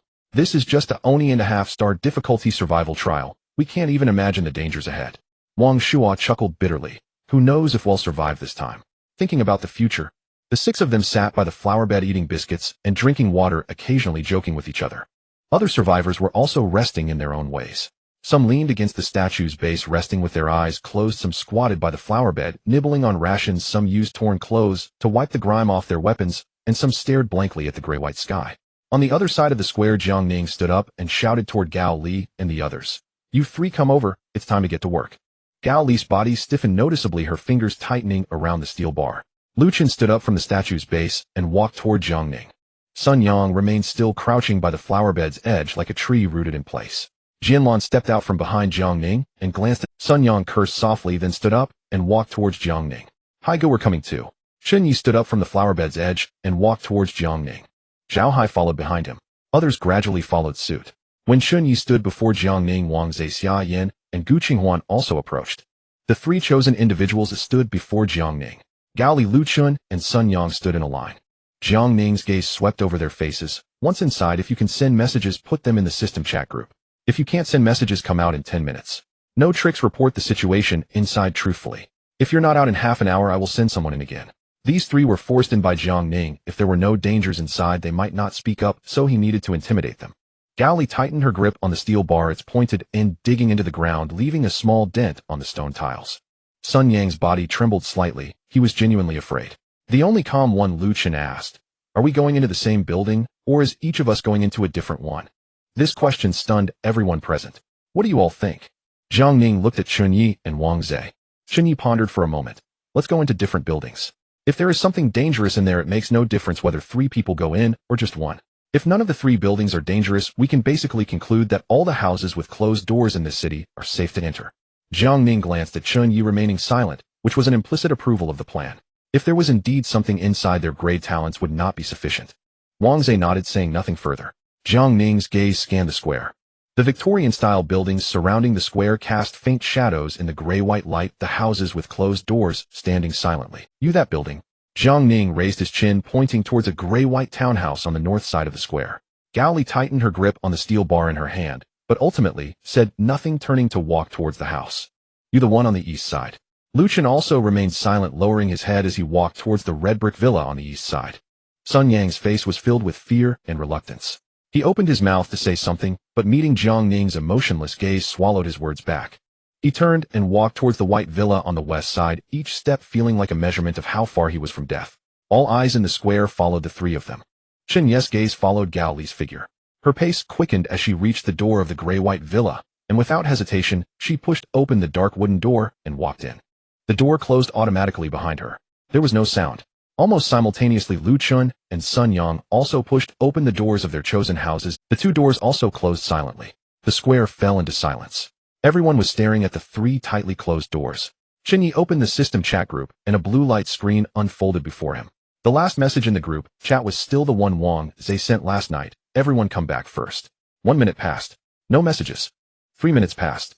No messages. 5 minutes passed. Still no messages. Chen Ye's brow furrowed slightly. 10 minutes passed. The three doors remained unmoving. There was no news in the group. Are they? Already. Qin Zhaoyang's voice came from the side. He didn't finish, but the implication was clear.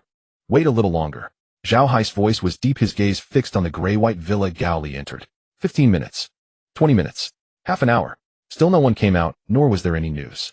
There's no need to wait anymore. Those three houses have problems. Either they died after entering and couldn't send a message, or the houses can't send messages. Regardless of the situation, those houses are not safe. Jiang Ning's expression grew more serious than before. It was a dilemma, to enter now with danger inside. Wang Zhe glanced up at the three closed doors, and then at the sky. Should we continue to send people in? They'll go in and take a look. Zhao Hai's voice came from beside Chen Ye. Wang Shuo and Li Zheng turned to look at him almost simultaneously. Haigor, are you crazy? Wang Shuo's voice rose several degrees. The three who went in haven't come out yet. If you go in now, isn't that sending yourself to death? Li Zheng wasn't as agitated as Wang Shuo, but his brows were tightly knit. Haiga, think of another way. Zhao Hai waved his hand. If we don't find a safe place to spend the night, we won't survive. Once it gets dark, those things will come out, and with our small group and limited supplies, we won't last through a second night. He paused. Rather than waiting until dark to be exhausted, it's better to take a gamble now. Even if there are monsters inside, I still have the strength to fight. Chen Ye shook his head. Since there is danger in the house, entering one by one is akin to the Calabash brothers rescuing their grandpa. It's not a wise choice. Then how about we take a gamble? Oh, let's all enter one house. Even if there is danger inside, we have 5 level fighters here. We should be able to fight a little. Wang Zhe's gaze swept across the people present. What do you all think? I can't last through tonight anyway. Without recovery potions, Wang Zhe cannot return to his peak condition. He knows very well that he is not even strong enough to support him in a fight now. Chen Ye glanced at Zhao Hai. Zhao Hai nodded slightly, no problem. Jiang Ning was silent for about 3 seconds before nodding. Wang Zhe's gaze turned to Gu Qinghuan. Gu Qinghuan pondered for a moment. Then let's go together. Which building shall we enter? Jiang Ning asked. Let's enter the one Gao Li went into, as she may not necessarily be dead, and among the three of them, Gao Li still has some combat power. After Chen Ye finished speaking, he took out the newly acquired ghost blade from his storage space. The black blade glimmered with a dull sheen in the gray-white light of the sky, and a faint green halo flickered on the blade. Let's go and let me see what kind of ghostly things are inside. Chen Ye took the lead towards the gray-white villa. Zhao Hai followed closely behind. Wang Shuo gripped the fire axe tightly. Li Zheng had already drawn out his butcher knife from his waist. Qin Zhaoyang held the windspeed crossbow, 3 short arrows ready to fire. Zhou Yiting walked at the back of the group. Go! Jiang Ning waved his hand, leading his team to follow. Wang Zhe, Xia Yin, and Gu Qinghuan were at the rear. A dozen people marched towards the gray-white villa. Only 4 random individuals remained in the square. They stood in place watching as Chen Ye and his group. What should we do? Should we follow them? A boy in a black short-sleeve shirt asked. There's still some time before dark. Oh, let's observe a bit more. Another boy in a gray jacket replied. But they have already left. The third to speak was a girl, her voice soft, as if she were talking to herself. Those houses can be entered at any time. What's the hurry? The boy in the gray jacket crossed his arms over his chest, his gaze following Chen Ye's group. When Chen Ye reached the door of the gray-white villa, he paused for a moment. The door was dark wooden and devoid of any decoration. The doorknob was brass, oxidized and darkened. He reached out, grasping the doorknob to turn it, and pushed the wooden door open. Behind it lay an almost solid darkness with nothing visible inside. I'll go in first. Zhao Hai's hands instantly completed the metal transformation as he stepped over the threshold. Chen Ye followed closely behind. The remaining people entered one after another. After the last person's figure disappeared into the darkness, the wooden door behind them closed silently. Just as the door closed, a strong light surged from the. Chen Ye instinctively closed his eyes. The eyelids couldn't block the light, which penetrated through, leaving a dazzling white in his vision. Then the white light abruptly vanished, returning to darkness, followed by a strong sense of vertigo. When he opened his eyes again, he found himself lying on a bed. Chen Ye's pupils rapidly dilated in the darkness, trying to capture any hint of light. "Igor, are you there?" Qin Zhaoyang's voice came from the side. "Qin Zhaoyang, are you sick? It's late at night, why are you shouting?" A voice full of impatience came from the upper bunk. That voice was familiar to Chen Ye, it was their other roommate Li Ming. Chen Ye suddenly sat up, feeling around the edge of the pillow until he found his phone. The moment the screen lit up, familiar light pierced his eyes. 147 June 15th, Tuesday. On the opposite bunk, Qin Zhaoyang's phone screen also lit up.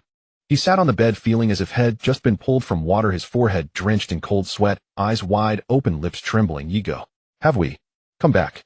Chen Ye did not answer immediately. He clenched his fist, opened it, then clenched it again. The robust power that had gradually become familiar on the death train disappeared. The sense of muscle fullness brought by the 10-point strength value vanished completely. He clearly remembered that the day he was taken onto the death train was June 14th, Monday night.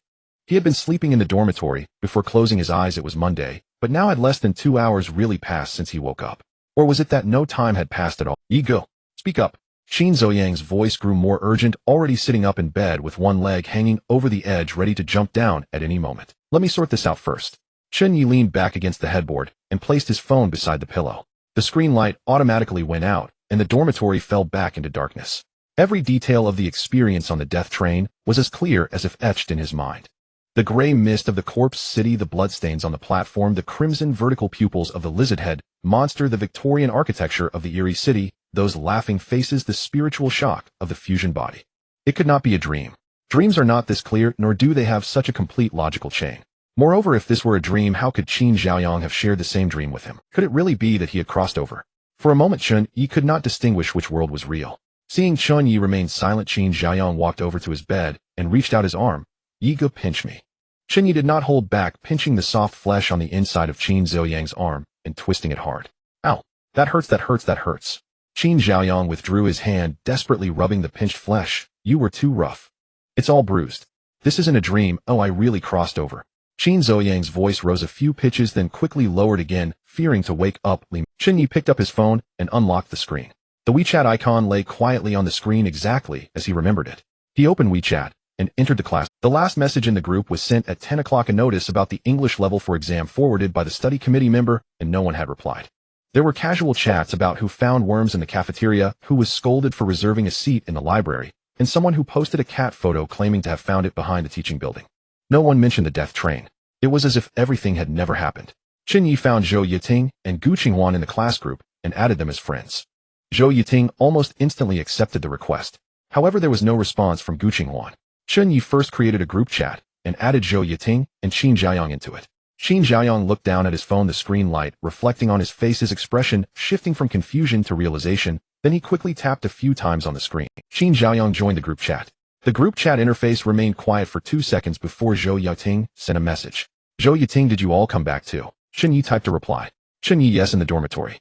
Zhou Yiting, me too.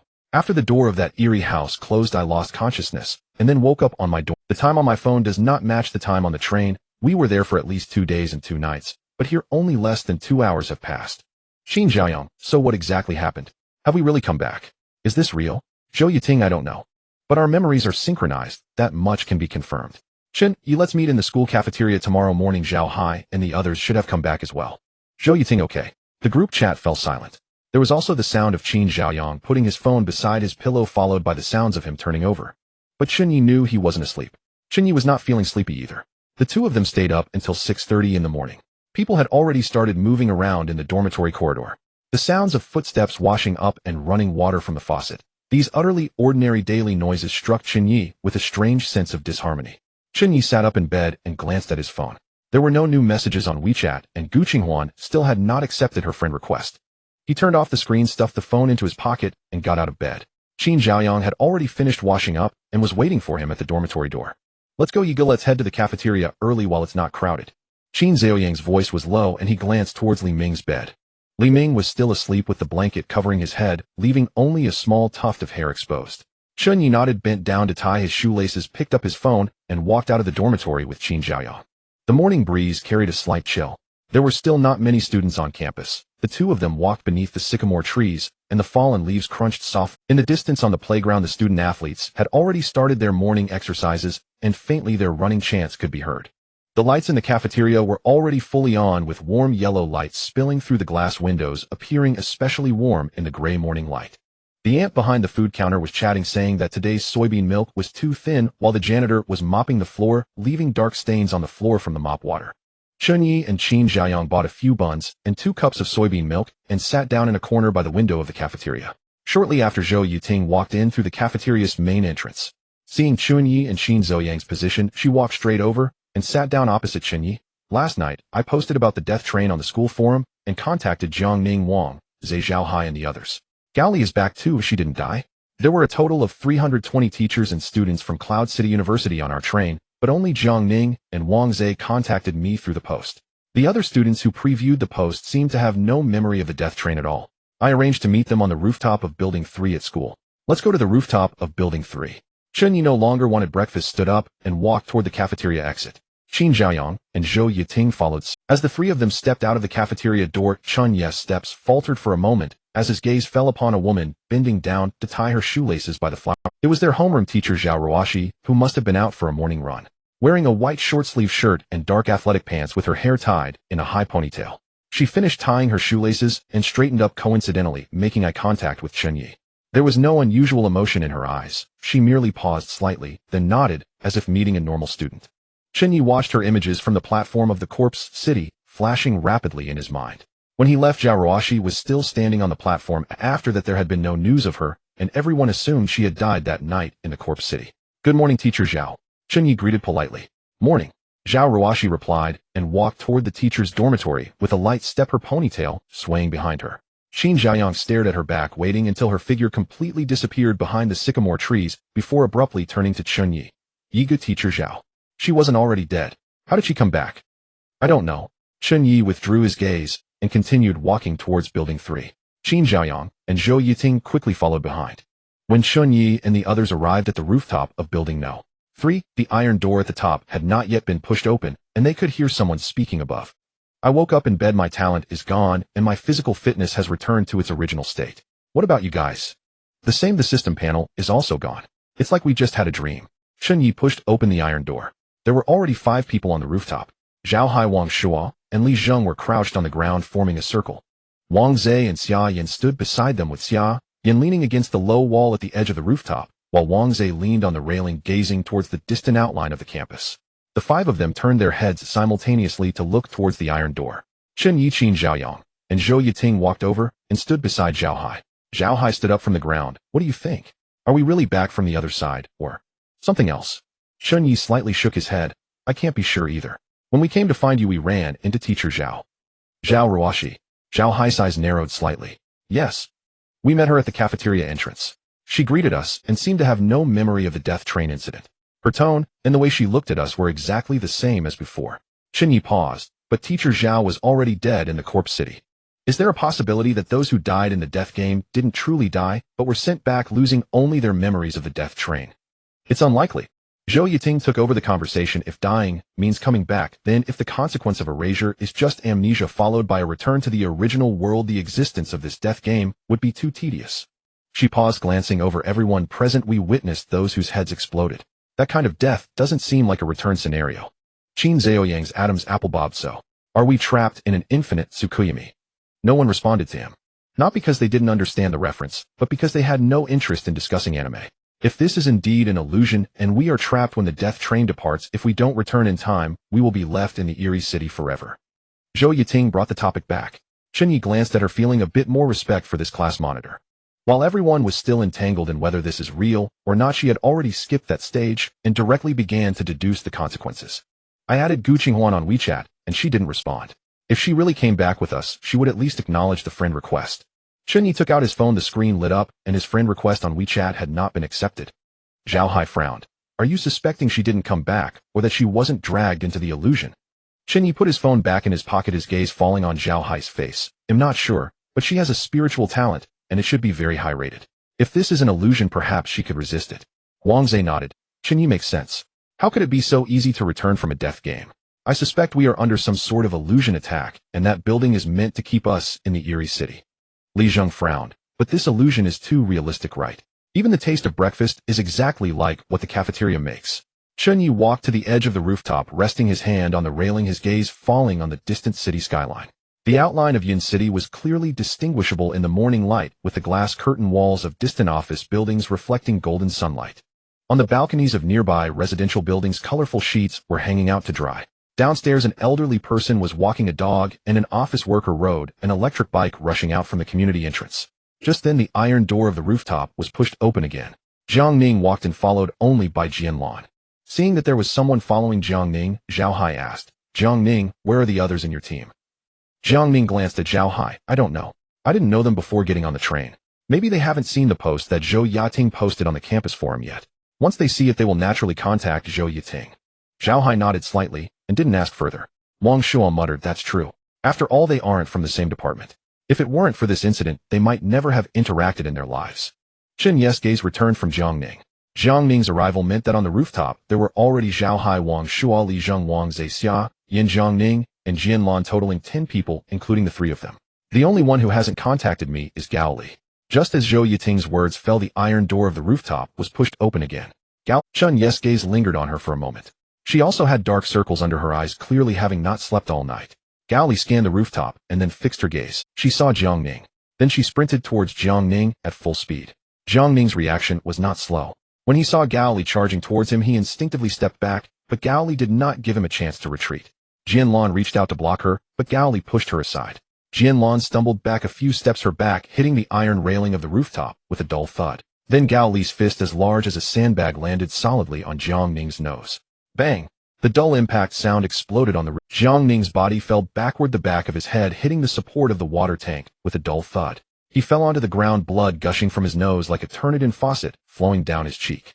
His nasal bone was broken. The clear sound of crack was heard by everyone present. Jiang Ning. Jianlan was the first to react, rushing up to shield Jiang Ning. Jiang Ning propped himself up with his elbow on the ground, wiping his nose with the sleeve of his right hand. The blood hadn't been wiped clean, instead smearing half of his face. He raised his head and glared at Gao Li. "Gao Li, are you looking for death?" Gao Li stood there looking down at Jiang Ning, the corners of her mouth curving into a smile. "What? Are you not convinced? Now that everyone has lost their talents, every time I see you I'll hit you. Do you have any objections?" No one on the rooftop moved or spoke. Gao Li's punch was a release of the anger oppressed in the eerie city. Jiang Ning was still sitting on the ground, his right sleeve soaked in blood, and his nose continued. He lowered his head, his expression unclear, but his shoulders were slightly heaving, and his breathing was heavy and restrained. A person with class talent, someone whose words could determine life or death on the death train, someone who forced others to become cannon fodder in the eerie city, was now having his nasal bone broken by someone he used to not even bother to glance at. Jiang Ning staggered to his feet. He did not retaliate. Without his talent, he might not even be able to defeat this sports student who trained in shot put. Gao Li's physique was formidable among boys, and her initial strength in the death game was also at the maximum of 5 points, indicating her robust physique. Seeing that Jiang Ning didn't fight back, Gao Li no longer looked at him. She turned around, not glancing at anyone, and walked towards the staircase as if she had come here solely to punch Jiang Ning. "Gao Li!" Chen Ye's voice came from behind her. Gao Li paused for a moment, but did not turn around. Chen Ye straightened up from the edge of the rooftop and took 2 steps forward. "We may not have truly crossed over. This could very well just be an illusion." Gao Li turned her head slightly to glance at him. "Whether it's real or an illusion, isn't it already good enough? Why should we go back? Whatever death trains or survival trials, let them all go to hell." After she said this, she stepped into the stairway. The rooftop fell silent. No one chased after her, and no one spoke to persuade her to stay. Chen Ye withdrew his gaze and leaned back against the railing. Wang Shuo squatted on the ground, muttering to himself. What she said isn't without reason. Even if this is an illusion, it is exactly like our original world. There are no monsters, no death trains, no survival trials. All those who died have come back to life. Everything is fine here. Why should we go back? He continued. Besides, who can completely prove that this is an illusion? I called my mom last night, and she was still the same nagging mom. I want to go home. The rooftop fell into a brief silence. His words made sense. This place was exactly like the original world, with no monsters, no death trains, and no survival trials. The soy milk in the cafeteria was warm, the fallen leaves of the phoenix tree crunched underfoot, and the shouts of the athletic students practicing in the playground echoed far into the morning air. Those who died in the corpse city and the ghost city have all come back to life. Ooh, everything is as it should be. Why go back? That place is filled with death, fear, betrayal, and an ever-present sense of powerlessness that can be erased by the rules at any moment. Qin Xiaoyang squatted at the edge of the rooftop, hugging his knees with his chin resting on them. What Wang Shuo said also makes sense. Who would want to go back to that hellhole? Qin Xiaoyang squatted at the edge of the rooftop, hugging his knees with his chin resting on them. What Wang Shuo said also makes sense. Who would want to go back to that hellhole? The longer we stay here, the worse the situation over there becomes. Wang Shuo stood up from the ground. Then how do you prove that this is definitely an illusion? Li Jing opened his mouth, but did not refute. Because he truly could not prove it. Zhou Yiting took a step forward, standing in the center of the rooftop, her gaze sweeping over everyone present. If we have truly returned, then that is naturally the best. But if everything here is fake, then our bodies are still in that building in the ghost city. She paused, her voice lowering. Even if our bodies over there are not in danger, how long can we last without food or water? If the ones over there die, will the ones here continue to exist? Her words felt like a bucket of ice water poured over everyone. Wang Shuo's mouth opened. Qin Xiaoyang stood up from his squatting position, his face turning pale in the morning light. Zhao Hai's brows knotted into a tight frown. Wang Zhe leaned against the low wall at the edge of the rooftop, his eyes drooping behind black-framed glasses. Zhou Yiting is right. We cannot deceive ourselves. Even if we know this is an illusion, we cannot break free from it. Right now, we can do nothing. Zhao Hai's voice was low, carrying a sense of suppressed helplessness. The rooftop fell silent again. Zhao Hai was not wrong, knowing it is an illusion and breaking the illusion are separated by an invisible and intangible gulf. Right now they had no talents, no skills, no system panel, and were no different from ordinary people. Perhaps there is a way to break it. Chen Ye's voice came from the edge of the rooftop. Everyone turned to look at him simultaneously. Chen Ye straightened up from the railing. If this is an illusion, everything is fake, including ourselves. Since the illusion is so real, what if I commit suicide? If I die, how can the illusion imposed on me continue? His words fell, and the rooftop was silent for a moment. Qin Xiaoyang was the first to react. Suicide? Igor, are you crazy? Wang Shuo suddenly looked up, his tone shifted. Suicide? What if this isn't an illusion? If we really crossed over, then if you commit suicide, won't you truly die? Li Zheng straightened up from the railing and took a step forward. Chen Ye, think again. There must be another way. Zhao Hai glanced at Chen Ye. Chen Ye, are you serious? Zhou Yiting said nothing, neither agreeing nor opposing. I don't believe that building would send us back. The rules of the death train have never given anyone a way out.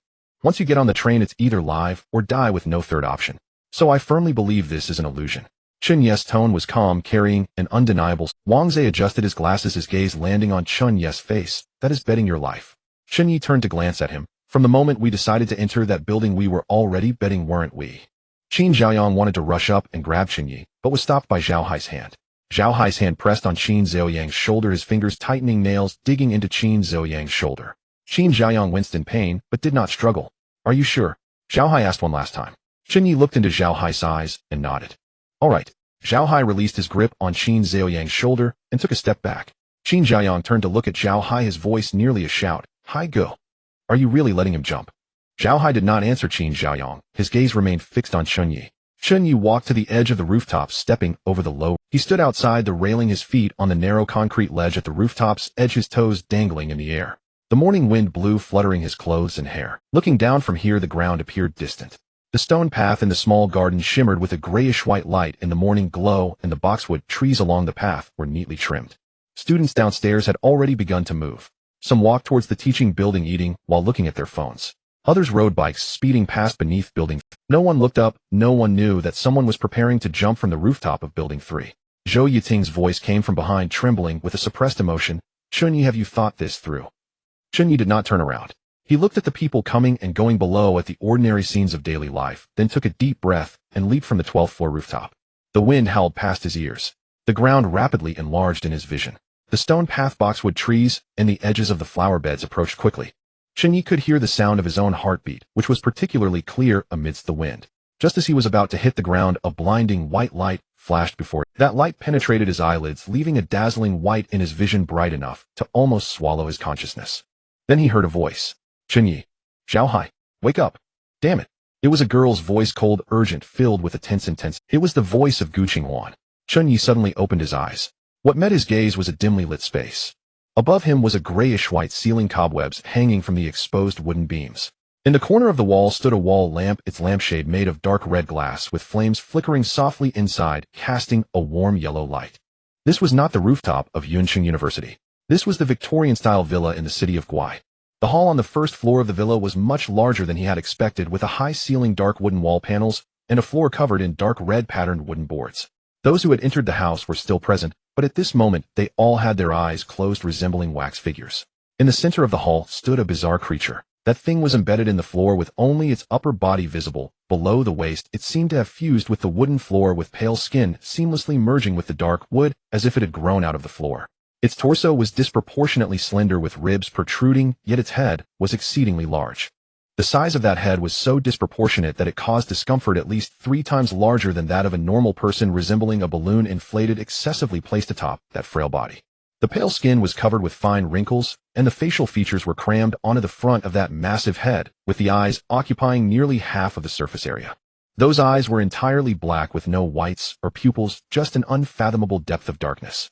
A pair of enormous black eyes were fixated on the 3 rapidly spinning flying knives in front.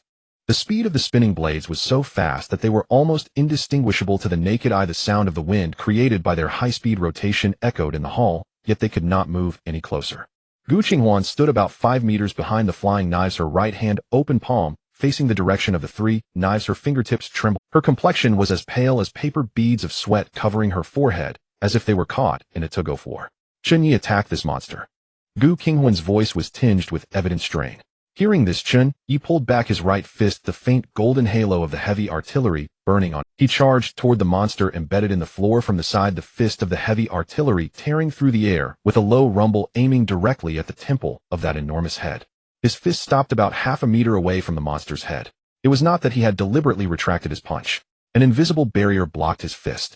The barrier was invisible, but the sensation was as clear as a wall. The moment his fist struck, the rebound force traveled back along his arm, causing his entire right arm to tingle.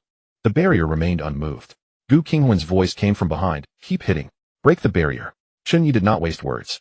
He pulled back his right fist again. The heavy artillery activated once more, the faint golden halo burning fiercely on his fist before he slammed it down violently. Boom! His fist struck the same spot he had attacked before. In the illusory world, the people on the rooftop of building No. 3 looked down, seeing Chen Ye's corpse lying in a pool of blood. Blood spread out from beneath him, soaking into the grayish-white stone path, blooming into a dark red patch, like a death flower blossoming in the morning light. His body was twisted at an unnatural angle, with his right arm pressed beneath him, and his left arm stretched outward, fingers slightly curled. The area was already crowded. Some covered their mouths, some took out their phones to call for help, while others looked up at the rooftop. Many simply stood at a distance, craning their necks to see the center of the crowd. Brother Yi has fallen to his death. Qin Zhaoyang's voice trembled. He leaned against the railing, gripping the cold iron pipe tightly with both hands. His eyes were glued to the twisted corpse below, his pupils violently trembling in their sockets, his lips quivering. Wang Shuo stood beside Qin Zhaoyang, supporting himself on the railing. Doesn't this prove that this is not an illusion? Chen Ye is really dead. His voice was low, almost as if he were speaking to himself. Zhou Yiting stood at the center of the rooftop, not approaching the edge to look at Chen Ye's corpse. She merely stood there, hands at her sides, fingertips trembling slightly. Her lips moved slightly, letting out a very soft sound. Not necessarily. Qin Zhaoyang turned his head sharply. Zhou Yiting's gaze swept over everyone on the rooftop. According to what Chen Ye said, if he died, the illusion affecting him would not be maintained. But we have not died. The illusion does not lose its effect on us. So we see that Chen Ye fell to his death, perhaps. He has already returned. A moment of silence fell over the rooftop. Is that true? Qin Zhaoyang's eyes suddenly brightened, then quickly dimmed again, only to brighten once more. His expression changed several times in those few seconds, his lips trembling. So, do we also have to jump off the building? No one answered. Wang Shuo and Li Zheng turned their heads at the same time, looking at Zhao Hai. Zhao Hai stood inside the railing at the edge of the rooftop, his head lowered, arms crossed over his chest, making it hard to see his expression. Wang Shuo swallowed hard, his voice dry. Brother Hai. Zhao Hai kept his head down, his gaze fixed on the ground below the rooftop. Chen Ye's corpse still lay there, the blood still spreading. Zhao Hai looked for about 2 seconds, then withdrew his gaze. I believe him. He stepped over the railing, his foot landing on the narrow concrete ledge at the edge of the rooftop, exactly where Chen Ye had stood before. The morning breeze lifted the hem of his black t-shirt as he looked down with his head lowered, just as one would glance at the three-point line while shooting a three-pointer on the basketball. Then he raised his head. Brother Hai.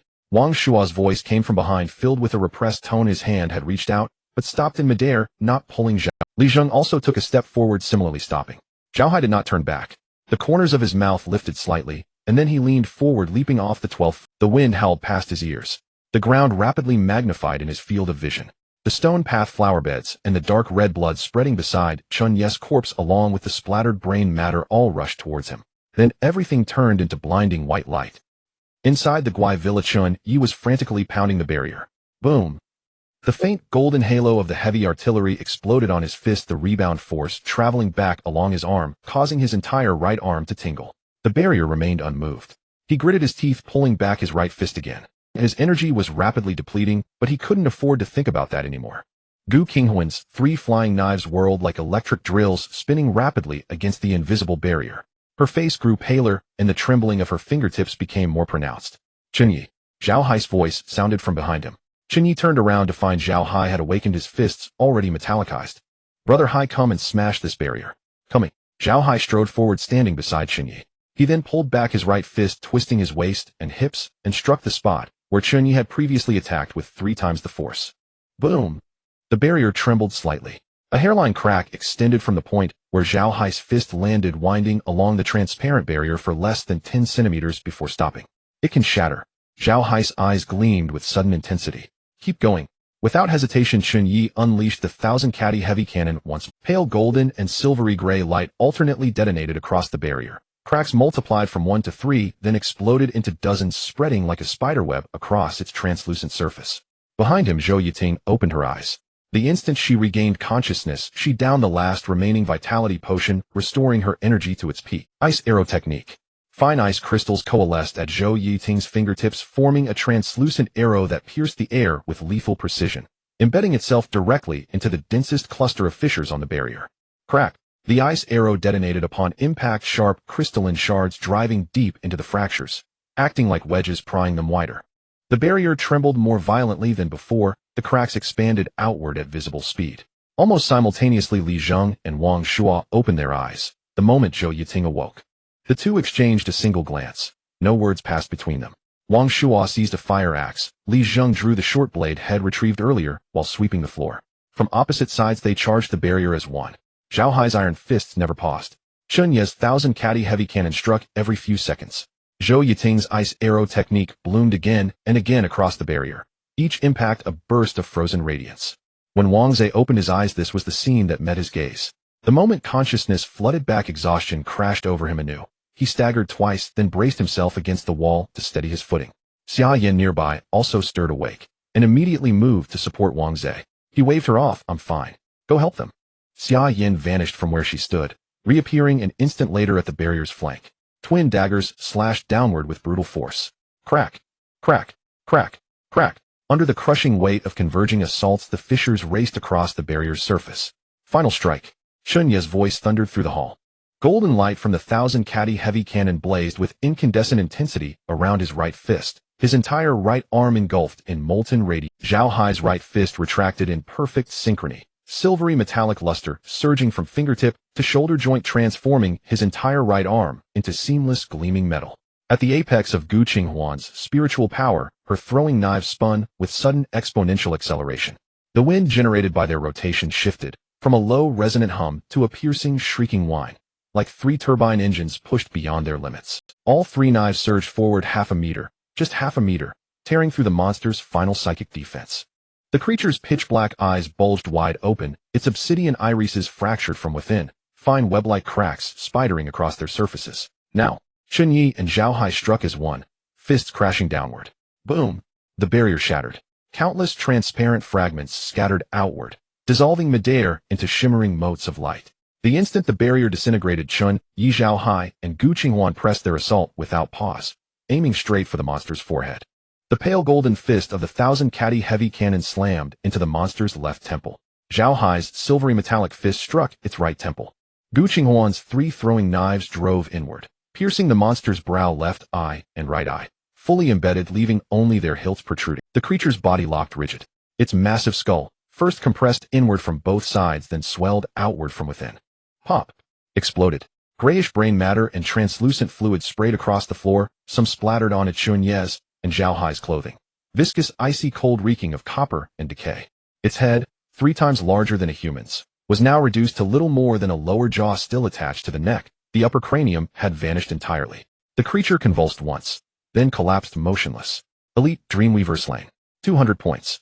A system notification flickered across. Chen Ye stood rooted, breathing heavily. Zhao Hai fared no better. He sank straight to the floor. Gu Qinghuan slid down the wall until she sat slumped against it. Her face was parchment pale, her lips utterly bloodless. Beads of fine sweat glistened across her forehead, strands of damp hair clinging to her temples. Her 3 throwing knives returned from the corpse, hovering gently beside her, rotating slowly twice before settling silently onto the floor at her side. Others seated themselves where they stood to rest. Beside the monster's remains, a familiar dome-shaped light barrier shimmered into existence, the priority loot shield. A hemispherical translucent dome rested on the floor. Within it lay an exquisitely crafted silver box. No larger than a palm, its surface bore intricate bas-relief patterns that caught the dim amber glow of the wall lamps, scattering delicate fragmented light. Chen Ye did not move to retrieve it. Instead, he walked to the wall, slid down its surface into a seated position, and exhaled deeply, long and slow. Zhao Hai sat beside him, shoulders less than half a meter apart. You jumped too. Chen Ye tilted his head toward Zhao Hai. Zhao Hai smiled. A smile worn thin by fatigue yet alight with hard-won relief. I even saw you die horribly. Your skull ruptured on impact, brains splattered everywhere. Crowds gathered. Someone called the police, others snapped photos, some posted it on social media. Chen Ye's mouth twitched faintly. That said, your method actually worked. The instant I fell, I woke up. Opened my eyes to find you hammering that invisible wall. Unconsciously, Zhao Hai's trust in Chen Ye had deepened to remarkable strength. Chen Ye gave a slight nod, his gaze sweeping across the hall, lingering on the others, gradually rousing from their trance. Qin Xiaoyang blinked dazedly around the dim hall, his gaze finally locking onto Chen Ye. Brother Ye, am I dead? Or alive? Dead? Don't be absurd. We killed the beast. The illusion dissolved automatically. Chen Ye shot him a withering glance. Xiaoyang, you're truly hopeless, Wang Shua teased as he watched Qin awaken. Zhou Yiting jumped. You couldn't even match a girl. I have acrophobia. I genuinely couldn't jump. Qin Xiaoyang's face flushed crimson. It was true. He'd frozen at the rooftop's edge, legs trembling, unable to take that final step downward. Jiang Ning stirred awake.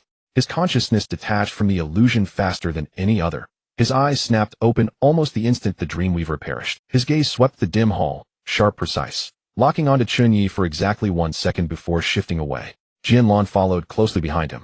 Jiang Ning's 4 squad members gradually regained awareness. One bewildered, another instantly vigilant, a third instinctively reaching for weapons. Last to awaken was Gao Li. At that moment, a deep, resonant boom erupted through the hall. Dong, dong, dong, dong, dong. The sound of the sovereign engine. Every head turned. Jiang Ning stood motionless, crimson light pulsing softly from within his body, a thin, eerie mist of blood-red aura shimmering in the gloom. His eyes fixed unblinkingly on Gao Li. Before her vision could even focus, Jiang Ning launched himself forward, propelling from stillness into violent. So swift was his movement that Gao Li had no time to react. Before she registered the threat, Jiang Ning's right fist crashed into her nasal bridge. Bang!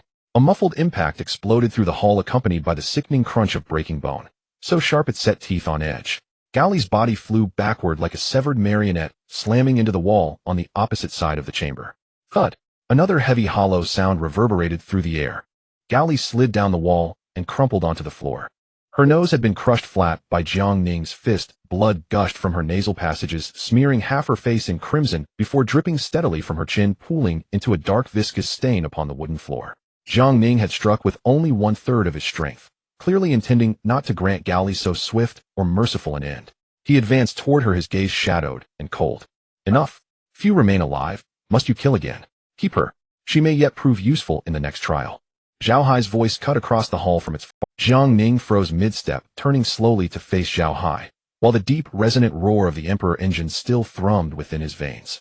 Silence held for nearly 5 seconds. Then the engine's thunder gradually subsided, and the faint crimson aura surrounding his form dissolved into thin air. Jiang Ning withdrew, his gaze turned and returned to Jianlan and the 14 members leaning against the wall with arms crossed and eyes closed. Gao Li remained sprawled on the floor. Her eyes stared blankly upward at the ceiling, blood tracing slow scarlet trails down her cheeks and dripping onto the floorboard. Her nasal bridge was utterly collapsed, but she made no move to cover her face or staunch the flow. She simply lay there and laughed. Ha ha ha. Ha. Why do this? What is wrong with the illusion? Even if you survive this trial, death awaits you just as surely in the next. 320 souls, reduced to this pitiful remnant after only 2 trials. How long do you truly believe you'll last? And strength talent changes nothing. All will die. Everyone. Jiang Ning, you will die too. Not one shall escape. Ha ha. Her mind had shattered beyond repair. Within the illusion, she had booked her train ticket home and packed her suitcase. Then she awoke, only to find herself back inside this dim, decaying villa. Jiang Ning did not open his eyes, but his brow furrowed ever so slightly. Jianlan stood beside him, her gaze withdrawing from Gaoli, her head bowed in quiet contemplation. Wang Zhe leaned against the wall, watching Gaoli in silence. Gu Qinghuan rested against the opposite wall, eyes closed, as though she heard nothing at all. Chen Ye watched Gaoli and shook his head. She had already surrendered the will to live. Her next stop would be the end. Chen Ye looked away and turned instead to Gu Qinghuan. How long were we trapped in the illusion? Gu Qinghuan opened her eyes and glanced at him. Nearly 3.5 hours. Night has fallen. If we remain inside this house until dawn, this trial ends. The monsters outside will not enter. Chen Ye's brow furrowed faintly, how instinctively his gaze drifted toward the hall's windows. Shrouded behind thick burgundy velvet curtains that sealed out the night, his gaze returned to Gu Qinghuan's face. You've been resisting it this whole time. She nodded. Chen Ye's heart lurched. 3.5 hours. Gu Qinghuan, alone, had not only resisted the illusion, but sustained a solitary battle against the entity capable of weaving such illusions for over 3 hours. Don't be astonished. My talent is psychically oriented, thus I resist illusionary influence. Had you woken half an hour later, we'd all be dead. Gu Qinghuan's talent was SSS-Rank psychic, while granting her telekinetic object manipulation and heightened spiritual perception. It endowed her with exceptional baseline mental fortitude from the outset, and each level up amplified her foundational psychic capacity fourfold. This was my misjudgment. The interior of this house proved far more perilous than the world beyond. Chen Ye spoke calmly, but inwardly knew that error had nearly doomed them all to eternal slumber within the illusion. You erred, but the outcome was favorable. Outside, only those among us bearing SSS-Rank or higher talents might have survived. All others would have perished. Gu Qinghuan delivered the words without inflection, as though stating immutable fact. Zhao Hai approached and crouched beside Chen Ye. Dangerous, but we learned something. Wang Shuo hefted his fire axe and stepped closer. Brother Hai, what did you learn?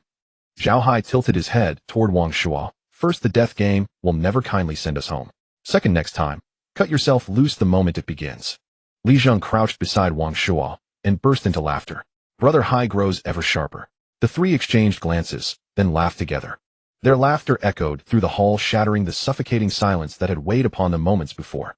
Qin Zhaoyang knelt in the corner. At the sound of their mirth, a faint smile flickered across his lips. Before his eyes settled upon the shimmering barrier beside the monsters, he rose and approached, kneeling beside the barrier. He extended a finger, only to meet an invisible resistance halting short of the surface. He turned toward the others in the hall. Why has no one claimed this dropped item? Zhao Hai glanced at him. Then at Chen Ye. Priority acquisition rights aren't mine. Gu Qinghuan remained leaning against the wall, eyes still closed, nor are they mine. Qin Zhaoyang swept his gaze across the hall and found every pair of eyes fixed. Chen Ye rose and walked to the barrier, crouching before it. As his fingertip brushed its surface, he met no resistance. His hand slipped through as though piercing a delicate veil of water. The barrier shimmered faintly, then fractured, dissolving into countless glittering motes that faded into the air.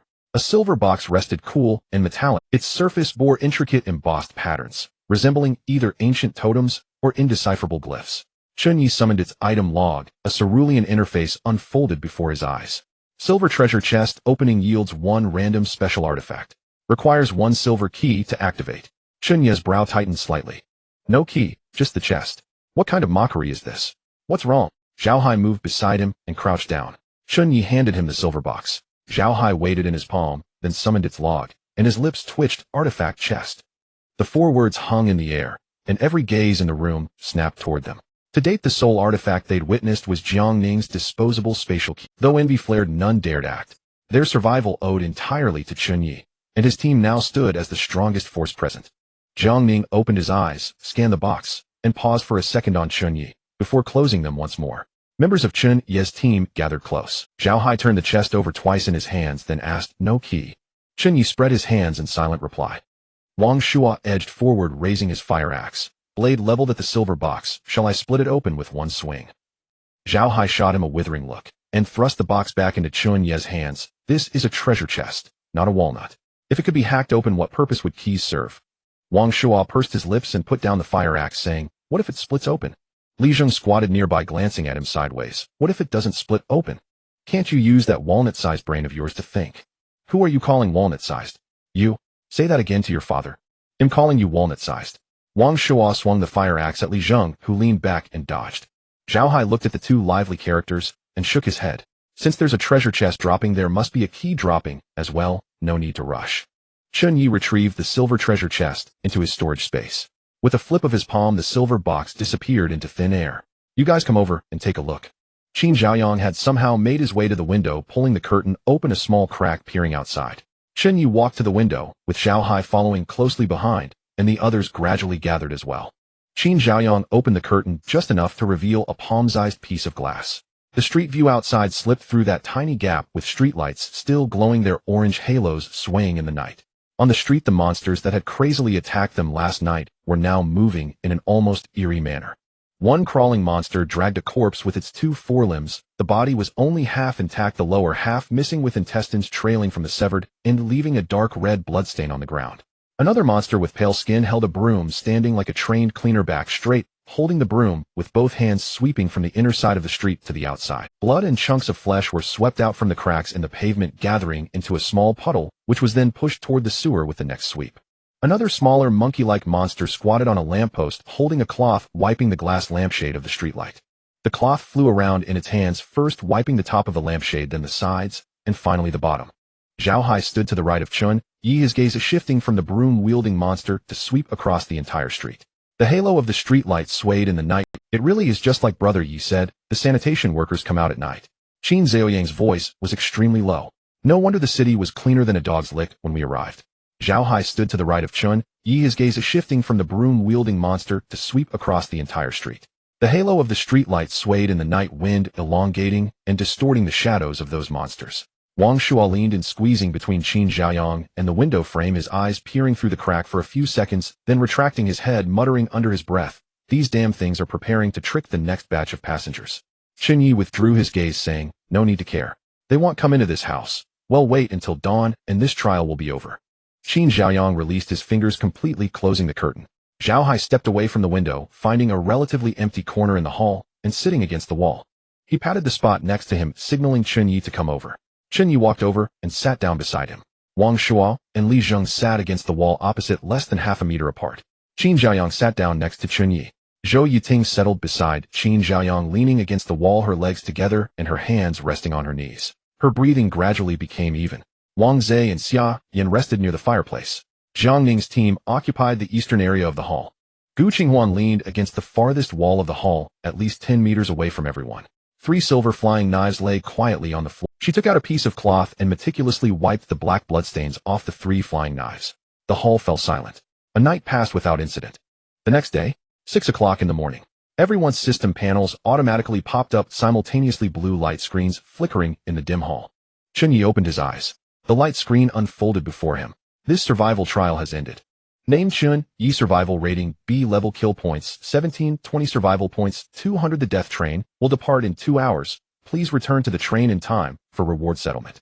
Countdown 15959. He was somewhat satisfied with this score, a total of 1920 points, and the reward settlement would grant him 1920 XP. Brother Hai, how many points did you get? Chen Ye turned off the system panel and looked at Zhao Hai. Zhao Hai glanced at his panel, saying, "I have a total of 1450 points. I should be able to level up 2 or 3 levels. I only managed to rack up 410 points. Qin Zhaoyang sat up from the ground, not feeling very upbeat. After deducting 200 survival points, he actually only got 210 points, and those were mostly from shooting the monsters that were about to be killed. Chen Ye glanced at his roommate. Indeed, the level talent was too weak, as his basic attributes had no enhancements, which meant no damage. Qin Zhaoyang was currently level 2. Even if he allocated his free attributes to strength, he would only have 5 points of strength, while the monsters here required around 10 points of strength to inflict effective damage. Only skills could make up for it, but skills were already scarce, let alone needing long-range skills suitable for Qin Zhaoyang. Chen Ye stood up from the ground, patting Qin Zhaoyang on the shoulder. I'll be fine once you have skills, that don't rush. We should head back to the station." The front door of the villa had already been opened by Jiang Ning, who led his teammates out first. The cool morning breeze rushed in from outside the door. Chen Ye stepped out with other team members following suit. Xia Yan helped Wang Zhe up, and Gu Qinghuan also stood up, with Gao Li being the last to come out. The group arrived at the square. The gray-white dawn light evenly spread across the city sky, and the streets had been cleaned spotless by the monsters from last night, just like when they arrived 2 days ago. I wonder how Sun Yang and Lu Chen are doing. Zhao Hai's gaze turned toward a closed house, the one Lu Chen had entered yesterday. They've probably perished. Chen Ye glanced at the tightly shut wooden door, saying, "We didn't see those two in the illusion, which means that only those who entered the same house would be in the same illusion. Even if they thought of committing suicide to escape, that Dreamweaver is not something they could handle." Zhao Hai sighed. "Now there are only about 10 of us left alive. Who knows how many will be left next time." Just then Gao Li walked out from the crowd. She didn't look at anyone, directly walking toward a closed house. Gao Li, what are you doing? Zhou Yiting shouted loudly at her, her voice echoing in the Gao Li's footsteps paused for a moment, but did not turn back. You all go, I want to go home. Her voice was very calm, so calm that it held no emotion. After saying that, she continued walking toward the house at a steady pace. Zhou Yiting wanted to say something more, but was stopped by Chen Ye's hand. Let her go. Chen Ye's gaze followed Gao Li's silhouette as she reached the door of the house, pushed open the wooden door, revealing an abyss of darkness behind it. She stepped over the threshold, her figure disappearing into the darkness. The wooden door closed silently behind her. Chen Ye withdrew his gaze, saying, She has already given up. Although I don't know how long that illusion will last, it should at least be enough for her to see her family one last time, even if they are just virtual. Zhou Yiting looked at the closed door, her lips moving, but ultimately she said nothing. Zhao Hai remained silent for a few seconds before turning around. Let's go. The group turned around and walked toward the direction of the north station of the mysterious capital. No one looked back. An hour later, the outline of the station slowly emerged in the gray-white daylight. As Chen Ye and his group walked onto the platform, Jiang Ning's team had already arrived. His gaze swept past Jiang Ning's team and landed in the corner on the east side of the platform. 3 people stood there. It was Li Jiahao and his 2 lackeys. The 3 appeared to be in good condition. Li Jiahao was looking at his system panel. Sun Kai was crouching at his feet, gnawing on a piece of compressed biscuit. Ma Wenbo stood on the other side of Li Jiahao. Li Jiahao. Qin Zhaoyang was the first to shout, a look of astonishment on his face. I can't believe those 3 are still alive. Li Jiahao really has some luck. Could he be the child of destiny, always managing to turn danger into safety? It's not surprising to survive in the corpse city. But in the ghost city, that's clearly impossible, and there's no safe place for them to hide. Zhao Hai was also puzzled. He thought Li Jiahao and the others were dead. Wang Zhe walked up from the back of the group, adjusting his black-framed glasses, and looked at Li Jiahao. Isn't he from your carriage? Why not just ask him? I'm curious too. With so many of us 5th-level fighters almost died, how did those 3 survive? Chen Ye nodded and stepped toward Li Jiahao. The others followed suit. Li Jiahao watched Chen Ye and his group approach, closing his system panel. Sun Kai stood up from his crouch, cramming the compressed biscuit. Ma Wenbo's hands dropped from his chest, hanging by his sides. Chen Ye stood about 2 meters in front of Li Jiahao. How did you survive? Without pleasantries, he asked directly. Li Jiahao looked at Chen Ye and smiled slightly. Just lucky, we entered a house with closed doors. The monsters inside did not attack us. They just posed 3 questions, and I answered them all correctly. Then the monster just disappeared on its own. It can work like that. What were the questions? Qin Zhaoyang leaned forward, disbelief written all over his face. Li Jiahao tilted his head to glance at Qin Zhaoyang. They were similar to thought games: answer correctly to pass, answer incorrectly and die. Qin Zhaoyang's throat bobbed, countless possible questions that could appear in a death game flashing through his mind, his expression changing several times. What if the question was about whether the chicken or the egg came first?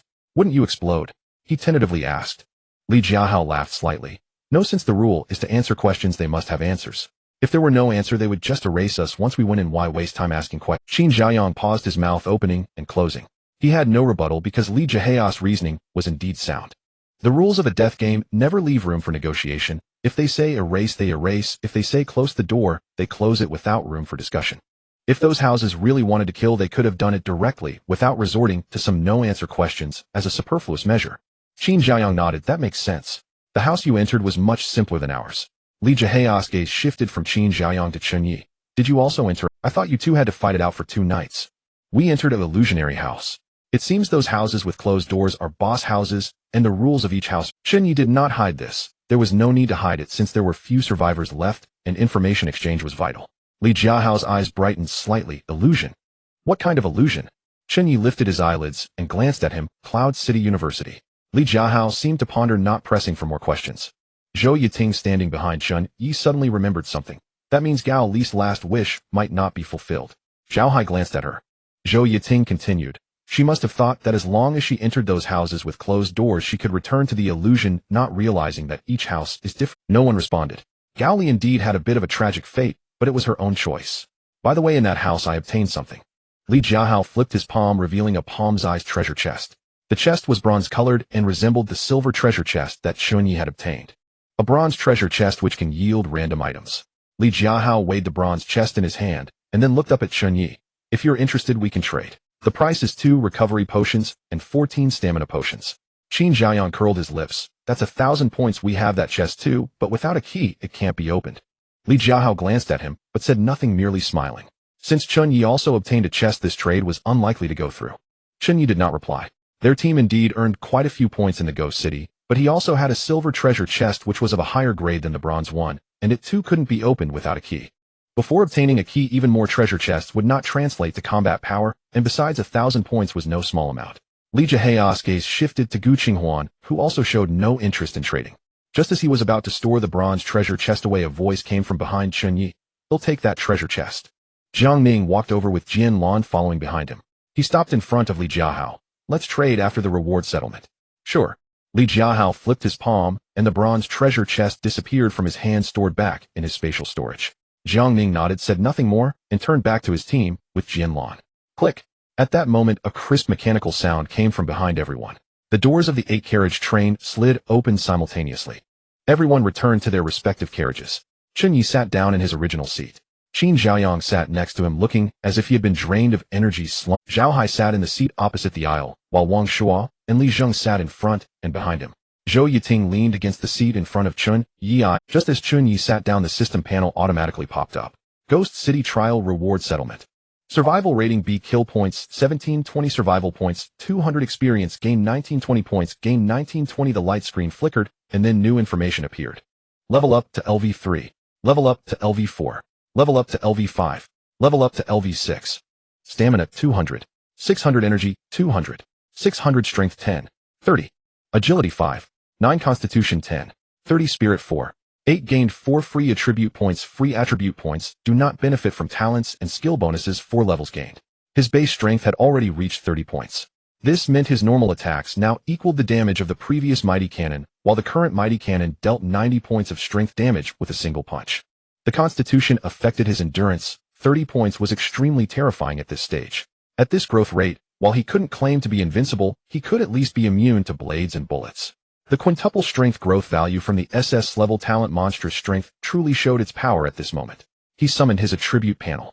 Name Chen Ye, level LV6, 86, stamina 600600, energy 600600, strength 30, agility 9, constitution 30, spirit 8, talent Monstrous Strength, SS level skill, mighty cannon, level points 1920, free attribute points 5. His gaze lingered on the line for free attribute points. After the last settlement in the Corpse City, he had saved 1 point, and now he gained 4 more, totaling 5 free attribute points. It was time to— Chen Ye leaned back in his chair, his fingers gently tapping on his knee as a brainstorming session began in his mind. The system clearly stated that free attribute points do not benefit from talents and skills, making them most suitable for filling in gaps. Adding strength would only grant an additional 5 points. Increasing agility, however, could significantly enhance mobility, as agility affects movement speed, reaction speed, and attack speed. While observing the battle between Jiang Ning and Zhao Hai during the encirclement of the fusion body, he noted that both were shrank, but in terms of combat efficiency, Jiang Ning was clearly much higher than Zhao Hai. At that time, Jiang Ning's level was higher than Zhao Hai's, yet his strength was inferior. However, Jiang Ning's speed was fast. Within the same time frame, Jiang Ning's attack frequency was significantly higher than that of Zhao Hai. Jiang Ning could easily evade the monster's attacks, accurately penetrate the monster's defensive gaps, and complete a kill before the monster could react, then withdraw. Increasing strength raises the maximum damage per hit, while increasing agility enhances multiple aspects. Currently, without any ranged attack methods, agility remains extremely important. Moreover, no matter how high the strength, if one cannot hit it, amounts to nothing. Monsters might not care, but if the opponent is human, it is different. Humans can dodge, run, and utilize everything available. As for physique with 5-fold growth, there is no need to consider it at all. Mentality is even less of a concern. He does not have a talent focused on mentality, and insufficient mental strength is nearly useless. In the illusion room, even Shrank Wang Zhe could not resist the illusions. No matter how much Chen Ye increased his mentality, he could never surpass Wang Zhe. Each additional point in agility, however, was a visible improvement. With this in mind, Chen Ye no longer hesitated. He extended his finger and tapped 5 times on the system panel, allocating all 5 free attribute points to agility to fill in the gaps. Agility increased from 9 points to 14 points. Although it still could not compare to Jiang Ning's agility after activating the Imperial Engine, the gap had significantly narrowed. If he allocated free attribute points to agility with every level up, it would be equivalent to doubling his agility growth. Chen Ye closed the attribute panel. There were still 10 minutes left until departure. His gaze passed through the window, catching sight of Li Jiahao and Jiang Ning trading on the platform. Li Jiahao flipped his palm, and the bronze treasure chest appeared. Jiang Ning handed over a dozen potions, and the two quickly completed the exchange. Li Jiahao stored the potions in his storage space and turned to enter compartment. Chen Ye withdrew his gaze. 10 minutes later. Click. The mechanical sound of the door closing echoed. The train started. The sound of wheels grinding against the tracks gradually shifted from low to high frequency. The train body lightly shook, then began to accelerate slowly. The outline of the platform became smaller in his field of vision. Outside the train window, the white haze reappeared like cotton fluff spread across the glass, thoroughly obscuring the outside world. The train's speed increased ever more, the sound of wheels against the tracks turning from deep to sharp, then stabilizing in a high-frequency range. The compartment was very quiet. It wasn't that everyone was tired. They actually had a decent night's sleep in the eerie city, albeit on the floor, but at least they weren't being chased by monsters and had no sense of impending death. The silence was due to the emptiness of the compartment. Chen Ye's gaze swept across compartment 3. Apart from their party, there were only Gu Qinghuan, Li Jiahao, and his 2 underlings. Other seats were empty. The empty seats still bore traces left by previous passengers. Someone had dropped half-eaten compressed biscuits in the crevice of the seat, and someone had drawn a smiley face on the train window with an unknown substance. Chen Ye suddenly recalled the words Zhou Yiting had said at the Corpse City platform. If only one person remains out of the 320 on this train, how lonely that person will be. Now he somewhat understood the meaning of those words. It wasn't just monsters they would face, but also endless solitude. He summoned the system chat group. A blue light screen unfolded before him, clearly displaying the number of group members in the upper right corner. 18 people. Out of 320 people after 2 tests, only 18 remained, of which their compartment accounted for 10. In compartment 5, only Jiang Ning and Jianlan remained. In compartment 7, only Wang Zhe and Xia Yan survived. The remaining 4 were all A-rank talents from Jiang Ning's team, 2 in compartment 2 and 2 in compartment 6. Compartment 1, 4, and 8 were completely empty. Brother Yi, you've moved up to second place on the level leaderboard. Qin Zhouyang's voice broke the silence in the compartment. Second place. Chen Ye pulled up the level leaderboard. The blue light screen unfolded before him. The first place was still Gu Qinghuan, having reached. He was in second place. Jiang Ning was third, also at level 6. Zhao Hai was in fourth place with level 5. Xia Yan was sixth, also at level 5. Wang Zhe was in seventh place with level 5 as well. During the Eerie City, he spent most of his time supporting, and thus had fewer points than Xia Yan. There were a total of 18 people on the leaderboard. Chen Ye scrolled to the bottom, and found that Qin Zhaoyang was surprisingly not in last place. He was in 16th. Sun Kai and Ma Wenbao were at the bottom. It seemed that Li Jiahao and the others had entered the boss room early, which was why they had so few kill points. Not bad, not in last place. Chen Ye glanced at Qin Zhaoyang. Qin Zhaoyang scratched his head. I didn't expect that either. The front row Zhou Yiting turned her head. I'm in 11th place. The gap in talents is truly vast. You will catch up. Chen Ye's voice was not loud, but his tone was very certain. Skills, equipment, and items can all bridge the gap in talent. Wang Shuo poked his head from across the aisle. The strategist is right. I've seen the SSS-Rank skill selection treasure chest in the shop. It's 10,000 points each. As long as you can save enough points to exchange for one, who cares about talents? 10,000 points. Li Zheng shook his head. With our current points, we can barely buy a few potions. Saving up to 10,000 will take a long time. As long as we're alive, there's hope. Oh, what's scary is giving up first like Gao Li did. Zhao Hai leaned against the seat, arms crossed over his chest, eyes half closed. As soon as Gao Li's name was mentioned, the compartment fell silent again. No one spoke. The white noise of the wheels grinding against the tracks echoed in their ears. That rhythmic roar became the only background sound in the silence.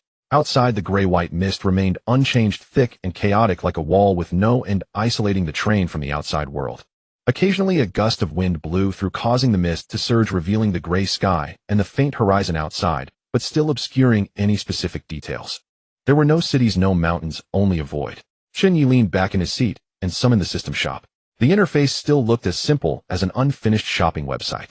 Daily necessities, food and beverages, and special items were neatly arranged in 3 categories on the left side. He clicked on special items, his gaze scanning over the SSS-Rank skill selection treasure chest. 10,000 points. His current points were 1920. He could indeed buy quite a few potions, but he was still far from the SSS-Rank skill treasure chest. Fortunately, he had a passive talent which saved him a lot of potions compared to active talents. The recovery speed of energy points was painfully slow, and he relied almost entirely on potions in battle, making this expense substantial. Chen Ye closed the shop and summoned the chat group again. No one spoke in the chat group. It was as quiet as a grave. Just as he was about to close the chat, a series of messages popped up. Chu Wanqing carriage no. 1. Oi join the group chat. He Chao Chu in carriage no. 1. Oi join the group chat. Li Mingyu carriage no. 1. Oi join the group chat. Originally a group of 18, it was replenished starting from carriage no. 1. Within half a minute the count surged to 320. Damn, check the group chat quick. Beside him Qin Zhaoyang was already scrolling through the chat, his eyes wide as copper bells. The instant Qin Zhaoyang finished speaking, wisps of ashen gray mist seeped silently from the gaps between seats, from the edges of the floor, even from the ceiling vents above. At first, only faint, elusive tendrils drifted in the air, but swiftly they coalesced, churned, and swelled. Within mere breaths, the delicate haze thickened into dense, suffocating gray, swallowing the entire carriage whole. Chen Ye instinctively reached sideways. His fingertips met only empty void. Qin Zhaoyang's silhouette, the armrests, even the window frames, all dissolved into formless chaos. Around him remained only an all-encompassing, featureless gray. Fortunately, the gray mist arrived swiftly and departed just as fast. Within a minute, the fog began thinning, then dissolving. As the last wisp of gray faded, Chen Ye's pupils contracted sharply. Every seat, once sparsely occupied, was now filled. What the hell is this? Qin Zhaoyang's mouth gaped into a perfect O, his eyes bulging like copper bells as he swiveled his head left, then right, staring in disbelief at the sudden influx of new passengers. The newcomers appeared to be between 20 and 40 years old, their faces etched with identical bewilderment and confusion. I thought I'd been erased by the rules. Turns out I've just switched trains.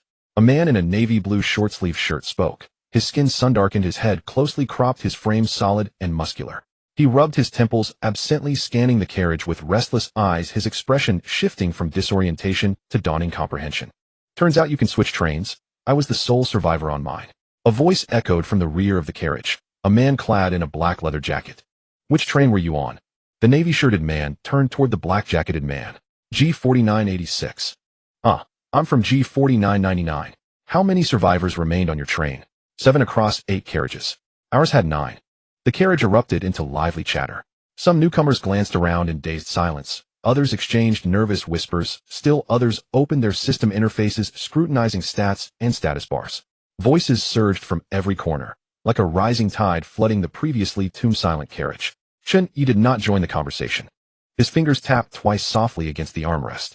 Brother Ye, what the hell is going on? Qin Zhaoyang wore an expression of pure bewilderment. His fingers tapped twice softly against the armrest.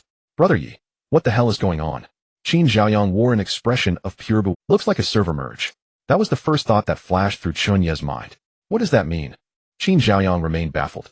You've never played an online MMORPG. When player counts drop below a threshold, the developers merge adjacent servers, clearing defunct ones to launch new realms. Chen Ye's analogy clicked instantly for Qin Zhaoyang. I get it. When survivor numbers on a train fall too low, the system consolidates survivors from numerically adjacent trains onto one carriage. The emptied trains are then repurposed to ferry new passengers. Exactly.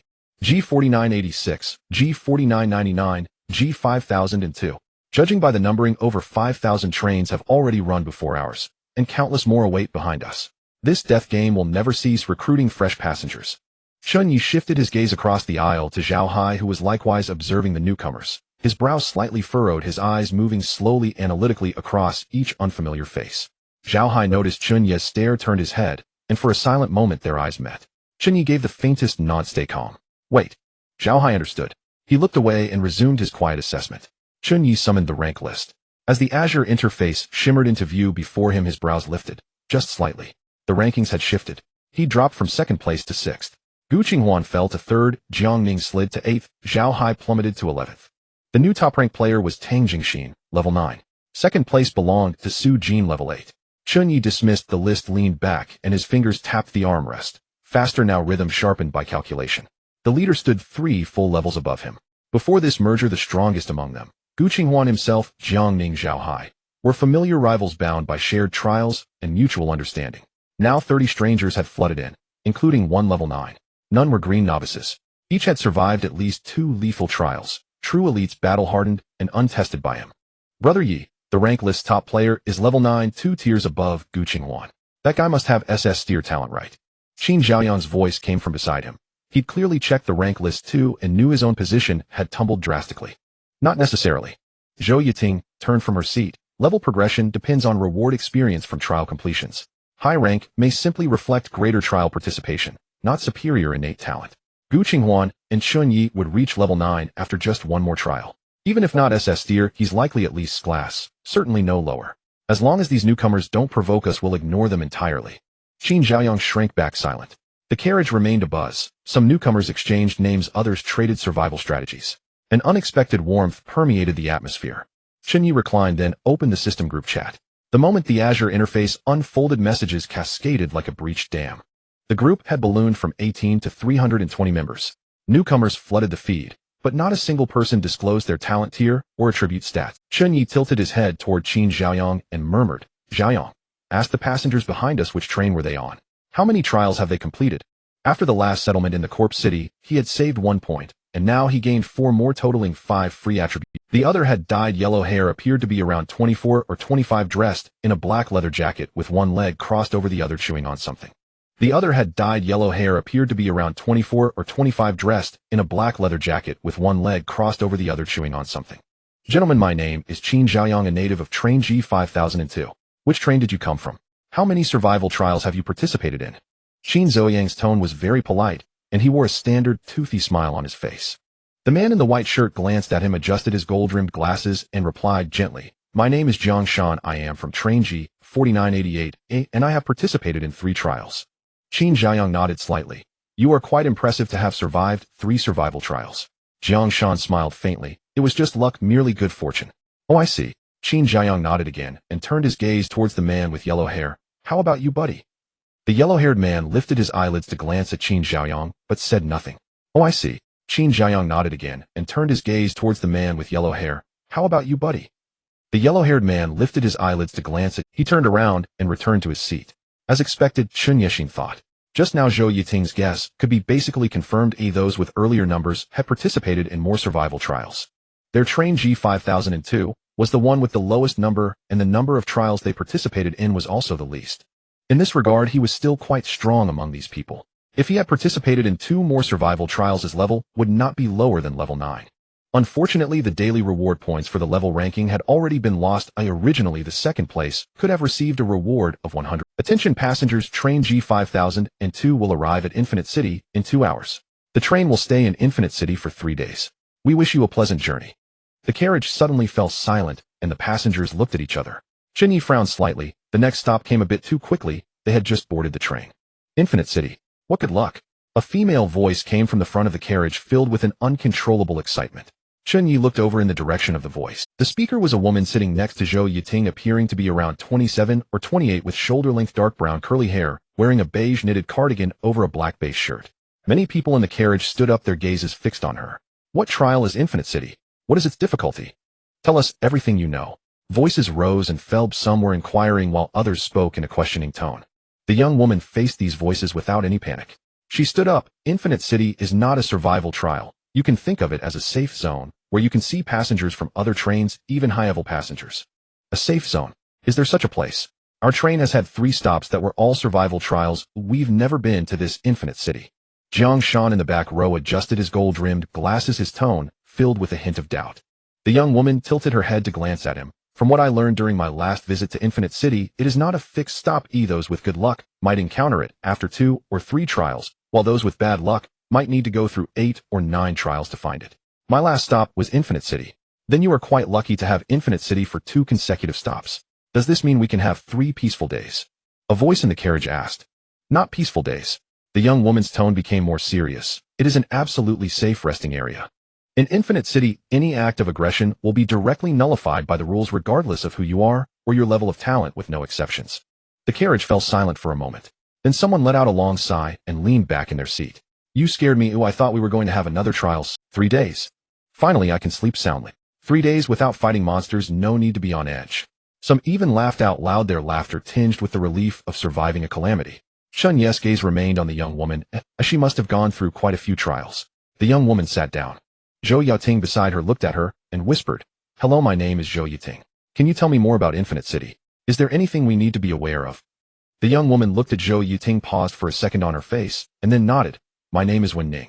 Infinite City is very safe, and there is nothing to pay attention. If you have a lot of points, you can exchange them for potions, but don't exchange all of them, leave some. Infinite City consumes points for food, accommodation, and transportation." As soon as Wen Ning finished speaking, Qin Xiaoyang stretched his neck from beside Chen Ye, almost bumping his head against the backrest of the front seat. "Can we have a good meal in Infinite City?" Wen Ning turned to look at him and smiled. "Yes. Not only can you have good meals, but there are also big beds and hot showers." Qin Xiaoyang's eyes lit up instantly, as if he had heard the best news of his life. Chen Ye glanced at Qin Xiaoyang, and then looked at Wen Ning again. "What potions should we exchange for? Power potions, energy potions, or recovery potions? How many points will it cost for 3 days in Infinite City?" He had already understood Wen Ning's implication. Infinite City had other trains stopping there, even those with higher numbers, and it was an absolutely safe environment. This is a place for mutual exchange where resources and information are traded. Transactions among passengers will use potions as currency, as points cannot be traded. Wen Ning's gaze fell on Chen Ye, assessing him for a moment before speaking. That works. Consider the power and energy potions as having a purchasing power of 50 points and recovery potions as having a purchasing power of 150 points, just like currency. As for points, leaving 200 points is enough for 3 days of normal expenses. Chen Ye nodded, leaned back in his seat, lightly tapping his fingers on the armrest, his mind rapidly planning. He currently had 1920 points, and had wanted to save up to 100 points to exchange for its level selected skill box, but now Infinite City was right in front of him, and missing this opportunity meant he didn't know when the next one would come. In the team, Zhao Hai and Wang Shua did not have attribute weapons. Qin Xiaoyang lacked skills, and he himself had a silver chest without a key. He could only spend first. Without hesitation, he summoned the system store, exchanged for 2 recovery potions consuming 300 points, and exchanged for 22 power potions consuming 1100 points, leaving 520 points. How should we arrange our points? Zhao Hai's voice came from across the aisle. Chen Ye tilted his head to glance at him. You can exchange the potions you use, and it's fine to reserve 300 points since these potions are essential whether for trading or personal use. Zhao Hai nodded, not asking further, and opened the system panel. The others in the team also opened their system panels to start exchanging potions. As soon as Chen Ye finished speaking, Wen Ning in the front row spoke up. She turned around, her gaze landing on Chen Ye. You guys are a team, right? You seem quite united. That's good. Chen Ye glanced at her. We are all classmates. Your level isn't low either, are you alone? He had seen Wen Ning's name on the level leaderboard, ranking 10th, one position higher than Zhao Hai, both at level 6. Wen Ning smiled wryly. They're all gone. Chen Ye fell silent. The grayish-white mist outside the window began to thin. Chen Ye directed his gaze outside. As the mist dissipated, the outside scenery gradually revealed itself. What lay beyond the window was a real city. Skyscrapers stood at the end of the view, their glass facades reflecting a cold light under some source of illumination. Those buildings were neither the collapsed ruins of the corpse city nor the empty ancient streets of the Phantom City. The train entered the station, and the train broadcast, "Dear passengers, the G5002 Death Train is about to arrive at the West Station of Infinite City. Please prepare to disembark. The train will depart punctually at 9 o'clock 3 days later. Passengers who do not board will be erased by the rules of Infinite City." This time the broadcast did not mention being erased for not disembarking, but stated that passengers who do not return to the train after 3 days would be erased by the rules, suggesting that not many points were needed to remain in the carriage for these 3 days, as this stop was not a survival trial. The atmosphere in the carriage instantly became lively. Some had already started checking their storage spaces, some were counting the number of potions, and others stood up to stretch their limbs, preparing to get off. Infinite City, a safe zone, Qin Xiaoyang exclaimed as he sprang up from his seat, turning to Chen Ye. Brother Ye, 3 days. 3 days without having to fight. I can finally sleep soundly. Infinite City is a place for resource exchange. Whether you can earn more points in the next trial depends on whether you can trade for the skills you need in Infinite City.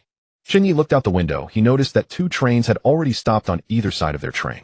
Qin Xiaoyang's expression fell. I only have 410 points left, saving 210 points, and I've only exchanged for 4 stamina potions. I can't even get anything with that, can I? Chen Ye redirected his gaze to Qin Xiaoyang. They'll lend you some potions, you just pay me back when you earn points later. After the Phantom City trial, he still had 2 stamina potions remaining, plus the 22 stamina potions and 2 recovery potions he had exchanged, giving him a purchasing power of 1500 points, along with that Ghost Blade short sword, which barely improved him. He might sell it if the price was right. Brother Ye, you're truly like a father to me. Qin Xiaoyang said, his face beaming with joy. Let's go. Zhao Hai stood up from across the aisle, stretching his shoulders, his joints cracking with a popping sound. He glanced at Chen Ye and then looked towards the front of the carriage, where passengers were beginning to rise one after another. The doors of the 8-carriage train slid open simultaneously. Chen Ye checked the time. It was already 9 in the morning.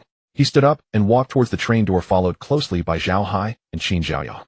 The moment the 6 of them stepped out of the carriage, the system panel automatically popped up. A blue light curtain unfolded before them. Welcome to Infinite City.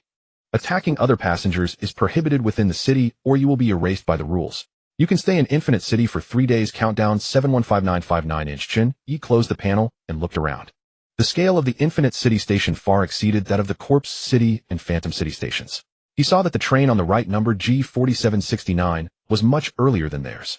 Chen Ye and his group walked to the front of the train, bypassing the G4769 train, turning right towards the station entrance. At that moment, the train closest to the station tracks slowly started up, the sound of its wheels rubbing against the tracks changing from low to high frequency as the black train began to slide forward. The crowd stood still waiting for that train to depart from the station. Zhou Yiting looked back and silently counted. Looking at this infinite city, there are quite a few passengers. There are a total of 10 tracks here, and 7 of them have stopped trains. Excluding the one about to leave, there are still 6 trains passengers in Infinite City. Chen Ye followed her gaze. 10 tracks, 7 of which had stopped trains. The train numbers varied: G4980, G4977, G4963. Each one was all black with high chimneys like steel beasts crawling on the tracks. Perhaps there are even more. There may be other stations as well. Chen Ye withdrew his gaze. Wang Zhe and Xia Yan from the 5th carriage approached from behind. Wang Zhe was fully revived and full of energy, while Xia Yan followed behind him, her twin ponytails bouncing as she walked. Shall we go together? Wang Zhe walked up to Chen Ye, pushing his black-framed glasses up the bridge of his nose. Although there's no danger here, it's still unfamiliar territory. Chen Ye nodded. Sure, let's find a place to settle down after entering the city, then see if we can trade for the equipment and skills we need. As soon as he finished speaking, he suddenly sensed a gaze on him. Not far away, a man in black around 30 years old was looking at him. Behind him stood 6 people, including Jiang Ning and Jian Lan, while the other 4 were unfamiliar faces, not members of Jiang Ning's original team. You are Chen Ye. The man in black stopped 1 meter in front of Chen Ye, both of them of similar height. Chen Ye frowned slightly. Yes, what's the matter? The man in black smiled gently. I heard you have a silver treasure chest, and I would like to trade with you. Chen Ye looked at him. Oh, what price are you offering? The man in black replied, 10 stamina potions. Qin Xiaoyang jumped out first. 10 stamina potions are worth 500 points. You think you can exchange such a small amount for a silver treasure chest? Are you trying to rob us? The man in black completely ignored Qin Xiaoyang, his gaze fixed on Chen Ye. Chen Ye shook his head. No deal. If you have a treasure chest key, I can trade you for 20 stamina potions. The man's eyes narrowed slightly. 20 stamina potions? You've only gone through 2 survival trials, right? You have quite a few points. Since you don't want to trade, then forget. During their conversation, the G4769 death train had already left, its black body disappearing at the far end of the platform, the sound of wheels against tracks growing distant. The man in black did not linger, stepping over the tracks towards the platform. 4 of his followers glanced at Chen Ye as they passed by, their expressions unfriendly. Jiang Ning and Jian Lan followed suit, and throughout the encounter Jiang Ning did not look at Chen Ye even once. Zhao Hai frowned as he watched Jiang Ning's back. Is Jiang Ning working for that guy now? Be careful, you've been targeted. That's Tang Jingxin, who was originally on the same train as me, when Ning had somehow walked to Chen Ye's side. The number 1 on the level leaderboard, the level 9 Tang Jingxin. Qin Zhaoyang's eyes widened in disbelief, his Adam's apple bobbing. Wang Shuo smacked his lips, saying, this guy is too overbearing, exchanging a potion worth 500 points for a silver treasure chest, while Li Jiahao exchanged a bronze treasure chest for a potion worth 1,000 points. Li Zheng sighed bitterly. An innocent man suffers for the treasures he possesses. What can we do if he's at a higher level than us? It's really unfortunate. Wang Shuo snorted. It must be that Jiang Ning who said something, otherwise how would that guy know Chen Ye has a silver treasure chest? Damn it, he's just being a lackey for... Chen Ye looked at Wen Ning and asked, do you know what kind of talent Tang Jingxin has? Wen Ning shook her head slightly. I'm not too clear on the specifics, but at least it's in level talent. Chen Ye continued to ask, how many trials did your previous train participate in? 4 trials, 1 in Infinite City. Tang Jingxin is not a good person, so be cautious. Wen Ning finished speaking and stepped towards the platform. Chen Ye narrowed his eyes. Although Tang Jingxin's level was as high as 9, she was still just in level. Under normal circumstances, level talent would only deal 3 times the damage of a single attribute. If it were an active talent, there might be some special abilities as well. Equipment and skills are also part of combat power. Tang Jingxin shouldn't be lacking in those. However, he is not a soft persimmon. The 90 points of damage from the heavy artillery's maximum output is his confidence. Chen Ye was not too worried, but Zhao Hai and a few others looked somewhat grim, their brows furrowed, lips pressed tightly, and their gazes involuntarily darting towards the direction Tang Jingxin had disappeared. Don't worry too much, let's go, Chen Ye said as he stepped over the tracks towards the exit of the platform. Zhao Hai and the others followed suit. The moment they stepped out of the station, their vision suddenly expanded. Infinite City was a truly modern metropolis. Tall buildings lined both sides of the wide street, with light gray pavement laid out neatly, and the gaps between the bricks were uniform. Many passengers from other trains gathered in small groups, walking and chatting. These people are just like us, Zhao Hai's voice came from behind Chen Ye. Chen Ye nodded slightly, his gaze sweeping over the unfamiliar faces. These individuals came from different trains and had experienced varying numbers of survival trials, all now gathered in this infinite city known as the safe zone. Let's find a place to stay, we need to be here for 3 days. Chen Ye withdrew his gaze and walked towards the nearest building. It was a hotel about 20 stories high, with a facade of large glass panels and dark gray stone, featuring a revolving door at the entrance. The 8 of them entered the lobby.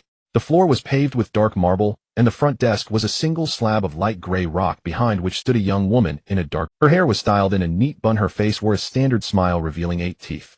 That smile was perfect, almost unreal. Her skin glowed with an unnatural sheen under the lights. Her eyes did not blink, and the arc of her lips remained fixed at one angle. Though it looked somewhat unnatural, it was still much friendlier than those monsters from the eerie city. The 8 of them approached the front desk. "Welcome to Star Hotel," the front desk said with a sweet and standard voice devoid of any emotional fluctuation. "How many rooms do you need?" Chen Ye stepped forward and glanced at the price list on the wall of the front desk. Luxury room 100 points per night. Single room 50 points per night. Double room 30 points per night. "A double room will do. Let's book for 3 nights. Chen Ye activated the system panel and paid 90 points. Zhao Wang Zhe and Wang Shuo also booked a double room. It's better to save points where possible, with 8 of them sharing 4 rooms. It averages to only 15 points per night. All 4 rooms are on the 12th floor, 1201, 1202, 1203, 1204. The elevator is on the right side of the lobby. We wish you. The front desk still maintained that standard smile. The 8 approached the elevator and pressed the up button. The elevator doors opened almost instantly, and the space inside was significantly larger than that of a normal hotel elevator, allowing all 8 of them to stand inside without feeling crowded. As the elevator doors closed, Qin Xiaoyang could no longer hold back. That front desk smile reminds me of those things in the eerie city. Although one is humanoid and the other is a monster, that smiling feeling. "No need to think too much about it," Chen Ye interrupted him. "Just treat her as an NPC. Since the rules say this place is absolutely safe, then it is safe. No need to worry about what the front desk is." Qin Xiaoyang shrank his neck and fell silent. The elevator stopped at the 12th floor, and the doors opened to reveal a corridor carpeted in dark gray. The walls on both sides of the corridor were beige, with a wall lamp every few meters casting a soft light. The 8 stepped out of the elevator and headed towards their rooms. Wang Zhe handed the room card to Xia Yin, saying, "Xiao Yin, you and Zhou will share a room." Xia Yin took the card, saying, "Okay." Wang Zhe turned to Zhao Hai. "I will share with Zhao." Chen Ye swiped the card to open the door to 1201 and walked in. The room was larger than expected, with 2 beds of 1.2 meters placed side by side, and the bedding was pure white. Chen Ye swiped the card to open the door to 1201 and walked in. The room was larger than expected, with 2 beds of 1.2 meters placed side by side, and the bedding was pure white, neatly folded. Chen Ye swiped the card to open the door to 1201 and walked in. The room was larger than expected, with 2 beds of 1.2 meters placed side by side, and the bedding was. Qin Xiaoyang threw himself onto the bed as soon as he entered, sprawling out like a big character with his face buried in the pillow, letting out a muffled groan. "This is so damn comfortable." Chen Ye ignored him and walked straight into the bathroom. The bathroom was small but clean, with white tiles, a transparent glass shower room, and silver faucets and shower heads that shone brightly enough to reflect a person's silhouette. He hadn't showered for several days. In the Zombie City supermarket, he could only wipe his face with mineral water, and in the Eerie City, there was no water to use. As he turned on the shower, the hot water poured down, and Chen Ye let out a long breath. It was not just hot water, it felt like coming back to life. After he and Qin Xiaoyang finished showering one after the other, Zhao Wang Zhe and the others arrived at Chen Ye's room. Zhao Hai had changed into a black vest he bought from the hotel vending machine for 2 points cheap, as if it were free. Wang Shuo and Li Zheng also changed into new clothes, one in dark gray, and the other in navy blue, finally no longer wearing those 2 blood-soaked work vests. And Wang Zhe was still in his dark blue hoodie, but he had obviously showered, his hair still half wet, and there was a thin layer of mist on his glasses. Xia Yin changed into a white hoodie, her twin ponytails tied a bit higher than usual. Zhou Yiting wore a light, gray knitted sweater, her hair down, looking much gentler than when it was tied up. Qin Xiaoyang was lounging in a corner of the bed, legs crossed, holding a bottle of free mineral water. Chen Ye stood by the window, leaning against the floor-to-ceiling glass, facing the 7 people in the room. "How do we plan these 3 days?" Zhao Hai asked, sitting on the bed by the window, his hands resting on his knees, leaning slightly forward. "Seek trades, enhance strength, equipment, skill books, and information. The trains with earlier numbers in the city have participated in more trials than we have, and know more than we do. If we can exchange useful information from them, it will greatly help in the next trial. Since we rarely get to Infinite City, Chen Ye naturally couldn't spend 3 days lying around in the hotel." Zhou Yiting looked up. "I added Wen Ning as a friend. She told me the trading area is in the West District, about an hour's walk from the hotel." "Then let's go have a look." Chen Ye straightened up from the window and walked towards the door. The other 7 followed suit. An hour later, in the trading area of Infinite City West District. This area is completely different from the commercial zone near the hotel. Instead of high-rise buildings, there are rows of low temporary stalls. These stalls do not have a uniform standard. Some people lay plastic sheets on the ground to display their goods, while others bring out tables and chairs from a nearby building to showcase their items. The area is bustling with people. Some are stopping to inquire about prices, others are squatting down to browse items displayed by vendors, some are haggling fiercely with stall owners, while others silently complete transactions and leave. The noise is as chaotic as a vegetable market. While there are so many people, Qin Xiaoyang stood at the entrance of the trading area, his jaw nearly dropping. There must be thousands of people in here. Wang Zhe adjusted his glasses, scanning the crowd. It's normal, just from the west station where we came 6 trains have stopped. There might even be more from the south station and north station. Let's split up and explore. Chen Ye turned to the 7 people behind him. There's no danger in the city, so everyone go find the equipment and skills you need. Okay. Zhao Hai led Wang Shuo and Li Zheng into the trading area first. Xiao Yin and I will also take a look around, Wang Zhe said as he and Xia Yin entered the trading area. We should go in too. Chen Ye stepped into the trading area with Zhou Yiting and Qin Xiaoyang following behind. The stalls in the trading area are indeed numerous, but as Chen Ye walked along glancing over hundreds of stalls, he found that most of the items being sold were weapons. White quality weapons are indeed cheap, available for just 100 points. Green quality weapons are significantly more expensive, generally around 500 points, with some high tribute ones even priced higher. Weapons do not benefit from talent bonuses or skill enhancements. In terms of raw attributes, the improvement to strength is quite limited. Green equipment only offers 2 additional attribute points compared to white equipment, yet the price is 5 times higher, making it a poor value. The Ghost Blade in his storage space, a green quality weapon with 3 strength, was already on his mind to sell. As the two continued deeper into the area, it became increasingly chaotic with crowds growing denser. At that moment, Chen Ye's gaze landed on a stall that seemed out of place. This stall had no weapons or equipment displayed, only a low stool and a cardboard sign standing in front. The cardboard sign awkwardly listed selling information. Behind the cardboard sat a man appearing to be around 40 years old, but he might only be in his 30s, with a scruffy beard, as if he hadn't shaved in several days. He was wearing a black shirt, sleeves rolled up to his elbows, revealing part of his forearms. He looked unkempt, exuding a somewhat sharp vibe.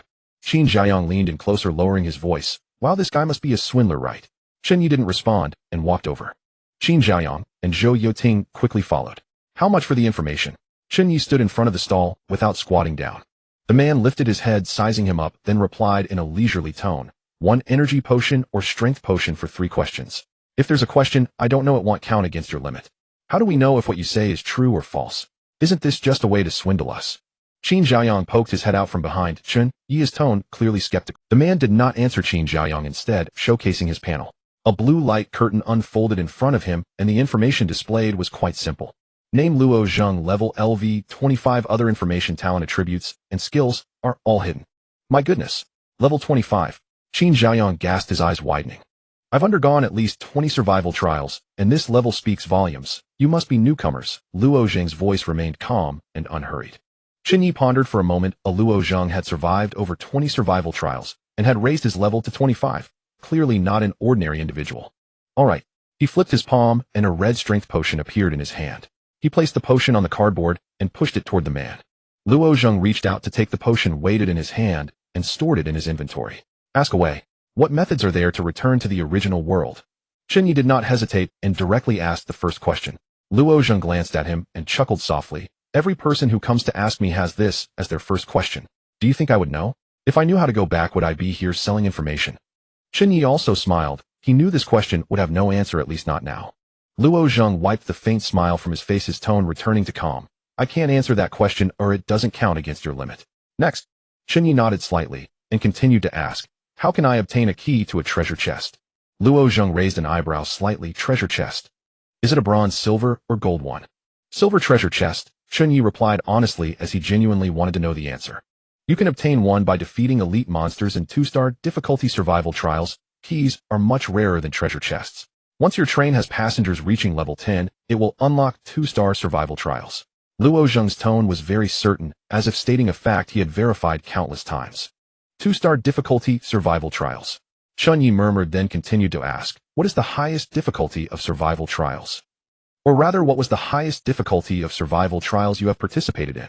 I'm not sure how high it can go. The highest difficulty I've participated in was 3-star. In 3-star trials, not only do the monster strengths increase significantly, but there is also more than one train involved. Each trial scene will have 4 stations, and only one train can stop at each station. In theory, a 3-star or higher trial can have a maximum of 4 trains passengers participating at the same time. Chen Ye slightly furrowed his brow. Competing with multiple trains increases the competition. If they end up in the same trial scene as the earlier numbered trains, it wouldn't be a good situation. That's 2 questions down, 1 left. Go ahead and ask your last one, Luo Zheng urged. What is your train's number? Chen Ye asked his final question. Luo Zheng obviously paused for a moment, his expression changed subtly, not out of surprise, but rather unexpectedness. Clearly he did not anticipate Chen Ye would ask this seemingly valueless question for his third inquiry. Train number G4735. In the spirit of honesty, he reported his train number accurately. Chen Ye silently noted down this number in his mind. G4735 is over 200 trains earlier than G5002. That's all 3 questions asked. Luo Zheng stood up from the stool, stretching his stiff back from sitting too long. I'll be here tomorrow. Feel free to come find me if you have questions. Of course, bring potions with you. Chen Ye nodded slightly and turned to leave. Qin Xiaoyang jogged up saying, do you believe what he said? Over 20 survival trials, train G4735. I feel like Zhou Yiting took over the conversation. The information he provided should be true. After all, he is already level 25, and there's no need for him to deceive us. The truth will be revealed once we encounter the 3-star trial. It's just a matter of a stamina potion. Chen Ye organized the information he had just received as he walked. The key to the silver treasure chest can only be obtained by defeating elite monsters in the 2-star trials. On the leaderboard for train G5002, the first place is level 9, and the second is level 8. With one more trial, these 2 will surely reach level 10, allowing them to unlock the 2-star survival trial. Leaving Luo Zheng's stall, Chen Ye continued deeper into the trading area. Qin Xiaoyang and Zhou Yiting followed closely behind, their gazes darting around the stalls on either side. After about 5 minutes of walking, the stalls ahead increased in number and density, and the crowd grew more packed. Some were haggling, while others debated the value of a piece of equipment. Chen Ye's eyes scanned stall after stall. Most of the stalls were selling weapons. White-quality weapons were piled together, displayed like cheap goods on the ground. Green-quality weapons were placed in more prominent positions, some even elevated slightly to showcase their superiority over the white-quality ones. He hadn't spotted a single skill book. Just as he thought he might not find one today, a voice suddenly erupted from nearby.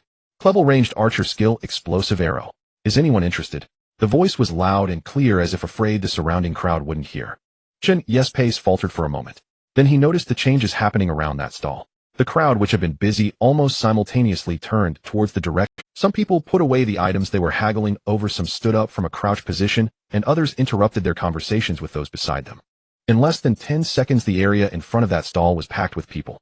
Some craned their necks to see inside, while others tiptoed to look over the shoulders of those. Explosive arrow. A ranged skill. Show us the skill information. I want this skill. What's the price? The bustling voices surged from the center. Chen Ye stood at the periphery of the crowd, able to see the general outline of the stall. The stall owner was a young man in a black windbreaker, looking to be around 27 or 28, with a buzz cut and a sturdy build. Ranged skill. Qin Xiaoyang's eyes lit up. He was the only one in the team who was holding them back. Let's go take a look. Squad leader, send a message to hide good to... Chen Ye spoke as he walked towards the young buzzcut man selling the skill book. Qin Xiaoyang immediately followed. Zhou Yiting quickly pulled up the system chat to send a message to Zhao Hai, then jogged to catch up with Chen Ye and Qin Xiaoyang. Chen Ye stopped at the edge of the crowd. He was not short, but from this angle, he could only see the backs of people's heads and shoulders. The sounds of bidding rose and fell from the crowded center. How much are you selling it for? Just tell us. Can you stop stalling already? He'll offer 800 points worth of potions. Sell it to me.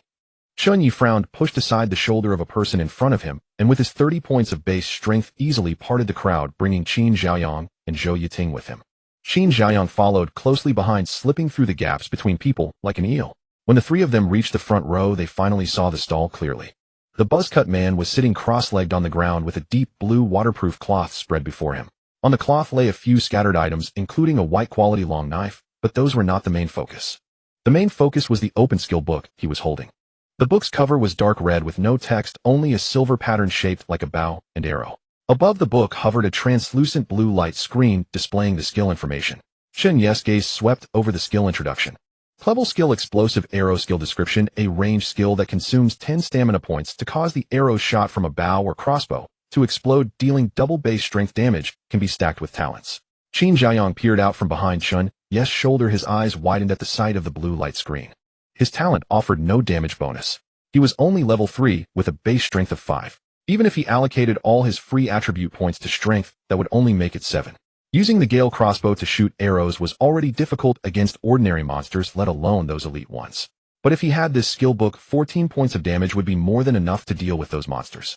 Qin Xiaoyang's hand unconsciously clenched, his lips moved as if he wanted to say something, but swallowed it back, only turning to glance at Chen Ye. What's the price? Just give a number.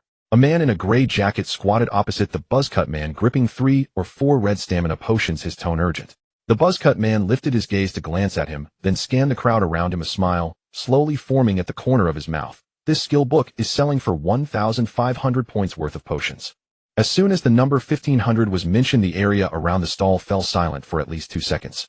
Then someone gasped, another cursed under their breath, some shook their heads and turned to leave, while others remained standing still, their expressions fluctuating between hesitation and calculation. 1,500. That's way too expensive. The man in the gray jacket was the first to exclaim. This is a clever skill book. Even green quality equipment sells for 500 points. Is 1,500 really that much? If you can't afford it, then just step aside and don't block the other sellers. The buzzcut man's tone was indifferent. The gray jacket man opened his mouth, but couldn't find. The buzzcut man's words were true. Skill books were inherently rare, especially ranged skills.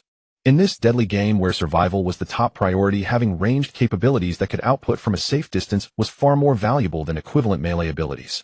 There were indeed people in the crowd who could produce 1,500 points worth of potions. However, if all their potions were exchanged for a skill book, they would definitely face difficulties in the next survival trial without any potions.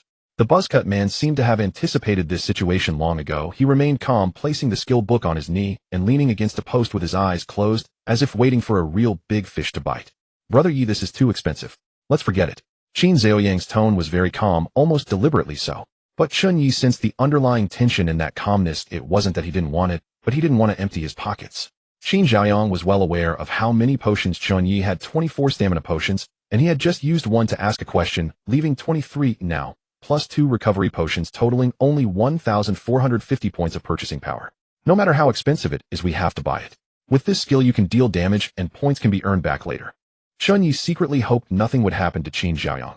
Even without using the heavy artillery skill, his attributes were already quite high, and he didn't rely on potions. Chen Zhaoyang was also considered his lucky star. Without him, Chen Ye wouldn't have obtained the heavy artillery skill, nor would he have developed so quickly. Moreover, Chen Zhaoyang's talent still made him capable of securing kills on low-health elite monsters, but that required damage support. Otherwise, in high-star trials, Chen Zhaoyang would struggle to even break skin.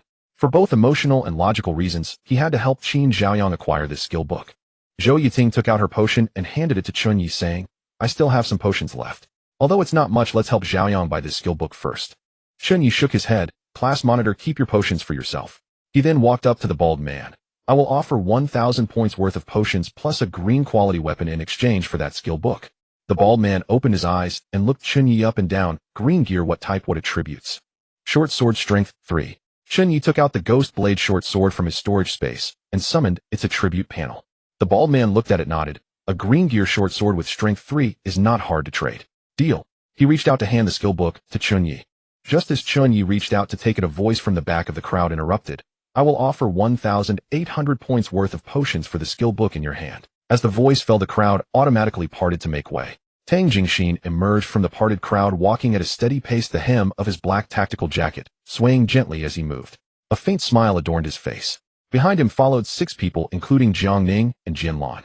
Jiang Ning had a blank expression, while Jian Lan walked beside him, her gaze lingering briefly on Chen Ye before shifting away. The 6 stood in a line behind Tang Jingxin. The bald man retracted his outstretched hand, glancing at Tang Jingxin, then at Chen Ye, a slow smile forming at the corners of his mouth. The smile contained the shrewdness of a businessman and the calculation of someone who could raise the price. "Sorry, little brother, the highest bidder wins." He turned his head to glance at Chen Ye, his tone devoid of any embarrassment. Chen Zhaoyang curled his lips, whispering under his breath, "Scammer." His voice was so low that only Chen Ye standing beside him could hear. Chen Ye did not look at the bald man. His gaze was fixed on Tang Jingxin. Tang Jingxin stepped forward, positioning himself at the bald man's stall, and glanced at Chen Ye, saying, "What a coincidence, Chen Ye." Chen Ye remained silent, his expression darkening. With the price raised to 1,800 points, even if he brought out his remaining 3 potions along with Chen Zhaoyang's, for he would still only exceed Tang Jingxin by 50 points. He could not keep up with Tang Jingxin's bid. The crowd fell silent for a moment before erupting into an even more intense whisper. 1,800 points. What a rich person. He is ranked first on the level leaderboard of our G5002 train already at level 9. Level 9. No wonder he's so wealthy. Whispers surged like a tide from all directions. The bald man sat motionless on the ground, not urging anyone, simply resting the skill book on his knees, his fingers lightly tapping against his kneecaps. "Let's make the trade." Tang Jingxin flipped his palm, and a transparent bag appeared in his hand containing exactly 36 red stamina potions. The bald man's eyes brightened, but he did not immediately accept it. Instead, he turned to glance at Chen Ye, clearly asking if he wanted to raise his bid further. Chen Ye remained silent, merely sighing. He could not afford to raise the price any further. Just as he was about to give up, Zhao Hai's voice came from behind. Well, add 10 stamina potions. The voice was deep, like a clap of thunder cutting through the crowd. The crowd parted once more. Zhao Hai strode confidently into the space, his right hand grasping 10 red stamina potions, the vials squeezed together in his large palm. Wang Shuo and Li Zheng followed closely behind him. Zhao Hai stopped beside Chen Ye, extending the 10 stamina potions towards the bald man, then glanced at Tang Jingxin, his expression devoid of any unnecessary emotions.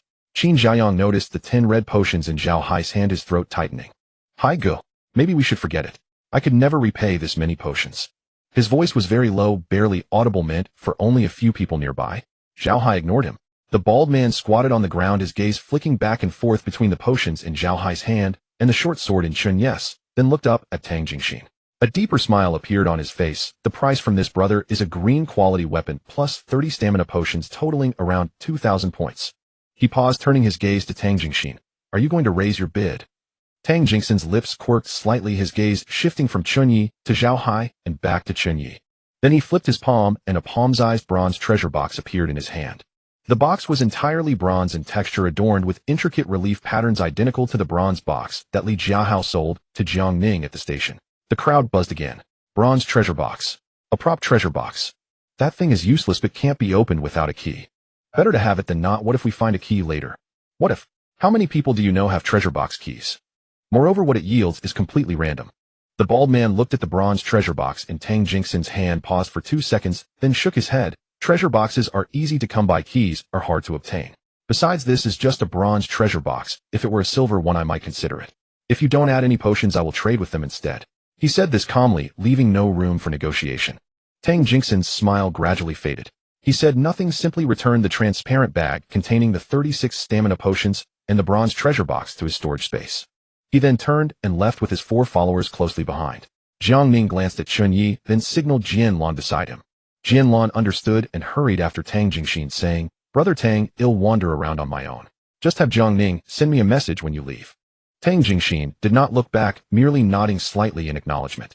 Jianlan turned and walked in the opposite direction of the trading area, quickly getting lost. Jiang Ning quickly followed Tang Jingxin, silently trailing behind him. Chen Ye noticed Jiang Ning's gaze, pondering as he watched Jiang Ning's departing figure. The bald man waited until Tang Jingxin's figure completely disappeared into the crowd before turning to look at Chen Ye. The smile on his face had transformed from the earlier calmness of a price negotiator. It now displayed the warmth of a deal finalized. Let's make the trade. Chen Ye withdrew his gaze, not saying much more, flipping his palm to reveal the black short sword once again. The sword's blade was pitch black with a faint green aura swirling around it. He then counted out 20 red stamina potions from his storage space and handed them over along with the short sword. Zhao Hai also passed over the 10 potions he held. The bald man checked each item, nodding before handing the skill book to Chen Ye. Chen Ye took the skill book, not bothering to open it, and directly turned to hand it to Qin Xiaoyang. As Qin Xiaoyang took the book in his hands, his fingers trembled. The cover was dark red with a silver pattern shaped like a bow and arrow embossed on the front. He opened the cover. A blue light curtain sprang up before Qin Xiaoyang, the words on the curtain clear as if etched there. His gaze lingered on the 2 characters for learning for about half a second before he extended his index finger and tapped it. The skill book transformed into countless tiny specks of light that scattered. Qin Xiaoyang closed his eyes, and after about 2 seconds he opened them to look at Chen Ye and Zhao Hai. Thank you, Brother Ye and Brother Hai. I will repay you once I earn some points. Chen Ye waved his hand. Let's talk about the potions later. Zhao Hai said nothing as he had exchanged for potions worth 1,000 points, effectively taking half of it out. Qin Xiaoyang nodded and did not say anything further. Those around him, seeing the transaction was complete and the coveted skill book had a new owner, began to disperse. Some turned and left, others headed towards nearby stalls, while a few squatted down to rummage through the remaining trinkets on the waterproof cloth of the bus. The crowd dispersed like a receding tide. The noise of the trading area filled the space, once more with haggling continuing and vendors shout. Chen Ye stood in the center of the crowd, watching the direction where Tang Jingxin had disappeared, remaining silent for a few seconds before retracting his gaze. Brother Hai, did you find anything? Wang Shuo spent 100 points to buy a white quality weapon. I don't need it. White gear has limited enhancements and green gear is too low-cost performance. I still prefer to use my fists. That's true. Let's head back to the hotel. He turned and walked out of the trading area. Zhao Hai walked alongside him, while Wang Shuo, Li Zheng, Zhou Yiting, and Li Xiaoyang. The 6-person team passed through the crowd in the trading area, heading in the direction of the hotel. The surrounding clamor gradually faded, and the onlookers all dispersed. Not far from the previous stall of the buzzcut man, Li Jiahao, Ma Wenba, and Sun Kai stood there, having just witnessed the competition between Chen Ye and Tang Jing. Sun Kai exclaimed, "Wow, they spent 2,000 points for a Qin Jiaoyang. Their points are really abundant." Ma Wenba and Li Jiahao remained silent. Li Jiahao felt very uncomfortable. The points he exchanged for with a bronze treasure chest from Jiang Ning couldn't even buy a skill book here. The three of them had no choice but to endure in the corpse city aside from going to see Jiang Ning scam people, and they had entered the answering room in the bazaar city early. Inside, Li Jiahao earned 100 points and a bronze treasure chest by answering questions, while Ma Wenba and Sun Kai left with nothing. The three of them relied solely on the basic survival points reward to level up to level 3, lacking equipment and skills. Li Jiahao's talent, like Qin Zhaoyang's, was one without any attribute bonuses, with skills being the only compensation. Of course, Li Jiahao's Phantom Shadow, as an grade talent, was exceptionally strong for survival. As long as he had enough potions, he basically wouldn't be killed. However, it was also difficult for him to kill monsters. Phasing meant invincibility, but to kill monsters he had to solidify, and in phasing state his attacks were ineffective. He could only attack in the transition between phasing and solidifying, but his damage output was low, and lacking skills he was not tough. A single mistake would lead to his demise. This talent required extreme skill, which is why he was so cautious. However, if he gave up attacking to focus on survival, even an SS grade talent would find it hard to kill him. Li Jiahao glanced at his two underlings who had become a burden to him. What he didn't know was that Ma Wenba and Sun Kai had a different opinion about their leader now. They felt that following Li Jiahao, a cautious player, held no future. If only they had followed Zhao Hai and Chen Ye from the beginning. Now, even if they tried to curry favor with Zhao Hai, he would no longer pay them any mind. "Let's go back," Li Jiahao said as he walked towards the exit of the trading area. Ma Wenba and Sun Kai exchanged glances before following him. Chen Ye and his group walked along the main road, the glass curtain walls of the high buildings reflecting the gray-white sky. Occasionally passers-by walked by, some with hurried steps, and others more leisurely, some alone, and others in groups. Qin Jiaoyang walked in the middle of the group, occasionally glancing down at his skill bar, unable to suppress the smile at the corners of his mouth, like a child who had found treasure. Every little while he would bring up the system panel to check, confirming that the skill was still there. "Alright, stop looking, your skill isn't going to run away." Wang Shuo reached out from behind and gave him a light tap on the back of his head. Qin Jiaoyang rubbed his head and chuckled a couple of times. "I'm just excited. With double power damage, I can finally deal some damage now. Let's go that way." Chen Ye led the way into a small path. The further they walked, the narrower the path became. The buildings transformed from high-rises to 4 or 5-story brick structures, their exteriors painted in off-white, with some areas already peeling to reveal the gray-black concrete underneath. This was a route they hadn't taken on their way here. Chen Ye slowed his pace, shifting from walking to strolling. Zhao Hai noticed his change, and also slowed down, glancing at him without speaking. Wang Shuo and Li Zheng exchanged glances, also following suit and slowing their pace. Qin Jiaoyang was still engrossed in looking at his skill bar, and nearly bumped into Li Zheng, who had suddenly slowed down and was pulled back by him. "Watch where you are going." "Oh." Qin Jiaoyang closed the panel and looked up, only to find that Chen Ye had already fallen to the back of the group, his pace leisurely, as if he were out for a stroll. "Brother Ye, hurry up, let's find a place to eat well." Chen Ye did not respond, not even glancing at him, but suddenly came to a halt. Zhao Hai turned around, and Wang Shuo and Li Zheng followed suit. Qin Jiaoyang looked around in confusion.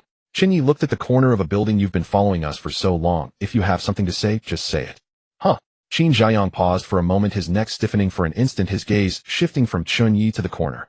Zhao Hai and the others were also puzzled, not knowing who Chen Ye was speaking to. It was quiet for about 3 or 4 seconds. Then a figure walked out from the shadow of the wall, moving at a measured pace, until they stood about 2 meters away from the group. The moment Zhao Hai saw the newcomer, a flicker of surprise crossed his face, but it was quickly replaced by caution. He glanced at Chen Ye, whose expression had not changed at all. "Jin Lan, why are you following us?" Zhao Hai's tone was unfriendly. Jin Lan did not look at Zhao Hai. Her gaze fell on Chen Ye. "Ning Gu sent me to find you." Zhao Hai glanced at Chen Ye, who nodded slightly. Zhao Hai took half a step back. "Tang Jingxin is in the same carriage as you, right? The bronze treasure chest he just took out belongs to Jiang Ning, and those potions were exchanged with your and Jiang." Chen Ye spoke these words in a very calm tone, as if he were stating something he had confirmed long ago. Jin Lan's expression changed slightly, but quickly returned to calm. "You are right, most of the potions we exchanged for points were taken by Tang Jingxin, and that bronze treasure chest indeed belongs to Ning Ge." Chen Ye understood in his heart, it was indeed as he suspected. Previously, when Ning had mentioned that Tang Jingxin came to Infinite City before the passenger merge, and he must have used points to purchase potions. Arming a team requires tremendous resources, and the amount of potions he could produce today undoubtedly came from Jiang Ning and Jin Lan. "What is your purpose in coming to find us today?" Chen Ye asked directly. Ningguo asked me to relay a message to you. There are no eternal enemies, only eternal interests. After all, we are also classmates from Cloud City University. Jianlan faithfully conveyed Jiang Ning's words as Jiang Ning had told her that as long as Chen Ye heard this, he would definitely cooperate with them. Zhao Hai heard this and almost laughed in anger, letting out a cold snort from his nostrils. What is this now, being forced by Tang Jingxin to act like a subordinate now, knowing we are classmates? Back then when I was schemed against in the Corpse City, why didn't you think of us as classmates?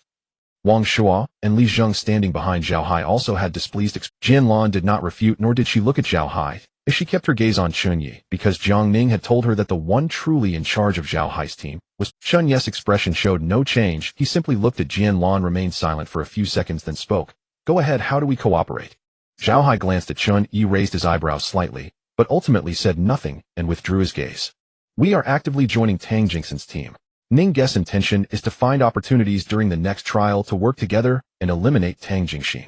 Jianlan paused and continued. Tang Jingxin has his eyes on your silver treasure chest, and you guys took his skill book today. He will undoubtedly target you. Tang Jingxin's existence is a threat to us all. Alright, once you have a clear understanding of Tang Jingxin's team strength, I can consider cooperating with you. Chen Ye agreed promptly, so decisively that Jianlan was somewhat. Then it's settled. We will communicate via the system chat and won't meet in person. After speaking, Jianlan called up the system panel and added Chen Ye as a friend. Chen Ye accepted the friend request. I will take my leave now. I will notify you if I have any news. Jianlan did not linger and turned to leave the alley, her pace noticeably quicker than when she arrived, quickly disappearing around the corner. Chen Ye, what does Jiang Ning want to do?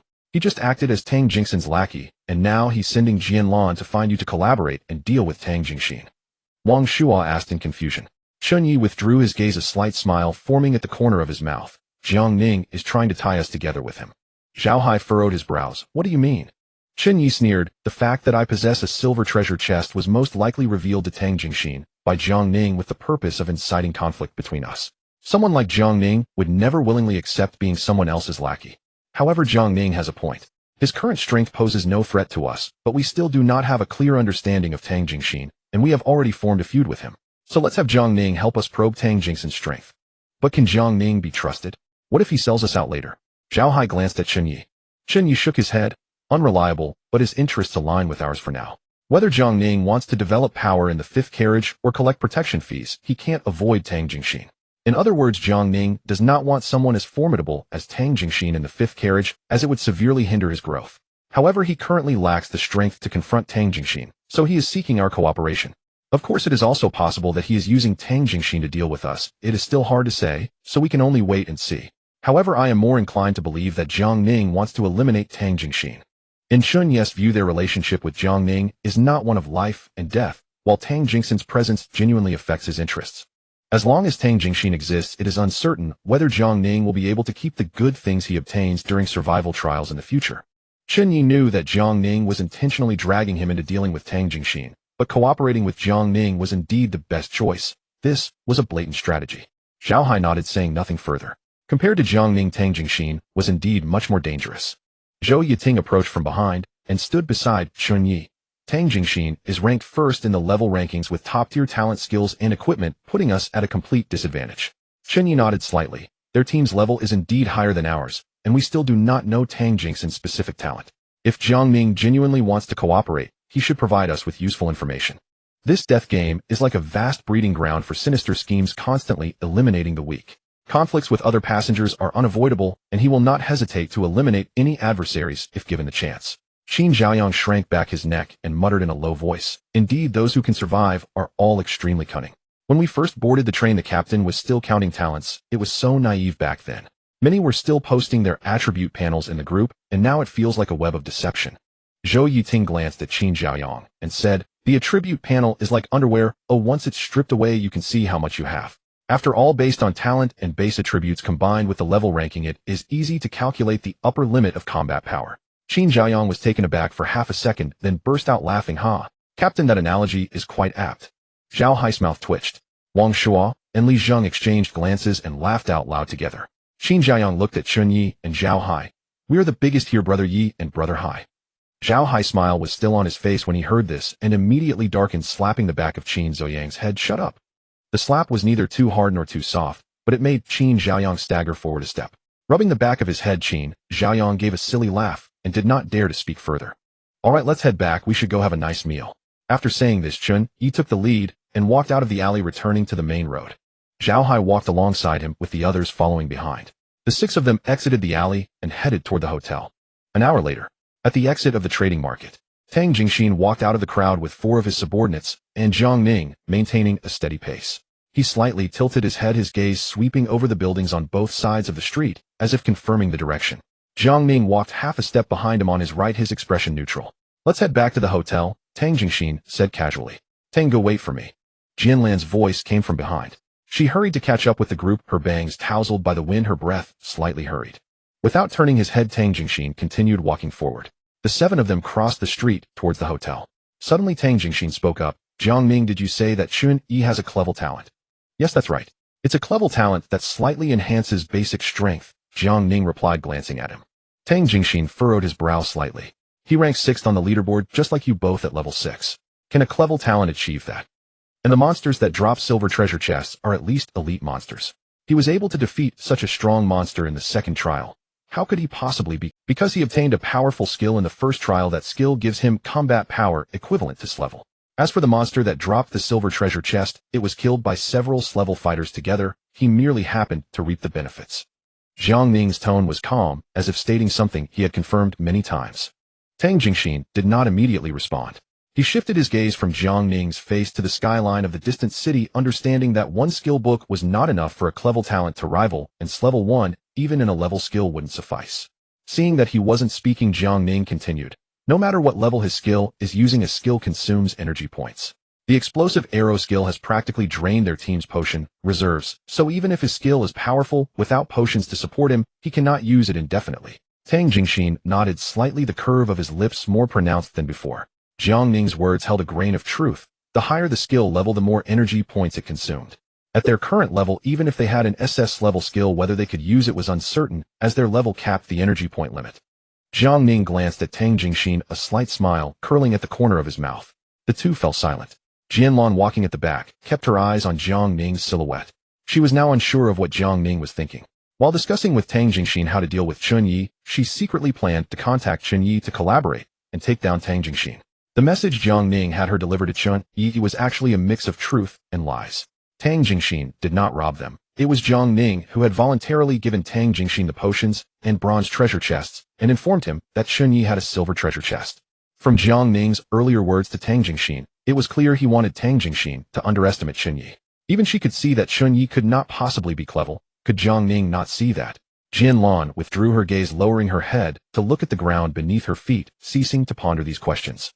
She believed Jiang Ning's actions were certainly backed by his own plans. At the Xingchen Hotel, inside a private room, the round table was filled with dishes: braised pork, sweet and sour ribs, steamed base garlic, broccoli, scrambled eggs, with tomatoes, a bowl of seaweed egg drop soup, and a large bowl of rice. These dishes cost Chen Ye 30 points.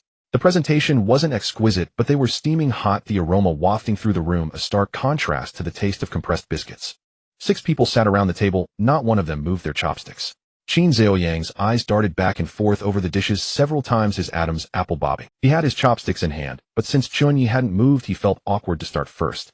Class monitor, has Wen Ning not arrived yet? Qin Zhaoyang turned to Zhou Yiting, his tone tinged with impatience. Zhou Yiting checked the system chat and said, she should be arriving soon. I just hope we can gather useful information about Tang Jingxin from this feast. Well, we need to eat ourselves anyway. If we can get information about Tang Jingxin, that would be great. If not, we'll just consider it making a new friend. Spending 2 nights worth of room fees on a single meal is too extravagant, Zhao Hai remarked, his lips twitching slightly. They were not wealthy. That skill book had drained most of their resources. Wang Shuo leaned back casually in his chair, saying, Hai Gu, you're wrong about this. There's a saying, drink today while the wine is hot. What if we get eliminated in the next trial? Eating this meal now is a profit. Can you just shut up? You really can't say anything decent. Li Jing shot back, casting a sideways glance at him. Wang Shuo for once didn't retort, only awkwardly scratched his head and chuckled a couple of times. Just then the door to the private room was pushed open. When Ning walked in, she had changed into a new outfit, a dark gray knit sweater paired with black casual pants, her hair cascading over her shoulders.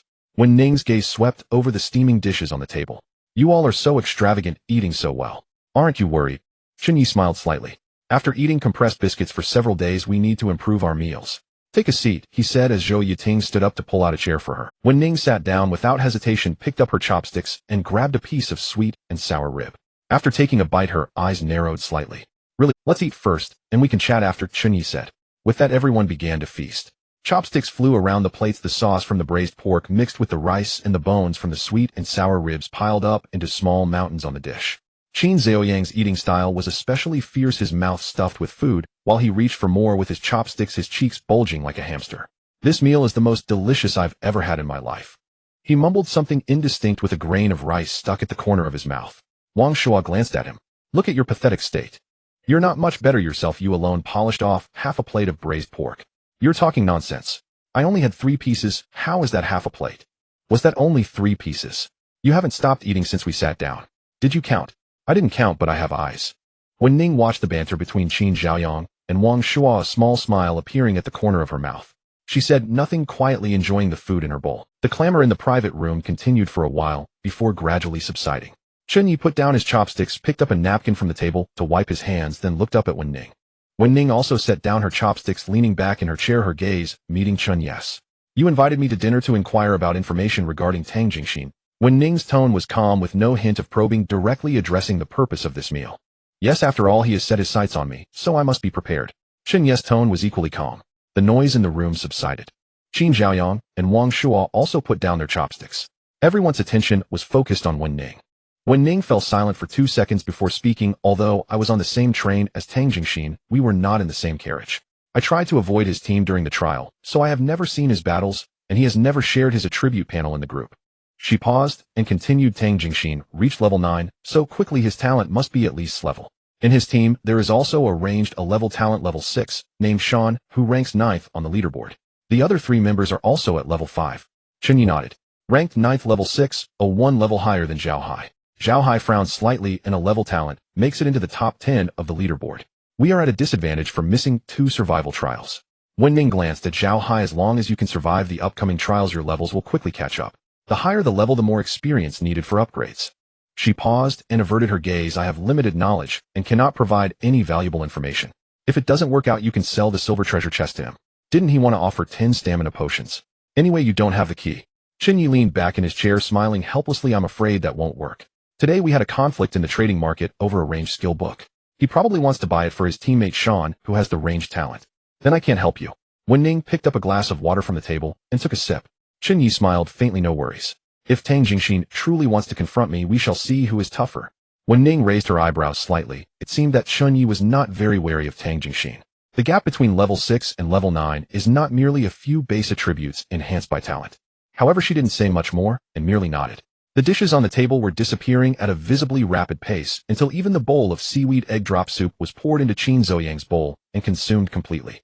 The 7 of them leaned back in their chairs, some rubbing their bellies, others burping. Wen Ning stood up, grabbed her coat from the back of the chair, and said, "Thank you for the hospitality. I'll take my leave now. I'll see you off." Zhou Yiting also stood up. "No need to trouble yourself. Oh, I can go out by myself." With that, Wen Ning stood up and left the private room, closing the door. The private room fell silent for a moment. Qin Zhaoyang leaned back in his chair, rubbing his round belly, and let out a long sigh. Still didn't get any useful information. She already revealed everything she knew. Wang Shuo was picking his teeth, his tone quite calm. Li Zheng nodded. At least we know there is a ranged to level talent in his team, named Shan, as well as their team's levels. Chen Ye stood up from his chair. Let's go back to the room. We need to rest well over the next 3 days to regain our strength. The 6 of them filed out of the private room, traversed the corridor, entered the elevator, and dispersed on the 12th floor. Chen Ye swiped open the door to room 1201, walked in, kicked off his shoes, and collapsed onto the bed. In the absolute safety of the environment, he quickly relaxed and fell into a deep sleep. For the next 2 days, Chen Ye did not go to the trading area. He stayed in the hotel, sleeping during the day and at night, making up for the sleep debt he owed from the corpse city, and the Qin Zhaoyang, on the other hand, went out every day. In the morning, he would take a stroll in the trading area, in the afternoon explore other places in the city, and return at night to report his findings to Chen Ye. Brother Yi, today I saw someone selling blue-quality weapons in the trading area priced at 3,000 points, but no one could afford it. Brother Yi, I saw a group of people in the city today, all wearing matching black trench coats, looking like a uniform of some organization. Very cool. Brother Yi, I ran into Gu Qinghuan on the street today. I greeted her, but she ignored me. This woman is just too aloof. Brother Yi, Wang Zhe and Xia Yin are in a romantic relationship, right? They only come back to the hotel at night, and are nowhere to be seen during the day. They must be out on it. Chen Ye lay in bed listening to Qin Zhaoyang chatter away, occasionally responding with a casual to indicate he was listening. On the 3rd night, the 8 of them gathered again in Chen Ye's room. The curtains were half drawn, and the view outside the floor-to-ceiling windows showcased the night scene of Infinite City.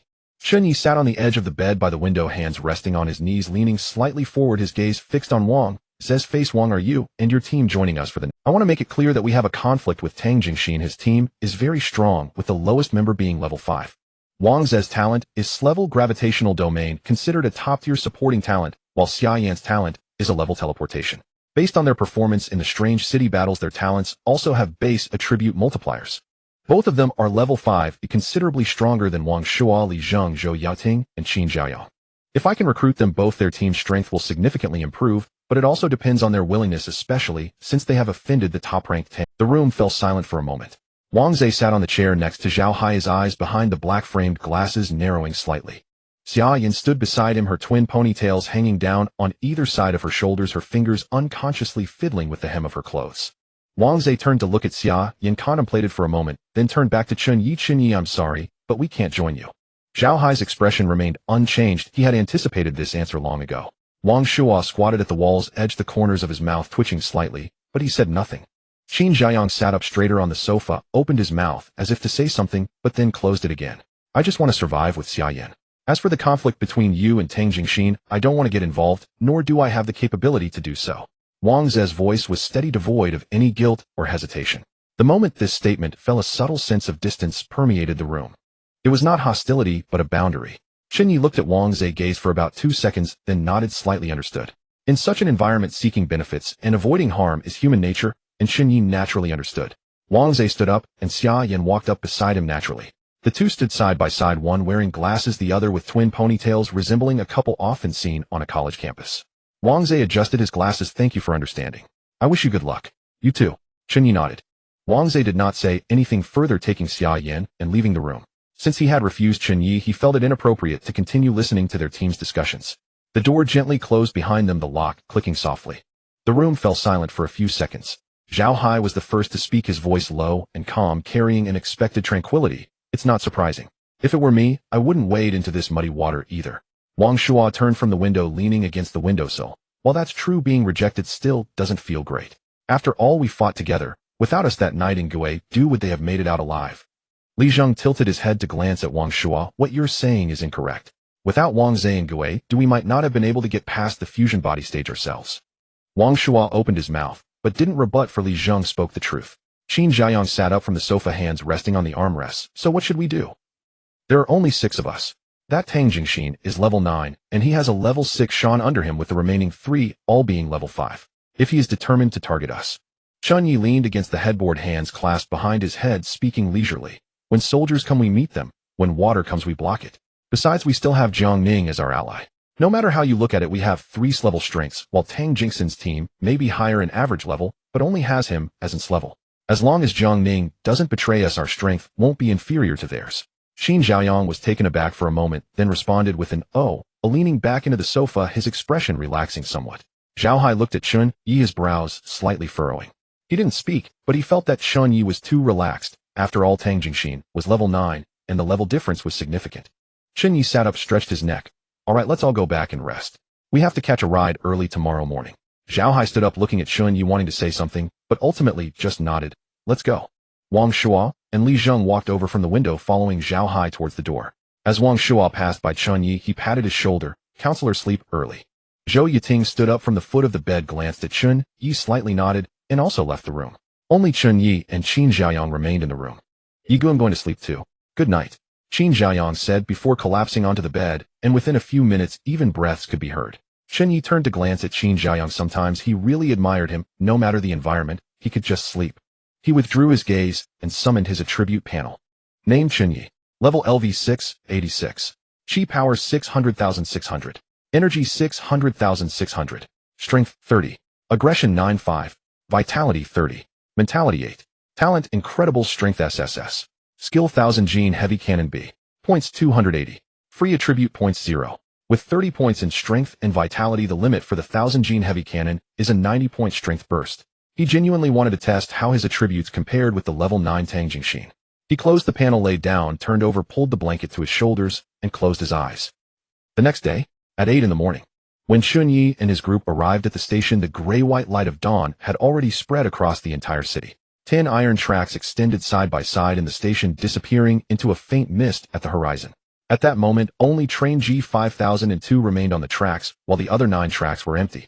The doors of the 8 carriages were all open, yet most people stood on the stone ground between the tracks. Some squatted on the ground, smoking, some gathered together whispering, and others stood alone in corners checking their storage supplies. No one laughed, and no one displayed any signs of ease. The 3 days of rest in the safe zone felt like a brief dream. Now it was time to wake up. Chen Ye stood in the open space in front of carriage number 3, scanning the crowd in the station. The passengers on train G5002 had been supplemented, and it was now at full capacity. These individuals had gone through numerous life and death trials, and should not deplete as quickly as before. The informant Luo Zhang from the trading market had mentioned that only when passengers on the train reached level 10 would the 2-star difficulty survival trial commence. Thus, it could be inferred that the next trial should still be at 1.5 stars. Their team's strength had improved several tiers compared to when they were in Gui, due especially his own strength. The monsters in the next survival trial were not the main danger, it was Tang Jingxin. Wang Zhe and Xia Yan are over there. Zhao Hai's voice came from beside him as he nodded towards the open space in front of carriage number 7. Chen Ye followed his gaze. Wang Zhe leaned against the carriage wall of carriage number 7, arms crossed over his chest. Xia Yan stood beside him, her twin ponytails draping over her shoulders, holding a bottle of water and drinking. Wang Zhe also noticed Chen Ye's gaze and gave a slight nod acknowledging him. Chen Ye nodded back, but did not approach. Didn't Wang Zhe and Xia Yan stay with you last night? Qin Zhaoyang peeked his head out from behind Chen Ye. Zhao Hai shook his head. No. I haven't seen him since you all left your room. Last night, I was alone in my room. Zhou Yiting stood on Chen Ye's other side glancing at Qin Zhaoyang. Wang Zhe and Xia Yan opened a separate room last night. Oh, Qin Zhaoyang said, pulling his head back. Wang Shuo squatted down muttering. That's normal, they're a young couple. Just as he finished speaking, a sudden sound of footsteps came from the entrance of the station. All eyes turned towards the entrance. Tang Jingxin's team entered the station. Tang Jingxin walked at the front, his black tactical jacket gently swaying in the morning breeze, his pace neither fast. Trailing behind him were 6 individuals. Walking to Tang Jingxin's right was a man who appeared to be around 25 or 26, standing about 1.75 meters tall with a well-proportioned build, dressed in a gray-green tactical jacket. His steps synchronized perfectly with Tang Jingxin's, lagging half a step behind, neither too far nor too close. Chen Ye had likely guessed that this man was Sean, ranked 9th on the level board. The other 3 team members followed Sean, 2 men and a woman, all aged between 20 and 30. Jiang Ning and Jian Lan walked at the end of the group. The 7 of them walked from the entrance of the station to the open space in front of carriage number 5, and the people along the way automatically made way. Tang Jingxin reached the front of carriage number 5 and came to a stop. He did not rush to board, but turned around, scanning the station. His gaze swept past Chen Ye without pause. Then his eyes fixed on the direction of the station entrance. At the entrance of the station, another group of people walked in. The woman at the front had a sharp bob cut, her hair ends neat, as if measured with a ruler, and she wore a long black. Behind her were 4 individuals, 1 woman and 3 men. The 5 of them entered carriage number 1 without lingering outside. At the entrance of the station, another group of people walked in. The woman at the front had a sharp bob cut, her hair ends neat, as if measured with a ruler. Chen Ye did not respond. His gaze lingered at the entrance of the station as another group arrived. The one on the left was stocky, nearly 6 feet tall, with a physique that rivaled Zhao Hai's. He wore a black short-sleeved shirt, the sleeves stretched tightly, revealing 2 thick forearms. The one on the right was much thinner, shorter by nearly half a head compared to the burly man. He wore a dark gray hoodie with the hood down, revealing a slightly disheveled head. 3 team members followed behind them, clearly not weaklings themselves. This group walked straight to the last carriage and stopped, leaning against the carriage wall to smoke. Chen Ye shifted his gaze and turned to Qin Zhaoyang. Have you found out anything about these 2? Of course. I've been keeping an eye on the chat group these days, and I basically know which carriage the top 10 players in the ranking list are in. The 4th-ranked Lei Xing and the 5th-ranked Li Tianran are in carriage number 8. It must be them. Qin Zhaoyang could only find names and carriage numbers in the system chat group. He had no photos, relying solely on intuition. Chen Ye narrowed his eyes. The 4th and 5th in the ranking both had a level of 7, indicating at least 2 passengers with class talents. He also noticed a commonality. These teams were all composed of 5 members.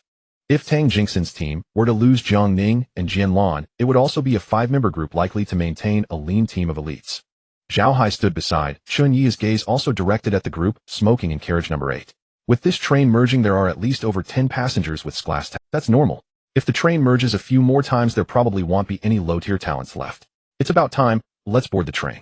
Before boarding, he glanced towards carriage number 5, and after a brief eye contact with Jiang Ning, he stepped into the carriage. Zhao Hai and the others followed closely behind. Everyone took their seats. When Ning, sitting in front of Chen Ye, turned around to greet him. Chen Ye nodded slightly, his gaze shifting to Gu Qinghuan's seat, where she had already sat down. Should we exchange our remaining points for potions? Zhao Hai asked from the aisle. Chen Ye leaned back in his seat and glanced at him. Let's exchange, there aren't many points left anyway. The next trial will likely be a Oni and a half-star difficulty, which is a good opportunity to earn points. Ordinary monsters of that level won't pose a threat to us, but we should be cautious of Tang Jingxin. Zhao Hai looked puzzled. How do you know the next trial will be Oni and a half-star difficulty? Qin Zhaoyang interjected. Brother Yi, in Infinite City, you asked a level 25 guy 3 questions after buying a potion. That guy said the survival trial would only start at 2-star difficulty when there are passengers reaching level 10 on the train, and the highest level passenger we have, Tang Jingxin, is only at level 9. Zhao Hai nodded, his expression visibly relaxing. Then the pressure is much less. Chen Ye withdrew his gaze, his tone becoming serious. Each of you must ensure you have at least 1 recovery potion on hand to quickly recover from serious injuries. Exchange the remaining points for food and water and get the potions you need. As soon as he finished speaking, several people in the team simultaneously opened the system store, and blue light screens flickered up in front of different seats. Qin Zhaoyang was the first to move. He had not spent his remaining 210 points in Infinite City. His room was courtesy of Chen Ye, and his meals were courtesy. He quickly scrolled through the store interface, exchanging for an orange-yellow recovery potion and 2 red energy potions, trading everything left except for food and water for arrows. Zhou Yiting moved at a leisurely pace, her points being a bit more abundant than Qin Zhouyan's, barely enough to be self-sufficient. Wang Shuo and Li Zheng exchanged glances, then both stood up simultaneously and walked to the aisle between Chen Ye and Zhao Hai's seats. Wang Shuo looked down at Chen Ye.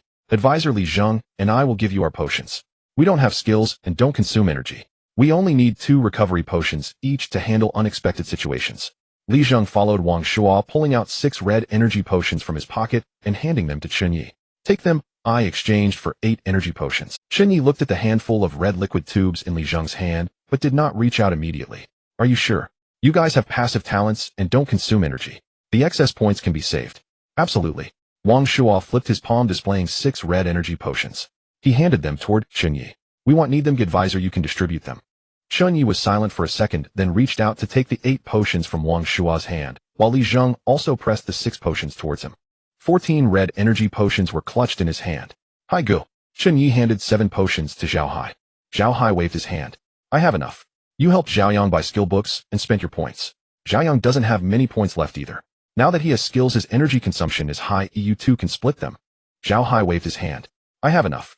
You helped Zhaoyang buy skill books and spent your points. Zhaoyang doesn't have many points left either. Now that he has skills, his energy consumption is high. Alright then. He gave half of the potions to Qin Zhaoyang. Qin Zhaoyang hesitated for a moment, but still accepted them. He needed to level up quickly to enhance his attributes, otherwise he would become a burden to the team. These potions were his investment for leveling up. Chen Ye also opened the system store, finding a pitiful 280 points left. With the 7 in his hand and 3 in his storage, he had a total of 10 energy potions. He exchanged for 1 recovery potion and 2 energy potions, and used the remaining 30 points for water and food. Thanks to the automatic full recovery of energy after leveling up, along with the 12 energy potions in hand, Chen Ye's endurance was now equivalent to 3 full blue bars. At level 1, the energy limit was only 100 and the natural recovery allowed for some growth. Now at level 6, the energy limit had increased to 600, making natural recovery negligible. He had to rely entirely on potions for energy restoration during battles. When Ning turned her head, it's rare to see such a united and selfless team in this environment. It feels extinct. I almost want to join you. Chen Ye raised an eyebrow. You're welcome to join anytime. He'll think about it. When Ning did not respond directly, replying ambiguously. If Chen Ye had no grievances with Tang Jingxin, she would have accepted the invitation without hesitation, as she had a good impression of Chen Ye's team. Chen Ye did not say more. Everyone was smart enough to understand without words. He glanced at the clock in the carriage. It was exactly 9 o'clock. Click. The mechanical sound of the train door closing echoed. Immediately afterward, a heavy metallic friction sound arose between the wheels and the tracks as the train started gently vibrating before slowly accelerating. The platform outside gradually receded, the sound of wheels and tracks shifting from low frequency to high frequency.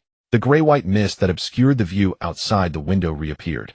Chen Ye closed his eyes. Following the timeline of the previous 2 trials, the arrival time at the next station would be tomorrow morning, giving them almost an entire day. In the 5th carriage, Tang Jingxin leaned against the seat, arms crossed over his chest, his eyes half closed. He was not asleep. Since boarding the train, he had maintained this posture, breathing evenly, his body relaxed, yet his consciousness remained alert. Boss. Suddenly Shan, sitting next to Tang Jingxin, spoke up. Tang Jingxin did not open his eyes, but slightly tilted his head to indicate he was listening. Shan leaned forward. In the next trial, are we going to deal with Chen Ye? A skill book can make a clever talent comparable to its level. Who would believe that? Jiang Ning probably hasn't been honest with us. Tang Jingxin opened his eyes and turned his head to look at Sean, not responding immediately. Sean continued in a lower voice. I still think something is off with Jiang Ning. He brought out a bronze treasure chest and over 20 potions, then lowered his stance. The corners of Tang Jingxin's mouth slowly curved into a significant arc. Do you think I don't know what you're saying? Sean was taken aback. Tang Jingxin straightened up from his seat, stretching his neck, which made a slight cracking sound. He turned his gaze towards the front of the aisle, his eyes passing through several rows of seats, landing on a figure in the middle of the fifth carriage. Jiang Ning sat there, eyes closed, leaning against the seat, as if asleep. Tang Jingxin withdrew his gaze and looked back at Sean. Jiang Ning is merely using our hands to deal with Chen Ye, but his goals do not conflict with ours. What you mean is? Sean frowned. What he wants is for Chen Ye to die, while I want the silver treasure chest in Chen Ye's hands. The two matters are not contradictory. They can even be accomplished simultaneously. Tang Jingxin received Jiang Ning's bronze treasure chest and potions, which were his rewards for helping Jiang Ning deal with Chen Ye. Sean was silent for 2 seconds before nodding. But what if Chen Ye obediently hands over the silver treasure chest? Will we still help Jiang Ning deal with him? Then it depends on whether he knows how to appreciate our kindness. Tang Jingxin leaned back against the seat. I can overlook the issue of the skill book since it has already been learned by his people. Even if we kill those who learned the skill book won't return to its original state. But the silver treasure chest, he must hand it over. Tang Jingxin also bought information from Luo Zheng in the trading market, so he naturally knew the conditions for obtaining the treasure chest key in the 2-star survival trial.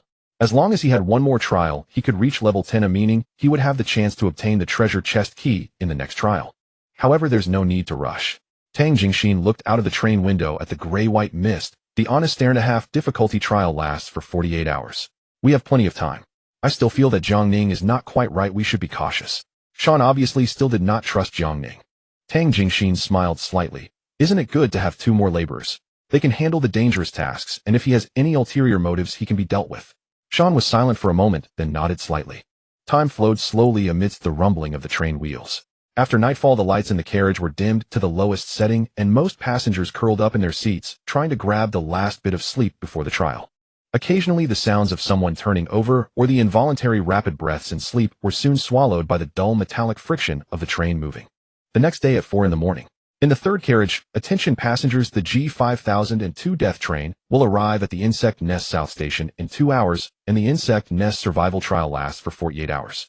A friendly reminder: during the survival trial, the points shop cannot be accessed. Please exchange for necessary supplies in advance, and we wish you a pleasant journey. The synthetic female voice from the broadcast sounded punctually. Zhao Hai leaned against the seat, arms crossed over his chest, the corners of his mouth slightly upturned. 48 hours, the same duration as the eerie survival trial. It really is a honest 1.5 difficulty trial. The corpse city fights corpses, the eerie city fights eerie faces, the insect nest is just about fighting bugs. Wang Shuo stood up to stretch his muscles. I think fighting bugs is much better than dealing with those eerie things. At least you don't have to face those smiling faces, nor be tormented by illusions. As soon as Qin Jiayang finished speaking, a few light laughs echoed in the carriage, clearly resonating with some passengers. In the front row, when Ning stretched lazily, this cursed survival trial always starts early in the morning. Work even has a concept of 9 to 5. The people in the carriage had all survived numerous survival trials and were already accustomed to the rules. Some opened the system shop to exchange supplies, some continued to close their eyes waiting for the train to arrive, and others checked the weapons and potions in their... Across the aisle, Zhao Hai turned to look at Chen Ye. Since it's an honest 1.5 difficulty trial, let's try to earn more points this time. This trial also provides us with a relatively safe development space. Chen Ye nodded. What Hai said makes sense. After this survival trial, and surely someone will reach level 10, and the next trial will be of 2-star difficulty, which will significantly increase the danger level. In other words, this will be our last honest 1.5 difficulty trial. Zhou Yiting turned around from the front row. Indeed, we need to level up as soon as possible, or we will be dragged down. Clearly, the trial difficulty is set according to the highest level passengers on the train. Trying to survive is no longer feasible. Fortunately, there are currently no level 10 passengers on this train. Li Zheng's tone carried a hint of relief. Wang Shuo sighed. This death game really doesn't let anyone live. Chen Ye did not respond. He thought of Luo Zheng, who sold information in Infinite City level 25, with a maximum star rating of 3 stars in the survival trials he participated in. The pattern was already evident. When a passenger on the train reaches level 10, a 2-star survival trial would commence. When a passenger reaches level 20, a 3-star survival trial would be activated. In their team, he was level 6, Zhao Hai was level 5, and the rest were still level 4. Especially Qin Xiaoyang. If he hadn't sneaked in and killed that lizard head in the first trial, he wouldn't even be at level 4 now. Thus this trial was crucial. The honest half monsters no longer posed much of a threat to him. The real danger was Tang Jingxin. Xiaoyang. Chen Ye turned to look at Qin Xiaoyang. Qin Xiaoyang was staring at his system panel and raised his head upon hearing his name. In this trial, don't hold back on potions, go all out. With your skills and the Gale crossbow, you can easily handle ordinary monsters of honest half difficulty. You need to level up quickly. The next trial will be 2-star, and it won't be so easy to earn kill points then. Qin Xiaoyang was stunned for a moment, then nodded vigorously. Got it, you go. 2 hours later, the train's announcement sounded again. Dear passengers, the G5002 Death Train is about to arrive at the South Nest Station. Please prepare to disembark. I repeat, please prepare to disembark. Those who do not will be erased by the rules. The sound of the wheels grinding against the tracks gradually shifted from a high frequency to a low frequency, and the shrill metallic screech grew increasingly deep. Chen Ye stood up from his seat, tilted his neck, and heard a faint crackle from his cervical spine. He glanced out the window where the fog was dissipating at a visible speed, revealing the outlines of the outside world bit by bit. The moment the train came to a halt, the doors of the 8 carriages slid open simultaneously, with the black metal doors retracting to both sides. A cold wind rushed in from outside, carrying a damp, decayed odor. Let's go. Chen Ye stepped toward the door. Zhao Hai nodded and followed behind him, while the others in the group stood up and followed suit. The passengers in the carriage also began to stand up one by one, their footsteps merging into a dull sound in the aisle. The moment Chen Ye stepped out of the train, the system panel popped up automatically. A blue light screen unfolded before his eyes. Survival trial initiated. Trial scene: South Nest. Trial difficulty: kill points 0, survival points 0, countdown 475959. He closed the panel and looked around. Before him lay a vast expanse of ruins. Half of the station's roof had collapsed, exposing twisted steel beams pointing towards the sky, covered in a dense layer of some grayish-white fibrous substance that resembled a gigantic spider web. The ground was littered with cocoons, their dark red shells adorned with intricate patterns, faint shadows visible within. Some cocoons trembled slightly, not due to the wind, but because something inside was moving. The frequency of the tremors was slow, occurring every 10 seconds or so, with a subtle intensity enough to make one aware that the creatures within the cocoons were. The passengers from the 8 carriages gradually disembarked. After everyone had exited, the train door closed automatically with a loud bang. Person 320 stood on the platform of South Nest Station, everyone surveying the ruinous city covered in robust vegetation and the variously sized cocoons scattered on the ground. Qin Xiaoyang peeked out from behind Chen Ye's gaze, sweeping the surroundings as his Adam's apple bobbed slightly. I take back what I said earlier, this place doesn't look much better than Gidu. Qin Xiaoyang peeked out from behind Chen Ye's gaze, sweeping the surroundings as his Adam's apple bobbed slightly. I take back what I said earlier, this place doesn't look much better than Gidu. Still, let's be cautious. Even if it's only 1.5 stars, we shouldn't be careless. Zhou Yiting was quite prudent, a mishap could lead to tragedy. Zhao Hai stood to Chen Ye's right, his gaze scanning the other teams on the platform. This trial might be tougher dealing with people than with monsters. Chen Ye nodded slightly, his eyes glancing over the formation of Tang Jingxin's team. On the empty ground in front of carriage 5 stood Tang Jingxin, hands in his pockets, casually scanning the surrounding ruins with a relaxed expression. Shan stood to his right, his gaze fixated on Chen Ye like a sniper measuring distance. The other 3 team members stood behind Shan, 2 men and 1 woman, all in their 20s to 30s with well-proportioned figures. Jiang Ning and Jian Lan stood at the back of the team. But Chen Ye noticed that Jiang Ning's gaze met his for a brief moment. That glance was fleeting, so brief that one would hardly notice it unless they were deliberately waiting. Then Jiang Ning casually looked away and said something to Jian Lan. Chen Ye shifted his gaze. On the platform, Su Jin's team from carriage 1 and Lei Xing and Li Tianran's team from carriage 8 had already headed toward the exit. Gu Qinghuan also stepped toward the exit, still alone, dressed in black sportswear with her hair tied in a high ponytail. When Ning stood beside carriage 3 holding a bottle of water, sipping it in small mouthfuls while her gaze flitted between Chen Ye and Tang Jingxin. Other scattered passengers formed small groups of 3 or 2, while some stood alone in corners and others were quietly conversing with those beside them. Everyone was no longer the helpless newcomers. Each person had experienced at least 2 survival trials, had seen blood, had killed monsters, and knew what it took to survive. Let's head out as well. Time is a resource, let's try to kill as many monsters as possible. With that, Chen Ye quickened his pace toward the exit. Zhao Hai and the others quickly followed. Just as they reached the entrance, a cocoon the size of a water bucket suddenly burst open, and a shadow rapidly lunged at Zhou Yiting, who was walking on the edge. Chen Ye reacted immediately. His agility attribute of 14 significantly enhanced his reaction speed, and he darted in front of Zhou Yiting. The shadow moved swiftly, and before Chen Ye could throw a punch, it was already clinging to his face. "Ye good!" Qin Zhaoyang exclaimed in shock. Zhao Hai and the others were also taken aback. They saw what was on Chen Ye's face. It was a bug the size of a basin wrapping tightly around his face with its tentacles coiled around his neck. Chen Ye reached out with both hands, forcibly pulling the bug off his face, and then tearing it in half, tossing it to the ground. Killed facehugger bug points. 10A system notification flashed before his eyes. Chen Ye looked at the severed bug carcass on the ground. It really resembled the facehugger from the Alien movies. Zhao Hai and the others' eyes widened in surprise. They hadn't expected Chen Ye to be so fierce. "Isn't this a facehugger?" Qin Zhaoyang glanced at the bug carcass on the ground, then at Chen Ye's face. "Yiga, smoke is rising from your face." "Indeed, it is a facehugger. The liquid it secretes seems to be corrosive, so be careful. Its strength isn't high, making it easy to kill, and each one gives 10 points. Chen Ye's face was indeed emitting wisps of white smoke, but his skin wasn't corroded. This was due to the physical resilience granted by his constitution of 30. He wiped the liquid off his face with his clothes, which were instantly corroded with numerous round holes. Zhao Hai looked around. "There are quite a few cocoons here. Should we kill them all? We could earn a lot of points. No need to waste time here. We need to search for more valuable monsters like elite ones." Zhao Hai nodded. "True elite monsters generally drop items, and they offer high points. Our team has the strength for this now." Chen Ye and the 6 of them left the platform, stepping into the vine-covered urban ruins. The surfaces of the abandoned buildings were draped in thick, dark green vines with layers of leaves glistening under the gray-white daylight. The thick vines were as robust as water snakes, slithering into the windows of buildings and emerging through doorways, wrapping the entire structure like a gigantic green cocoon.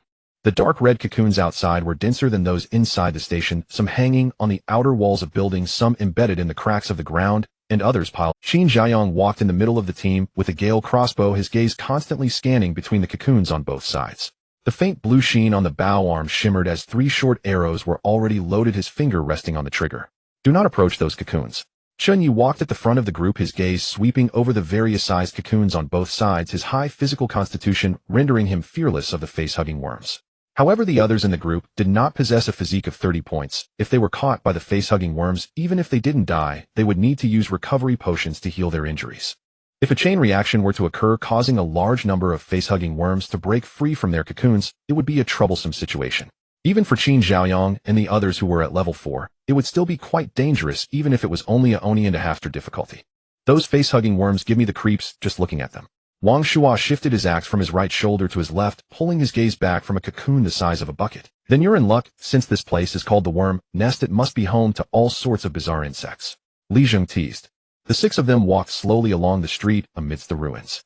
The buildings on either side became increasingly dense, transitioning from low bungalows to 3- or 4-story buildings, all of which were thoroughly covered by deep green vines.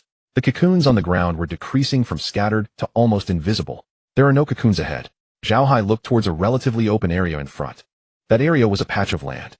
The absence of cocoons likely means there are other insects around, so be cautious. Chen Ye led the way forward, lightening his footsteps, but not slowing down.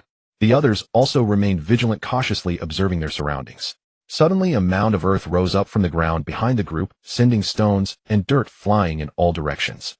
A gigantic white worm emerged from the ground, about 2 meters long, as thick as a bucket, resembling a larva magnified countless times. Its body was a translucent milky white, allowing one to see the dark organs inside slowly writhing. It had no eyes or nose, no limbs, just a large round mouth at the front of its body. That mouth was filled with sharp teeth. A circle of sharp teeth, each circle smaller and denser than the last, resembling a precision meat grinder with the tips facing inward. Oh, once something was swallowed, it would never come out again. The spot where the worm emerged was less than 3 meters away from Qin Zhaoyang. The round mouth aimed at Qin Zhaoyang, its body arched in midair like a compressed spring, then it suddenly lunged forward. At the moment the worm broke through the earth, Qin Zhaoyang turned around just in time. He saw that mouth filled with sharp teeth rapidly enlarging in his view. Less than 2 meters away. However, Qin Zhaoyang did not run. The windstorm crossbow was already raised, its blue glow rapidly swirling as 3 short arrows awaited release in the groove. Then he pulled the trigger. First arrow. At the moment the skill was activated, Qin Zhaoyang distinctly felt 10 points of energy being drained from his body. That force surged from his chest, traveled down his arm to his wrist, and then into the limbs of the windstorm crossbow. 3 short arrows shot out in quick succession. As the arrows left the limbs of the crossbow, they were enveloped in a layer of light red aura. That aura burned on the surface of the arrows like 3 embers compressed to the extreme, tearing through the air with a sharp hiss. The first arrow shot directly into the worm's mouth, piercing into the soft flesh of the upper jaw, and the light red aura exploded upon contact with the target. Boom! The explosion echoed in the empty street, a muffled sound like distant thunder. The upper jaw of the worm was blown open, creating a hole the size of a fist with milky liquid spraying out from the wound, sizzling as it splashed onto the ground. The second arrow quickly followed, piercing the same spot. Boom! Another explosion. This time the blast enlarged the fist-sized hole to the size of a milky liquid gushed out like water from a broken dam, the worm's body convulsing violently, its mouth opening and closing repeatedly. The third arrow shot deep into the worm's throat. Boom! The sound of the explosion came from within the worm, the muffled noise deeper than the previous two as the burst arrow detonated inside. Milky liquid and chunks of flesh splattered in all directions. A system prompt flashed before his eyes. Qin Zhaoyang stood in place, still holding the windstorm crossbow. Then he lowered his head to look at the milky liquid and bits of flesh on the ground, slowly smiling, forming a curve that couldn't be contained. He turned to Chen Ye. Brother Ye, did you see that? 3 arrows. It took just 3 arrows to kill one. This was his first direct kill of a monster, and he felt quite exhilarated. I saw it, don't get too excited, there are more below. Chen Ye's voice came from the front. Qin Zhaoyang's smile froze on his face. His gaze shifted from Chen Ye to the ground around him. 10 meters ahead of the group, a mound of earth had risen. 5 meters to the left of the group, the ground cracked open and milky liquid seeped out from the fissure. 8 meters to the right of the group, an entire stone slab was pushed up from below, suspended for a moment before crashing heavily to the ground, making a dull thud. One after another digging worms emerged from the ground. Their size was similar to the first, about 2 meters long, with bodies as thick as buckets, translucent milky white skin, no eyes or nose, just a round mouth, and a circle of sharp teeth inside. In less than a minute, at least a dozen worms had emerged from different directions, surrounding the 6 individuals in the center. Mounds of earth continued to appear on the ground. Prepare for battle, clear out these worms. Chen Ye's words fell. The first worm lunged from the front, its round mouth wide open, and its teeth spinning like a meat grinder that had just been activated. Chen Ye watched the mouth rapidly enlarge in his view. He did not dodge, pulling back his right fist and rotating his waist. No need for a heavy artillery. With 30 points of base strength and constitution, a normal attack was sufficient to deal with this kind of Oni and a halfster ordinary monster. His fist smashed into the worm's mouth, penetrating through the back of its head, bringing forth a spray of milky liquid and fragmented organ pieces. The worm's body stiffened abruptly, its large mouth still open, but its teeth had stopped moving. Chen Ye retracted his fist, shaking off the milky liquid that clung to it. The circle of teeth inside the worm's mouth, akin to those of a meat grinder, couldn't even break through Chen Ye's skin. The worm's corpse fell limp to the ground, convulsing twice before going still. Killed the digging worm. Points 20A system prompt flashed before his eyes. The second worm had already lunged from the left. Chen Ye sidestepped, pushing off with his right foot, his body rotating half a turn, and his left fist struck upward, hitting the worm's lower jaw. Bang! A muffled sound. The worm's body was propelled upward by the punch, its head tilting nearly 90 degrees. Due to inertia, its body continued to lunge forward, flipping once in midair before crashing down, rolling half a turn before coming to a stop. Milky liquid gushed out from the broken cervical vertebra, pooling into a small puddle on the ground. Chen Ye did not look back at the worm. He turned around, facing the third worm. Zhao Hai's battle unfolded on the right side of the team. His fists had completely turned metallic, a silver-gray sheen spreading from his fingertips to his entire forearm. The first worm lunged at him from the front, its round mouth wide open, rows of sharp teeth whirling. Zhao Hai delivered a powerful punch to the burrowing worm, his iron fist striking upwards with 3 times the force, directly hitting the worm's jaw. Boom! A muffled sound exploded on the empty street. The worm's head was smashed to bits, collapsing to the ground and twitching a few times before falling, still killed by a single punch. Although he didn't possess the 5-fold enhancement of Chen Ye's physique, his metallic arms still provided considerable defense, albeit not as comprehensive. Wang Shua's battle unfolded on the left side of the team. As the first worm lunged from the left, Wang Shua gripped the axe handle, tightly swinging the axe diagonally downwards from the upper right to the lower left. The axe blade sliced into the worm's head, cutting through its translucent creamy white skin and embedding into its skull. Creamy liquid gushed from the wound, splattering Wang Shua's hand. The moment the liquid touched his skin, a burning sensation surged through his hand. Damn, this creature's blood is corrosive. Wang Shua cursed, not loosening his grip. Grinding his teeth, he exerted strength in his arms, pulling the axe blade free from the skull before bringing it down once more. This time the axe struck the worm's neck. The cut was deeper than before, and the creamy liquid splattered even more violently.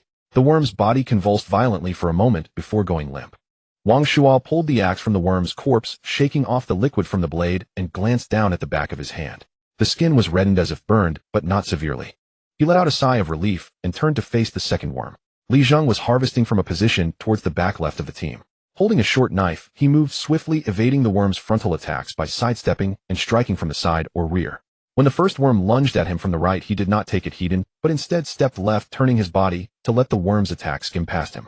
Then his short knife swiped upwards, slicing into the worm's abdomen, creating a cut over a meter long from head to tail. Creamy liquid gushed from the wound, and the worm's body twitched a few times before falling still. Zhou Yiting and Qin Zhaoyang were both able to attack from a distance positioned in the middle of the team.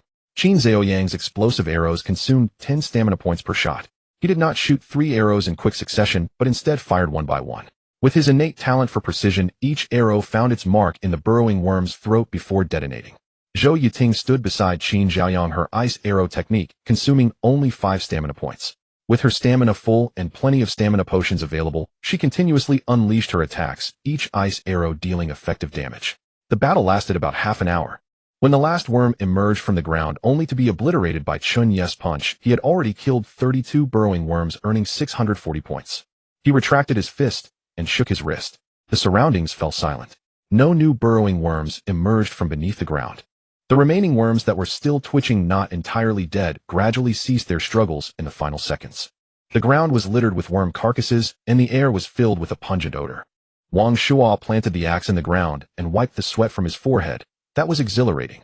These worms are really fun to chop. I killed 12 of them, earning 240 points. At this rate, I could easily gather 1 or 2,000 points in 48 hours. It's a pity there were no drops. We must have killed over 100 worms. Li Zheng scanned the battlefield, finding not a single dropped item. Don't be too greedy. It's already impressive to earn this many points. The drop rate for items from ordinary monsters is inherently low. We need to seek out elite monsters. You have a point, but we don't even know where to find elite monsters. Zhao Hai turned to Chen Ye. Qin Zhaoyang sheathed his Gale crossbow and surveyed the ground littered with worm corpses. Should we ask in the group? You have a nice fantasy there. Li Zheng wiped the short knife on his shoe. There are plenty of teams on the train capable of killing elite monsters. We might even have to compete with them. True enough. Everyone on the train has their own agendas. Asking would be pointless. Qin Zhaoyang scoffed. Chen Ye's gaze swept across the buildings on either side of the street covered in vines. Let's search the houses. If those houses are boss rooms, there should be elite monsters. Makes sense. Zhao Hai nodded slightly. The 6 of them selected a 3-story building on the right side of the street. The door was half open, the dark wooden door deformed by the vines, the frame askew, and the door panel riddled with cracks. Chen Ye pushed the door, which creaked loudly as it slowly opened inward. Behind the door was a patch of darkness. This darkness was not the thick, almost tangible darkness found in eerie houses. It was simply a lack of light. Zhao Hai pulled out a flashlight from his storage space, directing a beam of white light forward, cutting through the darkness with a straight path. The flashlight swept across the entrance hall. The floor was laid with dark red tiles, most of which were shattered with dark green moss sprouting from the cracks. A few frames hung on the walls, their pictures indistinguishable, the glass shattered halfway, and the remaining parts coated in thick dust. No one and no worms. Zhao Hai scanned the hall, with his flashlight confirming there was no danger before stepping inside first. The 6 of them entered in single file, their footsteps echoing in the empty house, reverberating off the walls. There's a pit here. Zhao Hai's flashlight beam settled on the center of the hall. The ground had collapsed into an irregular hole about 1.5 meters in diameter with uneven edges, as if something had forced its way open from below. Debris and broken wood were scattered around the hole, and the flashlight beam illuminated the walls, revealing a texture of soil mixed with rubble. Zhao Hai crouched at the edge of the hole, shining the flashlight downwards to reveal some luminescent plants embedded in the walls, emitting a faint blue-green glow. Should we go in? Zhao Hai tilted his head to look at Chen Ye. The situation below is unclear. It might not be safe to go down recklessly. Zhou Yiting's voice came from the back of the team. Let's go. With our team's strength, we can handle this 1-star half-difficulty trial scene easily. You saw the strength of those worms. 1 punch or 1 slash took them down. Even if there are elite monsters down there, can they handle us? Wang Shua's tone carried a sense of nonchalance, clearly bolstered by the confidence gained from the earlier battle. Zhao Hai did not respond, his gaze fixed on Chen Ye. Chen Ye squatted at the edge of the cave entrance, shining the flashlight down before looking up at Zhao Hai. Let's go down and take a look. With a difficulty rating of 1.5 stars, even if there is something down there, it won't exceed our capabilities. Zhao Hai nodded and jumped down first. His figure disappeared into the darkness, and about 2 seconds later a muted sound of his landing echoed back. Not too heavy. Come down, this pit isn't very deep. Chen Ye jumped down second. The descent was brief, and the moment his feet touched the ground, he bent his knees slightly to absorb the impact. The ground beneath was soft earth, giving a feeling of instability as he stepped on it. This was a natural underground passage about 1.5 meters wide and 2 meters high. The walls were a mixture of soil and gravel covered in luminous plants. A bluish-green glow emanated from the plants, casting an eerie hue over the entire passage. The light wasn't strong but was densely spread across the walls, sufficient to illuminate the contours of the tunnel. Qin Xiaoyang jumped down third, stumbling slightly upon landing, but was caught by Chen Ye's outstretched hand. Then came Zhou Yuting, Li Zheng, and Wang Shuo. After all six had landed, the interplay of the flashlight's beam and the plant's glow created a patchwork of light and shadow in the passage. "Let's go." Chen Ye led the way deeper into the tunnel. The passage was narrow, making it a bit cramped for two people to walk side by side. Chen Ye walked at the front, with Zhao Hai following closely behind. Their flashlight beams intertwined as they illuminated the path ahead. The soft, damp soil beneath their feet made a slight puff-puff sound with each step. The air was filled with a humus-like odor mixed with a sweet, putrid stench. The combination was not particularly foul, but instinctively uncomfortable. After walking for several hundred meters, the view ahead suddenly opened up. Chen Ye emerged from the narrow fork and came to a halt. In front of him was an extremely wide. It was more than 10 meters wide and at least 5 meters high, with the walls densely covered in luminous plants, the bluish-green glow saturating the entire space. The passage extended in two directions, the left fading into the distance, while the right also appeared to go on indefinitely. Every few meters, there was a narrow fork in the wall similar in size to the one they had just. Chen Ye's gaze swept over the numerous forks. "It seems the underground is the bug nest. The narrow paths we passed should lead to the exits of various buildings above. Those houses are the entrances to the bug nest, including the one we came in from." Zhou Yuting walked up from the back of the group, drawing her short knife and carving a deep scratch into the wall. "Captain, what are you doing?" Qin Xiaoyang leaned over to take a look at the scratch on the stone wall. "Just making a mark so we can find the way back faster." Zhou Yuting sheathed her short knife. "This passage is sloping down. Since we came down from the entrance, we've at least gone down about 10 meters. Qin Xiaoyang responded with an "oh," retracting his head. "Let's go further in and see if we can find an elite monster." With that, Chen Ye stepped toward the right. Zhao Hai and the others quickly caught up. Elsewhere in the underground space, the walls of the passage were also covered in bluish-green luminous plants, the glow dyeing the entire tunnel in a cold hue. Tang Jingxin walked at the front, his pace steady. Shan followed on his right, his gaze constantly scanning the sides of the passage.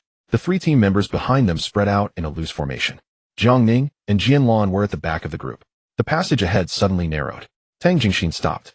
He raised his right hand, fingers spread, signaling for. Shan immediately stopped, looking in the direction Tang Jingxin was watching. About 50 meters ahead, the walls of the passage were covered in cocoons. These cocoons were more densely packed than those seen earlier, covered in thick, vein-like patterns that pulsed slightly.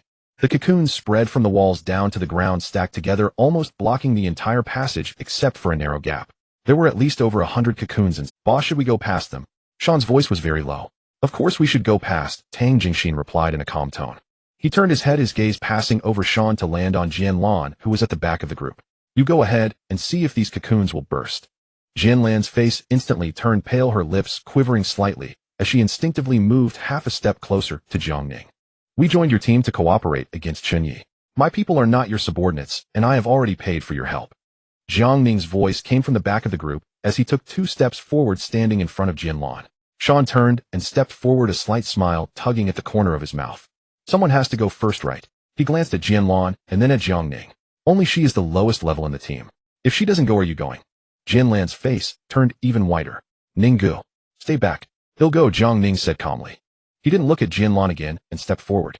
Tang Jingxin turned his head, watching Jiang Ning's back, a slow smile forming on his lips. He had never seen Jiang Ning in action before, and this was a good opportunity to observe. Jiang Ning reached the edge of the cocoon area and stopped. The emperor engine within him let out a low rumbling sound. Thud thud, thud thud, thud thud. A faint red glow emerged from within Jiang Ning's body, enveloping him like a thin layer of blood mist.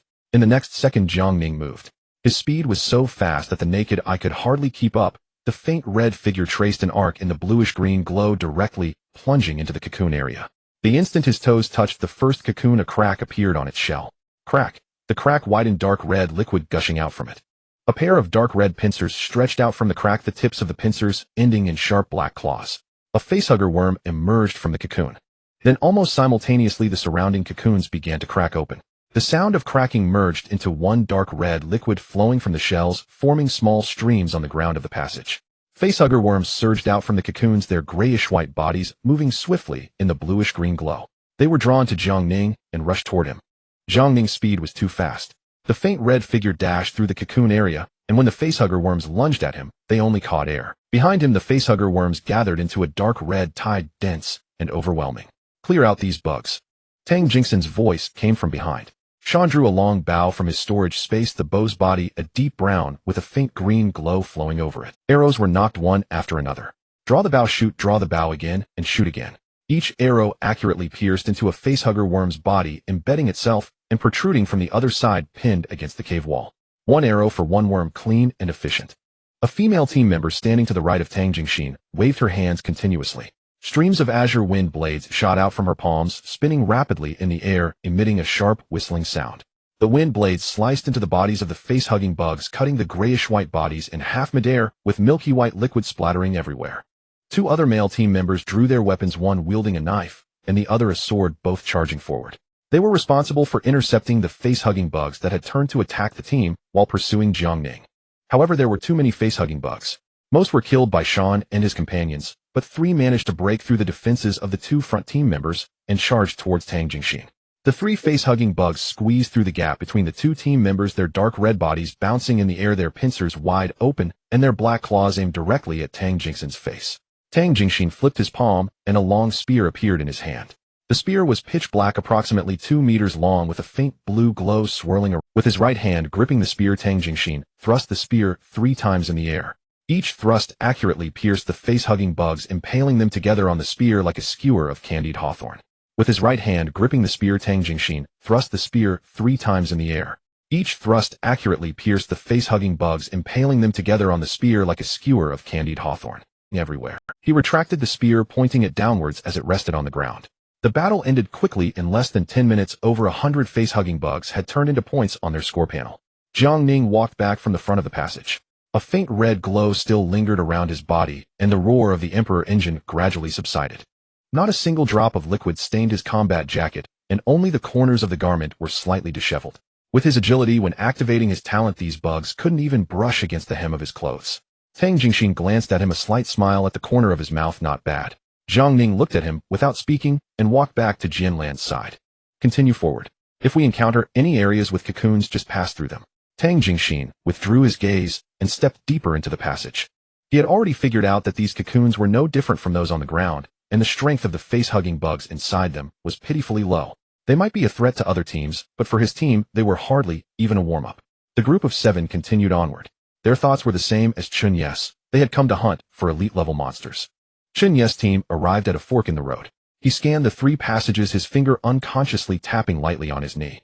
Which way should we go? Zhao Hai asked from his side. They're all similar. Let's take the middle passage.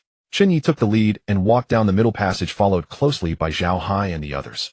Zhou Yiting walked at the back, drawing her short knife and carving a mark on the stone wall of the middle passage.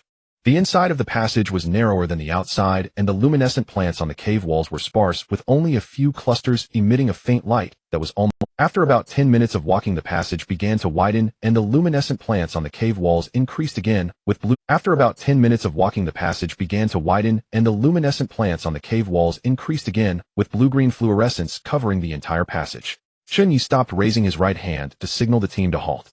Ahead lay a vast underground space. Blue-green luminescent plants covered the cave walls and ceiling, illuminating the entire space as bright as day. Chen Ye took out a monocular from his storage space, which he had exchanged for 5 points in the shop. He raised the binoculars, adjusted the focus, and aimed it at the center of the space. His breath hitched slightly. There lay a massive black spider. Its size was outrageous, measuring over 5 meters in width, including its leg span, its entire body resembling a medium-sized truck sprawled on the ground. Its body was covered in black chitin with dark red patterns all over, resembling veins that pulsed slightly with its breath. 8 legs folded beside its body, each leg ending in sharp black claws. Its head had a row of compound eyes, 8 in total, arranged in 2 rows, all. Chen Ye lowered the binoculars and glanced back at the others, lowering his voice. It seems we've found an elite monster. Wow. Qin Zhaoyang immediately leaned in, and Chen Ye handed him the binoculars. Qin Zhaoyang raised it to take a look, inhaling sharply. What a beast, such a big spider. It has to be an elite monster. How do we fight it? Zhao Hai took the binoculars next, glanced through them, and then returned them to Chen Ye. Chen Ye stored the binoculars and surveyed the layout of the underground. The giant spider lay close to the center of the space, the ground around it covered with a thin layer of white silk, marking its activity area. To the right was a large open area without spiderwebs, suitable as the main attack direction. Same as before. Hai Ge and I will attract its attention from the front. Wang Shua and Li Zheng will flank from the right, and the class monitor and Zhaoyang will provide long-range support. Chen Ye quickly assigned tasks. The 6 confirmed their routes and positions. Chen Ye stepped out from the passage, moving quickly but quietly. His agility attribute of 14 greatly increased his speed. Zhao Hai entered from the other side, his fists fully metallicized, a silver-gray sheen spreading from his fingertips to his forearms. His steps were heavier than Chen Ye's, but he intentionally lightened them, making only a faint sound on the gravel. Qin Zhaoyang and Zhou Yiting took their positions at the mouth of the passage. Qin Zhaoyang crouched behind a protruding rock, his wind crossbow resting on the stone. Zhou Yiting stood beside him, a layer of icy blue glow flickering at her fingertips. Wang Shuo and Li Zheng crept along the cave wall to the right side of the space, crouching behind a sturdy stone pillar. When Chen Ye was about 30 meters away from the giant spider, all 8 of its compound eyes opened simultaneously. The pupils of those 8 eyes were deep red, resembling 8 burning coals, particularly striking against the blue-green glow. Its head lifted slightly, and all 8 legs straightened, raising its massive body off the ground. The deep red pupils swept across the space, quickly locking onto Chen Ye's direction. Its abdomen swelled, and from the end of its abdomen a spinneret extended out from the chitinous gap, silver-white, and covered with numerous tiny holes. Spread out. As soon as Chen Ye's voice fell, a massive white spider web was sprayed out from the spinneret. The web unfolded in the air, transforming from a small point into a wall, moving so quickly that it was almost imperceptible to the naked eye. Wider than 10 meters, it was almost descending upon the area where Chen Ye and Zhao Hai were located. Chen Ye reacted the fastest. His 14 agility came into play at that moment. In the instant the spider web descended, he suddenly shot to the right, rolling twice along the ground, barely escaping the edge of the web's coverage. The web brushed past his back, the closest strand, within 10 centimeters of his clothes. Qin Zhaoyang also reacted quickly. Crouching behind the rock, he shrank back just as the web passed over his area. He pressed himself against the ground, the web sweeping past in front of him, the wind it generated blowing his hair. But the others were not so fortunate. Zhao Hai's speed was not slow, but he was too close to the coverage of the spider web. Just as he took a step to the left, the web descended upon him. White threads wrapped around his right arm and left side of his abdomen. He pulled hard, and the threads tightened for a moment, but did not break. Instead of continuing to struggle, he grabbed the threads wrapped around his right arm with both hands and exerted force with both arms, tearing a gap in the threads. The threads were extremely resilient, but under Zhao Hai's thrice-strengthened might they were ultimately ripped apart. The threads at the tear tried to regrow, but Zhao Hai had already pulled the entire mass of threads off his body and threw it to the ground. Wang Shuo was caught squarely in the web with white threads wrapping around most of his body from shoulder to knee. His left arm was firmly secured to his side by the threads, while his right arm could move, but only within a limited range, unable to lift even an axe. He struggled vigorously several times, but the threads remained unyielding, tightening even further. Li Zheng's right leg and left hand were also ensnared by the threads. He squatted down to pull at them with his right hand, but the thread's resilience far exceeded his strength. After a long struggle, he only managed to break a few strands while new threads sprouted from the torn section. Zhou Yiting stood the farthest away, but still had a thread wrapped around her arm. She quickly retreated back into the passage. In just one encounter, 2 members of the team were ensnared by the web. Chen Ye circled around from the right side, positioning himself in front of the giant spider, forming a flanking maneuver with Zhao Hai. Their gazes met in the air for a moment before they both nodded. Qin Zhaoyang peeked out from behind a rock, his wind crossbow already aimed. Shoot its abdomen. Do not let it spray webs again. Chen Ye's voice came from the front. Qin Zhaoyang pulled the trigger. A short arrow wrapped in a faint red glow shot out, drawing a striking trajectory through the blue-green fluorescence, accurately piercing into the spinneret at the end of the giant spider's abdomen. Boom! The explosion reverberated beneath the giant spider's body. The spinneret burst open, sending silver fragments and dark red liquid splattering. The giant spider's body trembled violently, its 8 legs carving deep grooves into the ground as it let out a sharp shriek. Nice shot! Zhao Hai roared and charged toward the giant spider. Chen Ye also rushed in from the right side, holding a dagger in hand. The giant spider's spinneret was damaged, but it still had 8 legs and 2 pairs of pincers. Its right front leg swept toward him with astonishing speed, its claw tearing through the air with a sharp shriek. Zhao Hai did not dodge. He pulled back his right fist and struck down on the joint of the giant spider's right front leg with a thrice-strengthened iron fist. Bang! A crack formed in the shell at the joint of the giant spider's right front leg, the entire leg snapping back, but Zhao Hai was also pushed back 2 steps by the recoil. Chen Ye cut in from the other side, striking the left side of the giant spider's head with a punch, using no skills, but relying on his 30 points of base strength. His fist embedded into the shell, leaving a deep dent, dark red liquid seeping out from the crevice of the dent. The giant spider's head suddenly turned toward Chen Ye, its 8 compound eyes fixed on him, its pincers opening wide as its venomous fangs lunged toward his neck. Chen Ye sidestepped, grabbing one of the giant spider's pincers with his left hand while delivering another punch to the same spot. 1000 Gene heavy cannon. The faint golden halo of the 1000-gene heavy cannon blazed at its peak on Chen Ye's fist. He had gathered all his strength for this punch, with 30 points of base strength, plus the tripled skill burst 90 points of power, surged forth in that moment. His fist struck the already dented left side of the giant spider's head. Boom! The shell at the left side of the giant spider's head shattered completely under this punch, fragments flying outwards and revealing the gray-white muscle tissue and dark red bodily fluid beneath. The giant spider's body stiffened suddenly, its 8 legs straightening simultaneously before violently twitching, its massive body crashing down and sending a spray of debris and dust into the air. Killed cave spider elite points 200A system prompt flashed before Chen Ye's eyes. The battle was over in less than 3 minutes. A Oni and a half-star elite monster could not withstand the full force strike of the 1000-gene heavy cannon.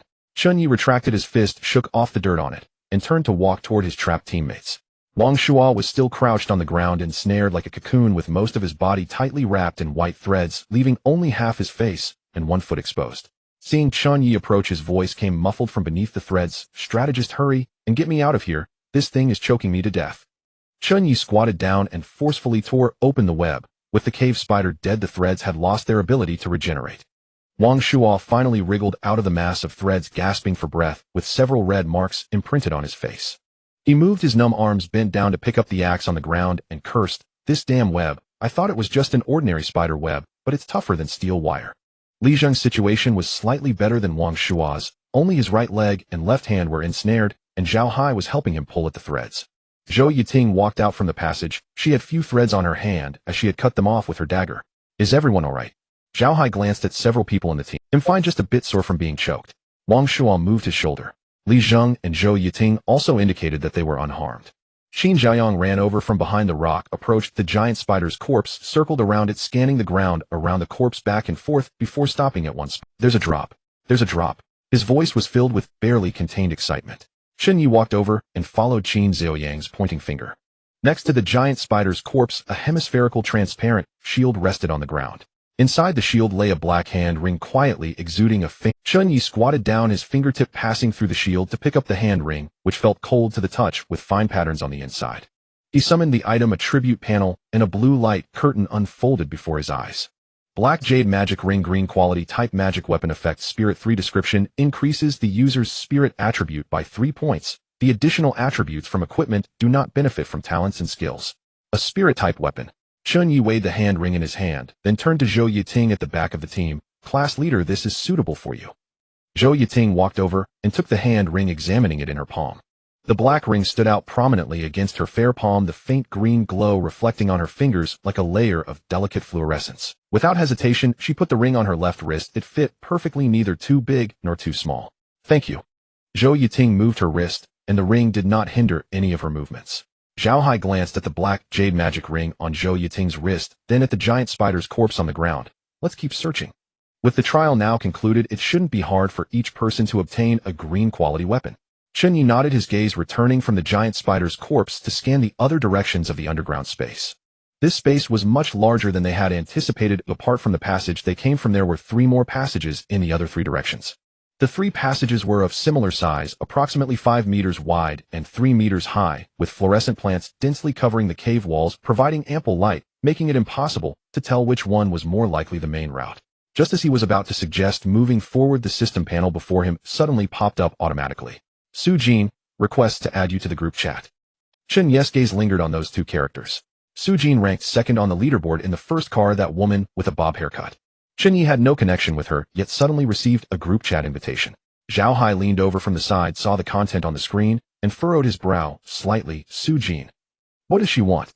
"Well, no, once we see." Chen Ye accepted Su Jin's group chat invitation. The group chat interface unfolded before his eyes. In the top right corner of the group chat, there were only 5 members, but the number was steadily increasing, and soon the count reached 10. Chen Ye scanned the group members. The 10 in the group were the top 10 ranked players on the leaderboard. Wen Ning, Gu Qinghuan, and Zhang Ning were also among them. Qin Zhaoyang leaned in. "Wow, a group of the top 10 on the leaderboard." Wang Shuo, Li Zheng, and Zhou Yiting all crowded around. 6 people squeezed together, staring at the translucent blue screen in front of Chen Ye. In the group chat, the first message had already been sent. "Su Jin, I assume everyone has seen that man selling information in Infinite City, right? The intensity of this trial is generally known, and everyone here has the potential to reach level 10 after this trial." After the message was sent, a few seconds passed before someone replied. Lei-Xing, what do you want to say? Su-Jin, what I mean is should we all hold back our levels? As long as no one exceeds level 10A, the next trial will still be 1.5 stars, allowing both our teammates and the other passengers on the train to have another opportunity for a 1.5 star survival trial to enhance their strength. Tang Jingxin, Su-Jin, you're being somewhat naive. Who would be willing to slow their own leveling speed for the sake of others? As long as the number of survivors on the train falls below a certain amount, it's highly likely that a merging mechanism will trigger. What we need to do is quickly level up, not wait for those dead weights. Su-Jin, don't you think about your teammates? Can you guarantee that everyone in your team can survive the 2-star survival trial? The intensity of the 2-star survival trial is certainly beyond that of 1.5 stars. Tang Jingxin, you don't need to worry about that. As long as I'm strong enough, I can naturally lead my team to survive. Li Tianran, Su-Jin's point does have some merit, but who can guarantee that everyone will stick to the rules and hold back their levels? The ideal is very beautiful, but reality is quite harsh. Tang Jingxin, everyone should focus on enhancing their own strength and not waste time here. Tang Jingxin has left the group chat. Sean has left the group chat. Jiang Ning has left the group chat. 3 exit messages popped up in succession. Su-Jin, if that's the case, then let's pretend I never said anything. Su-Jin has dissolved the group chat. The blue screen disappeared before Chen Ye. The 6 stood in place, silent for 2 seconds. Zhou Yiting was the first to speak, her tone carrying a thoughtful tone. This Su-Jin is truly too ideal. Though what she said made sense, it was essentially a choice between a red and blue button, and most people would choose to press the red button rather than the blue. What red and blue button? Qin Xiaoyang asked, looking confused. It's a human nature test game. Chen Ye took over the conversation, his gaze returning from the place where the screen had vanished. You can understand holding back levels as the blue button and not holding back levels as the red button. As long as all the top 10 on the leaderboard choose to hold back their levels, then the next trial will still be 1.5 stars, and most people will be able to survive. But if even one person in the top 10 chooses not to hold back their level, then that person will reach level 10, and the next trial will be 2 stars, making it difficult for those who are holding back their levels. Chen Ye tilted his head to Qin Xiaoyang. If you were in the top 10 of the leaderboard and had the chance to raise your level to 10 in this trial, would you choose to suppress your level to let more people survive in the next survival trial? Of course I wouldn't hold back my level. Holding back my level would mean putting my life in the hands of others. If I'm the only one holding back, while everyone else isn't, wouldn't I become a fool? Qin Xiaoyang blurted out without thinking. Chen Ye smiled, his gaze once again settling on the 3 pathways ahead. So the class leader is right. People are selfish, especially in the current environment, but if someone levels up too quickly, they can indeed drag others down, which is the cruel nature of this death game. Zhou Yating nodded slightly. If someone's level diverges significantly from others, unless they have enough strength to suppress everyone, they can easily become a target and even be jointly eliminated by others. Chen Ye glanced at Zhou Yiting. This class leader seemed to have a far-reaching perspective. Currently the levels of the first group were relatively similar, 1 at level 9, 1 at level 8A, and 3 at level 7. They all had the opportunity to reach level 10 in this trial. But if Tang Jingxin were level 9, and everyone else ranked 2nd and below were at levels 5 or 6, then the situation Zhou Yiting mentioned could very well. The 2nd to 10th ranked could unite to eliminate Tang Jingxin, thus avoiding being forced to participate in a 2-star difficulty trial due to insufficient strength. Zhao Hai stood nearby, arms crossed over his chest, not speaking, clearly processing the conversation between Chen Ye and Zhou Yiting. That's all for later. For now, we should focus on enhancing our strength quickly. Our rankings are at the back, and we shouldn't think about these things now. Chen Ye's gaze swept over the 3 pathways. Let's take the middle path and continue hunting elite monsters. The group stepped into the middle path with Zhou Yiting still drawing a mark at the entrance of the path with her short knife as a sign. Qin Xiaoyang turned around and asked, "Class leader, with so many forks in the road we've taken, can you really find your way back using these marks?" Zhou Yiting inserted her short knife into the sheath at her waist. "I can. The forks we've passed are all in my mind, and with the marks made I can absolutely find the entrance we came down when we go back." Wang Shuo clicked his tongue. As expected of a top student, your memory is really good. Chen Ye and the group moved quickly through the underground insect nest passage, their footsteps echoing in the vast underground space. After clearing a few waves of ordinary insects, they found the 2nd elite monster. Chen Ye didn't exert much effort, allowing Zhao Hai to earn the kill points. The monster dropped a pair of green quality tiger claw rings made of silver-white metal with protruding spikes on the fist surface glimmering with a faint green luster. Zhao Hai put on the pair of tiger claws, clenched his fist, and nodded in satisfaction. "This thing suits me. Brother Hai has become addicted to fighting." Wang Shuo, carrying an axe, walked at the back of the group, his tone filled with envy. Zhao Hai smiled and said nothing, but the curve of his mouth was significantly. Qin Xiaoyang walked in front of the group side by side with Chen Ye, holding a wind crossbow in hand, his gaze vigilantly scanning ahead. "Yigo, it seems there's another large..." Chen Ye raised his head, his gaze extending along the passage ahead. The fluorescence in front was noticeably denser than that on either side, with bluish-green light cascading from the tunnel entrance, casting a bright patch of light on the ground. He quickened his pace, and the others behind him followed suit. The moment they stepped out of the tunnel, their vision opened up completely. This was an extremely spacious underground area, at least 3 times larger than the space where they encountered the cave demon spider. The cave ceiling was about 15 meters high, and the walls were densely covered with luminescent plants, bathing the entire space in a brightness akin to daylight. On the other side of the space, there was another tunnel entrance, the destination of which was unknown. However, Chen Ye's gaze did not linger on that entrance for long. His attention was drawn to the objects at the edge of the space.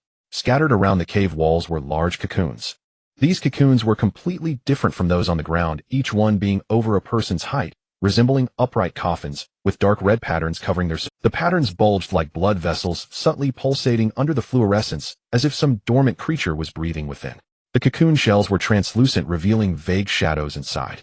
The outlines of those shadows were not small like the face-hugging worms, but had distinct limbs and torsos curled up inside the cocoons, motionless. Qin Jiang peeked out from behind Chen Ye, his gaze sweeping over the tall cocoons, his throat bobbing slightly. These cocoons are much larger than those on the ground. What could be inside them? If the cocoons are large, the creatures inside must be huge as well. They are likely oversized face-hugging worms. Wang Shuo tightened his grip on the axe, ready for a fight at any moment. Zhao Hai stood to Chen Ye's right, scanning the scattered cocoons around the cave walls. Their positions were quite dispersed, with at least 10 meters between each other. Some were close to the base of the cave walls, while others were embedded in the recesses of the walls. These cocoons are all scattered at the edges. As long as we don't get too close, we should be fine. Zhao Hai retracted his gaze and looked at the tunnel entrance across the space. Let's quickly pass through the middle without worrying about these cocoons. Chen Ye nodded. Let's go move through. He stepped into the open area with a light stride. Zhao Hai and the others quickly followed. The 6 of them swiftly crossed the open expanse, aiming for the tunnel entrance on the opposite side. The cocoons remained quiet, not stirring at all. Chen Ye had already covered more than half the distance, less than 50 meters from the tunnel entrance. You go, it seems fine. Qin Zhaoyang's voice came from behind, tinged with a hint of relaxation. Chen Ye did not respond. His gaze remained fixed on the tunnel entrance, his pace unhurried. Just as he was within 20 meters of the entrance, footsteps echoed from within. Not just one person's footsteps, but the sounds of several people echoed from the tunnel, growing closer and clearer. Chen Ye suddenly stopped in his tracks. He raised his right hand, fingers splayed, signaling the team to halt. The 5 people behind him simultaneously came to a stop. Zhao Hai stood beside Chen Ye, his gaze intensely fixed on the tunnel entrance. The footsteps grew louder. Then figures emerged from the tunnel. Leading the group was Tang Jingxin, whose expression shifted from casual to surprise upon seeing Chen Ye. Shan walked to his right, gripping a longbow that glimmered with a faint green light. Following behind were 3 team members, 2 men and 1 woman. At the back of the group were Jiang Ning and Jianlan. The 7 of them emerged from the tunnel entrance and stood on the other side of the open space. They were about 10 meters away from Chen Ye's group. The 2 groups exchanged glances across the open area. The tall cocoons surrounded them like silent spectators. Tang Jingxin's gaze swept around before landing on Chen Ye, a faint smile playing at the corners of his mouth. What a coincidence. What do you want? Zhao Hai took a step forward, his silver-gray fist hanging by his side, the spikes on his tiger fist glinting coldly under the fluorescence. Tang Jingxin did not look at Zhao Hai. His attention remained fixed on Chen Ye. Actually, we have no enmity between us. He paused, glancing at Jiang Ning behind him, then returned his gaze to Chen Ye. However, one must take responsibility for the money. Jiang Ning gave me a bronze treasure chest and 20 strength potions, seeking your lives. Zhao Hai's gaze shot towards Jiang Ning behind Tang Jingxin, his eyes blazing with anger. Jiang Ning, you think this is going to end well, don't you? Jiang Ning stood at the back, his expression unchanged. He didn't even glance at Zhao Hai, his gaze fixed on Chen Ye, his eyes betraying no emotion. Chen Ye raised his hand to stop Zhao Hai. His gaze swept past Tang Jingxin and locked onto Jiang Ning at the back for about half a second before returning to Tang Jingxin's face. Chen Ye glanced at the tall cocoons at the edge of the cave wall before retracting his gaze. The creatures inside. Chen Ye glanced at the tall cocoons at the edge of the cave wall before retracting his gaze. The creatures inside these cocoons are not as easy to deal with as those little worms outside. Tang Jingxin followed Chen Ye's gaze to the cocoons, his smile unchanged. No. He shook his head. It's better to resolve enmity than to create it. I only want the silver treasure chest in your hand. As long as you hand it over, I naturally won't want to get involved in the feud between you and Jiang Ning. His smile deepened slightly. That treasure chest is of no use to you. It can't be opened without a key. Why not give it to me in exchange for peace? What do you think? This deal is fair, right? Chen Ye's lips slowly curved upward. So you want to have it both ways, taking benefits from Jiang Ning to deal with us, and now wanting my benefits to maintain neutrality. Tang Jingxin, your scheme is quite clever. Tang Jingxin's smile remained unchanged, but his eyes narrowed slightly. He won't give you the treasure chest, so don't even think about it. Attack him, kill him. Jiang Ning's voice came from the back of the group. He then flipped his hand and a short axe with a faint green glow appeared in his grasp. He tightened his grip on the axe handle, leaning slightly forward, ready to charge at any moment. Tang Jingxin glanced at Jiang Ning, then returned his gaze to Chen Ye's face, his smile dimming somewhat, his tone growing colder. I'll ask you one last time, the silver treasure chest, will you hand it over or not? As soon as he finished speaking, he flipped his hand, and a spear appeared in his grasp. The spear was entirely black, about 2 meters long, with a faint blue glow swirling around its shaft. Chen Ye's gaze lingered for a moment on the long spear. It appeared to be of high quality, the weapon of Tang Jingxin. Qin Zhaoyang's Adam's apple bobbed violently. Wang Shuo and Li Zheng also raised their weapons. Zhao Hai's silver-gray fists gleamed with a metallic sheen. Zhou Yiting took a few steps back, frost crystals beginning to coalesce at her fingertips. Facing the pressure of being number one on the leaderboard, they felt considerable stress. Although Jiang Ning secretly suggested collaborating with them, it seemed evident from the current situation that he did not appear inclined to cooperate. Chen Ye withdrew his gaze from the spear, looking at Tang Jingxin with a slight smile. If you don't hand it over and want to fight, I am always ready. Tang Jingxin, why are you wasting words with him? I told you he wouldn't give you the treasure chest. Jiang Ning's voice came from the back of the group, tinged with urgency. Ignoring Jiang Ning, Tang Jingxin fixed his gaze on Chen Ye. Chen Ye stood still, hands at his sides, not drawing any weapon. Tang Jingxin stared at Chen Ye for about 2 seconds, then took a deep breath. In that case, let's settle the score for the skill book properly. His voice suddenly turned cold. Then his body began to change. Tang Jingxin's shirt burst open, the sound of tearing fabric exploding in the empty space as shreds flew in all directions. His body visibly expanded, black scales sprouting across his exposed skin, tightly arranged together. His fingers grew thicker and longer, nails transforming into black claws, and his eyes became golden vertical pupils, the irises narrowing into fine lines under the fluorescent light.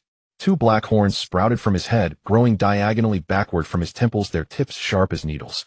Roar! Tang Jingxin opened his mouth, letting out a deep growl. The sound was not one that a human could produce. It resembled the roar of a beast echoing in the vast underground space, causing debris on the cave walls to tumble down. Chen Ye's pupils contracted slightly. He finally witnessed Tang Jingxin's talent. Such a transformation of body structure and form must surely accompany a significant boost in power attributes. Make your move. Tang Jingxin shouted, his legs pushing off the ground with force, the stones beneath him shattering as he launched toward Chen Ye like a cannonball. His speed was astonishing, the long spear trailing behind him, its tip carving a shower of sparks along the ground. The distance was rapidly closing. When he was within 5 meters, Tang Jingxin suddenly thrust the spear forward. Windbreaker thrust. At the moment the skill was activated, the blue glow on the spear brightened, its tip tearing through the air with a sharp, explosive sound. The sound pierced the eardrums as if something was slicing through the air at high speed. The spear tip aimed directly at Chen Ye's chest. Faced with this strike, Chen Ye dared not be careless. He pulled back, his right fist twisting at the waist, channeling all his strength into this punch.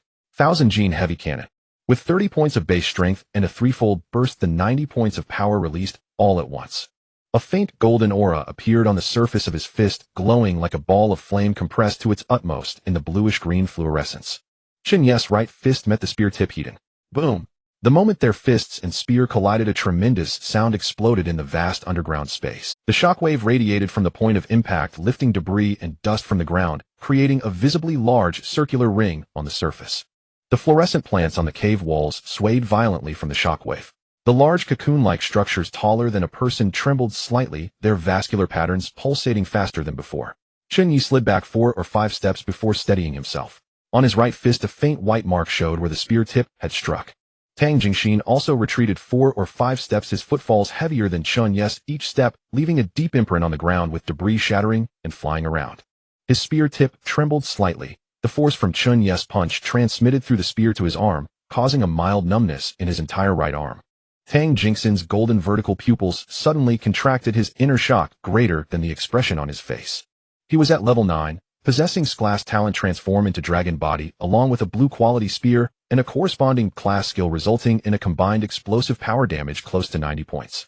Yet Chen Ye was 3 levels lower than him, unarmed, without any weapon enhancement, and he had taken Tang Jingxin's full force strike, heat-in, resulting in a draw. No, it was not a draw. Tang Jingxin glanced at the trembling spear tip, and then at Chen Ye's hands, which bore no wounds. The light in his golden pupils flickered. He was appalled. Just how high was Chen Ye's base strength?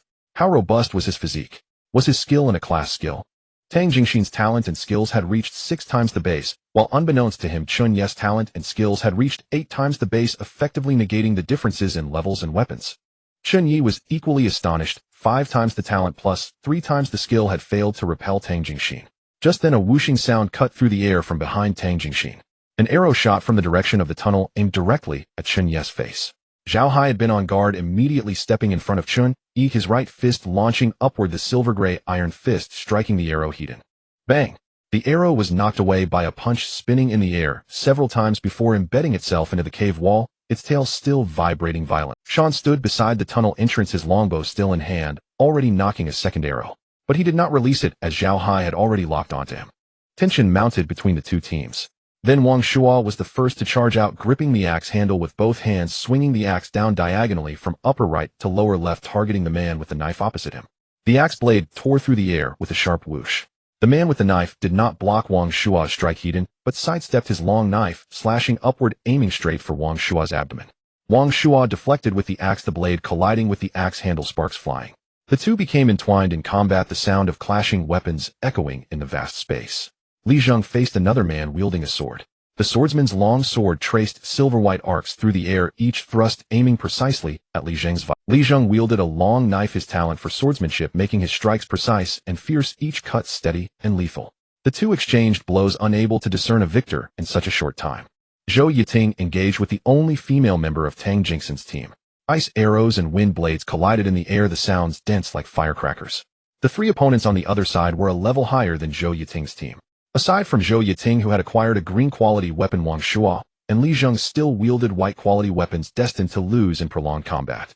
Qin Zhaoyang crouched behind a protruding rock, the swift wind crossbow resting on the stone, as his gaze swiftly scanned the battlefield, searching for targets. Then he locked on to Sean. Sean stood beside the tunnel entrance, his longbow drawn, aiming at Chen Ye, who was facing off against Tang Jingxin. Qin Zhaoyang did not hesitate. The explosive arrows launched. 3 short arrows shot out in quick succession, their shafts wrapped in a faint red halo, tracing 3 striking trajectories directly toward Sean's face. Sean's perception was exceptionally sharp, and he too shot 3 arrows, the arrows colliding midair. Boom, boom, boom. Sean's talent and level were superior to Qin Zhaoyang's. After the 3 explosions, one of his arrows still flew toward Qin Zhaoyang with unyielding force. At a critical moment, Zhao Hai struck the arrow aimed at Qin Zhaoyang away with a punch, then his body shot forward, heading straight for Sean. Tang Jingxin wanted to intercept Zhao Hai, but Chen Ye was already blocking his path. Your opponent is me.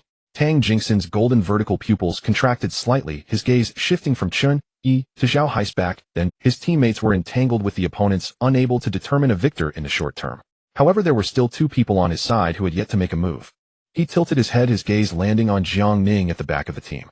The previously enthusiastic Jiang Ning now stood still, holding a short axe in his hand, but he did not move. He stood there like a statue, calmly observing the battle. The last one, Jianlan, had retreated directly into the passage. Jiang Ning, are you not going to make a move? Tang Jingxin's voice squeezed out through clenched teeth, filled with suppressed anger. Jiang Ning looked at him, a slow smile curling at the corner of his mouth. Then he moved. The Emperor engine emitted a low rumble within him, the sound of his heartbeat echoing in the open space, a faint red halo emerging from within his body, like a thin layer of blood mist enveloping him. His speed was so fast that it was almost imperceptible to the naked eye. The faint red figure traced an arc, but instead of charging at Chen Ye, he appeared like a specter behind. Sean held his longbow, an arrow knocked on the string, aimed at Zhao Hai, who was approaching him, completely unaware of the faint red figure behind him. Jiang Ning's speed was too quick. From the moment he moved to reaching his destination, it took less than 2 seconds. As the faint red figure flashed behind Sean, the short axe was already raised high, the blade glinting with a faint green sheen. Puff! The short axe cleaved down from Sean's nape. This strike was powerful, all the strength from the Emperor engine doubled poured into it. The axe blade penetrated his cervical vertebra, the sound of bones shattering, exploding in the open space, clear enough for everyone present to hear. Blood gushed from the wound, the dark red liquid appearing particularly striking against the bluish-green glow. Sean's body suddenly stiffened. The longbow slipped from his hand, dropping to the ground with a dull thud. His fingers twitched slightly, but his body was already beyond his control. He struggled to turn his head, his gaze landing on Jiang Ning's face. His eyes were filled with disbelief. You? Sean's lips moved, uttering a vague syllable. Jiang Ning did not respond. He pulled the short axe from Sean's nape, blood spraying higher as the blade was withdrawn. Then, gripping the axe with both hands, he delivered another powerful downward strike, the blade slicing into the side of Sean's neck and emerging from the other side. Puff! Blood splattered. Sean's head detached from his body, rolling twice in the air before landing on the ground, and rolling another half-turn before coming to a stop. His eyes remained open, the light in his pupils rapidly fading. Ranked 9th on the leaderboard, Sean perished.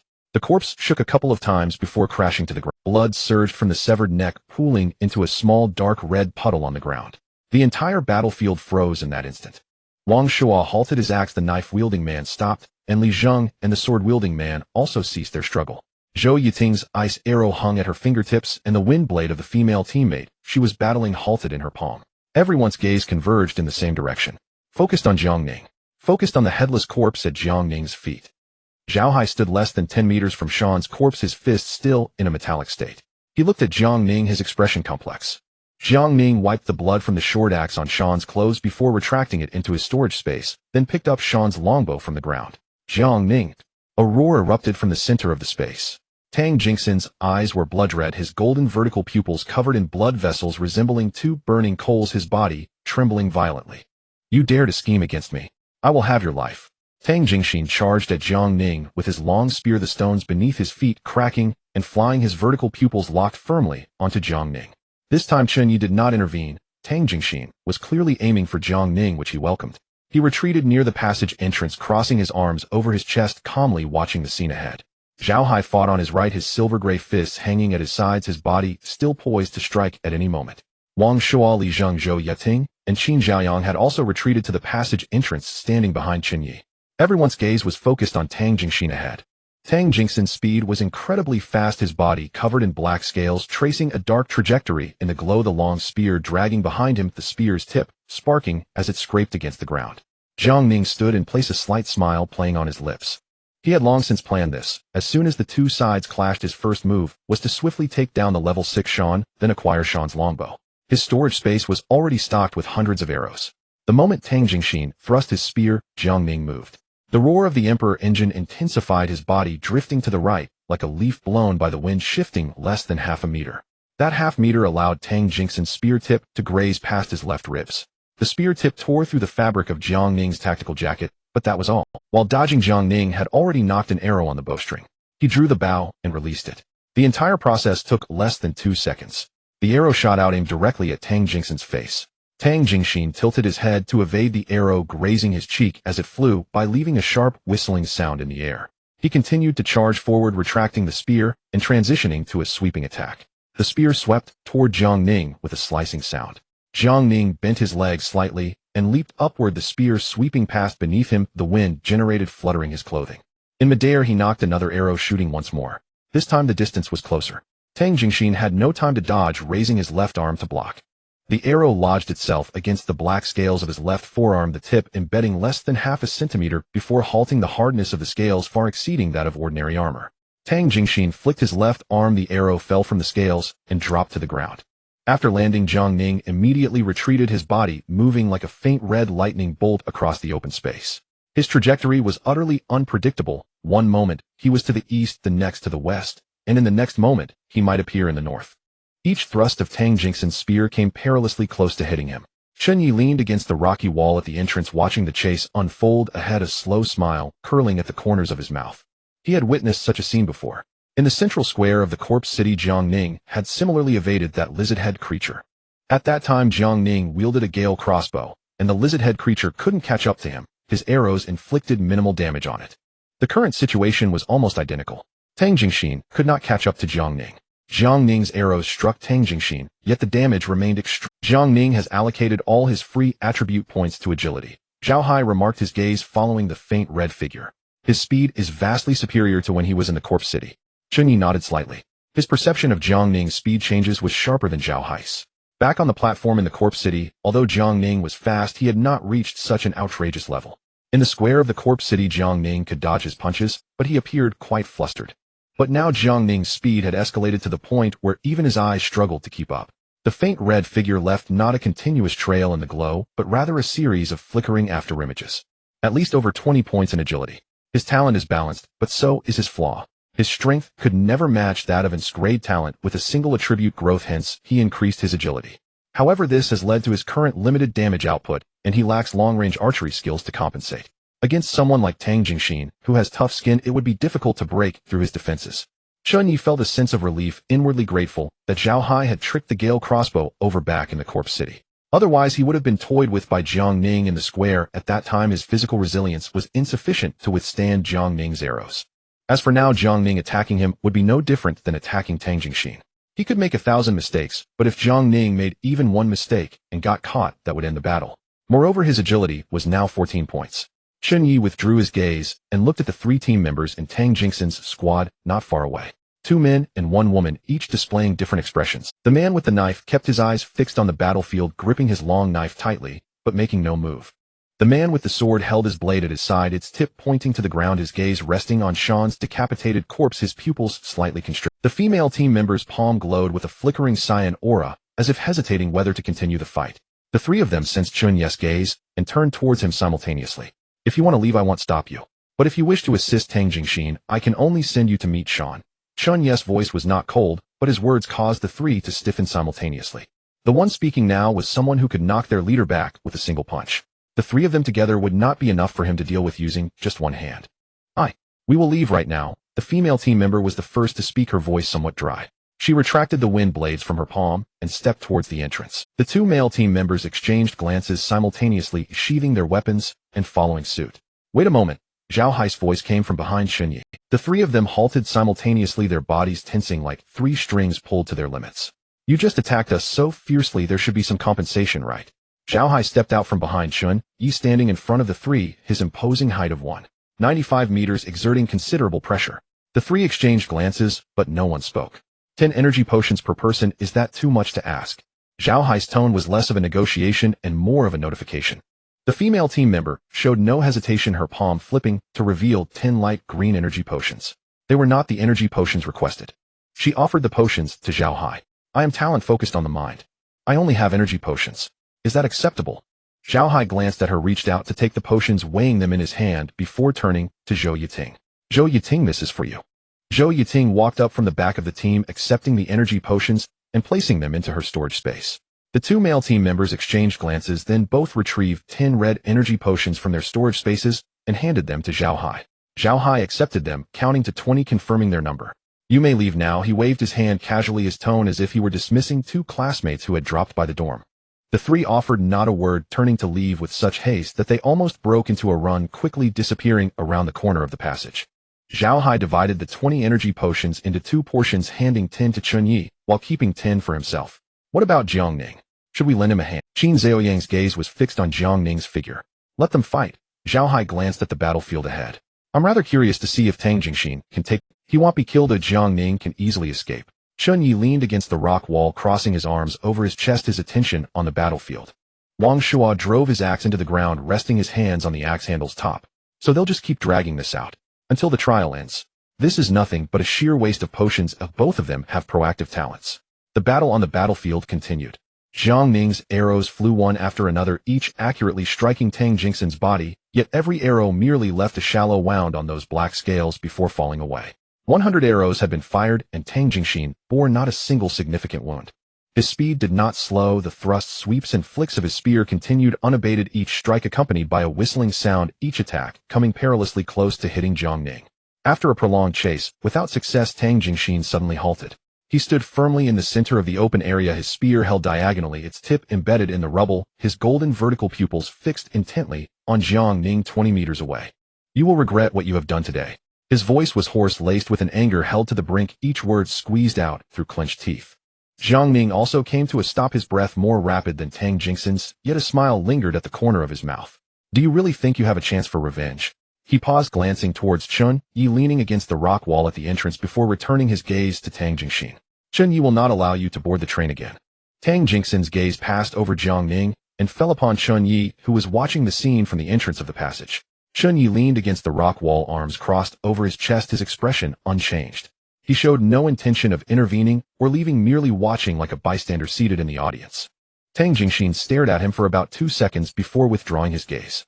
He did not actually believe in Jiang Ning. He believed in his own level talent and his high level. As long as he could easily kill Chen Ye, Jiang Ning would not dare to act, and when the time came, he would tame Jiang Ning. His team would gain in level combat force, but unfortunately things did not go as planned, and Chen Ye's strength exceeded his expectations.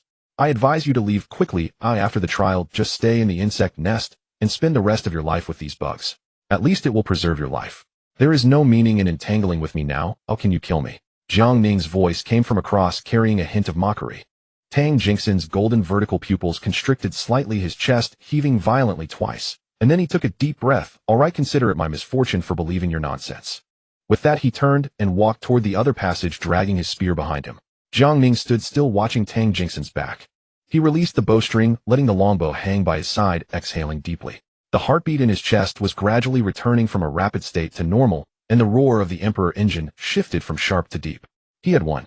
Tang Jingxin had left, and after the trial, Chen Ye would likely be waiting at the station for Tang Jingxin.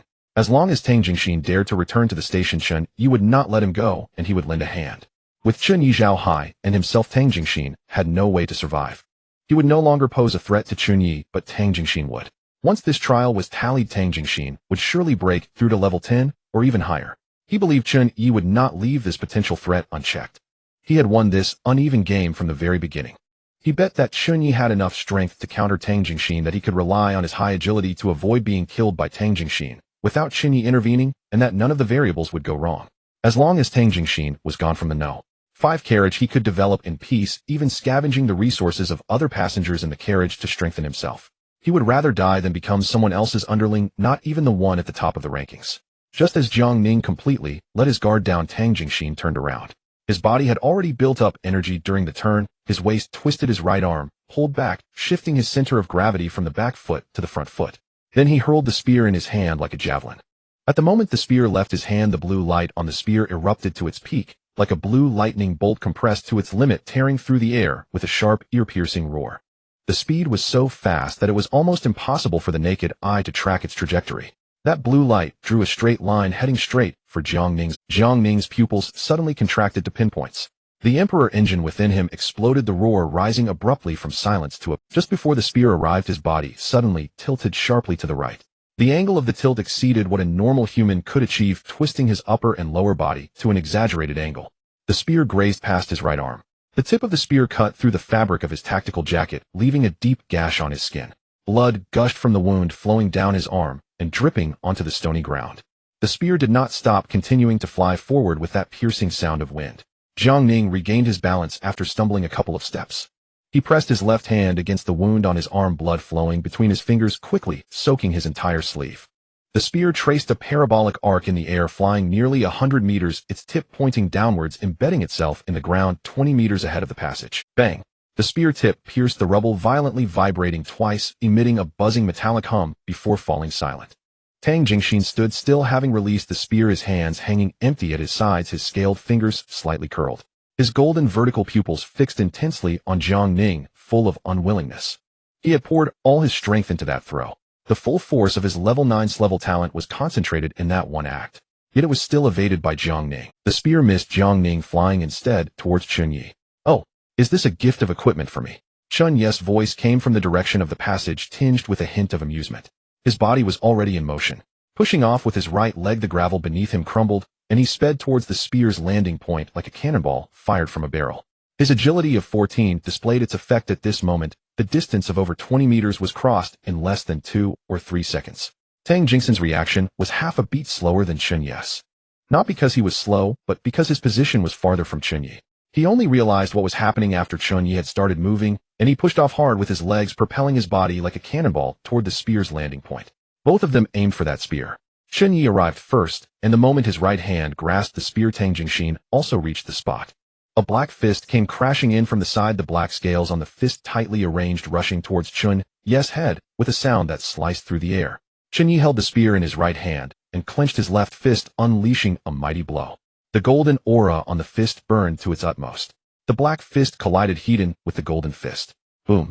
The power behind Chen Ye's strike was still 90 points. However, without the spear, Tang Jingxin could not activate his spear skills. The power boost from his talent was still present, but lacking the additional attributes of the weapon and the threefold enhancement from skills, his strength plummeted by more than half. His fist smashed against Chen Ye's fist, and the moment the black scales clashed with the golden aura, the sound of bones cracking exploded in the open space. Crack! That sound was clear enough to make one's teeth ache. Tang Jingxin's right arm bent backward at an unnatural angle, his elbow twisting nearly 30 degrees in the opposite direction, bone shards protruding from the flesh, the white bone stained with dark red blood. His body flew back as if struck by a vehicle. He flew over 10 meters before crashing heavily to the ground, rolling over twice before coming to a stop. The rubble beneath him was crushed dust rising. Tang Jingxin lay on the ground, his right arm hanging at a strange angle, bone shards protruding from his elbow, blood flowing down his arm. His left arm propped against the ground as he tried to get up, but halfway through he fell back down, his golden vertical pupils filled with blood vessels. Chen Ye did not look at him again. He turned around, bending down to pull out the spear from the ground. The spear felt cold to the touch, the black metallic surface adorned with intricate patterns, and the blue light band on the spear slowly flowed, as if some energy was coursing within it. He summoned the item attributes, quickly glanced at them, and indeed it was of blue quality. Chen Ye, come back. Just then Jiang Ning's voice came from the direction of the passage. Chen Ye turned his head, and saw Jiang Ning had retreated to the entrance of the passage, standing with Zhao Hai and the others. The wound on his arm had healed clearly due to the use of a restoration potion. The longbow was gripped in his right hand, the bowstring fully drawn, and an arrow rested. Chen Ye followed the direction of the arrowhead, and then his pupils suddenly constricted. Jiang Ning was aiming at those towering cocoons, which had been pulsating slightly during the previous battle. The frequency of the vascular patterns on the surface of the cocoons had quickened several times compared to before. Without hesitation, Chen Ye exerted force with his legs and dashed towards the entrance of the passage. At the same time, Jiang Ning released his arrow. As the arrow struck the cocoon, Chen Ye had already returned to the entrance of the passage. Jiang Ning's second arrow pinned into another cocoon. Third arrow, fourth arrow, fifth arrow. 5 arrows, 5 cocoons. After Jiang Ning shot these 5 arrows, the bowstring was still vibrating, and his fingers were already on the fletching of the 6th arrow. But it was unnecessary. The first cocoon exploded. It was not burst by the arrows, but rather exploded from within. At the moment the shell shattered, dark red liquid splattered in all directions, and a massive face-hugging worm was ejected from inside. Its size was on a completely different scale from the ones on the ground. Over a meter long, its grayish-white body was covered in dark red patterns with sharp black claws at the ends of its 8 legs, and a circular mouthpart on its abdomen edged with rows of jagged teeth. Then the second cocoon exploded. The third, fourth, fifth. One towering cocoon after another burst open, dark red liquid and fragments of the shell flying in all directions, each one ejecting a gigantic, face-hugging worm. After those worms broke free from their cocoons, they all turned towards Tang Jingxin, who was still lying on the ground. His right arm hung at a strange angle, a bone fragment protruding from his elbow, blood flowing down his arm. He had just used his left arm to prop himself up. The first face-hugging worm that broke free had already pounced in front of him. Its 8 legs spread wide, the circular mouthpart aimed at Tang Jingxin's face, the teeth along the edge of the mouthpart, spinning rapidly, producing a chilling, buzzing sound. Tang Jingxin's pupils suddenly constricted. His left arm lifted, the scaled palm blocking in front of him. The 8 legs of the face-hugging worm wrapped around his left arm, and the mouthpart pressed against his palm. The sound of teeth scraping against scales emitted a piercing metallic screech. More face-hugging worms surged forward. One wrapped around his left leg, another leaped onto his back, one clung to his waist, and one pressed directly against his face. The sound of the mouthparts grinding against the scales blended together in the empty space. Tang Jingxin's golden vertical pupils flickered beneath the abdomen of the face-hugging worms. His left arm struggled, his body rolled, but there were simply too many of those worms. His struggles grew weaker and slower. Retreat quickly. Chen Ye's voice erupted at the entrance of the passage. Everyone rushed into the passage. Chen Ye glanced back. The worms did not pursue. Tang Jingxin had already been completely engulfed by those massive face-hugging worms, and all that could be heard was the sickening sound of tearing and scales shattering. These large face-hugging worms were definitely elite-level monsters. Just a moment ago, they had been fighting amidst at least 100 elite monsters, and thinking of this made Chen Ye's scalp tingle. The group twisted and turned through the passage, unsure of how far they had run before stopping. Chen Ye leaned against the rock wall, adjusting his breathing. Although the distance of that frantic dash was not too long, the full-speed sprint combined with heightened mental tension had not consumed his energy, but his stamina had indeed taken a considerable hit. He glanced at the others in the team. Zhao Hai was crouched on a protruding rock, his chest heaving violently. Wang Shuo planted his axe into the ground, sliding down against the rock wall. Li Zheng was in better shape, though still panting, his breathing relatively steady, as his gaze scanned back and forth along the ends of the passage, remaining vigilant. Zhou Yiting leaned against a rock wall beside Chen Ye, her breathing gradually steadying. Qin Jiayang squatted by Chen Ye's feet, his shoulders slightly rising and falling beads of sweat forming on his forehead. Jiang Ning and Jian Lan leaned against a wall about 10 meters away, both adjusting their breathing.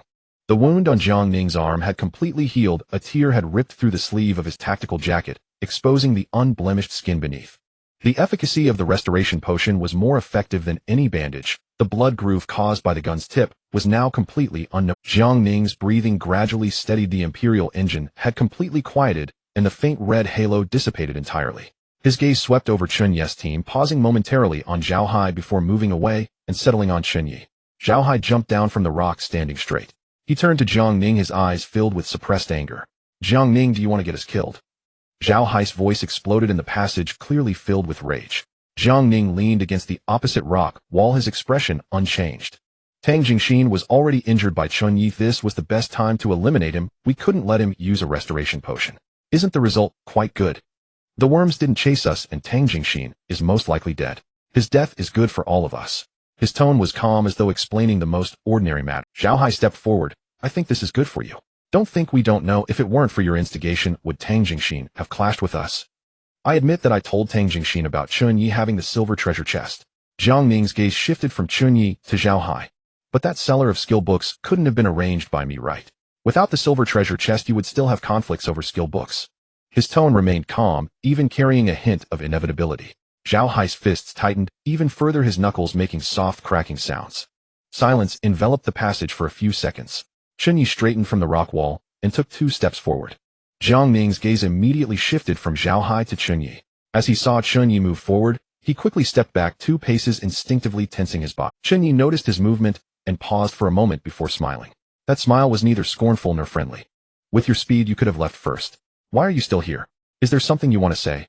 Chen Ye asked casually. Jiang Ning nodded slightly. "Then why are you standing so far away?" Chen Ye waved at Jiang Ning. "Come over and talk." "No need, I can just say it from here. You don't need to come over." Jiang Ning did not move, his alertness still high. Chen Ye did not continue to move forward, standing still in place. Jiang Ning's gaze swept over Zhao Hai before settling on Chen Ye. "Haven't we reached the point of life and death yet? I did scheme against Zhao Hai, but all the gains went to you, and Zhao Hai is fine. So let's settle our grievances today, and from now on we won't interfere with each other. What do you think?" After saying this, he fixed his eyes on Chen Ye's face, waiting for his response. Zhao Hai let out a cold snort. "So are you scared? Or have you surrendered?" His tone bore an unmistakable hint of mockery. Jiang Ning tilted his head to glance at him, a slight movement at the corner of his mouth. "Just consider me scared. Since I dare to stay, I have confidence in my escape. It's not easy for Chen Ye to kill me." Zhao Hai's gaze lingered on him for 2 seconds before moving away, not responding. "If you are determined to run, I won't be able to catch you." Chen Ye, after speaking, turned to Zhao Hai. "Brother Hai, what do you say?" Zhao Hai frowned slightly, his gaze resting on Jiang Ning for a few seconds. "You can leave, but don't play your tricks anymore." Jiang Ning nodded slightly, not saying anything further, then turned to walk deeper into the passage. Jin Lan immediately straightened up from the opposite wall and followed him. The 2 figures stretched forward along the passage, growing more distant, until they completely disappeared. It seems Jiang Ning is genuinely afraid of being hammered by the strategist. He doesn't even dare to come over, haha. Wang Shuo leaned back against the rock wall, a playful smile on his face. Li Zheng squatted opposite, glancing at him. Could he not be afraid? Tang Jingxin is dead. Right now Chen Ye is the strongest on the train. Qin Jiayang squatted by Chen Ye's feet, looking up at Li Zheng, then at Chen Ye, a smile slowly forming at the corners of his mouth. That smile carried a sense of pride. What a pity all the marks I made were for nothing. Those bugs have come out, and we can't go back the way we came. Half of the trial time has already passed. We need to find another way out after resting for a bit. Zhou Yiting straightened up from the rock wall, walked to the side of the passage, and made a new mark on the wall with her short knife.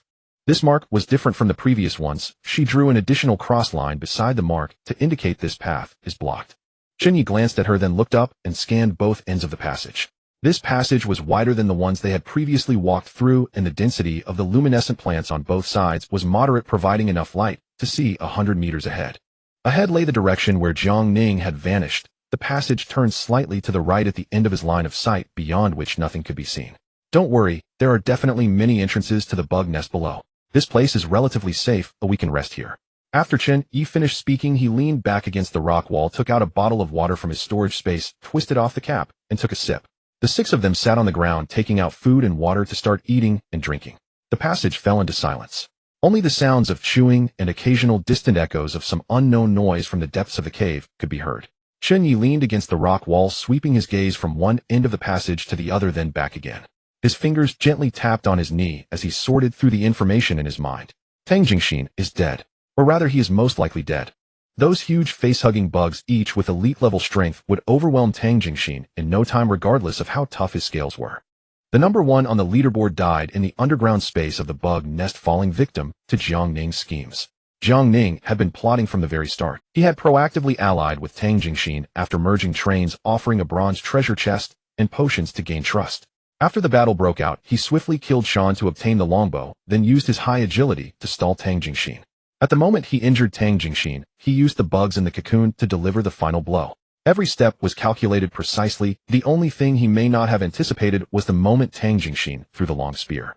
That strike nearly killed Jiang Ning. It was indeed perilous.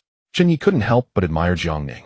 Chen Ye took out the long spear from his storage space, the blue light band on the spear, slowly swirling in the luminescence. "Brother, you let me take a look." Qin Xiaoyang leaned over from the side, curiosity flashing in his eyes. Chen Ye handed over the long spear. The moment Qin Xiaoyang received it, his arms suddenly sank heavily, almost unable to hold it steady, and he quickly used both hands to grip it, mumbling, "Wow, this spear is really heavy." He then summoned the long spear's attribute panel. Demon Breaking Spear, blue quality type, melee weapon effect, strength 10. Description: increases the user's strength attribute by 10 points. The additional attributes of the equipment do not benefit from talents and skills. Qin Xiaoyang stared at the attribute panel for 2 seconds, then looked up, his mouth agape with surprise. Strength 10. Is blue quality really that insane? The attribute boost of blue quality is more than 3 times that of green quality. This increase is indeed substantial. Wang Shua chimed in, momentarily pausing his gaze on the swirling blue light band before retracting his head. Weapons also require compatible skills to unleash their maximum power. Once a weapon is lost, the skills can no longer be utilized. That's why I was able to injure Tang Jingxin with a single punch while fighting for this spear. Skills that can be used without weapons are probably limited to martial arts and psychic skills. Chen Ye always felt that martial arts skills needed to be executed up close, which was a drawback. Now it seems martial arts skills also have their advantages. They can be activated without relying on weapons and won't lose power when weapons are unavailable. Of course, under normal circumstances, weapons wouldn't get lost. Tang Jingxin was just too eager to kill that he threw the long spear away. He just didn't expect Jiang Ning to dodge it. If that strike had hit Jiang Ning, the spear wouldn't have reached him, and Tang Jingxin wouldn't have been bitten to death by the elite swarm of bugs. One could only say it was fate. "We've rested enough, it's time to go. We need to find another exit quickly," Chen Ye said, standing up and stretching his stiff neck. Zhao Hai and the others gradually stood up, continuing down the passage. Zhou Yiting walked at the back, drawing a mark on the rock wall with her short knife. In the underground bug nest within another passage, luminescent plants cast a cold blue-green glow on the cave walls, projecting 2 elongated shadows onto the uneven rock. Jiang Ning walked ahead, moving quickly, while Jianlan followed closely behind, trailing about 2 steps behind. Her gaze remained fixed on the back of Jiang Ning's head, her lips moving several times before she finally spoke. "Brother Ning, what kind of talent does Chen Ye really have?" Jiang Ning did not turn back, nor did his pace slow. "It's definitely higher than Scrate. When he first finished his trial and leveled up to level 2, his base strength attribute far surpassed that of his peers. With Tang Jingxin dead, he is now the strongest on the train. During their first encounter at the Corpse City Station, he was slightly at a disadvantage against Chen Ye. At that time, he thought Chen Ye was merely relying on skills. However, during their second encounter in the Mysterious City, Jiang Ning realized that their strengths were on completely different levels. At that point, he understood that Chen Ye's talent was definitely beyond Scrate. Jianlan nodded. "So where are we going next?" Jiang Ning's footsteps paused slightly as he glanced at the dense side passages on either side and located the marks their team had made earlier. "Well, return the way we came. The 3 members of Tang Jingxin's team should have returned to the surface. We need to find them, as we don't have many potions left. The potions I gave Tang Jingxin can only be returned to them." "Well, return the way we came. The 3 members of Tang Jingxin's team should have returned to the surface.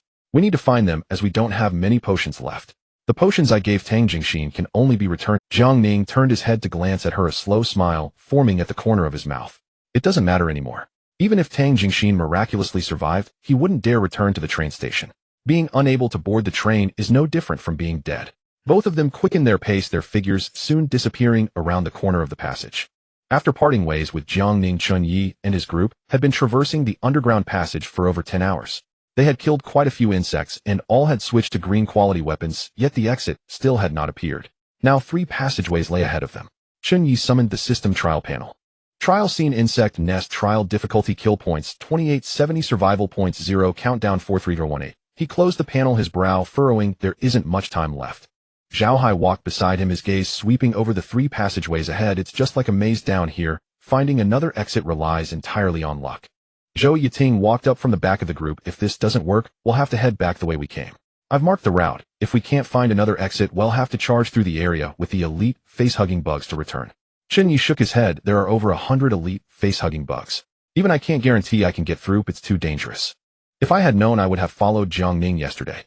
They came down from another entrance, and must have also marked their path. Wang Shua's voice came from behind. It's too late to say that now. There are too many forks down here. We're essentially wandering. Amazed Li Zheng also frowned. Did you not hear that sound? Qin Zhaoyang stood still, his head slightly tilted to the right. It sounds like fighting. The passage fell silent. Chen Ye walked to the right passage and listened carefully. Indeed, there was a sound, the clash of metal mixed with some sharp shrieks. It seems there are people. Zhao Hai stepped beside Chen Ye, his gaze locking onto the direction of the sound. If there are people, then it's easier. Let's go take a look. As Chen Ye finished speaking, he stepped towards the direction from which the sounds came.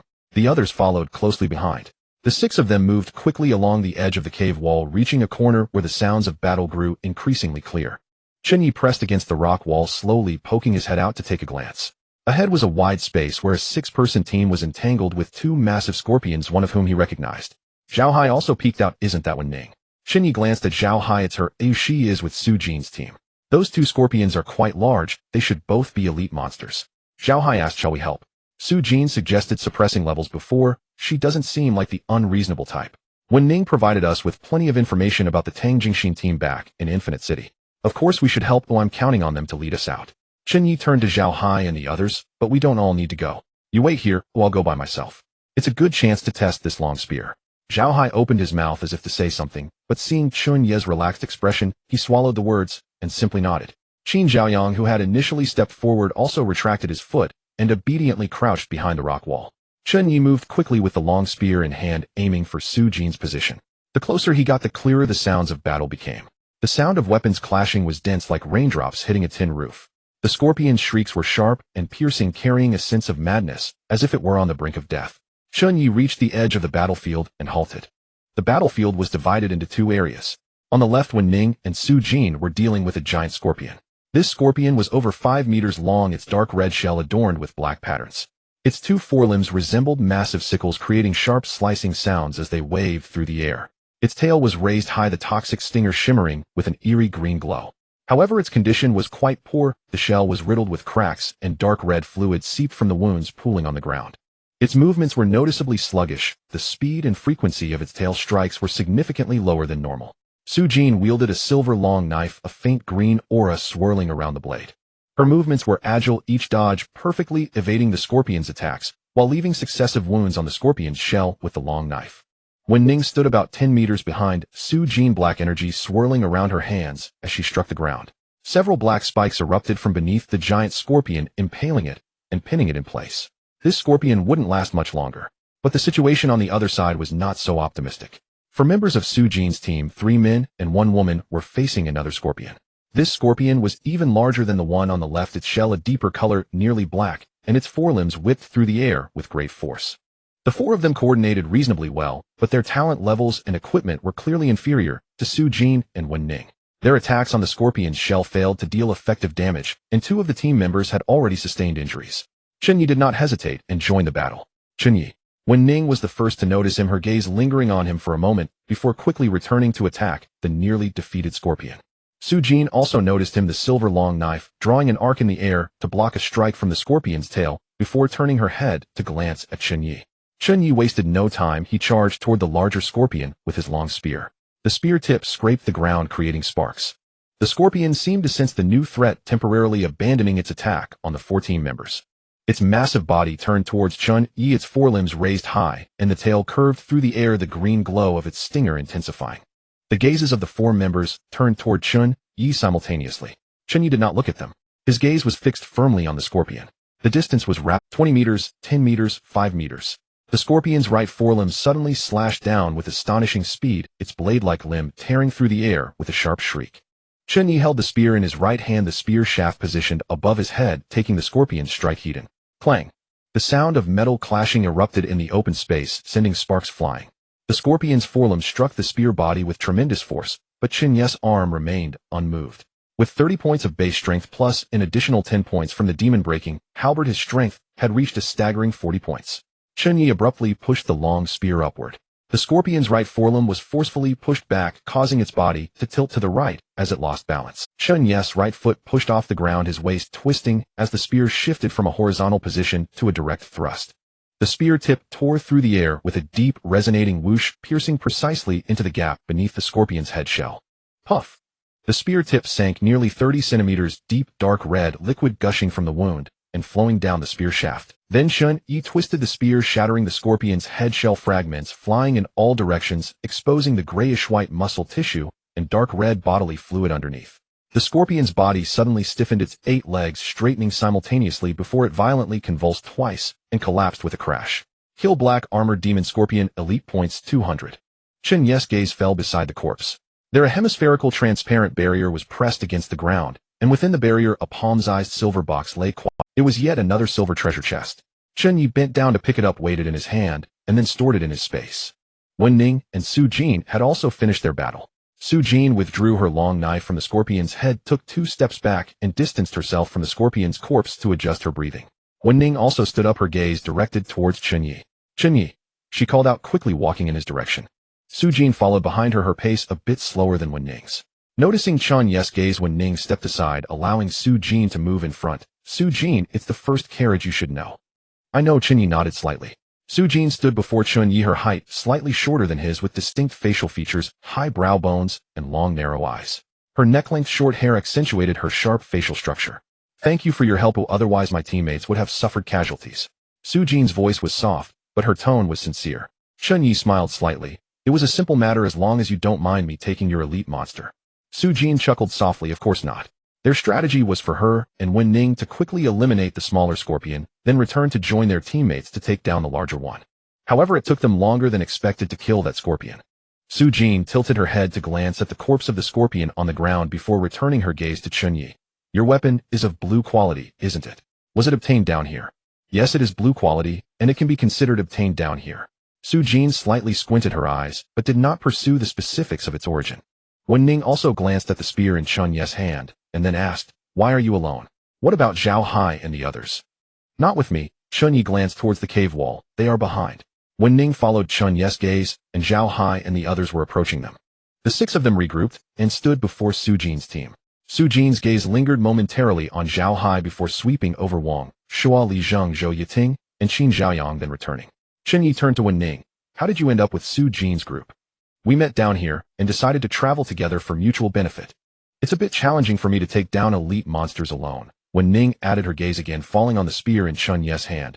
Your strength is much stronger than I. When Chen Ye treated me to dinner at the hotel in Infinite City, I thought he was just a decent person, but nothing more. Now witnessing Chen Ye's prowess, it was not just strong, but extraordinarily so. It took her and Su Jin nearly 10 minutes to defeat that scorpion. Chen Ye with just a spear completed the kill in less than 2 minutes. There were no skills, no explosive moves, just the most basic thrusts, and overwhelming strength, finishing the battle cleanly.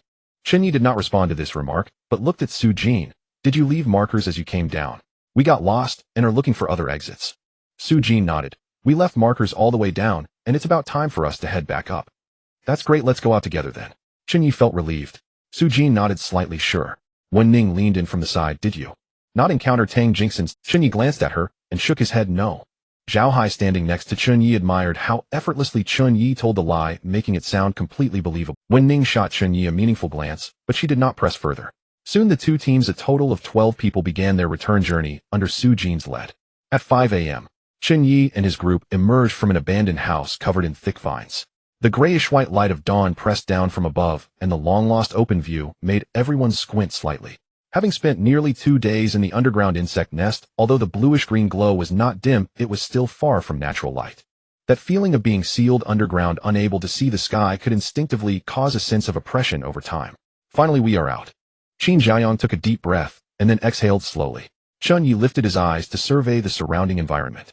This area was completely different from where they had descended. The buildings were shorter, the streets narrower, and the ground was scattered with the remnants of burst insect cocoon. Dark red cocoon fragments, grayish-white remnants of insect bodies, and black traces left by dried body fluids.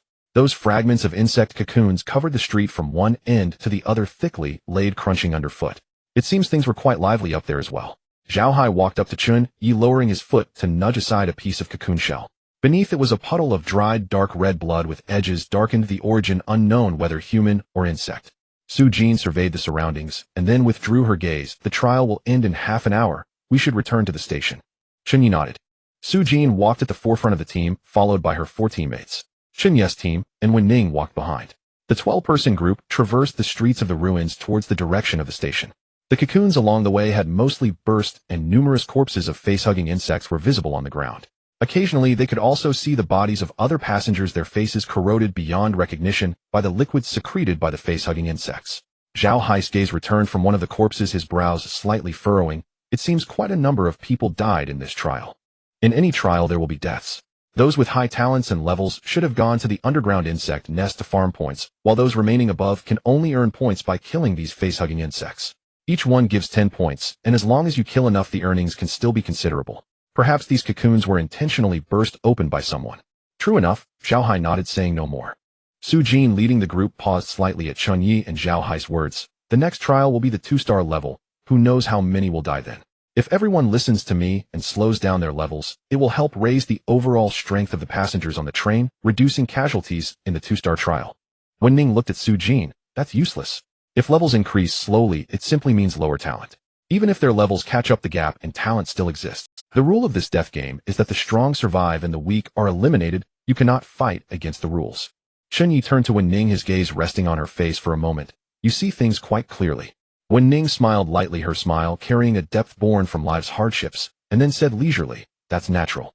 It's just like the workplace. Those with capabilities stay while those without are kicked out. It's such a simple principle. If the capable deliberately slowed down for the less capable, then that company is not far from bankruptcy. Su Jin's lips moved slightly, but did not speak. Her pace quickened compared to before, unsure if she was persuaded by Wen Ning's words or simply wanted to change the subject. As they conversed, they had already entered the station. The cocoons inside the station had also been cleared, leaving only dark red liquid traces and scattered cocoon shell fragments on the ground. The platform was filled with people standing in small groups. Given the current number of people, the casualties in this survival trial were not too many. Chen Ye's gaze swept across the platform where the top-ranking individuals had mostly gathered. Gu Qinghuan, Lei Xing, and Li Tianran had also returned, each standing in front of their respective carriages. Almost everyone is back, but why haven't I seen Tang Jingxin's team? Su Jin glanced around the platform, but did not spot Tang Jingxin. Chen Ye remained silent, and naturally Zhao Hai and the others would not say much either.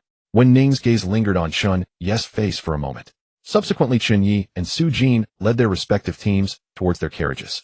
Wen Ning did not follow Chen Ye, but instead joined Su Jin's team. With plenty of time before departure, she was not in a hurry. The 6 of them stood at the edge of platform 3. Qin Jiayong looked around. I haven't seen Li Jiahao and the others either, and Jiang Ning hasn't returned. They can't all be dead, can they? Just as he finished speaking, figures appeared at the entrance of the platform. Li Jiahao appeared at the entrance of the platform. Accompanying him were not his 2 lackeys, but Jiang Ning and Jin Lan. The 3 of them walked in from the entrance. Qin Zhouyang's gaze swept over the 3 individuals twice, then lowered his voice and leaned in towards Chen Ye's ear. How did they end up together? What about Ma Wenbo and Sun Kai? Are they dead? I don't know. Chen Ye shook his head. Their levels were low to begin with, so it wouldn't be surprising if they died. At that moment, the system panels of everyone in the station popped up, simultaneously, blue light flickering under the grayish-white daylight. Chen Ye glanced down at his panel. This trial has ended. Name Chen Ye. Survival rating A. Kill points 3070. Survival points 200. The death train will depart in 2 hours. Please return to the train in time to settle rewards. Countdown 15959. 3270 points. At this rate, reaching 100 points would only take 2 or 3 trials. Level skill selection treasure chest seemed within reach. Chen Ye turned off the panel, waiting for the train doors to open. Not far away on the platform in front of carriage 8, Lei Xing looked at the points displayed on his panel, a slight smile forming at the corner of his mouth. I should reach level 10 after the settlement. Li Tianran, standing beside him, casually glanced at the panel before turning it off. He raised his eyes towards the direction of the entrance, his gaze lingering for 2 seconds on the empty platform entrance. The trial has ended and Tang Jingxin hasn't returned yet. Is she still grinding points until the last minute? That's a bit greedy. Lei Xing tilted his head to glance at Li Tianran, a hint of a nonchalant smile on his lips. No. Li Tianran shook his head. The underground insect nest has a complex terrain. No one would wait until the trial ends to come out. If she hasn't returned by now, something must have happened. What could happen? Are there bugs here that could pose a life-threatening danger to Tang Jingxin? Even if she encounters a powerful monster, she should be able to escape. Lei Xing's smile faded slightly. It's possible that it's not bugs. Chen Ye's team had a conflict with Tang Jingxin in Infinite City. As far as I know, there are 2 level fighters in their team. Look at that big guy taller than you. He's Zhao Hai, ranked 11th on the leaderboard. Tang Jingxin might have run into trouble. Li Tianran's gaze crossed the crowd on the platform, landing on the area in front of carriage 3. Lei Xing followed his gaze. Zhao Hai stood next to Chen Ye's height of 195 meters, making him particularly noticeable among the crowd. After looking for 2 seconds, Lei Xing shook his head. That can't be. Chen Ye is level 6, and the 11th ranked Zhao Hai is only level 5. Even if they teamed up, they wouldn't be able to overpower Tang Jingxin. But Tang Jingxin is level 9. Li Tianran turned to look at him. What if Su Jin and Wen Ning are added to the mix? They just entered the station together with Lei Xing was taken aback for a moment, his gaze shifting to the platform for carriage 1. Did Tang Jingxin violate some heavenly rule? Are the 2nd, 6th, 10th, and 11th on the leaderboard all after her? Li Tianran chuckled. Who knows? At the same time, at the front of carriage 1, Su Jin leaned against the carriage, her gaze fixed on the entrance. Wen Ning stood beside her holding a bottle of water and sipping it slowly. What are you looking at? Wen Ning noticed that Su Jin's gaze was fixed on the entrance. Su Jin remained silent for about 2 seconds before speaking. The trial is over and Tang Jingxin still hasn't returned. Wen Ning nodded. Yes, she's probably dead. Dead. Su Jin turned to look at Wen Ning. Wen Ning removed the water bottle from her lips and capped it. Yes, dead. Most likely it was Chen Ye's team that did it. That long spear belongs to Tang Jingxin, and since Chen Ye took her weapon, it's obvious she didn't make it back. Also, the other 4 members of her team didn't return either. She had been on the same train as Tang Jingxin before, so she knew more than others. That blue quality long spear was purchased by Tang Jingxin with 3,000 points during her first visit to Infinite City. Did Chen Ye wipe out Tang Jingxin's entire team? He still has a level 6 Shan in his team. Can Chen Ye really kill them all? Su Jin's expression turned serious. If what Wen Ning said is true, then Chen Ye is indeed somewhat frightening. I'm just speculating, or it could be a different situation, but I can confirm that the spear in Chen Ye's hands is indeed Tang Jingxin's. Wen Ning was also uncertain. Chen Ye's combat strength was formidable, but it still seemed a bit absurd for him to wipe out an entire team. However, the facts were laid out. Neither Tang Jingxin nor her 4 teammates had returned. As time passed, other passengers on the platform began to discuss among themselves. Tang Jingxin and Shan haven't returned. They are 1st and 9th on the leaderboard. Could they have died down there? That's impossible, right? Those elite monsters in the insect nest are powerful, but they shouldn't be able to kill Tang Jingxin. It's also possible they got lost. The terrain down there is so complicated. The murmurs grew denser, turning from whispers into a buzzing din. At the front of carriage 3, Chen Ye listened to the discussions with an expressionless face. Rather than saying he killed Tang Jingxin, it was more accurate to say it was Jiang. Click. The mechanical sound of the train doors sliding open echoed on the platform, interrupting the discussions. The crowd on the platform began to move, everyone orderly walking towards their respective carriages. Wen Ning from the platform for carriage 1 jogged back to carriage 3. Let's go get on the train. Chen Ye stepped towards the open doors of carriage 3, with Zhao Hai and the others closely following. Each of them returned to their seats. Before sitting down, Chen Ye glanced back at the rear row. Jiang Shan, who previously claimed to have survived 3 trials due to luck during the train merger, had not returned, but the blonde next to Jiang Shan was back. He withdrew his gaze and sat down in his seat, and the system panel automatically popped up. Survival rating A grade. Kill points 3070. Survival points 200. Experience gained 3270. Points gained 3270. The light screen flickered briefly, then new information appeared. Level increased to LV7. Level increased to LV8. Level increased to LV9. Level increased to LV10. Energy value 600. 1000. Stamina value 600. 1000. Strength 30. 50. Agility 9. 13 to 5. Constitution 30. 50. Spirit 8. 12. Gained 4 free attribute points. Free attribute points do not receive bonuses from talents or skills.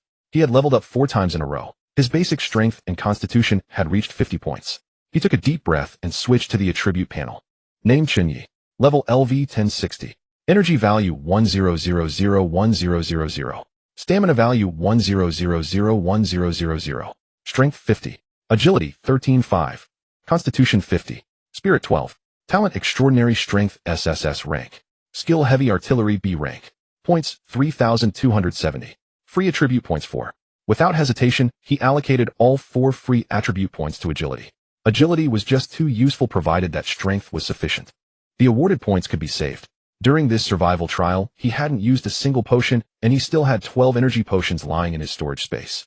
Now that his energy value was fully replenished, he had 1,000 points of energy, allowing him to unleash the heavy artillery 50 times in succession. Chen Ye closed the panel and turned to Qin Xiaoyang. Xiaoyang, what level are you at now? Qin Xiaoyang was staring at his panel with a silly smile, and upon hearing this, he lifted his head. Level 7. I got quite a few points this time, and leveled up 3 times. Zhou Yiting in the front row also turned around. I've reached level 7 too. Wang Shua leaned out from behind Zhao Hai. Ranged combat still has its advantages. Li Zheng and I are only at level 6. Chen Ye opened the level leaderboard and took a glance. His rank had risen to the 2nd position, with all of the top 5 reaching level 10. Ranked first was Su Jin, third was Gu Qingluan. Fourth and fifth were Lei Xing and Li Tianran. Following them were Wen Ning, Zhao Hai, and Jiang Ning, all at level 9. He scrolled down and saw Wang Zhe at the 15th position, also at level 9. It seemed this trial had been fruitful. 5 at level 10, at level 9, the 15 of them constituted the first and second teams of Train G5002. Chen Ye closed the system. The blue light screen shrank before his eyes, turning into a point of light that dissipated. He turned his head, his gaze falling on the front row by the window. Wen Ning was sitting there with her eyes closed, her head slightly tilted towards the window, her deep brown curls cascading around her shoulders, looking like she was resting. Wen Ning, he called out. Wen Ning opened her eyes and turned her head, her gaze landing on Chen Ye's face. What's wrong? The next stop is the 2-star trial. Do you want to join us? Or continue with Su Jin? Chen Ye had a good impression of Wen Ning, knew she had strength, and was quite rational. Wen Ning looked at him, a smile slowly forming at the corners of her mouth. I'll go with you guys. This time she did not hesitate. In fact, she had been contemplating this question since exiting the insect nest. When Chen Ye had previously invited her, she hadn't given a clear response because at that time Chen Ye had a conflict with Tang Jingxin, and she didn't want to get caught in their quarrel. Now that Tang Jingxin was dead, this concern no longer existed. Moreover, Chen Ye's strength exceeded her expectations. That blue-quality spear was taken from Tang Jingxin, who likely perished beneath the insect nest. Most importantly, the atmosphere of Chen Ye's team was the best she had ever seen. Potions were actively given to those in need. They were even willing to empty their pockets to buy skill books for teammates. Such a team was indeed rare on the death train. Qin Xiaoyang leaned over beside Chen Ye. Sister Wen Ning, you level up so quickly, you must have in strength talent too, right? Wen Ning tilted her head and glanced at him, nodding. Yes, I have in strength talent focused on spirit. Then our team just gained another strength combat power. Qin Xiaoyang's tone carried a hint of excitement. Wen Ning turned her gaze to Chen Ye. Does our team have a leader? Chen Ye shook his head slightly, no. Zhao Hai, sitting across the aisle, chimed in. We only have a strategist, and that's Chen Ye. We generally follow his lead. Wen Ning glanced at Chen Ye and then leaned back against her seat. Chen Ye withdrew his gaze. Wen Ning's addition significantly enhanced the team's overall strength. Judging by her performance in the underground insect nest battle, she possessed not only damage capabilities, but also control. Carriage no. 5. Jiang Ning leaned against the seat, his eyes half closed. Jianlan sat to his right, a semi-transparent blue light screen hovering before her, her fingers gliding slowly across the screen. She scrolled down the level leaderboard.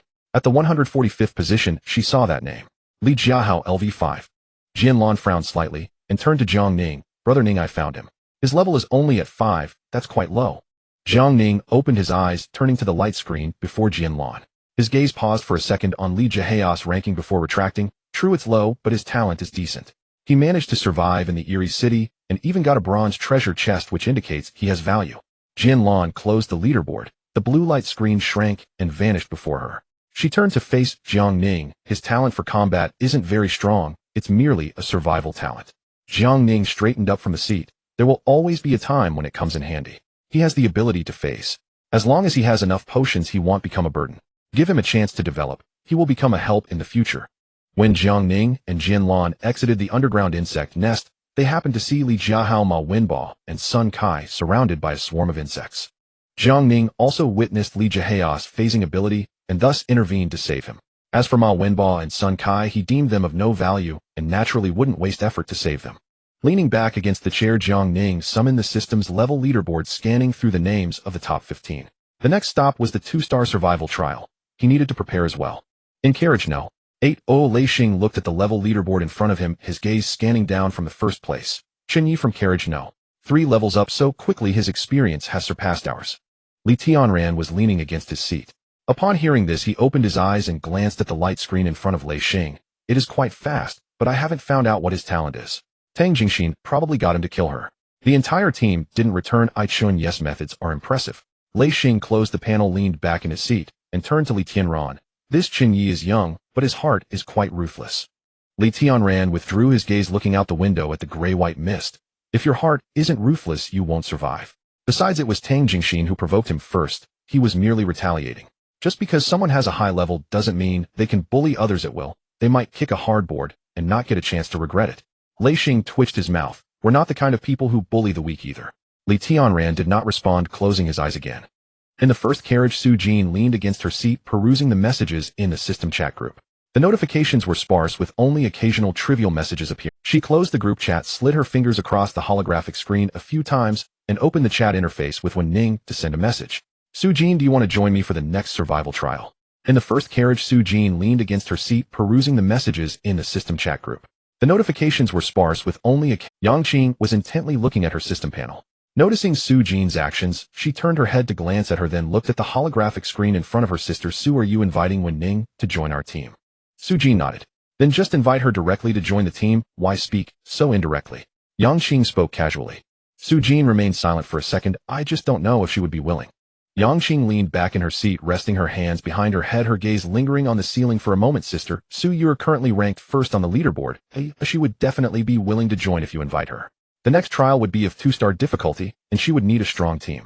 At that moment, Wen Ning replied to her message. Su Jin lowered her head, her eyes fixed on the holographic screen. Wen Ning, I have already joined Chen Ye's team. Thank you for taking care of me during the insect nest trial. Su Jin's brow furrowed slightly. Yang Qing noticed the change in her expression and leaned forward from her seat, looking at the holographic screen in front of Su Jin. Oh no. Chen Ye snatched her away. The early bird gets the worm. You should have invited her in advance during the insect nest. Su Jin did not respond. She stared at the message for a few seconds before closing the system panel. The blue holographic screen shrank before her eyes, dissipating into a point of light. She leaned back in her seat, a hint of disappointment crossing her face. Yang Qing remained silent, leaning back against the seat, glancing at Su Jin with a knowing expression. At exactly midnight in the third carriage, Chen Ye's system panel popped up automatically. Leaderboard second place reward has been issued. Points 100, current total points 3,370. He glanced at it and closed the panel. Qin Xiaoyang leaned over from the side, his head nearly touching Chen Ye's panel, scanning the closed interface quickly before pouting. This system is quite stingy. The second place reward on the leaderboard is only 100 points. Even the smallest mosquito is still meat. Don't underestimate the small rewards. Chen Ye glanced at Qin Xiaoyang. What did you add to your free attribute points? Qin Xiaoyang leaned back in his seat and summoned his attribute panel. He focused on the holographic screen for 2 seconds, then raised his head. Of course, I added strength. My talent doesn't provide any attribute bonuses, and without adding strength, I can't break through the defenses of those monsters. The next trial will be of 2-star difficulty, and the monsters will definitely be harder to kill. Chen Ye nodded, slightly shifting his gaze. Qin Xiaoyang was no longer the weakest in the team. That title now belonged to Wang Shua and Li Zheng, who were only level 6. Wen Ning in the front row turned around, one hand resting on the seat's backrest, her deep brown curls cascading around her shoulders. She looked at Chen Ye. Just now Su Jin sent me a message inviting me to join her team. I told her that I had already joined your team. She seemed quite disappointed. You were with Su Jin's team in the insect nest. What is she like? Chen Ye asked casually. She's quite nice and took good care of me. This green quality magic ring was given to me by her when she distributed the loot from the insect nest. Wen Ning raised her wrist and shook it lightly. Chen Ye's gaze lingered on her wrist for a moment. The magic ring on Wen Ning's wrist was similar to Zhou Yuting's black jade ring, except for the color. Zhou Yuting's was black, while Wen Ning's was pure white. She does seem like a good person. If we have the chance during the survival trial, we can cooperate. In Chen Ye's perspective, Su Jin's team was comprised of his own people, while Wen Ning was a temporary addition, and the fact that Su Jin could share equipment with Wen Ning spoke volumes about her character. Wen Ning withdrew her hand, pondering for a moment. It's just that she's a bit peculiar. I can't quite put my finger on it, but she should mean no harm. It's getting late. Let's rest. Chen Ye nodded, slightly not probing further into Su Jin's matter. Wen Ning nodded, turned around, leaned back in her seat, and closed her. Chen Ye also closed his eyes. The carriage fell silent, the lights dimmed, and the passengers nestled in their seats. Some wrapped themselves tightly in their coats, resting with their eyes closed, while others had half-transparent holographic screens hovering in front of them, their fingers idly sliding across. At 3:50 a.m., Chen Ye awoke from a light sleep. The carriage was very quiet, with only the monotonous white noise of the wheels grinding against the tracks echoing in his ears. The lights above had been dimmed to the lowest setting, casting a thin layer of dark golden light across the carriage. He summoned the system panel, and the blue holographic screen illuminated the dim carriage as he first checked his storage space. Inside lay 2 silver treasure chests, a demon-slaying spear, and several green-quality weapons obtained from the insect nest, along with 12 stamina potions and 1 recovery potion. Next, he checked his current points.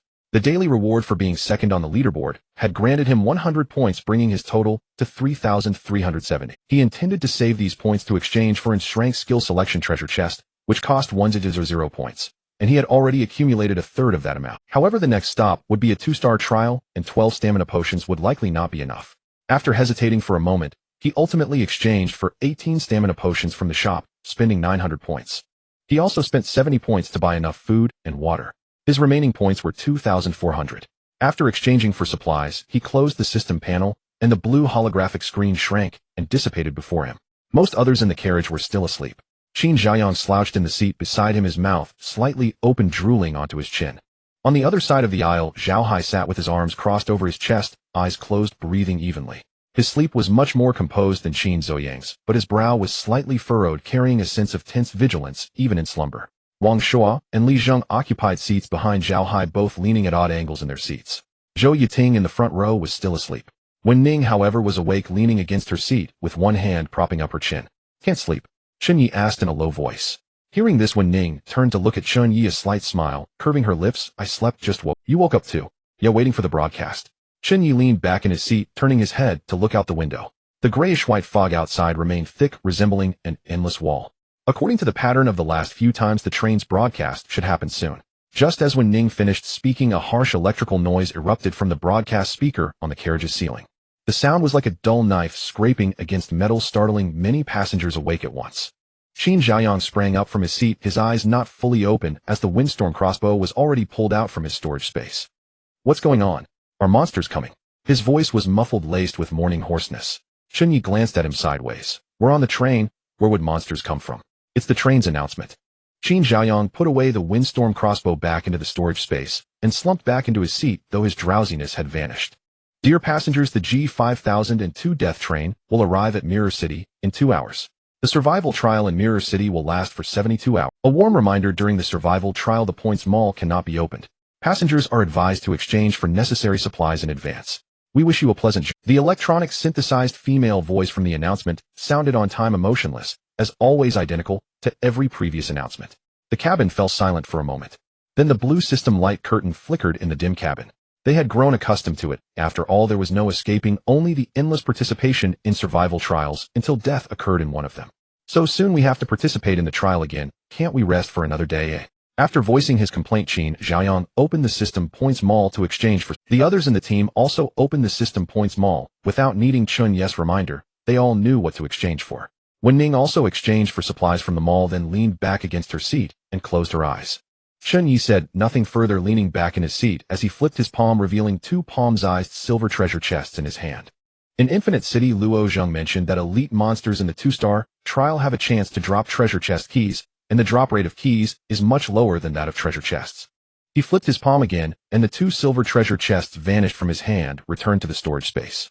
In this trial, he aimed to acquire a key to see what kind of items the treasure chests could yield. Meanwhile, the same scene unfolded in Carno 7, where everyone was exchanging supplies. Wang Zhe adjusted his black-framed glasses while looking at the blue light curtain in front of him. "In this 2-star trial, we can't do it like before."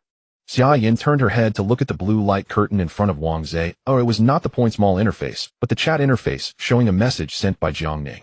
She frowned slightly. "Are you saying to join Jiang Ning's team?" Wang Zhe closed the panel and turned to Xia Yin, nodding slightly. "Yes, besides me, Jiang Ning has also contacted 3 other level 9 passengers from the top 15 on the leaderboard. In the 2-star survival trial, it's better to stay together and observe. Jiang Ning has a bad reputation. Why don't we stick with Chen Ye? He's much more reliable than Jiang Ning." Xia Yin had no good impression of Jiang Ning either. As a native of the G5002 train, she knew very well what kind of person Jiang Ning was. Wang Zhe smiled wryly, his expression tinged with helplessness and a hint of self-deprecation. "That would require Chen Ye to invite me." For their safety, they had refused Chen Ye in Infinite City, and now that Tang Jingxin was dead, Chen Ye had become part of the train's top tier. "When he was in danger, we ran away. Now that he's strong, we want to stick close to him. It doesn't work that way. People have to pay for the decisions they make." He glanced at Xia Yin and continued, "But you don't have to worry too much. The people Jiang Ning gathers are also from the 2nd tier. We can follow along, and if things go wrong, we can retreat." Xia Yin remained silent for a moment before finally nodding. 2 hours later, the train announcement sounded again. "Dear passengers, the G5002 death train is about to arrive at the west station of Mirror City. Please prepare to disembark. Repeating, please prepare to disembark. Passengers who do not disembark will be erased by the rules." As the announcement ended, the sound of wheels grinding against the tracks dropped from a high frequency to a low frequency as the train slowed down and finally came to a stop. The mist outside the window completely dissipated. Chen Ye saw the full view of the city outside. Mirror City was an intact, even exquisite. The streets were wide and straight with buildings of varying heights on both sides, their contours clear and their lines clean. However, there was something eerie about this city. The ground walls, glass curtain walls of the buildings, and even the pavement were all covered with a mirror-like substance. The surface of that substance was smooth as a mirror reflecting the sky. The buildings and the death train currently stopped at the platform. This city is all mirrors. Qin Xiaoyang leaned against the car window, his face nearly pressed against the glass, his gaze sweeping over the mirror-covered buildings and ground, his throat bobbing slightly. Mirror City. Zhou Yiting in the front row murmured the name. It's not just a random name. At the same time, the doors of the 8 carriages slid open. Chen Ye stood up and stepped out of the carriage, followed closely by Zhao Hai with the others in the team following suit. The moment they stepped out, the system panel automatically popped up. The blue light curtain unfolded before Chen Ye's eyes. Survival trial initiated.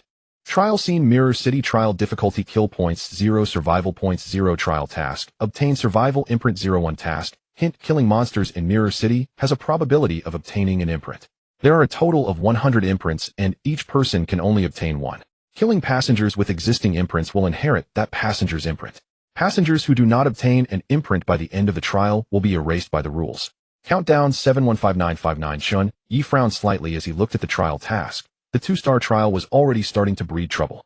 Zhao Hai was also looking down at the system panel in front of him.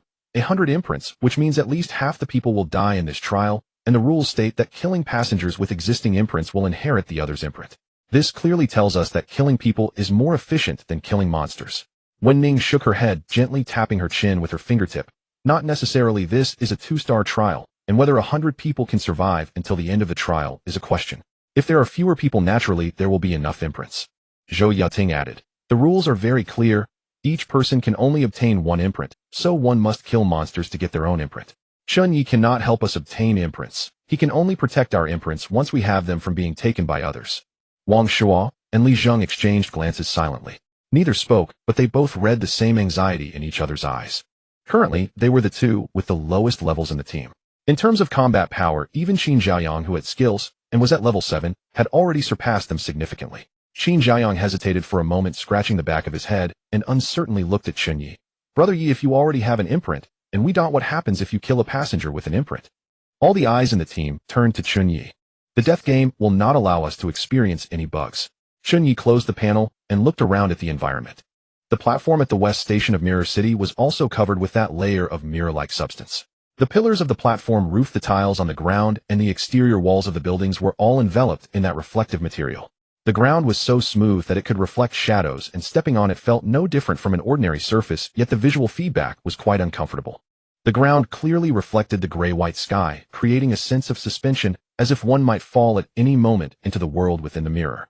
Passengers from the 8-carriage train disembarked one after another, naturally forming several small groups on the platform, with many already having exited the station. In the previous station, the worm nest trial had not resulted in too many casualties, with over 200 survivors. At this moment, Su Jin was walking towards Chen Ye, followed by 4 teammates. She stopped in front of Chen Ye and said, Chen Ye, the situation of the 2-star trial is unclear. I propose that our 3 teams form an alliance. 3 teams? Chen Ye looked at her. Me, you, and the teams of Lei Xing and Li Tianran from carriage 8. Su Jin tilted her head towards the direction of carriage 8. I have already talked to them, and they agreed. Chen Ye followed her gaze and saw Lei Xing and Li Tianran approaching from the platform in front of carriage 8. Lei Xing walked in front, standing at a height of nearly 1.9 meters, only slightly shorter than Zhao Hai. Li Tianran was walking beside him, lagging half a step behind, and his build was much slimmer than Lei Xing's. Behind them were 3 teammates, all male and around 30 years of age. Lei Xing approached Chen Ye and glanced him up and down. Li Tianran's gaze also lingered on Chen Ye's face for a second before moving away. Lei Xing withdrew his gaze and looked at Su Jin, saying, We have no objections to the alliance. After all, we have 100 survival tokens. Our 3 teams together have less than 20 members, which should be sufficient. However, one thing, if we encounter irresistible danger, then we are on our own. Su Jin nodded, saying, All right, but let's help each other when we can. As she spoke, her gaze swept over Lei Xing and then Chen Ye. Chen Ye met her gaze, saying, I will do my best. He did not elaborate further. In such an environment, no one could predict what would happen in the next second. When the tokens ran low, it would be hard to help each other, and it would be a feat not to turn on one another. Although there were 100 survival tokens, they had to be obtained by defeating monsters, and probabilities were not to be underestimated. Su Jin did not pursue the matter further, and instead said, Who among us is familiar with Gu Qinghuan, ranked 3rd on the leaderboard? Let's invite her to join us. Chen Ye gestured towards the exit, saying, She is over there, but she seems to dislike being with others. Everyone followed her gaze and saw Gu Qinghuan wearing a black sports outfit and tying her hair in a high ponytail, walking towards the exit. Gu Qinghuan, Su Jin called out. Gu Qinghuan turned her head and glanced at Su Jin. Walking together? Su Jin asked again. Gu Qinghuan thought for a moment and then nodded slightly. She walked over and stood about 5 meters away from everyone, neither mingling nor Chen Ye glanced at her. Since the journey from the corpse city to now, this woman had always maintained this demeanor, living independently and keeping a distance from others. Not only in this life and death situation, but she was also like this back at Yun City University. Perhaps it was due to her introverted nature. Let's go then and see what's outside. Su Jin retracted her gaze, leading the team towards the station exit. Lei Xing and Li Tianran exchanged glances and followed with their team. Chen Ye Zhaohai's team and Gu Qinghuan walked at the back. The 18-member team marched out of the west station of Mirror City in a grand manner. The number of people in the station was rapidly decreasing. On the platform of carriage 5, Jiang Ning had also gathered an 8-member team. Jiang Ning only took Jin Lan and Li Jiahao, abandoning the other 3 members of his original team simply because their levels were too low. Wang Zhe and Xia Yan were also in Jiang Ning's team, along with 3 other males, one of whom was the blonde guy sitting behind Chen Ye in carriage 3. The blonde guy was named Huang Xian, ranked 12th on the leaderboard. The other 2 were a tall, skinny man around 27 or 28 years old and a bearded man who seemed a bit older. The members of this temporarily formed team were sizing each other up. Since everyone has decided to form a temporary team, let's reveal our levels. After Huang Xian finished speaking, a blue light curtain unfolded before him. There were only 2 lines of information on it: name Huang Xian, level LV9, with all other information hidden. The tall skinny man and the bearded man also displayed their levels, both being level 9. Wang Zhe and Xia Yan also showed their levels. Wang Zhe was level 9, and Xia Yan was level 8. Huang Xian looked at Xia Yan, not saying anything, considering that level 8 was not too low. After all, combined with level 9, it only amounted to 15 people. Li Jiahao and Jin Lan both looked towards Jiang Ning. Jiang Ning nodded slightly, and the 3 of them displayed their levels as well.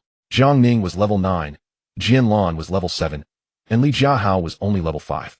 Huang Xian frowned slightly, saying, Jiang Ning, what do you mean? Bringing a level 7 is one thing, but you even brought along a level 5. What use is a level 5? We formed a temporary team to increase our survival probability, but bringing a level 5 is just a joke. The tall skinny man's tone was filled with evident dissatisfaction. The bearded man stroked his chin, saying, level 5 is indeed too low. We are all alone here. Bringing 2 deadweights is not appropriate. Li Jiahao did not speak, merely looking at Jiang Ning. If it were not for Jiang Ning saving him during the worm nest trial, he would have already perished. This time Jiang Ning not bringing him along makes survival difficult. With a low level, he lacks offensive power and has few potions. Originally a rich young master, now having traversed into a world where he is disliked by others, he felt very troubled. Jiang Ning smiled slightly, saying, I have my reasons for bringing him. Trust me, he will definitely be useful. If he encounters danger, you don't need to worry. Huang Xian, the tall man, and the bearded man exchanged glances, ultimately deciding not to oppose. All 3 of them were level 9 like Jiang Ning, but Jiang Ning was ranked 8th on the leaderboard, while they were outside the top 10. From this perspective, Jiang Ning had defeated more monsters than they had, and was indeed stronger. Furthermore, let me say one more thing: since we have temporarily formed a team, I hope we do not have any internal conflicts. If there are people in the team without tokens on the last day, then go seize them from others without attacking your own allies. Is that clear? After Jiang Ning finished speaking, his gaze swept over Wang Zhe and Xia Yan, finally landing on Huang Xian. Huang Xian smiled slightly, saying, of course. There are plenty of low-level passengers. We won't worry about seizing tokens. Everyone nodded slightly. Since there are no objections, let's head out. Jiang Ning was the first to walk towards the exit. Jin Lan and Li Jiahao followed closely behind. The others also hurried to catch up. On a certain street in Mirror City, a procession of 18 people moved forward slowly. Su Jin's group led the way, while Lei Xing and Li Tianran's group walked in the middle, and Chen Ye's team lagged behind. Gu Qinghuan walked alone at the back, keeping a distance from everyone else. The footsteps of the 18 echoed on the mirror-covered street. The buildings on both sides of the street varied in height, and were all covered with a layer of mirror-like material resembling 2 infinitely extending walls of mirrors that enclosed the street. Everywhere the eye could see was a reflection, refraction, and overlapping images. Walking on such a street induced a strong sense of dizziness, not due to uneven ground, but because of the overwhelming visual information. Images appeared in every direction, each one moving, overwhelming the human brain's processing capabilities. Even more bizarre was the reflection of their 18 figures in the mirrors, identical in shape, clothing, and posture, yet their facial features were smooth and blank, as if erased by an eraser. Qin Zhouyang's gaze swept across the mirror-like exterior walls of the buildings along the street. As he swallowed hard, these mirrors are truly eerie, quite unsettling.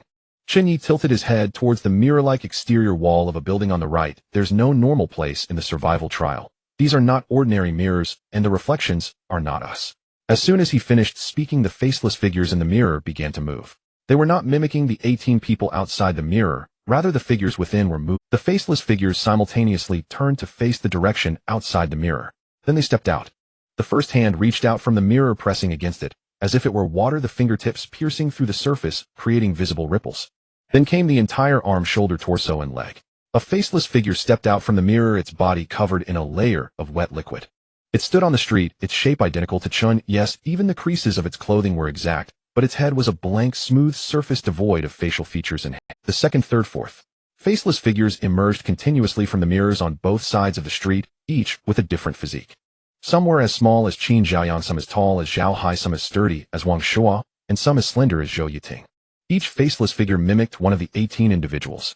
The group of 18 also came to a halt. In contrast to the monsters that appeared unexpectedly, these directly emerging monsters provided a sense of reassurance. These must be the monsters of Mirror City. Oh, prepare for battle. As soon as Chen Ye's voice fell, the first faceless figure lunged at him.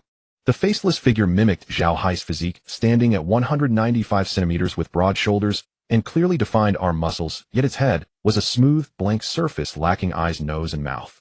Its fist came crashing down. Chen Ye sidestepped, raising the demon-subduing spear upwards, the spear tip tearing through the air with a sharp whoosh. The spear blade pierced into the faceless figure's abdomen, slicing from its left rib to its right shoulder, creating a gash more than a meter long on its torso. What gushed from the wound was a transparent liquid, viscous like melted glass. The faceless figure staggered, but did not fall. Its hand continued to reach for Chen Ye, fingers spread wide, tips sharp as blades. Chen Ye did not retreat. He pulled back the demon-subduing spear, positioning it horizontally across his chest to intercept the faceless figure's grasp. The 5 fingers dug into the spear's shaft, nails scraping across the metal surface, producing a screeching sound. Chen Ye's right arm exerted force, causing the spear to shake violently. With 50 points of base strength, plus an additional 10 points from the demon-subduing spear, the force of this shake reached 60 points. The faceless figure's fingers were forcibly pushed away, and its entire arm was thrust backward. The spear tip thrust forward. This time the target was the blank, smooth surface of the faceless figure's head. Puff! The spear tip penetrated nearly 20 centimeters, exiting from the back of the faceless figure's head. Transparent liquid sprayed out from the wound. The faceless figure's body suddenly stiffened, collapsing onto the ground and no longer moving. Kill the faceless figure, score 20. A system notification flashed before him. Just an ordinary monster from the 2-star trial. Yet the strength of this ordinary monster was already close to that of the elite monsters in the insect nest. Chen Ye withdrew the spear tip, shaking off the transparent liquid that clung to it. He glanced at the battlefield. The situation was not optimistic. Zhao Hai was fine. His fists had completed the metallization, and each strike of his silver-gray iron fists could dent the faceless figures. A faceless figure mimicking Wen Ning's physique lunged at him from the side, but he landed a right hook on its head, crushing it in half, with transparent liquid gushing out from the crack. The faceless figure had already become motionless before reaching the ground. Wen Ning was also fine. Her hands pressed against the ground. Black spikes erupted from beneath the mirror-like tiles, piercing through the bodies of 3 faceless figures. The spikes pierced through the faceless figures from their feet, emerging from their heads, and pinning their bodies in midair. The transparent liquid flowed down the spikes, dripping onto the mirror-like ground. Up ahead, Su Jin, Lei Xing, and Li Tianran's groups also stabilized their lines at their respective positions. Su Jin's long sword sliced through the air, each stroke capable of cutting through a faceless figure. Lei Xing also swung his fists, facing the attacks of the faceless figures without flinching, appearing to possess a physical talent with remarkably high body strength. Li Tianran's weapon was a pair of daggers, their stabbing speed so fast that the eye could hardly follow. Gu Qinghuan stood at the back of the group, 3 flying knives spinning rapidly around her like 3 miniature meat grinders. Any faceless figure that approached her was shredded into pieces within 3 seconds. These high-level individuals with their exceptional talents effortlessly faced off against the ordinary 2-star monsters. However, several lower-level individuals in his group struggled significantly. A faceless figure mimicking Wang Shua's physique lunged at Qin Xiaoyang with astonishment. Qin Xiaoyang had already drawn his Gale crossbow, unleashing explosive arrows that shot through the air, precisely striking the faceless figure's head, with 3 short arrows enveloped in a faint red glow. Boom, boom, boom. 3 explosions erupted, blasting 3 holes in the faceless figure's head. Yet it did not fall. Its head was mangled, but its body continued to move, charging toward Qin Xiaoyang. Transparent liquid gushed from the wound, flowing down its neck. Qin Xiaoyang's pupils constricted sharply. He had no time to shoot a second arrow. The faceless figure was already upon him, fingers spread wide, aiming for his face. Chen Ye swiftly positioned himself in front of Qin Xiaoyang, stabbing out with his spear to kill the faceless figure. Thanks, Yigo. Qin Xiaoyang's breath was rapid, beads of cold sweat covering his forehead. Stay close to me. Chen Ye did not look at him, killing the faceless ones while observing the battlefield. Wang Shuo and Li Zheng were not in a much better situation. Their passive talents allowed them to deal stable damage without consuming energy, yet the strength of the ordinary monsters in the 2-star trial far exceeded their expectations. A faceless one lunged at Wang Shuo from behind. He turned around and struck its shoulder with his axe, the blade digging into the scapula and getting stuck. He pulled hard twice, but couldn't free it as the faceless one's hand had already grasped his arm. Zhao Hai charged in from the side, delivering a powerful punch that crashed into the faceless one's ribs, sending its body flying like it had been hit by a car, crashing into the mirrored wall across the street. Zhao Hai charged in from the side, delivering a powerful punch that crashed into the faceless one's ribs, sending its body flying like it had been hit by a car, crashing, smashed the mirrors. After shouting, Chen Ye rushed towards the nearest mirrored wall with his spear in hand. The demon-breaking halberd spun in his grip, the tip aimed forward as he rotated his waist and channeled all his strength into the thrust. The spear tip pierced the mirror. Crack! The sound of shattering glass echoed in the empty street. Cracks spread from the point of impact like a web across the entire mirror wall. Chen Ye withdrew the spear and swung it horizontally. The spear shaft slammed against the already cracked mirror. Crash! The entire mirror wall shattered. Countless shards flew outward like a rain of glass. Zhao Hai quickly reacted. He dashed to the mirrored wall on the other side of the street, unleashing a flurry of punches with his silver-gray iron fist, striking the same spot repeatedly. After 3 punches, that mirror wall collapsed with a loud crash. Su Jin's long blade struck a mirror, the edge slicing into it, causing cracks to spread from the point of impact, shattering the entire mirror into dozens of pieces. Lei Xing directly smashed through a mirrored display window with his body, shards of glass cascading down from him, yet not a single scratch remained on his skin. Wen Ning's black spikes shot up from the ground, piercing through an entire mirror wall from below, causing the fragments of the wall to collapse to either side. Gu Qinghuan's flying daggers carved 3 arcs in the air, simultaneously shattering 3 mirrors. One mirror after another shattered. With the mirrors no longer serving as exits, the faceless ones ceased to increase. Those that had already emerged were still active, but their numbers rapidly dwindled under the onslaught. The battle was over. Chen Ye retracted the demon-breaking halberd, planting the spear tip in the ground as he glanced over the battlefield. Midair. The battle was over. Chen Ye retracted the demon-breaking halberd, planting the spear tip in the ground as he glanced over the battlefield. The street was littered with the corpses of faceless ones, transparent liquid oozing from their shattered bodies, pooling into small puddles on the mirrored tiles. About 20 centimeters above her head, something appeared. A 6-pointed star cursor. The 6-pointed star was silver-white, roughly the size of a palm, floating in midair, slowly rotating. Everyone else's gaze also focused on that 6-pointed star cursor. Sister Wen Ning, there's something above your head. Qin Zhaoyang was the first to speak, pointing towards the direction above Wen Ning's head. Wen Ning had just received a system prompt. She summoned the system panel, and a blue light curtain unfolded before her eyes. Her gaze fell on the line for the trial. Trial task: obtain survival mark 11. I completed the trial task. There was a hint of surprise in her tone. Chen Ye looked at the rotating 6-pointed star above her head and nodded slightly. Yes, you completed it. You have a mark cursor above your head. Wen Ning raised her hand and touched the cursor with her fingertip. The cursor flickered briefly at her touch, but did not move, remaining steadily suspended above her head. Looks like I'm lucky. Wen Ning withdrew her hand, a slight smile curling her lips. With her own strength combined with Chen Ye's team, obtaining the survival mark basically meant clearing this survival trial. The people around cast envious glances, while some merely glanced and then returned to adjusting their breathing. Su Jin, Lei Xing, and Li Tianran also approached. Li Tianran's gaze lingered for a moment on the 6-pointed star above Wen Ning's head before he looked away.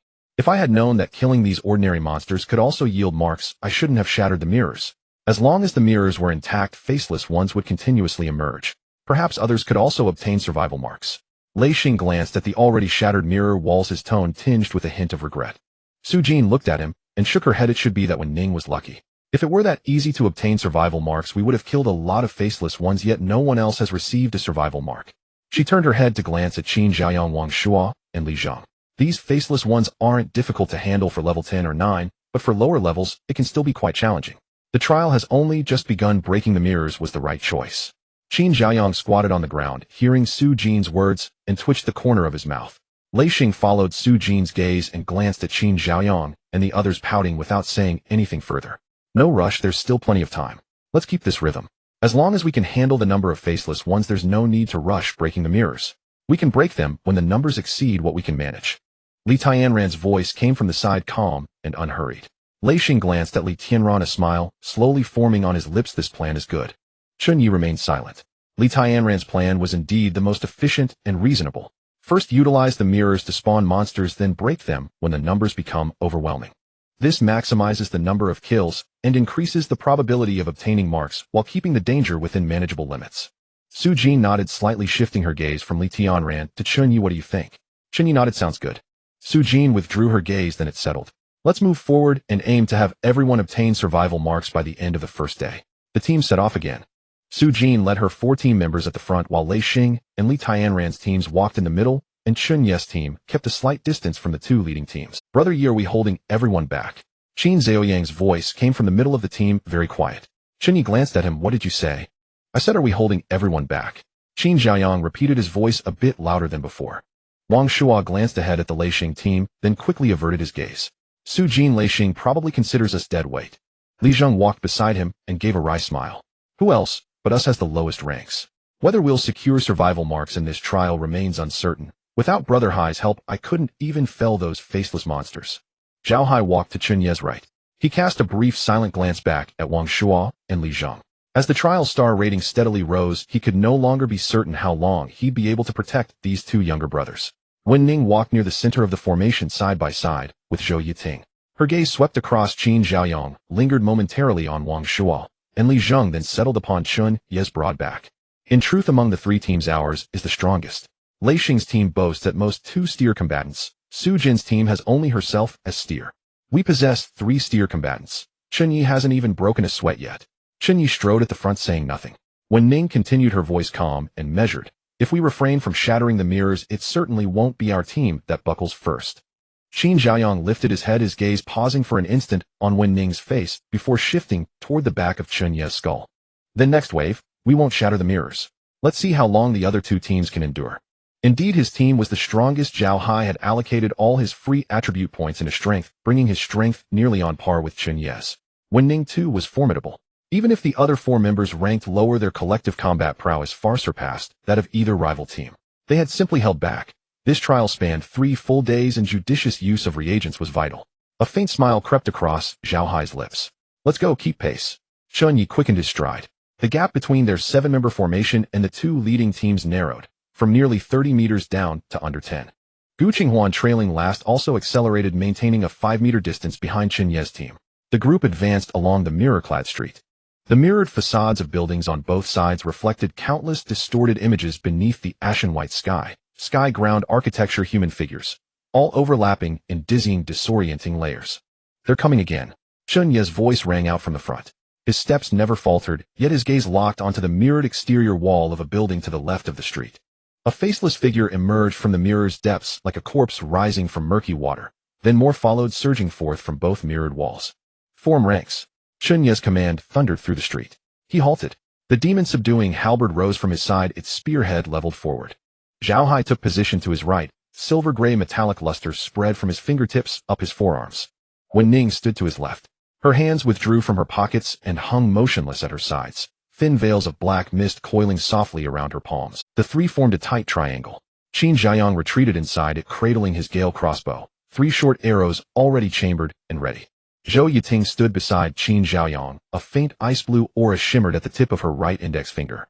Wang Shuo and Li Zheng stood back-to-back at the triangle's core, one gripping an axe, the other a short blade, their eyes darting ceaselessly across all 3 directions, prepared to fill any breach instantly.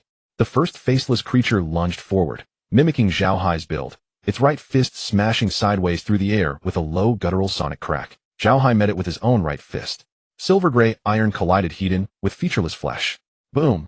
A muffled detonation reverberated down the creature's wrist snapped, inward bones fracturing upon impact. Zhao Hai's left fist followed without pause, driving straight into its blank feature. His triple-strength iron fist caved in the smooth, vacant surface with brutal force. The creature reeled backward, and Zhao Hai's right fist struck again, slamming deep into its chest. Thud! Thud! Thud! 3 blows carved a perfect fist-shaped crater into its torso. Translucent fluid gushed from fissures as the body staggered twice, then collapsed with a heavy thud. Chen Ye's battle erupted simultaneously. 3 faceless figures converged upon him from 3 directions. The demon-subduing halberd spun halfway in his grip, its spearhead tracing a lethal arc through the air. It pierced the first creature's skull, emerging cleanly through the back of its head, spraying translucent fluid. Instantly his left fist clenched. A pale golden aura flared across his knuckles, 1000 Catty Cannon activated. The blow obliterated the second creature's faceless head, Momentum unbroken, the fist slammed into the third's chest. Crockum. A terrifying 150-point strength surge detonated, shattering the third creature entirely. One punch fell too. Chen Ye shook